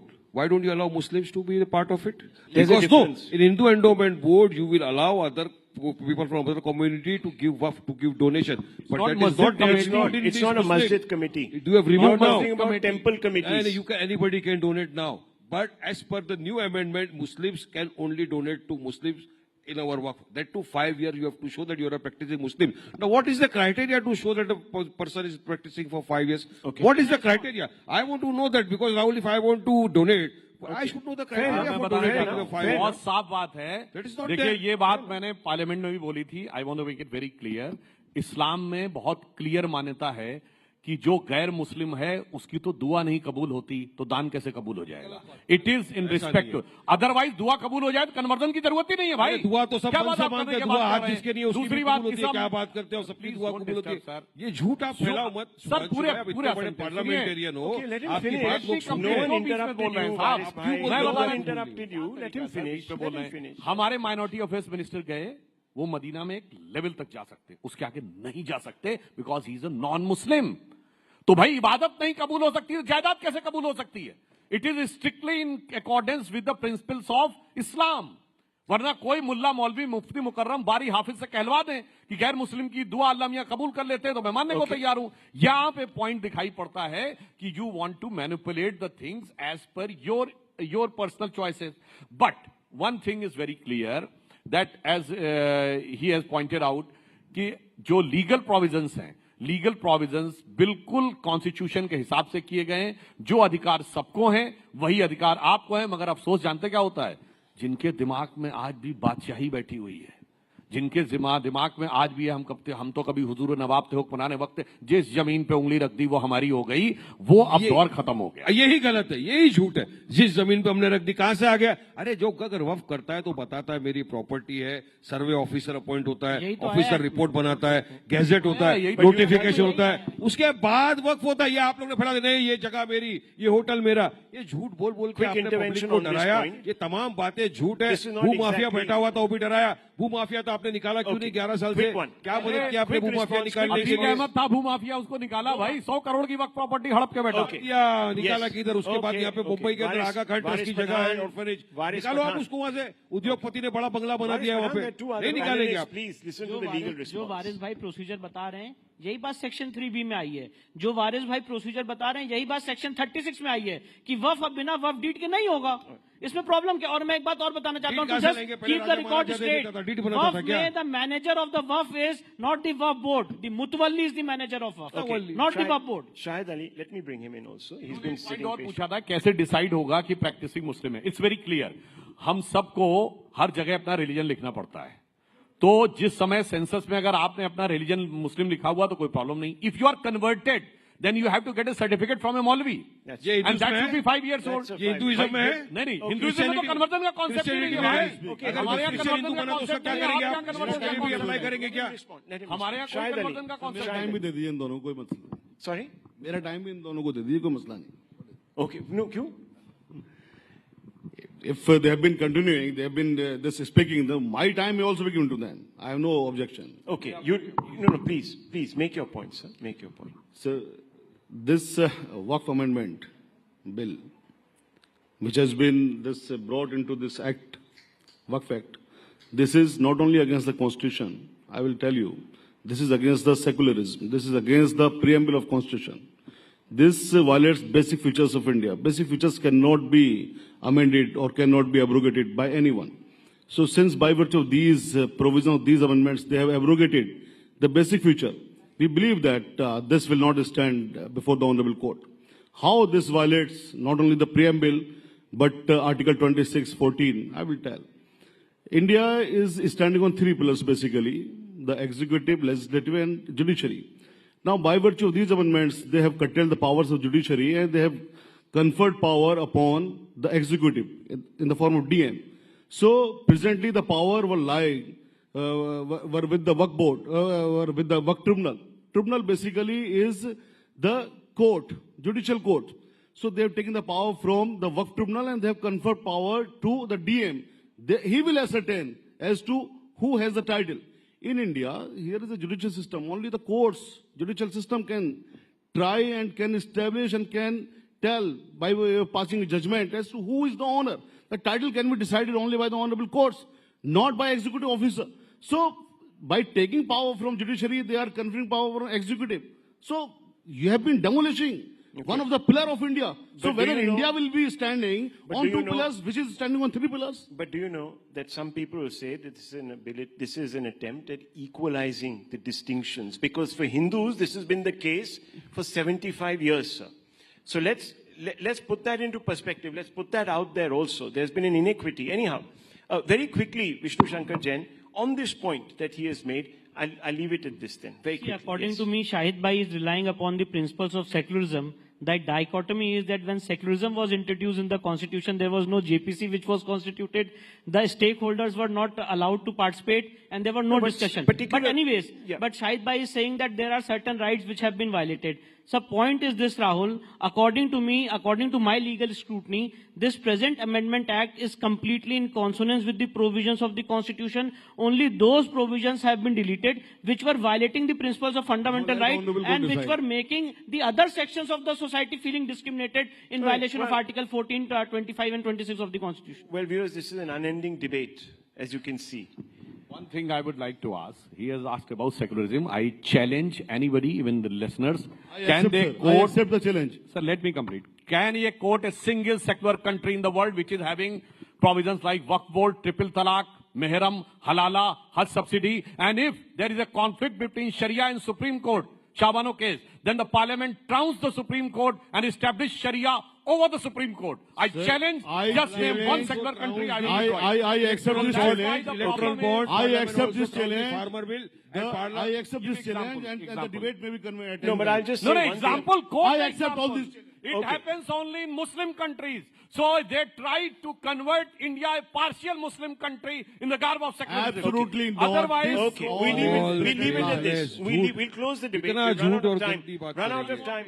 Run out of time. Dr. Ambedkar, suniye, I've run out of time. in the Constituent Assembly debate, anybody can go and check. The secularism what was proposed by Mr. K.T. Shah and who has participated in the debate was Dr. secularism na. Okay, we are going off track. It was rejected Gentlemen, because please. Dr. Ambedkar said, अगर minority होगा तो secular नहीं होना चाहिए, secular होगा तो minority नहीं होता. Okay, किसी so secular देश में minority नहीं होती. We're मगर off. नेहरू We're जी का off. कहना था We're कि off. Out of time and we're off topic now. I'll leave it at this. Please, too quarrelsome. Please, calm down, everybody. Calm down. It's all over. Thank you very much. Thank you very much. Okay. Okay, let's cut this. Thank you. It's over. The debate is over, sir. The debate is over. Clearly said, I would like the audience and your entire nation to know that Siddharth Mukherjee said that they want to remove the secularism from the constitution. अरे आवाज जाएगा ऐसा भी है. Outside also जा सकते हैं.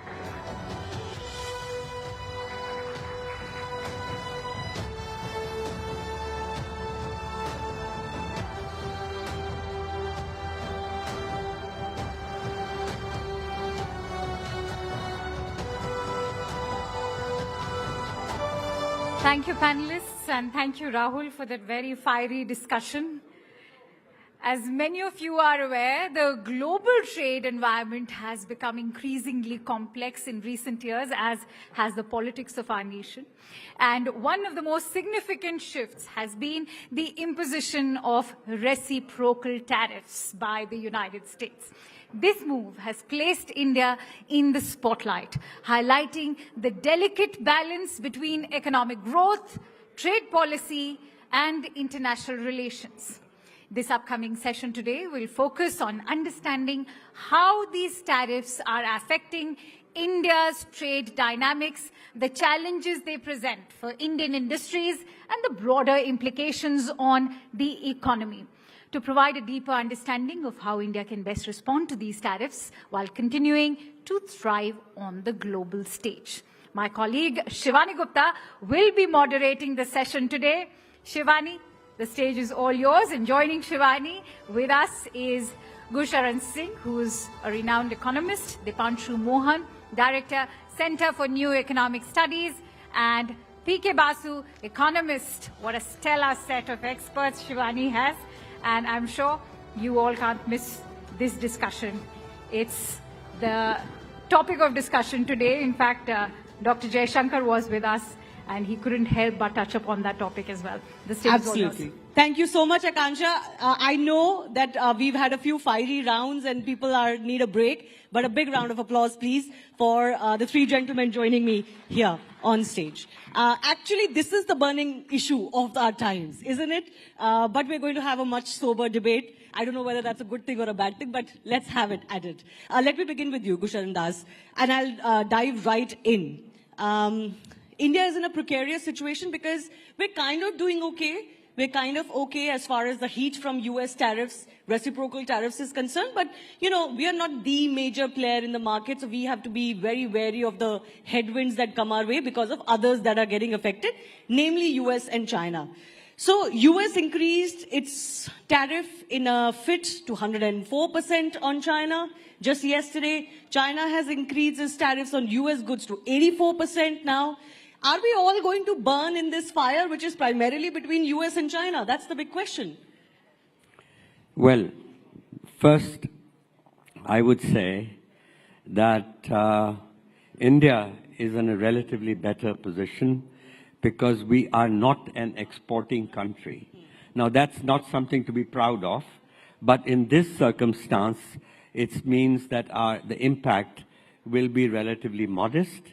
And secondly, in the products that we sell to America, the tariffs on our competitors are higher than they are to us.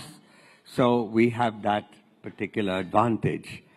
Where we are going to get hurt is because the global economy is weakening as we speak, moving to a recession, and it will, and that recession in the world will hurt us. But actually, Gushrandas, interesting you talked about a global economy. Many believe the global economy is dead. There is nothing called globalism going forward. Well, I wouldn't say quite that, but I would say that this is also an opportunity for India. If we play our cards well, this may be the opportunity to really become an exporting country, which is to say that the reality today is partly why we are not an exporting country is because our tariffs are too high. And therefore, we have not been able to join the global supply chains. And as a result of that, we have, frankly, and the main issue for India, there's only one big issue for India, and that is jobs. Right. Half of India's population is still on the farm. Mm-hmm. And the farm only need those, and that's a lot of people. Mm-hmm. And they have no future of rising. We're talking about India rising. Mm. They have no future. So the only way that this can be done will be through creating a larger manufacturing base. Every country that rose up, since 1991, India has grown at 6.35%. Now, this is very good for democracy. We have lifted 450 million people out of poverty. The middle class has grown from 10% to 30%. Now, this is all very good. But we have to do so much more. But we have not created an industrial revolution. Yes, and that has been a pain point for quite some time. We've been hearing about it for the last 15, 20 years at least. But Dipanshu, sticking to the tariffs, I want to press on this question with you. Is the global economy, the way it used to function, dead? Is that order dead? What is going to come after this if this is what is going to happen? Okay, thank you for having me here. Much more civic in terms of what I was listening in the last two sessions. So it's a very critical point in economic history and political history for nations. There are turning points in history for every century. This is precisely one of them. So a lot of things would look clearer 6 months, a year down the line. Where I think India is in a relatively better position is that it started aligning with other regional groups much earlier in the conversation. I think thanks to a little bit of foresighted thinking by the current administration, at least on projection purposes. So one good example is what India's been doing in BIMSTEC, within conversations as part of BRICS. It's trying as much as possible to be part of regional groupings where they have strategic interests. Is that the way to go, regional more than global? Absolutely, because in the rise of multipolarity, there are multiple poles of strategic alignment. And you have regional competitive advantages. Where I think India has been affected economically is that it's been very vulnerable on a few sectors, which I am sort of worried, which is agriculture, sectors like dairy, poultry, which will be big contesting points in its FTA conversations with the US. That's under a sort of discussion point. It's been a larger trade issue for many developing countries. Yes. And I think because we have lesser leverage given what the US is doing, you would find these sectors to be very critical in the way how India positions itself. Okay. As of right now, if you really look at the information out, we don't really have a very clear, cohesive trade policy vision, and I'm using the word trade policy because it's different from broader foreign policy. There are strategic, military interests, where you have a clear understanding who your principal trade partners are, not by the data, but by the vision of your alignment. And India has right now an FTA negotiation even with the EU. I think the diversion of the trade conflict from what you're going to see between the US and China will have ramifications on India as well. And I think it is there where there is a case for a better alignment of India's partnership within the Asian continent and in Southeast Asia. Yeah, you know, of course, a lot of people are also suggesting why don't India and China get together better and kind of ride this out. But we all know the problems we have, the geosecurity issues, the national strategic issues that we have. So if I have time, I'll try and touch on that. But PK Basu, I want to ask you this. Donald Trump is saying countries are coming to him and begging him. Should India also join that queue, or should we stand our ground? What is the best way to negotiate with Donald Trump? Well, let's get away from some of the rhetoric and the sort of abuse of Trump that is now sort of the global consensus. Donald Trump has been very clear, since 1988 at least, that America is being taken for a ride. I think in 1988 he was perhaps a little bit ahead of his time. But the simple fact is that what America faces and the world faces is one economy, China, that is not a market-based economy. And I have been saying this for 25 years, and I'm glad that Donald Trump now also says something similar in roundabout ways. But the simple fact is this. So if you look at China, in the year 2000, I'll just start with steel. Steel is a very basic thing that is produced all over the world. In the year 2000, world steel production was 840 million tons, of which China produced 128 million. And it was already the largest amount of steel produced by any country in history. By 2007, that went to 400 million tons for China. And at that year, in March 2007, 18 years ago, Wen Jiabao, the premier of China, used the 4 uns, that the economy is unstable, uncoordinated, and unsustainable, etc. So he was referring to overcapacity in China then. Guess what? Steel production in China in the year 2020 reached 1,065 million tons. Way more, 200 million tons more than the whole world was producing in the year 2000. So now, this is just one. But if you look at automobiles, semiconductors, solar panels, everything, China produces way more than the rest of the world combined. Is this because China is very competitive? No. It is because China does not respond to market signals. It just keeps, this is the same thing as the Soviet Union. When the Soviet Union had too much steel capacity, it built up massive inventories.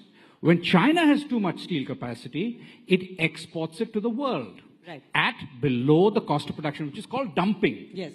Now, that is defined as dumping. Okay? So, what we have now is a situation where the US is dealing with China.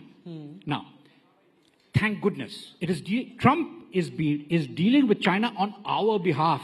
We should all have been doing this. We should be thanking him. We should have been doing this 20 years ago. So now, don't curse Trump. Okay, now let me just complete this. Yeah, the complete point is that most of the rest of the world is negotiating. We have already started negotiating with the US long before April 2nd. We've been negotiating, and we are going to negotiate a mutual reduction in tariff.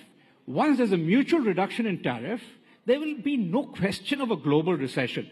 But global trade will be very disrupted because at the moment, a lot of what is called these global supply chains, they're all centered around China. They used to be centered around ASEAN before the 98 Asian crisis. So they are now centered around China. If I get you correctly, you're saying this is an opportunity for the rest of the Asian So the bloc. simple fact is, for India, the opportunity is this, The opportunity is that most of our competitors are now paying more. So let's just look at Vietnam and Bangladesh.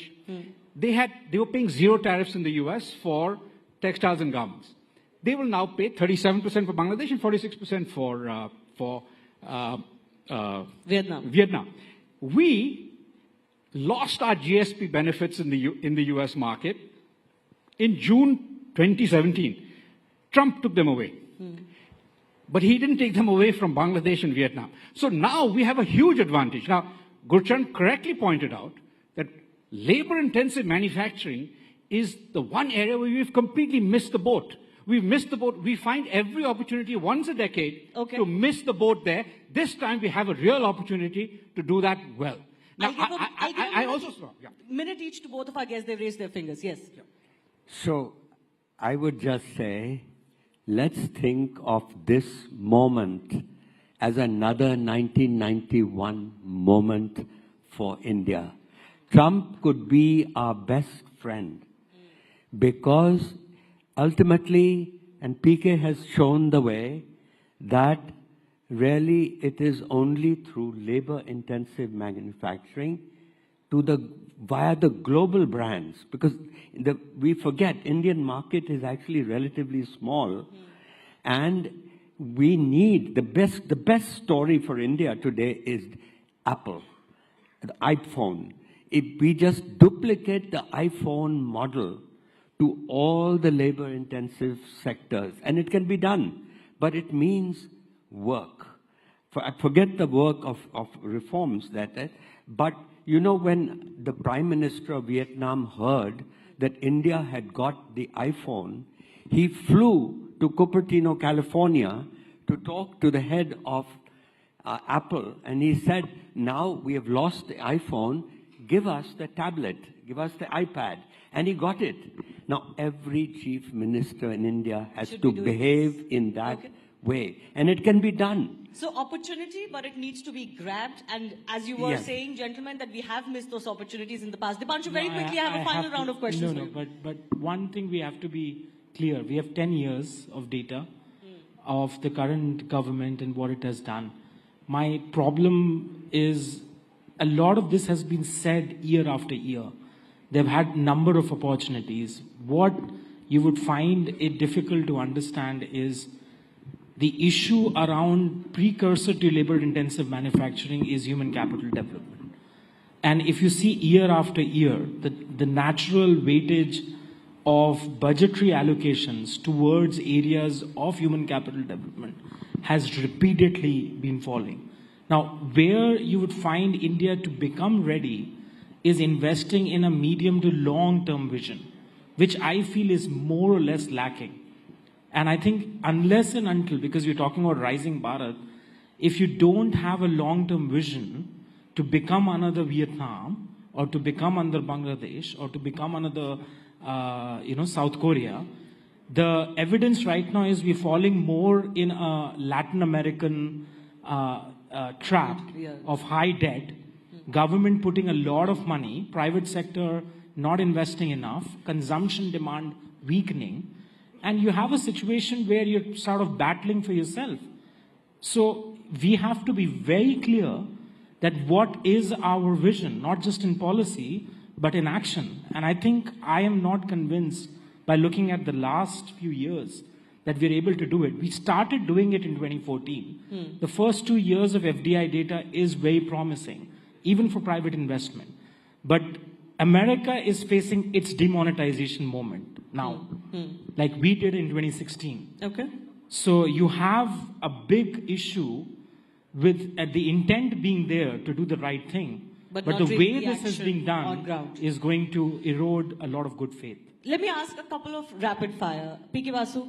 But can I just respond to this? Okay, go ahead. You see, the basic thing that most people don't understand is that we lament the fact that private investment hasn't really picked up in India. In India, yeah. Private investment has been stagnant pretty much around the world for 25 years because of China. You look at the level of investment spending in the United States today compared to 25 years ago. The CAGR is less than 3%. You look at Korea, CAGR growth, compound annual growth rate for private investment spending in Korea is less than 1%. So Indonesia, Jokowi was president for 10 years. And during that time, he came in saying, I want 7% growth. What did he achieve? Less than 5%. Why? Because he couldn't get investment spending going. This is not specific to us. In fact, we are the second fastest growing in terms of investment. He doesn't agree Second with you. point is, it's completely, this is data. Now, the final point I'll make, one more, is that, we often say that we haven't industrialized. We missed the industrial revolution. Not true. India is the second biggest producer of steel, aluminium, cement in the world. We're the fourth biggest producer of cars in the world.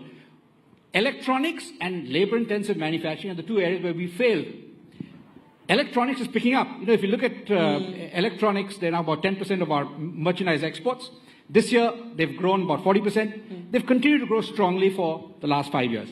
So we're beginning to see a pickup there. But there's a lot of I'll take space to grow. precursors from previous panels. If the government has to do its bidding, let the government do its bidding. I mean, you have to look at the facts. Indonesia has done remarkably well in drawing private capital formation. India has not invested enough in human capital development. There have been studies last 3 decades of higher functional illiteracy. You have more enrollment in schools, colleges, but you have a situation of higher youth unemployment than ever before. Okay. And this is something we have to be very practical about. Okay, I have a rapid fire question set for you. So, Bhushan, very quickly, please add to this, then I'll go to my rapid fire. You wanted to add to this? Well, all I want to say is, let's not worry about why we failed so far to become a manufacturing powerhouse, why we seem to have skipped from a green revolution, making agriculture a surplus sector, to a leader in the IT economy. What now is a golden moment, because with the tariffs against China being so high, every multinational company is scared. And China plus one, which we have not been able to harvest that strategy, this is almost like waiting, a fruit that's almost falling on the ground that we should grab. But we said that after COVID too. Yes, that's exactly my point, sir. We have been saying this year after year. I've been part of so many budgetary discussions as well. This is your 91 moment. This is an intellectual bankruptcy, because I've been part of those conversations back and forth. I disagree with what he's saying. And I think this has to be put in I think we have on my left I didn't know this a was going Senate. to be so heated. Sorry. Okay, one by one. No, so let me just point out. Our public debt as a percent of GDP is coming down. Our external debt as a percent of GDP was 24% in 2014. It's now 17%. 82%. It's coming Where down. is it coming down? 24% to 17%. External The debt IMF has just warned us. So have you looked at the report of the IMF, which has just warned that your government debt to GDP is going over 80%, which is a red marker? I've been studying financial crisis in the United for States, 15 years. what it is in Indonesia, or what it is in Korea. India is not Indonesia. So the point is, the point I just like to make on industrial. Very quickly. So let us just look at steel, for instance, right? I started with steel. Steel production in China and the world has been declining for the last 3 years. The only one of the top 10 steel producing countries in the world that has seen an increase in steel production is India. It's gone from 100 million tons in 2020 to 149 million tons last year. Let me say there is a silver lining. India's deindustrializing. It is industrializing and growing rapidly. The macro questions from the sectoral questions. If you want to talk about sectors, I mean, we can talk the whole day. So the macro picture has to be put in perspective. The macro picture is really good. I have to intervene, running out of time. So, silver lining to the dark cloud. And of course, we can look at it as half glass full or half glass empty. But I do want to fire 2-3 rapid questions very, very quickly. PK Basu, I'll start with them. Because I asked you the question about Trump. Friend or foe? Donald Trump. Friend. Dipanshu? Donald Trump, friend or foe? Yeah. Friend, yeah. Well, the same here. Grab the opportunity. This is the moment. Is he a friend Go to us for or it. a foe to us? Well, thanks to him, China's tariffs are 100 and whatever you said. Yeah. And thanks to him, we have every multinational now wants to leave China And this is the time to grab the opportunity. Okay, next question then. Tariff war, in the larger scheme of things, good or bad for world economy? Obviously bad for the world economy short term. In the long term? Good for US manufacturing strength in the medium term, and hence good for a broad-based industrial recovery in the US, which is good for the world. Dipanshu, same question. I just said, I mean, in the long term, we're all dead. That's what Keynes said. You have to be very honest. Okay. It is bad because, as I said, this is America's demonetization moment. Okay. We can capitalize, but we are not showing Rapid fire. Good or bad? Tariff wars. It is very bad for the world economy. Okay. It's also very bad for the United States. So this, I mean, there was a reasonably good order. And what we needed was to reinforce and return to a multilateral system. Okay, but at the same time, you all agree this is an opportunity for India, right? No, yes, yeah. yes, and yes. I could just say one last thing. I do accept this cynic here. Most people are now saying that China is about to take over the world. You know, you must understand the Chinese economy is a colonial economy. Even China still has 40% of its population living in rural areas. Yeah. They provide the cheap labor that drives China's economy. So 10% of China, which is the Communist Party membership, benefits, and the rest are slaves. Okay, so we can discuss Chinese we system don't want to be versus modest. our Separate discussion on China. That's We need a a separate separate discussion. But I did want to end on a nice, slightly better note. The RBI has cut rates today, so consumers are a little happy. We don't know what the markets will do, how they'll behave, but generally speaking, India not as you have bad to as see the whether rest. it is passed on by the banks to the consumers. Sure enough. Just because RBI has cut rates doesn't mean Sure banks. enough, the government does need some sentiment boost. And let's hope that at least as far as India is concerned, it's going to be in a better stead than the rest of the world. I do have to thank our guests for joining us. Pleasure talking to all of you, and thanks a lot for making this heated. Thank you. A big round of applause, please. Thank you, everyone, for our esteemed guests. 3 economists never agreeing on anything, that's a good sign.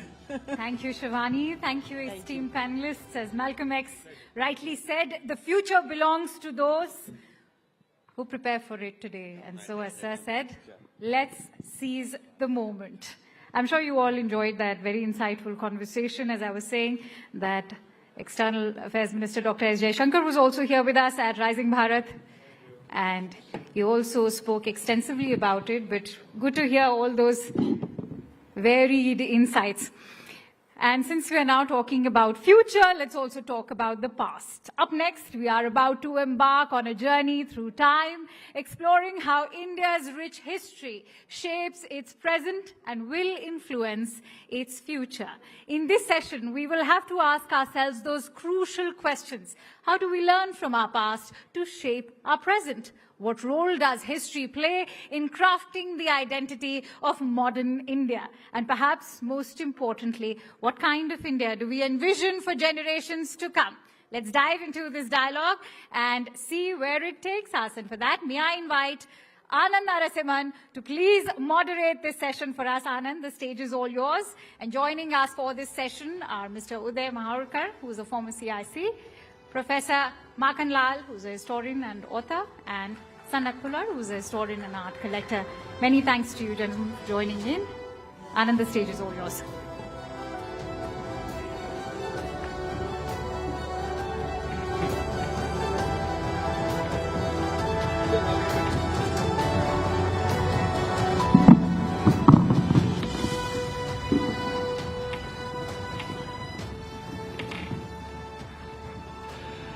Namaste. This is a conversation I've always loved to speak about, our history. The past, present, and the future, let's have a historical dialogue. That's the thought process. Uday Maharkarji and Makanlalji and also Sanat, thank you very, very much. My first question is, to understand our past, कहते हैं कि अतीत को समझना आवश्यक है, यानी भूत को, we have to understand. और भूत, if you are able to understand our past, reconcile with our past, accept it, that's when we can live in the present and perhaps look ahead to the future. how much do we know our history? And how much do we need to know our history to even be able to perhaps understand the present circumstances so that we can course correct for the future?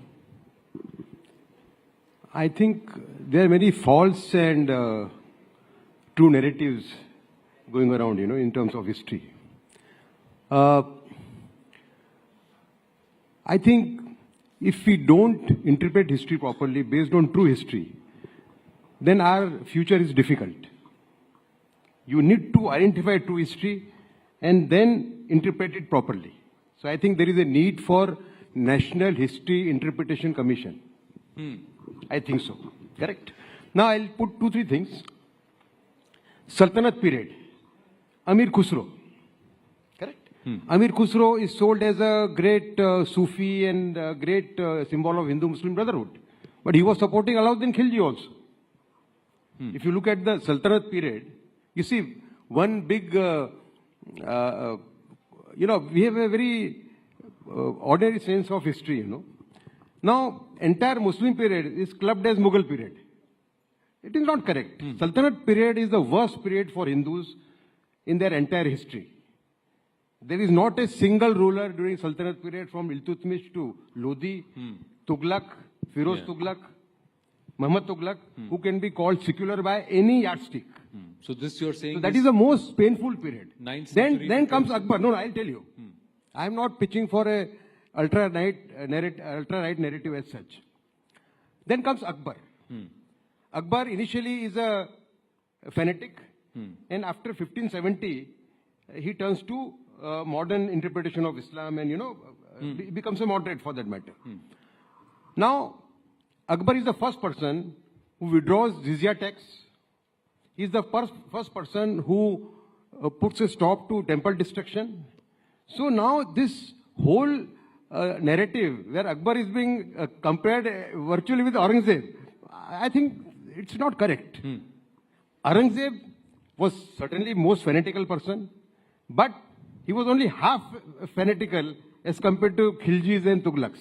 Okay. Get your point. Okay. Second, you see, the period between 8th and 12th centuries, when these Khajuraho-like temples were made, where even orgies were, depicted on the walls, correct? That is being sold as a golden period. My sense of history, my understanding of history, based on very good books, says that that was a decadent period of Indian history. Because Vamachari Tantric cult had taken over the society. There were Kapaliks who were doing sex in the open in the 8th and 9th century and 10th century. Correct? And that was the reason why Islam got a foothold in India. So what is being sold, by people who want to serve perverted content, sexually perverted content, that we are a land of those temples. Liberal values, open values. I don't think so, because that is the decadent period, because it was the period where Vamachari Tantric cult took hold of the society. Correct. What I am asking you, Udayji, is why is it that a nation or a civilization, and Professor Makhanlalji, I'm going to ask you this question again, that we have an itihasa of more than 7,000-8,000 years if you were to go by what Rakhi Ghadi has shown us. How is it that that is all concised into 500-600 years, 1,000 years, jo hamara atit tha? Is that what is going to help us define who you are going to be in the future? Is 10,000 years of history, is that so difficult to accept, understand, grasp, that कि इसको अब इतने में ही सीमित कर देते हैं, भाई ये वाला पीरियड है, इसको निकाल लो, जैसे इंस्टा शॉर्ट्स हो गया, तो हिस्ट्री शॉर्ट्स नहीं हो सकता. That's exactly what's happening. I'm very grateful to you for asking this question, and this question I answer you as a university professor for 45 years. I taught in Banaras Hindu University, Cambridge University, Aligarh Muslim University. So this question is very dear to me. Why history? Why 500 years history or 10,000 years history? Let me explain it in simplest possible word, which I learned as teacher. Every time you fill a form, you write your name, you write a date of birth, you write your village name or city name, you write your father's name, mother's name, your qualification. What that form is, that's your history. That's your identity. Remember that. That little form is your identity. Because of that, एक column उसमें और रहता है. Is there any criminal case against you? That also is part of your own history. And therefore, same is applicable on nations. Whichever nation it is, they are your identity. History is your identity. And deeper the identity, deeper you are more stable. I will explain that briefly. But at the same time, always remember, why history is identity? Imagine a person who has lost his memory. ऐसा नहीं है कि we do not know. हम अब सब लोगों का वास्ता ऐसे लोगों से पड़ा है जिनकी मेमोरी नहीं है. जिसकी मेमोरी नहीं है, is he able to relate himself with anybody? Memory जिसकी खो गई है, क्या वो अपने पिता को, अपने माता को, अपने बहन को, अपने रिश्तेदारों को पहचान पाता है? He has lost his complete identity. आप उसको कहीं भी ले जाइए. He will not be able to understand कि जहां मुझे ले जा रहे हैं वो मेरे फायदा का है, गलत है. Same thing happens with a nation which forgets its history. History is not only its identity, history is also its future. And therefore, all the time I am asked this question, why history? क्या देती है हमको? अरे history gives you your identity, who you are. And that is why it's very important to study history, to know history. Believe me, to go to England, go France, go Germany. Even the most smallest house will have a rack full of history books to know their own people. Now I'm coming on very briefly, I will tell you why 500 years, why not 6,000 years. That is where the problem begins, when you become selective. History does not allow you to be selective. History does not allow you to write selectively. History does not allow you to write balanced history. No, history should be written as it is. And we the people, consumer of history, must learn to live with history and not in history. Yeah, very nice. Live with history, not in history, and accept all of our history. ये जो acceptance है ना उदय जी, and Sanad, I'll come to you in a bit. I'm just going to push Uday ji on this. This is what my grounds is, sir. If you believe that the Nehruvian historians balanced it out or tried to revisionize history, how is raking up the past in tones to say, this is the truth, this is what happened, going to help? Or is it to say, this happened, this happened, this happened, this happened, this also happened, and this also happened, and all of this makes us? When are we going to adapt that tone? When are we going to say that we were an advanced civilization 5,000 years ago because we saw the Harappan civilization and, of course, the entire Saraswati civilization, but society decayed. We became decadent. We reinvented the wheel. We came back again.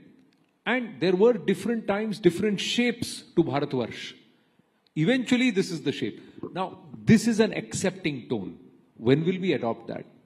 No. Let me add to what he's saying. That it is, very essential that we know correct history and we interpret history in the right way. Correct. Now, you see, in that sense, Gandhiji's murder was a big jolt to the nationalist movement. Because those who did not believe in the original ethos of this country, they took over. And then this narrative started coming, Now, in Harappan civilization, there is always an attempt to whitewash the positive aspects of the Harappan civilization. Right. Idea is to ensure that India doesn't become a great nation. It is being done by a set of leftist historians, communist historians, and Islamist historians. Okay. The first thing which happened after independence, R.C. Mazumdar and Sir Jadunath Sarkar, two very balanced historians but patriotic people, they were sidelined soon after independence. No, Udayji, what I'm saying is, I'm not contesting all of this happened. Let's accept this happened. Jadunath Sarkar ji, R.C. Majumdar ji were not allowed to present Itihasa as it happened. There were people who corrupted the interpretation to say as it should be interpreted or as we want them to read it. ठीक है. How are we going to correct that? To tell all of Bharat, it's not with an agenda, it's not with venom, it's not with spite, nor is it with pride or arrogance. It's with a sense of realism to say, all of this is what has made us who we are today. Ye kab hoga? And I'm asking you this again, is unless this happens, I will repeat. Do you ever think that by 2047, that generation will be an accepting Bharatiya generation which knows कि ये मेरा भूत था, ये सब कुछ हमारे साथ हुआ है. How history is taught. And this is how it is. History is taught through schools. Right. The first lesson of history a child gets is from the school. Correct. So I'll repeat again. We need a National History Interpretation Commission based on scholars who will identify correct history and draw correct lessons from them. Otherwise, these false narratives, you can't tackle them. They'll continue. Ji Makhanlal ji. Can I intervene? Ji. Very simple way history is. Narrate the facts, all facts, first. So that people know what are the facts. There is lot of space for your own opinion, for interpretation, and always remember, you people have equal right to interpret the facts, not only historians. Correct. Therefore, I have always been of the view that first job of the historian is narrate the bare facts. Ji. Don't say this, that, and facts alone. Afterwards, you give the opportunity for people to make up their own mind about the fact. Ji. After that, you have all the time for interpretation. You have all the time for balancing. That will be history written by you, not necessarily the history itself. Right. That is your opinion of history, but public which reads the facts, they will be also able to form their own. Now the point is, how do I teach these facts? How do I make sure that every person sitting here understands the same set of facts and it is left to their interpretation how you want to interpret those facts? So that means a half glass full, half glass empty, and an empty glass after you drink it. There are three possibilities. Anand, that can only happen when we set up a National History Interpretation Commission. Sir, the point is, again, that is the only way. Otherwise, now, there all is sorts of material is there in the market. Okay. Let me give just one example what is history, because he is also sitting quietly and very shy, not so aggressive like us. History, I'm telling you how to write. You may have a different opinion. He pointed out Gandhiji's murder. One fact is Gandhiji was murdered by Nathuram Godse. Other fact is court case went on. Those files are there. And third fact is Godse's own testimony, which was blacked out for almost 70 years. Correct. Now it is out. Now, these are three bare facts. You cannot amend any of this. You cannot hide away. Exactly. You cannot hide away Godse's statement. You cannot hide away. G.D. Khosla was the judge. He said, if there was a jury and all the people sitting in the hall were made part of jury, Godse would have been acquitted. That's Justice Khosla. Anand, let me complete it. I'll add something. Let me complete it. Let me complete it. But Justice Khosla gives a different judgment. Beyond that is all interpretation. Why Godse killed, what Godse meant in his testimony, why G.D. Khosla said if the entire hall was jury, Godse would have been acquitted. Now, all this is matter of your own interpretation. Correct. Facts have to be there. Correct. So now, what you are saying is put out rather than. Anand, I want to add one point. One point before giving a chance. Now. You see, take Savarkar's example. Savarkar is still being accused of Gandhi murder. Correct. In spite of other commissions, declaring him innocent, Correct. Now, in 1978, Manohar Malgaonkar, the great author, literary figure, he wrote a book, The Man Who Killed Godse. By no means he was a Hindutva person. Correct. He was an honest, patriotic Indian, Right. He met Digambar Badge, the person on whose statement Savarkar was arrested. Right. The one who became approver. Right. Badge told him in 1978, 30 years after Gandhiji's murder, that Savarkar had no role to play I had given the statement under the pressure of the then government. Right. No, I understand. What I'm saying is, our itihas or history is... He was not part of the... Savarkar was not part of the trial. He was acquitted right in the beginning. Yeah, he was not. What I'm saying is, this has got to be history. What the judges said, what the accused said, what the incident was, and what the prosecution said. All of this, should it not be out for us to consume? Yeah. If some of it is masked, that means you are being fed partial information, so that your opinion, our opinion, as a society, as a people, is doctored in a particular direction. Now, thank you for your patience, Sanat. Now, he is doing something which is very different. What he is doing, he's collecting art. Because art is a huge representation of our history. Over a period of time, how art evolves, how art is shown, and what happens also is a reflection of how we evolved, what were our influences on us, our society. So you got a lovely book, what's called Gems of Indian Art, Sanat. So let's talk about it, and let me understand your perspective. How would you want us to understand our itihas, our history, and what kind of a dialogue would you want on our history, say, 20 years down the line? First of all, thank you so much for having me. I would like to thank you, the fellow panelists, and the entire News Rising Bharat team for giving me this platform where I could talk about the book, Gems of Indian Art, which was unveiled by the Honorable Vice President of India, including various other senior cabinet ministers. And this book actually was written in the memory of my late grandfather, who started in our house the process of collecting art, because he was the person who believed in Indian history. And he said that art is something which will stay till eternity. If the artist is not alive, but the painting created by the modern contemporary artist, or the artists such as Raja Ravi Verma or Amrita Shergill, who were of the pre-colonial era, exist, we can see the painting and understand the artist's perspective and their view, what they used to think of an ideal Bharat. The old Bengal school was set up as History of Indian Modern Art of the Bengali artists, set up by Sri Rabindranath Tagore ji, and Rabindranath Tagore ji was also a part of it.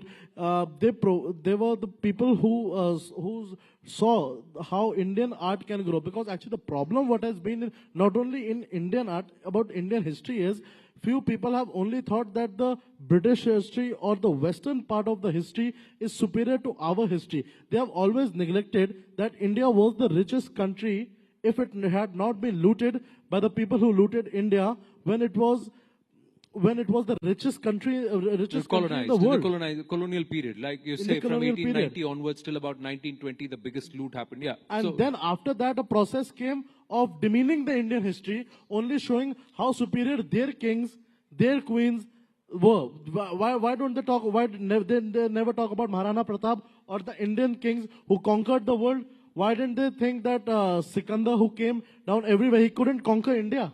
Why don't they realize that? Because of the way the Indian Maharajas fought. Correct. So that aspect, is it captured in art? Have you been able to collect art that shows the interpretation of how we would like to say? As Bharatiya, how we interpret those times and also the previous periods. Have you been able to collect from those periods? Of course, they have been art. I have an artwork of renowned artist M.B. Dhurandhar, and I would like to talk about that.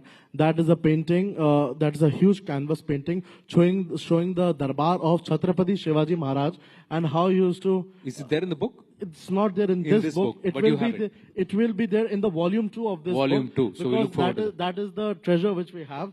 And that painting, actually what it reflects is how Chhatrapati Shivaji Maharaj used to conduct his court. Now I'm unfortunate not to see how Chhatrapati Shivaji Maharaj used to conduct his court, but he is an inspiration for us to see that how actual governance is done. Chhatrapati Shivaji Maharaj and the Maratha Empire set up the principles of governance, how rape accused or how people accused of murder or serious heinous crimes should be convicted, should be punished, and how an ideal Bharat should exist. He showed that. Now the problem today is everybody is trying to alter history, as Sir also mentioned, for their own vested interest. People are trying to interpret. You should have the history put, you should have the paintings, you should have other forms so that people can decide these things. It's there. So the idea is, do you agree with that, Udayji? yes, we should have people who will interpret the history in the right perspective. That is a Bharatiya perspective. I would like to add one thing. Yes, please. Yes, Anand, complete. For the same thing, I also, as sir said, I would like to urge from your platform, the Ministry of Culture, to make up a platform where Indian art and culture could be moderated by a regulatory body where Indian history can be preserved. Because today what is happening is people are preserving only their business interest. Because it has been regulated by private individuals, few people who are actually intermediaries are trying to control this art market, thinking that they are, because there is very less government interference. Because the government feels that Indian art is only $144 million in India. They don't see what the larger picture we are forgetting is, it is $60 billion in the world. Yeah. Because the world market is always trying to demean Indian artists, because of which artists such as F.N. Souza, M.F. Hussain had to take inspiration from Picasso. Right. Indian artists have now become something for which the newer artists which are coming will take inspiration from the Indian artist, the great history of India, to make paintings of the great history of Bharat, so that the future generations, 1,000 years down the line when we are not there, but the history, that painting exists, which is a part of the history, that should tell the world how the ideal Bharat looks like. Right. Very nicely put together there. But at least overall, do you agree that yes, we need to have someone who would interpret the facts based on how we want to shape the narrative for our country? But most importantly, we need to put the facts out, not dress it up, not darken the lines, not shade what certain versions, but all of it should be out for everyone to consume. Because when you accept something, correct history, you have to accept all of it. Correct history is something which is the need of the hour. If we want to become a great nation, then we need to know correct history. However bad or good it might be for our needs. Yeah, final word. You see, I think we are ending. We all are stakeholders in history for one very simple reason. History is our identity. Our means each and everyone. So therefore, we must be gracious enough to accept our history the way it is. Because there is no country in the world which does not have history. But only those people become great, those who accept the failures, successes, and everything else in the same spirit. You cannot be selective in history. Again, I will repeat one sentence. Please, please learn to live with history, not in history, and own everything. Good, bad, ugly, that is part of us. Not that this is not mine, this is not yours, this is yours. No. Collectively, it belongs to all of us. I would like to add one more thing. Live with history, don't live in history. One thing I want to add. I've got to wind up. Yeah, final words. Yeah, Ji. You see, take example of Akbar. Akbar is today compared with almost with Aurangzeb, you know. Now, Akbar is the most hated figure in Deobandi madrasas. If you go to Deobandi madrasa, Akbar is, you know, sold as a non-Muslim almost. Right. You get my point? So this shows what kind of history is being narrated, you know. Correct. So from both the sides. Yeah. So I'm just saying one has to have the understanding and we need to see all of what happened. So in a lifespan of about 30 years, lifespan about 40 years, lifespan about 20, 25 years, everything hasn't been good, even in our own personal history. We've all made mistakes. We've all shown colors of gray, colors of black, shades of black, but largely we've always been green or we've always been good, right? So we have accepted ourselves as to who we are. So that is the same thing that we need to do as a country. And yes. I would just like to add one more thing, that talking about history, history shows us, history does two things. First of all, it gives the other person and ourselves an idea of what we actually are and what mistakes we did in order to correct those mistakes for a new future. Correct. Because if you have done one mistake, it doesn't mean that you have to continue doing that mistake. You can correct yourself as well. And one more thing on history, I would like to add, the Western influence during the previous era, when I was not there and nobody in this room was there, the Nalanda Vishwavidyalaya was considered one of the best universities in the world. People from abroad used to come in to the Nalanda Vishwavidyalaya. They used to see that how can we get admissions. They were not admitted in our great university, Nalanda Vishwavidyalaya, or universities such as Banaras Hindu universities or other. They were not admitted over there. But today what the trend has started is that you have to go to Harvard, you have to go to Oxford to study, and then only you are considered of that level. I'm not saying that those universities are bad, but what I want to make the point here is... that is again where we are. It's a fact that there were great universities like Takshashila and Nalanda in Bharat. It's a fact that today we lack some of those kind of universities. It's also a fact that there are still potential to build such universities in our country. Now, all these three are facts which we need to put forward. How you look at it and how you interpret it, that we should leave it to the people. We need to correct our immediate history, you know. So, correction, the way the role of revolutionaries. Sir, correction is very simple. Correction is you saying this is right, I saying this is right. My point is, the problem is everybody's dialogue on history the way can they only want to happen when it. everything is put forth and we accept कि ये सब हुआ था, ये हुआ था, जो fact हुआ था वो सब हुआ था.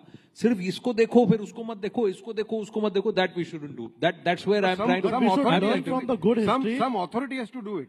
You see, it can't be done by people themselves. Yeah. So, therefore, the National History Interpretation Commission. Sir, I think there will be people who will question the word interpretation.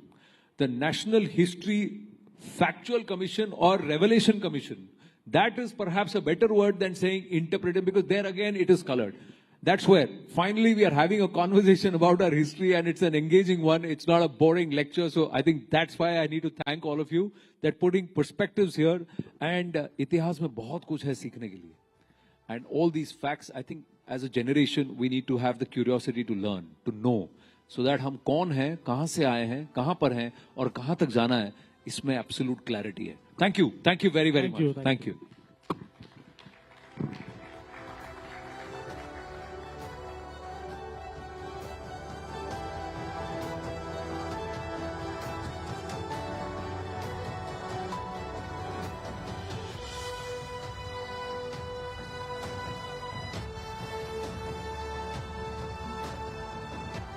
Thank you, panelists. Thank you, Anand, for that very straightforward conversation. And as they say, history is a great teacher. We've learned quite a bit today as well. With that, it's also time to discuss about something that's extremely relevant today, the Indian judicial system.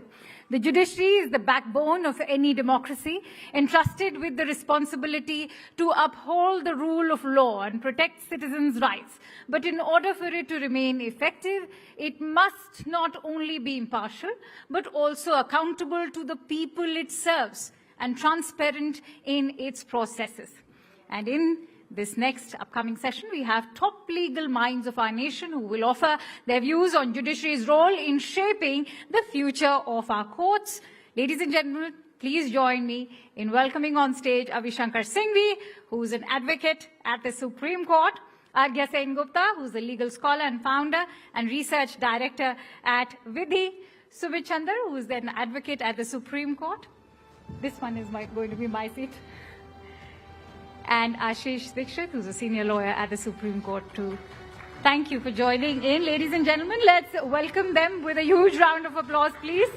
I have the pleasure of also moderating this session.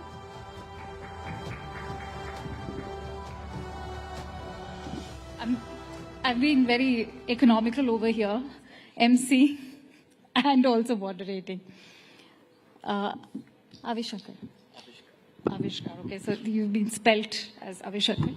But Avishkar, if I may begin with you, I just want to keep the tonality very informal, because I happen to be a mother to a 13-year-old who always tells me, I want to learn more, but the legal jargon sort of gets boring. But I want to actually bring to the point why we are having this discussion is, of course, the month of March, which saw some international headlines, and that was also the case of Yashwant Verma. And that's why I want to ask you, when the Allahabad High Court says that you can't make us the dumping ground, where is the onus? Who takes accountability? Well, I'd start by saying that the Supreme Court is currently cognizant of the matter, and a 3-member committee has been formulated. So I would exercise restraint in saying anything about the impending investigation. But the about the larger accountability issue, bit. Yes, precisely. On the larger issue of, judicial independence and accountability, and transparency. You know, these are two constructs that go hand in hand. You cannot have one or the other. The independence of the judiciary lies at the heart of our constitution, and it is part of the basic structure. And it is an uncompromising value that and a virtue that we must all live by, because the judiciary is the foremost institution when it comes to protecting the liberties and freedoms of our citizens. When it comes to accountability of judges, the Indian system is unique insofar as it has the collegium as opposed to the other jurisdictions in the country. The Indian courts, function by judges appointing judges, and there's a long evolution of the law. I don't want to take you through the judgments, but the upshot of this whole thing is that today we have a system where the collegium, the top 5 judges of the Supreme Court, appoint all the judges. And it happens in a rather opaque manner. So the collegium is not the best system that is there. However, the alternate that is there, which is the appointments by an executive interference, would also not, in my view, be a system that would be desirable. Because the collegium, for whatever follies it is still the best option in safeguarding the independence of the judiciary. But when you're talking about the follies, I want to bring you in on that note. In the year 2022, the law minister shared a figure of 1,600 cases where there were complaints against High Court and Supreme Court judges, but there could be no action taken. What do you do about it then? I'd like to bring Yes. So I think the Indian judiciary has a serious accountability problem. And I think we must all be open in admitting that. The fact is that the provisions for accountability of the judges that were made in the Constitution were limited to impeachment, because we felt that these are persons of such high stature that it's unlikely that there will be too many allegations against them. And by and large, this is largely correct. But over the course of time, as society has gone in the way in which it has, it's foolish to think that judges will become islands of excellence and will remain immune from the rest of what we see in society. Judges are part of the society, and so if the society is going to become more and more corrupt, then the judiciary is also going to go the same way. So if we were to come to the immediate instance of the Yashwant Verma case that you're talking about, my 3 co-panelists argue in court every day, so they may be a little bit more restrained. I don't have that restraint. But the point is, while not commenting on the case itself, because as he rightly said, there are 3 judges who are inquiring into the matter, I think there are 2 points that need to be made. The first is that we can't transfer judges about whom there is some suspicion. Transfer of judges cannot be done on the basis of the fact that there is something problematic about a judge, because an Allahabad High Court or earlier a Sikkim High Court or Guwahati High Court has a right to have judges who are entirely above board. So just because there is a cloud transfer, the gentleman somewhere, is not a solution. So my sympathies with the Allahabad So where is the solution? Perhaps pause a bit and think what should have been done. Maybe demand the resignation, maybe just pause the transfer, go for an inquiry. Wait for the inquiry? So the inquiry is happening, and I think the answer lies in 2 things. The first is that I think there needs to be a quick time-bound inquiry that needs to take place with a quick resolution as to whether the gentleman is, in this case, is that cash, which is allegedly been found burning in his house, did that cash in any way belong to him? Because it's really unfair on the gentleman. We all know Justice Yashwant Verma is one of the finest judges in the Delhi High Court. If by any chance he is innocent, then this has damaged his reputation irreparably. So we need, not only from the point of view of judicial accountability, but also fairness of the person. And the previous gentleman was talking about fairness during Chhatrapati Shivaji's time. I think fairness in constitutional democracy in India requires the fact that there be a quick and speedy resolution. If the person is guilty, then make sure that impeachment proceedings happen quickly. And if the person is not, then please make sure that he can continue doing his work in the Delhi High Court. You used a very interesting word, impeachment proceedings. I want to bring Sumit on that note. Impeachment. So far, we've not seen any impeachment of a Supreme Court or a High Court or a lower court judge. Why so? Should they be enjoying such impunity? See, there is a provision in the Constitution which provides for impeachment in certain cases. Now, just because in the impeachment process, you need majority of both the houses of the parliament, and they feel that yes, certain judge needs to be impeached, by all means that process should go on.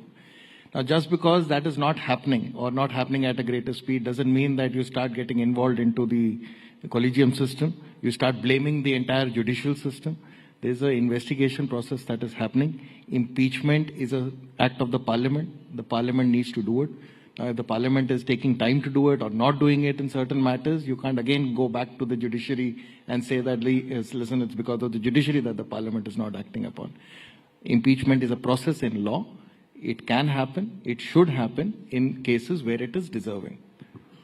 All right. But Ashish, if we look at the overall process of in-house inquiries also, proponents would, in fact, of those who feel that this can also be an executive decision, say that as far as in-house inquiries are concerned, they lack transparency.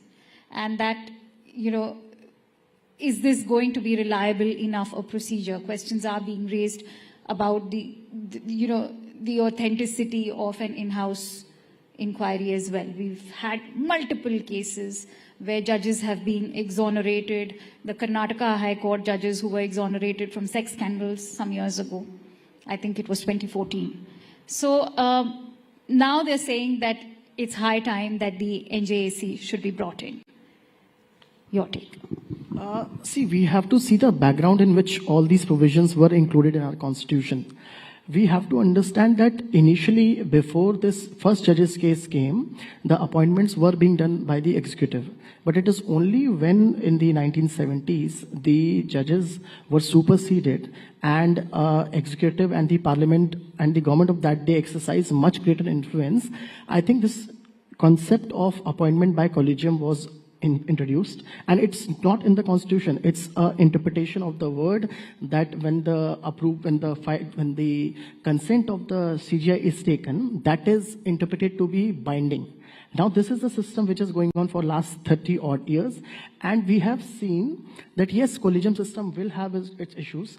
The government tried to bring in an NGAC, but the difficulty with the NGAC was the composition of NGAC. It included the CGI, 2 sitting judges, law minister, and the difficult part was 2 eminent persons who were given the voting rights, and those people were to be selected by the government. So this was the situation wherein the Supreme Court said that if these people who are so-called eminent people are not given voting rights, then it can be considered. And there is a misnomer in the general public that the government has no role in the appointment. In every appointment, government has a very important role, and government views are taken, IB views are taken, and it is a consultative process. Yes, there has to be a little bit more transparency, but that also has its negative side. Because if suppose a person is a candidature for a judge, if he is rejected and that is declared in public before, then his entire practice gets affected. So that part has also to be balanced. Now, coming to the specific case of Justice Verma, as my friends have said, he's one of the finest judges we have seen in Delhi High Court. We all are surprised, and the inquiry is on. Perhaps the judges who were conducting the inquiry have now gone back and started holding their courts. Maybe we are going to see something very soon. But the difficulty is the protection which has been given to the judges in the Constitution, and the purpose for which the judiciary is there, that it is the watchdog of the Constitution. Eventually, it is the judiciary where everyone will go when their rights are violated. So we need to create a mechanism where those people are also protected. If you see Election Commission of CIC and all those people. I think that's a very valid point. Because these people have to be protected. How do you weigh in on that? And when we look at the collegium being challenged, many are saying that, it is going to be anti-constitutional also because it is diluting the division of powers. See, ultimately, we have to follow the dicta of the Supreme Court. The Supreme Court has said authoritatively with 9 judges. The NJAC was merely following the earlier judgment of the second judge's case in the 9 judges. So there was no doubt in my mind that the NJAC would have been struck down and the 99th constitutional amendment would be declared unconstitutional on account of it being violative of the earlier judgment. Now, the issue today is more fundamental. It is at the stage of selection of the judges. That is the area where you can employ more safeguards in the collegium system and actually have a more, robust mechanism where it is not as opaque as it is today. Today, the collegium system suffers from opacity, it suffers from arbitrariness, it suffers from a lack of judicial oversight, it suffers from other follies, but those follies are not, to my mind, equivalent to render the entire system undesirable and to have a NJAC sort of system, because as Soli Sorabji famously said that these are all human beings. Ultimately, human beings will be, they'll be falling foul to the integrity, to other issues. So you cannot ensure or legislate independence. Independence comes from within, and independence of the judiciary will only come by selecting the right people. And that is what should be emphasized today. And whatever happens in a particular case is not the reason for you to take a knee-jerk reaction. It must be well debated. So I'm not for a particular system. I think the current system must be reworked, tweaked, but you cannot go to NJAC, definitely. No, but has that been a knee-jerk reaction, what we saw earlier, when Prime Minister Modi during the 2014 tenure brought it in? That. Also, when you look at talking about a corruption-free India, is the onus just left on to the executive? We expect each and every organ of the government to be corruption-free. Why should the judiciary be granted this kind of impunity? So let me put it a little bit differently. So your daughter is 13 years old and she wants to know more about the judiciary.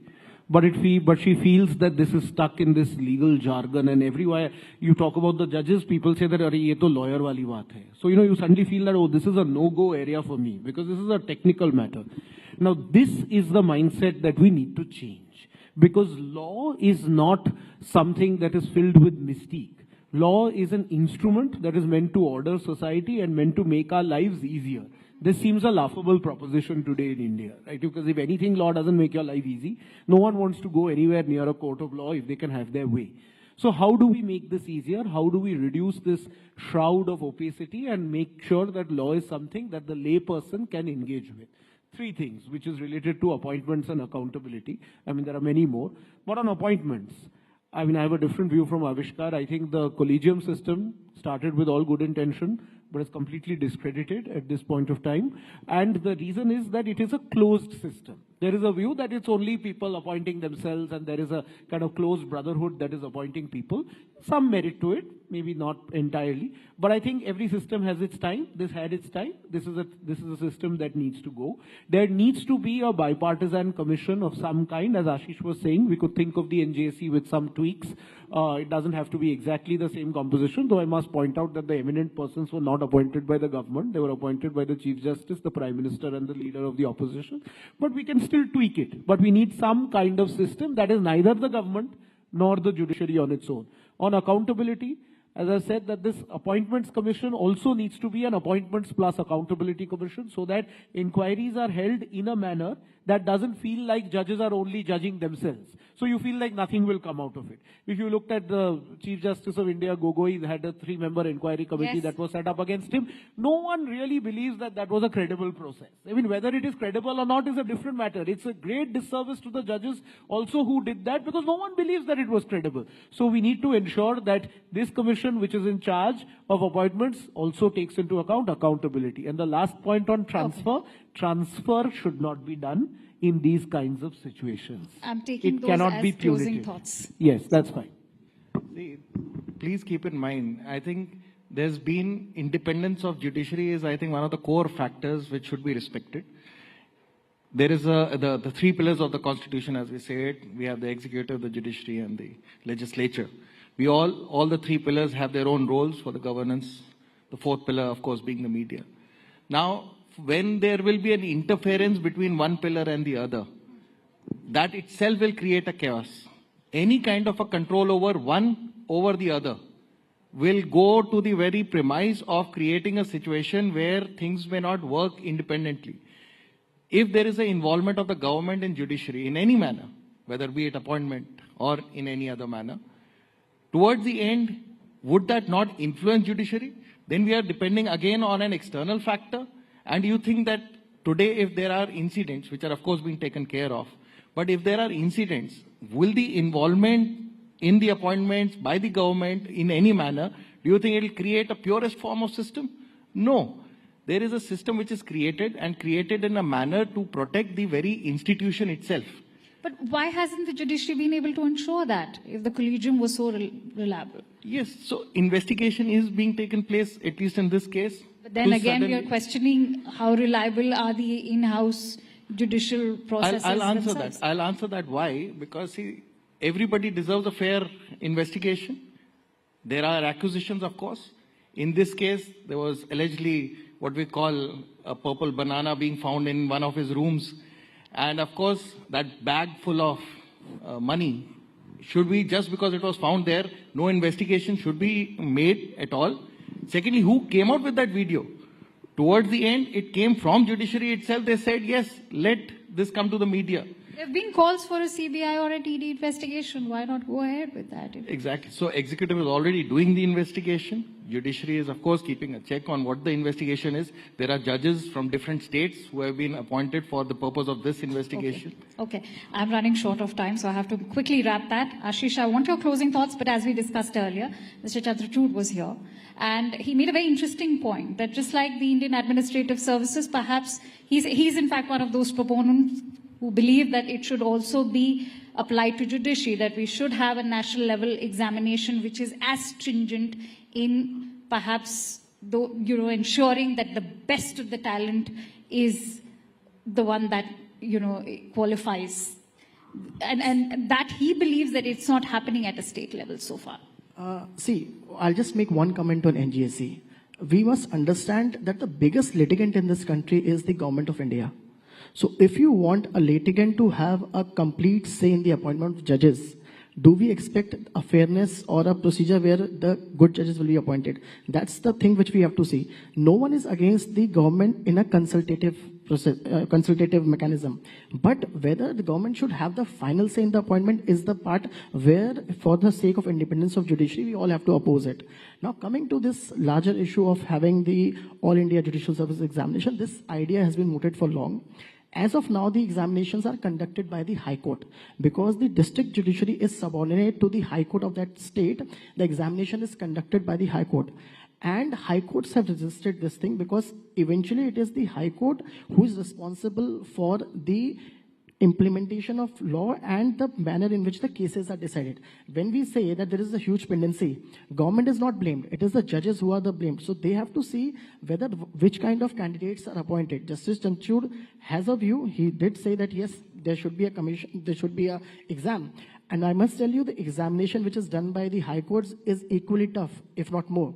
So it can be said that there can be a different mechanism, but I think as of now, the High Courts are doing a good job. The results are there. We are finding new judges. There is so much of diversity, and so many women have come forward in the district judiciary. 30 to 40% we see that there are women judges in the district judiciary. And High Court is also cognizant of this. I'd like to give you 15 I'll just seconds. say that if independence of the judiciary is part of the basic structure of the Constitution, then no matter what law Parliament brings, the Supreme Court will always have the right to strike it down if that law falls foul or impinges on the independence of the judiciary. And that was the precise reason for striking down NJAC.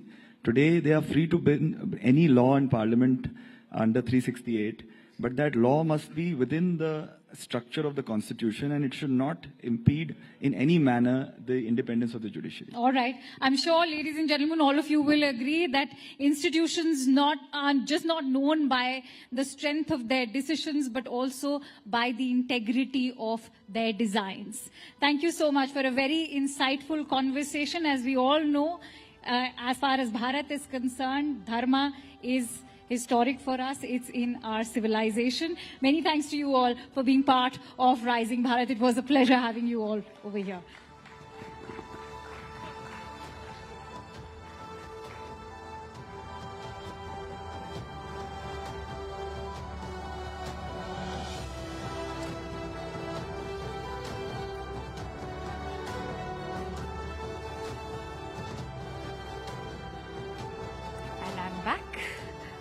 session tonight. We have a very special guest over here, a master chronicler of the forgotten and often overlooked stories that have shaped our world. His work has always sought to illuminate the complex and sometimes forgotten pasts of cultures, empires, and individuals whose stories are too often sidelined.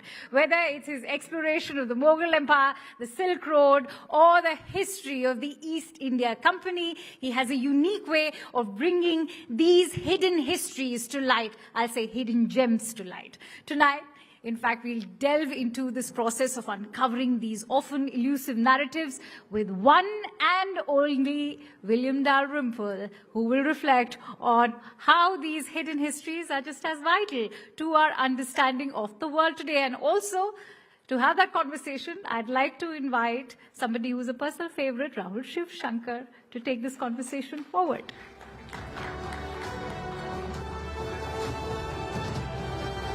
Yeah, enough.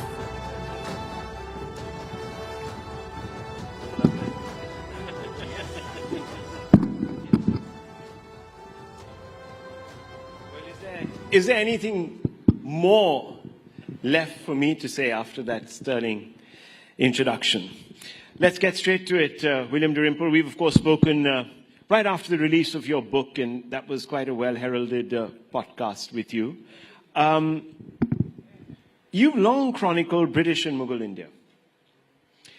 But now you've come up with the golden road that pivots back to ancient India. Why? And what's the central thesis here?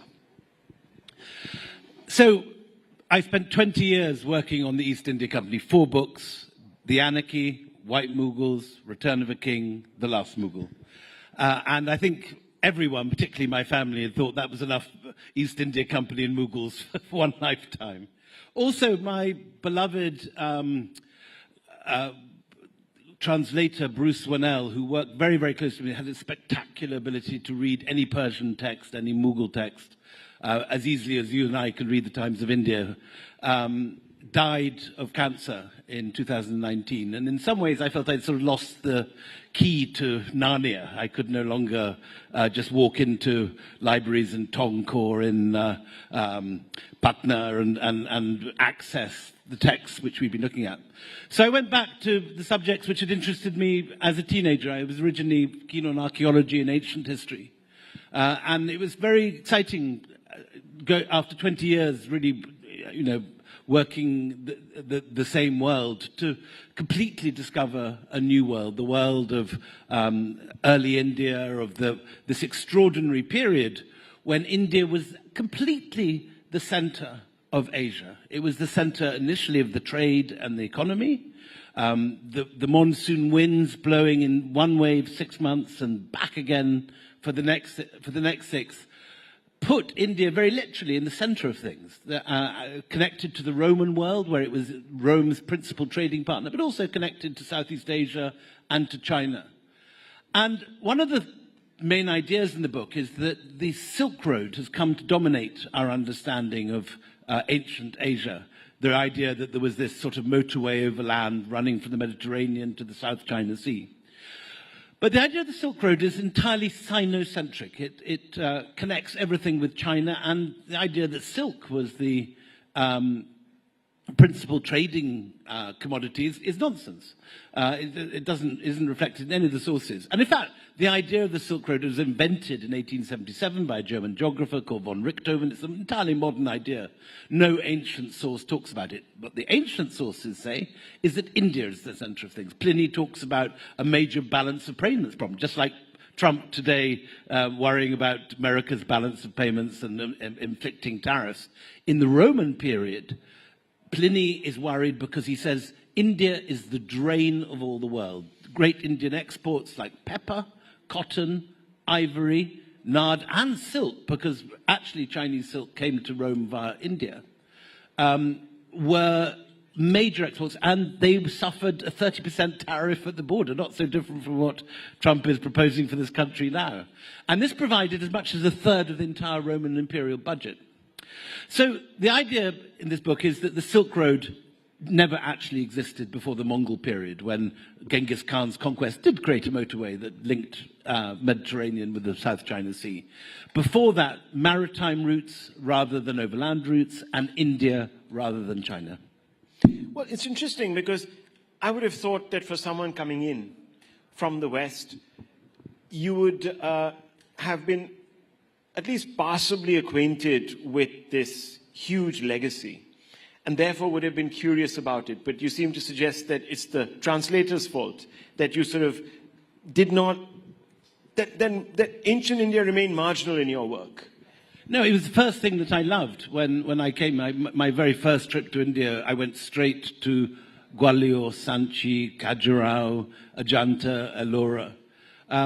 But over the course of time, got obsessed with the East India Company. The idea that a corporation could take over a continent seemed to me an extraordinary thing. And of course, it's something that's happening at the moment. We're worrying about this, the oligarchs in Trump's world, the way all the tech moguls were there at the inauguration. These huge companies like Amazon and Meta, and Apple and Microsoft, all of whose annual profits are greater than the GDP of most continents.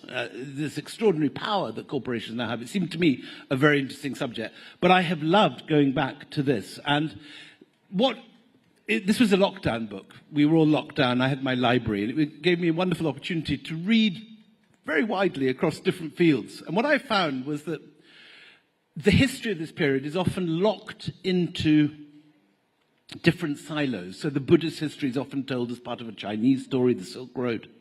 The story of Sanskritization of Southeast Asia, how Indian epics, Indian language, Hindu kingship spread to Angkor Wat, where the largest Hindu temple in the world is built not in India, but in Cambodia. But the largest Hindu empire in the world is the Khmer Empire. The way that Indian mathematics spread through the Arab world to give us the number system we all use, the nearest thing we have to a universal language.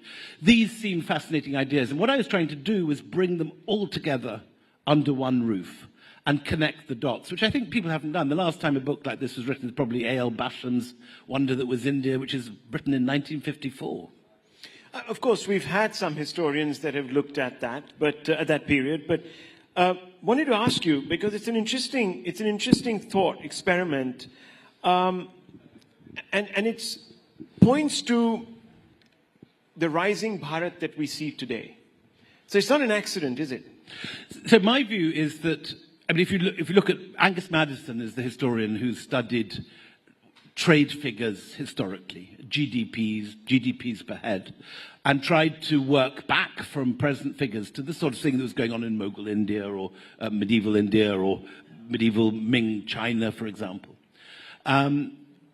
And it's unequivocally the case, although you can quibble details in these figures, because obviously ancient economic figures are hard to come by and don't have the same veracity as modern figures. But nonetheless, it's completely clear that for most of history, maybe as much as 70, sometimes 80% of the world economy was generated by the lands that are now India and China. That both of these had terrific trading traditions, both over land and by sea. Both of them had extremely advanced credit systems, groups in society who dominated the mercantile world. And this was the case not just in ancient India, but as recently as the Mughal period. When people discuss the Mughals, they often think of, Aishwarya Rai and Hrithik Roshan lying back in the palace, dropping mangoes into each other's while white pigeons flutter around.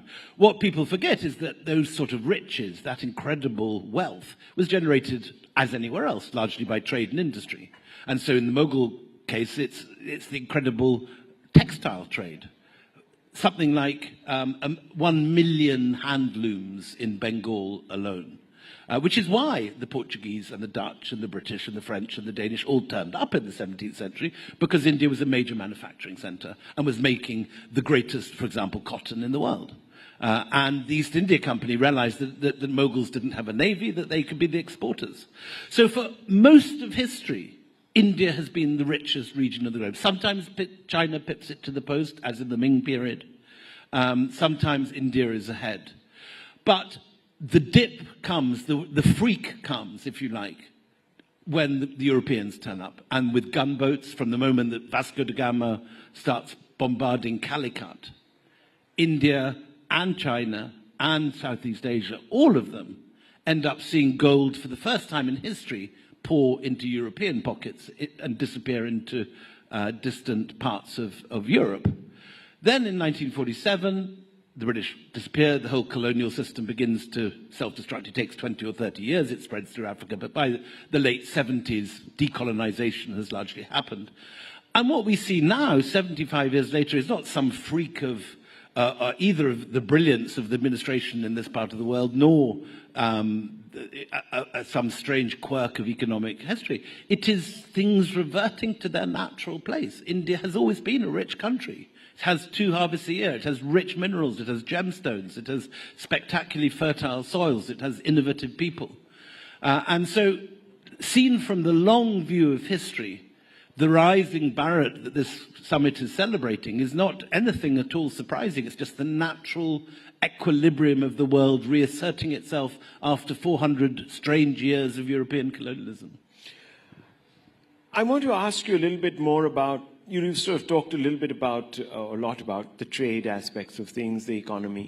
But this was also a knowledge system of vast study. Correct. So build on that a little bit. You've really delved into that in your book. There's Nalanda, and before that also you sort of talked about other stuff. Yeah, no, so Nalanda is the subject that the last panel was, but one was talking about. And they were quite correct to say that Nalanda was the main center of learning in Asia. Our main source for Nalanda is a Chinese monk, Xuanzang, who comes overland by foot in the 7th century. And he leaves a very detailed account of this place, which he regards as the NASA, the Harvard, the Ivy League, the Oxbridge of his day. And we know that not just Xuanzang, but hundreds of other monks from China, from Korea, from Japan, come to this place because it has the best library in Asia, 9 stories tall, 3 sections, all the books in the world. You can borrow any of them as long as you put them back in your pigeonhole in the central courtyard in the evening. And Xuanzang is like some sort of bright-eyed undergraduate that's just turned up at Harvard for the first time. Everything is wonderful. Everything is extraordinary. The monks are men of genius. They all work hard. They all study. And it's something which I think has been forgotten. And when people go from this country to Southeast Asia, to Vietnam, to Cambodia, they see the effects of this period. From the 7th century right through to about the 12th century, Sanskrit is the common language of both culture and diplomacy, all the way from Kandahar to Java to Bali. And the renown of Indian literature, like the Mahabharata, the Ramayana, the Puranas, are being read in all these countries. Men are renaming themselves, the small kings at the edge of an estuary in Malaysia. A chieftain in Java suddenly becomes not Kadunga like his father, but is Mahendravarman, Suryavarman. They take these Sanskritic names, and the landscape is renamed and reimagined. So you have a new Ayodhya outside Thailand, outside Bangkok, a new Kurukshetra in Laos. The Mekong, some etymologies say, is just the Khmer pronunciation of Ma Ganga. So, and most of the main Shaivite shrines in India find their names cropping up again with the new Khmer pyramid temples that are being built in the jungle in Cambodia. So India has terrific prestige during this time. It starts with the economy and with trade, but it grows into a whole civilizational diffusion. And the most remarkable conquest, if you can call it that, of the imagination. Important to say, this is a conquest of ideas, not a conquest of swords. It was not done with jackboots and spears and shields and swords. This was an empire of ideas, an empire of the spirit. The most remarkable conquest is China. And under China's only woman empress, called Wu Zetian, Wu brings in monks and scholars from Nalanda, some of them Chinese, some of them Indian. You have an Indian called Gautama Siddhartha running the Bureau of the Astronomy and Astrology. and mathematics. We have other Indians in senior places of government. And this is the high watermark of Indian influence. China becomes, for this one reign, a Buddhist country. It becomes the state religion. Confucianism and Taoism are both demoted. And again, I don't think people in this country are quite aware of the extent to which, often China and India are seen as rivals with, two different spheres of influence. I don't think many people have taken in the fact that an Indian religion born in Bihar becomes the state religion of China for a period of history. And I think it's hugely important now, as India is perceived now, rightly, as a rising economy, as a rising force, and will be, whatever happens, one of the three main economies of the world by the end of this century, if not sooner. It's very important to understand that it's not something that's sort of freak or kind of some weird quirk of modern politics. This is the natural order of things reasserting themselves. Well, the economic miracle that was India was put to the sword, literally, or crushed under the jackboot of the Brits. But the knowledge system that it was also crushed, some people say, by the sword. Nalanda, for example, was sacked. And that led to what many people today describe as the great vandalism of what was an Indic culture, which predated Islam and, of course, then the Brits. How is it that we have not looked back and examined that sort of got lost in time? That narrative, that vandalism that took place, why was that ignored? I don't think that's true. You've portrayed the Mughals that followed as refined, rooted, and Indian. How do you now view critiques that this framing glossed over conquest, destruction, and displacement? You've been hard on the British, but not so. So there are a long period of Islamic rule in this country. The worst destruction unquestionably took place in the early years of the 12th and 13th century. That's when Bakhtiar Khalqi burns Nalanda. You get, at this period, as before, rulers who are violent. You get rulers who are great examples of civilization and refinement. It isn't as if violence was introduced to Eden in the 12th century. If you read about Chola conquests, for example, completely destroying the Chalukya capital of Vatapati, ploughing it under so thoroughly that we don't even know where it is today with satellite imagery or anything. We can't find this capital because the Cholas destroyed it, or burning the temples of Sri Lanka, as the Pallavas and Cholas did. Violence has always existed. The Cholas also raided Buddhist monasteries at Sompo Mahavihara, which is the equivalent of Nalanda in what is now Bangladesh. So violence is there throughout history, but you're quite right that there's a terrible things that happen, and the burning of a great library, whether it's Alexandria in the 8th century or whether it's Nalanda in the 12th, is one of the great horrible tragedies of world history. Not everything is lost. It should be said that a lot of the manuscripts from Nalanda make their way both before the destruction and as the destruction is happening to Tibet. There are monasteries in Tibet that contain great works of Nalanda monks. The tradition lives on in Tibet and abroad, and much of the learning of Nalanda continues because it has been an international center of Buddhism. You have monks coming from Korea, from Indonesia, from Tibet, and so on.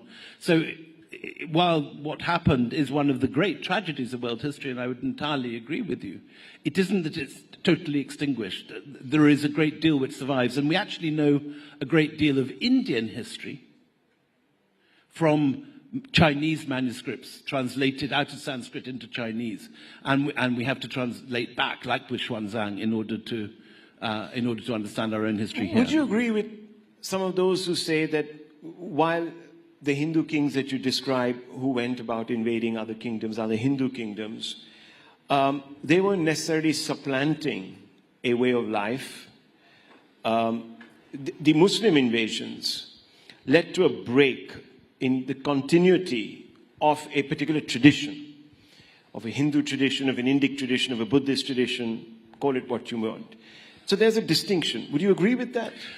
I say it's more complicated than that. It isn't as if Sanskrit is wiped out. You get the great epics surviving. They are translated into Persian and into other languages. A lot is lost. I'm not for a minute denying that, and I think a great disservice has been done to history by anyone that has ever denied that destruction. But India remains a great center of learning. People come to study in the centers of learning in India.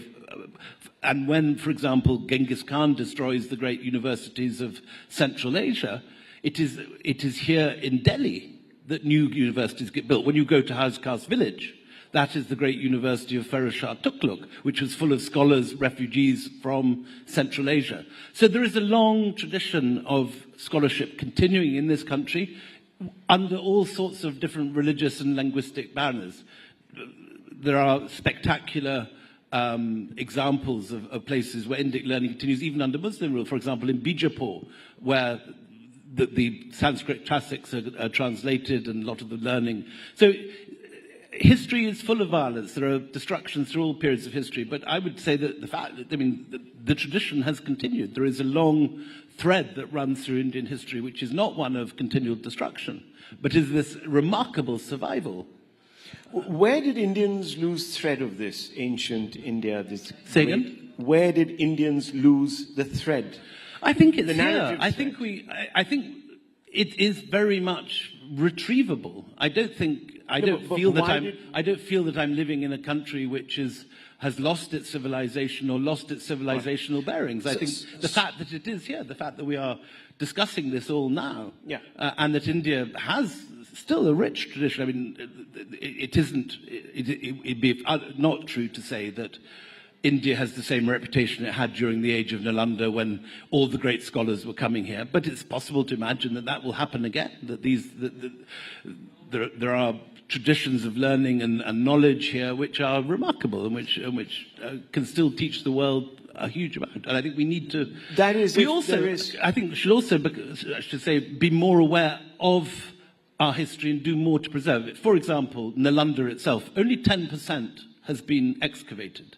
90% remains unexcavated. How is it that in the 21st century there is a tiny site museum there with strip lights and a couple of dusty cabinets?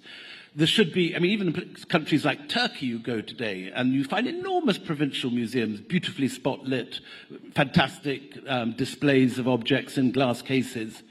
Nalanda is a remarkable example of how India can showcase its past and show off its incredible traditions of soft power, traditions which have been lost, but which can be taught again. I'm very optimistic. I think there is so much that can be done. There are so few really first-class, world-class museums in this country, but there is great material here. A decision by government to invest more in museums and archaeology could see this become a major center of tourism and of cultural display. So let me lead you on to the two final questions because we're running out of time. Obviously, there's a growing movement within India to reclaim civilizational memory from colonial and Islamic overlays. And you know that there's been a thrust, even politically. How do you view some of these efforts? Which efforts are you referring to? This reclamation of the ancient history. And there are now obviously some amount of tensions that are building up in certain sites across the country where people are hoping that one community would abet in this great reclamation project by giving up their own control, so to speak, or their own rights. India is not unique in that it's a country with many different layers and civilizations, many different periods of different dominance. If you go to, for example, an island like Sicily in the middle of the Mediterranean, there are successive Arab, Byzantine, Spanish, Neapolitan. That island has been ruled from many different places. The answer, it seems, when you have a complex and nuanced history, is to write complex and nuanced books about it and to teach it in a complex and nuanced way that if you go to Sicily, the Spanish rulers who were very unpopular, who were toppled by Garibaldi and the Risorgimento, their statues are not toppled. They're still standing there. They're still in the museums. Their objects are on display. History is complicated. There are many parts of the world where civilizations lie in different layers, like sediment, like geology. And the attempt has to be made to teach it with nuance. History is not a matter of heroes and villains, of angels and demons. There are grey areas. People, human beings everywhere have both good and bad qualities. And I think that it's very important to try and teach and present history with nuance and with... So what would you say to those people who are accused of poking the majority community in the eye by going out there and celebrating the Aurangzebs of the world or other controversial figures in history, maybe making even a case for preserving roads that have been named after British colonialists and so on and so forth? How do you react to those? I think history is rich, and that to politicize the presentation of history and just to pretend that only one people have ever lived and ever ruled is a mistake. You would apply that same principle? I don't believe in knocking down statues or changing rules, changing roads. I think... Or cancelling out authors and so on and so forth from your textbooks, even if they've said vile things. Like in the West, there is this... I think you've got to struggle to have accurate history and nuanced history and to try and understand history. You don't learn about history by coming with a set political view and trying to find the facts that prove that view. So you would say that find the facts. Rudyard Kipling, for example, who is now sort of held up as somebody who was a person of his times but no longer relevant because his, frankly, racist views, etc., are offensive to one section of the world, and therefore needs to be expunged or not read. What would you say to that lobby? I mean, I think all of these things are interesting matters to be treated with proper scholarship. I'm not a believer in removing characters like that from the curriculum. I think they are of their time. They should be read. Ditto with Aurangzeb. He's not someone that I admire or hero worship, but he's someone who is part of history, who did certain things, and we should try and understand what he did. History is all about understanding. It's not about lecturing and sort of turning people into whiter than white saints and darker than black villains. It's the science of trying to understand the complexity of our past. And so to cancel people, to knock down statues, to remove things from a complex history which is full of complexity and variety and many grey areas seems to be completely the wrong way to approach these matters. Well, William Dalrymple, thank you for resurrecting the Golden Road, and a road that takes us back to the glories of ancient India and hopefully runs right through and connects us to the present. As a foreigner coming to this country, I am in awe of the variety of the different periods of history. In the sense, I don't have a dog in this race. I don't support one team or the other. And I can get as much pleasure from visiting the Taj Mahal or watching a Mughal manuscript as I can from visiting Vijayanagar or going to the Tanjore Great Temple and being amazed by the Buddhist frescoes of Ajanta. It's all a very rich history, and it should all be celebrated. We leave it at that. Thank you very much. Thank you very much.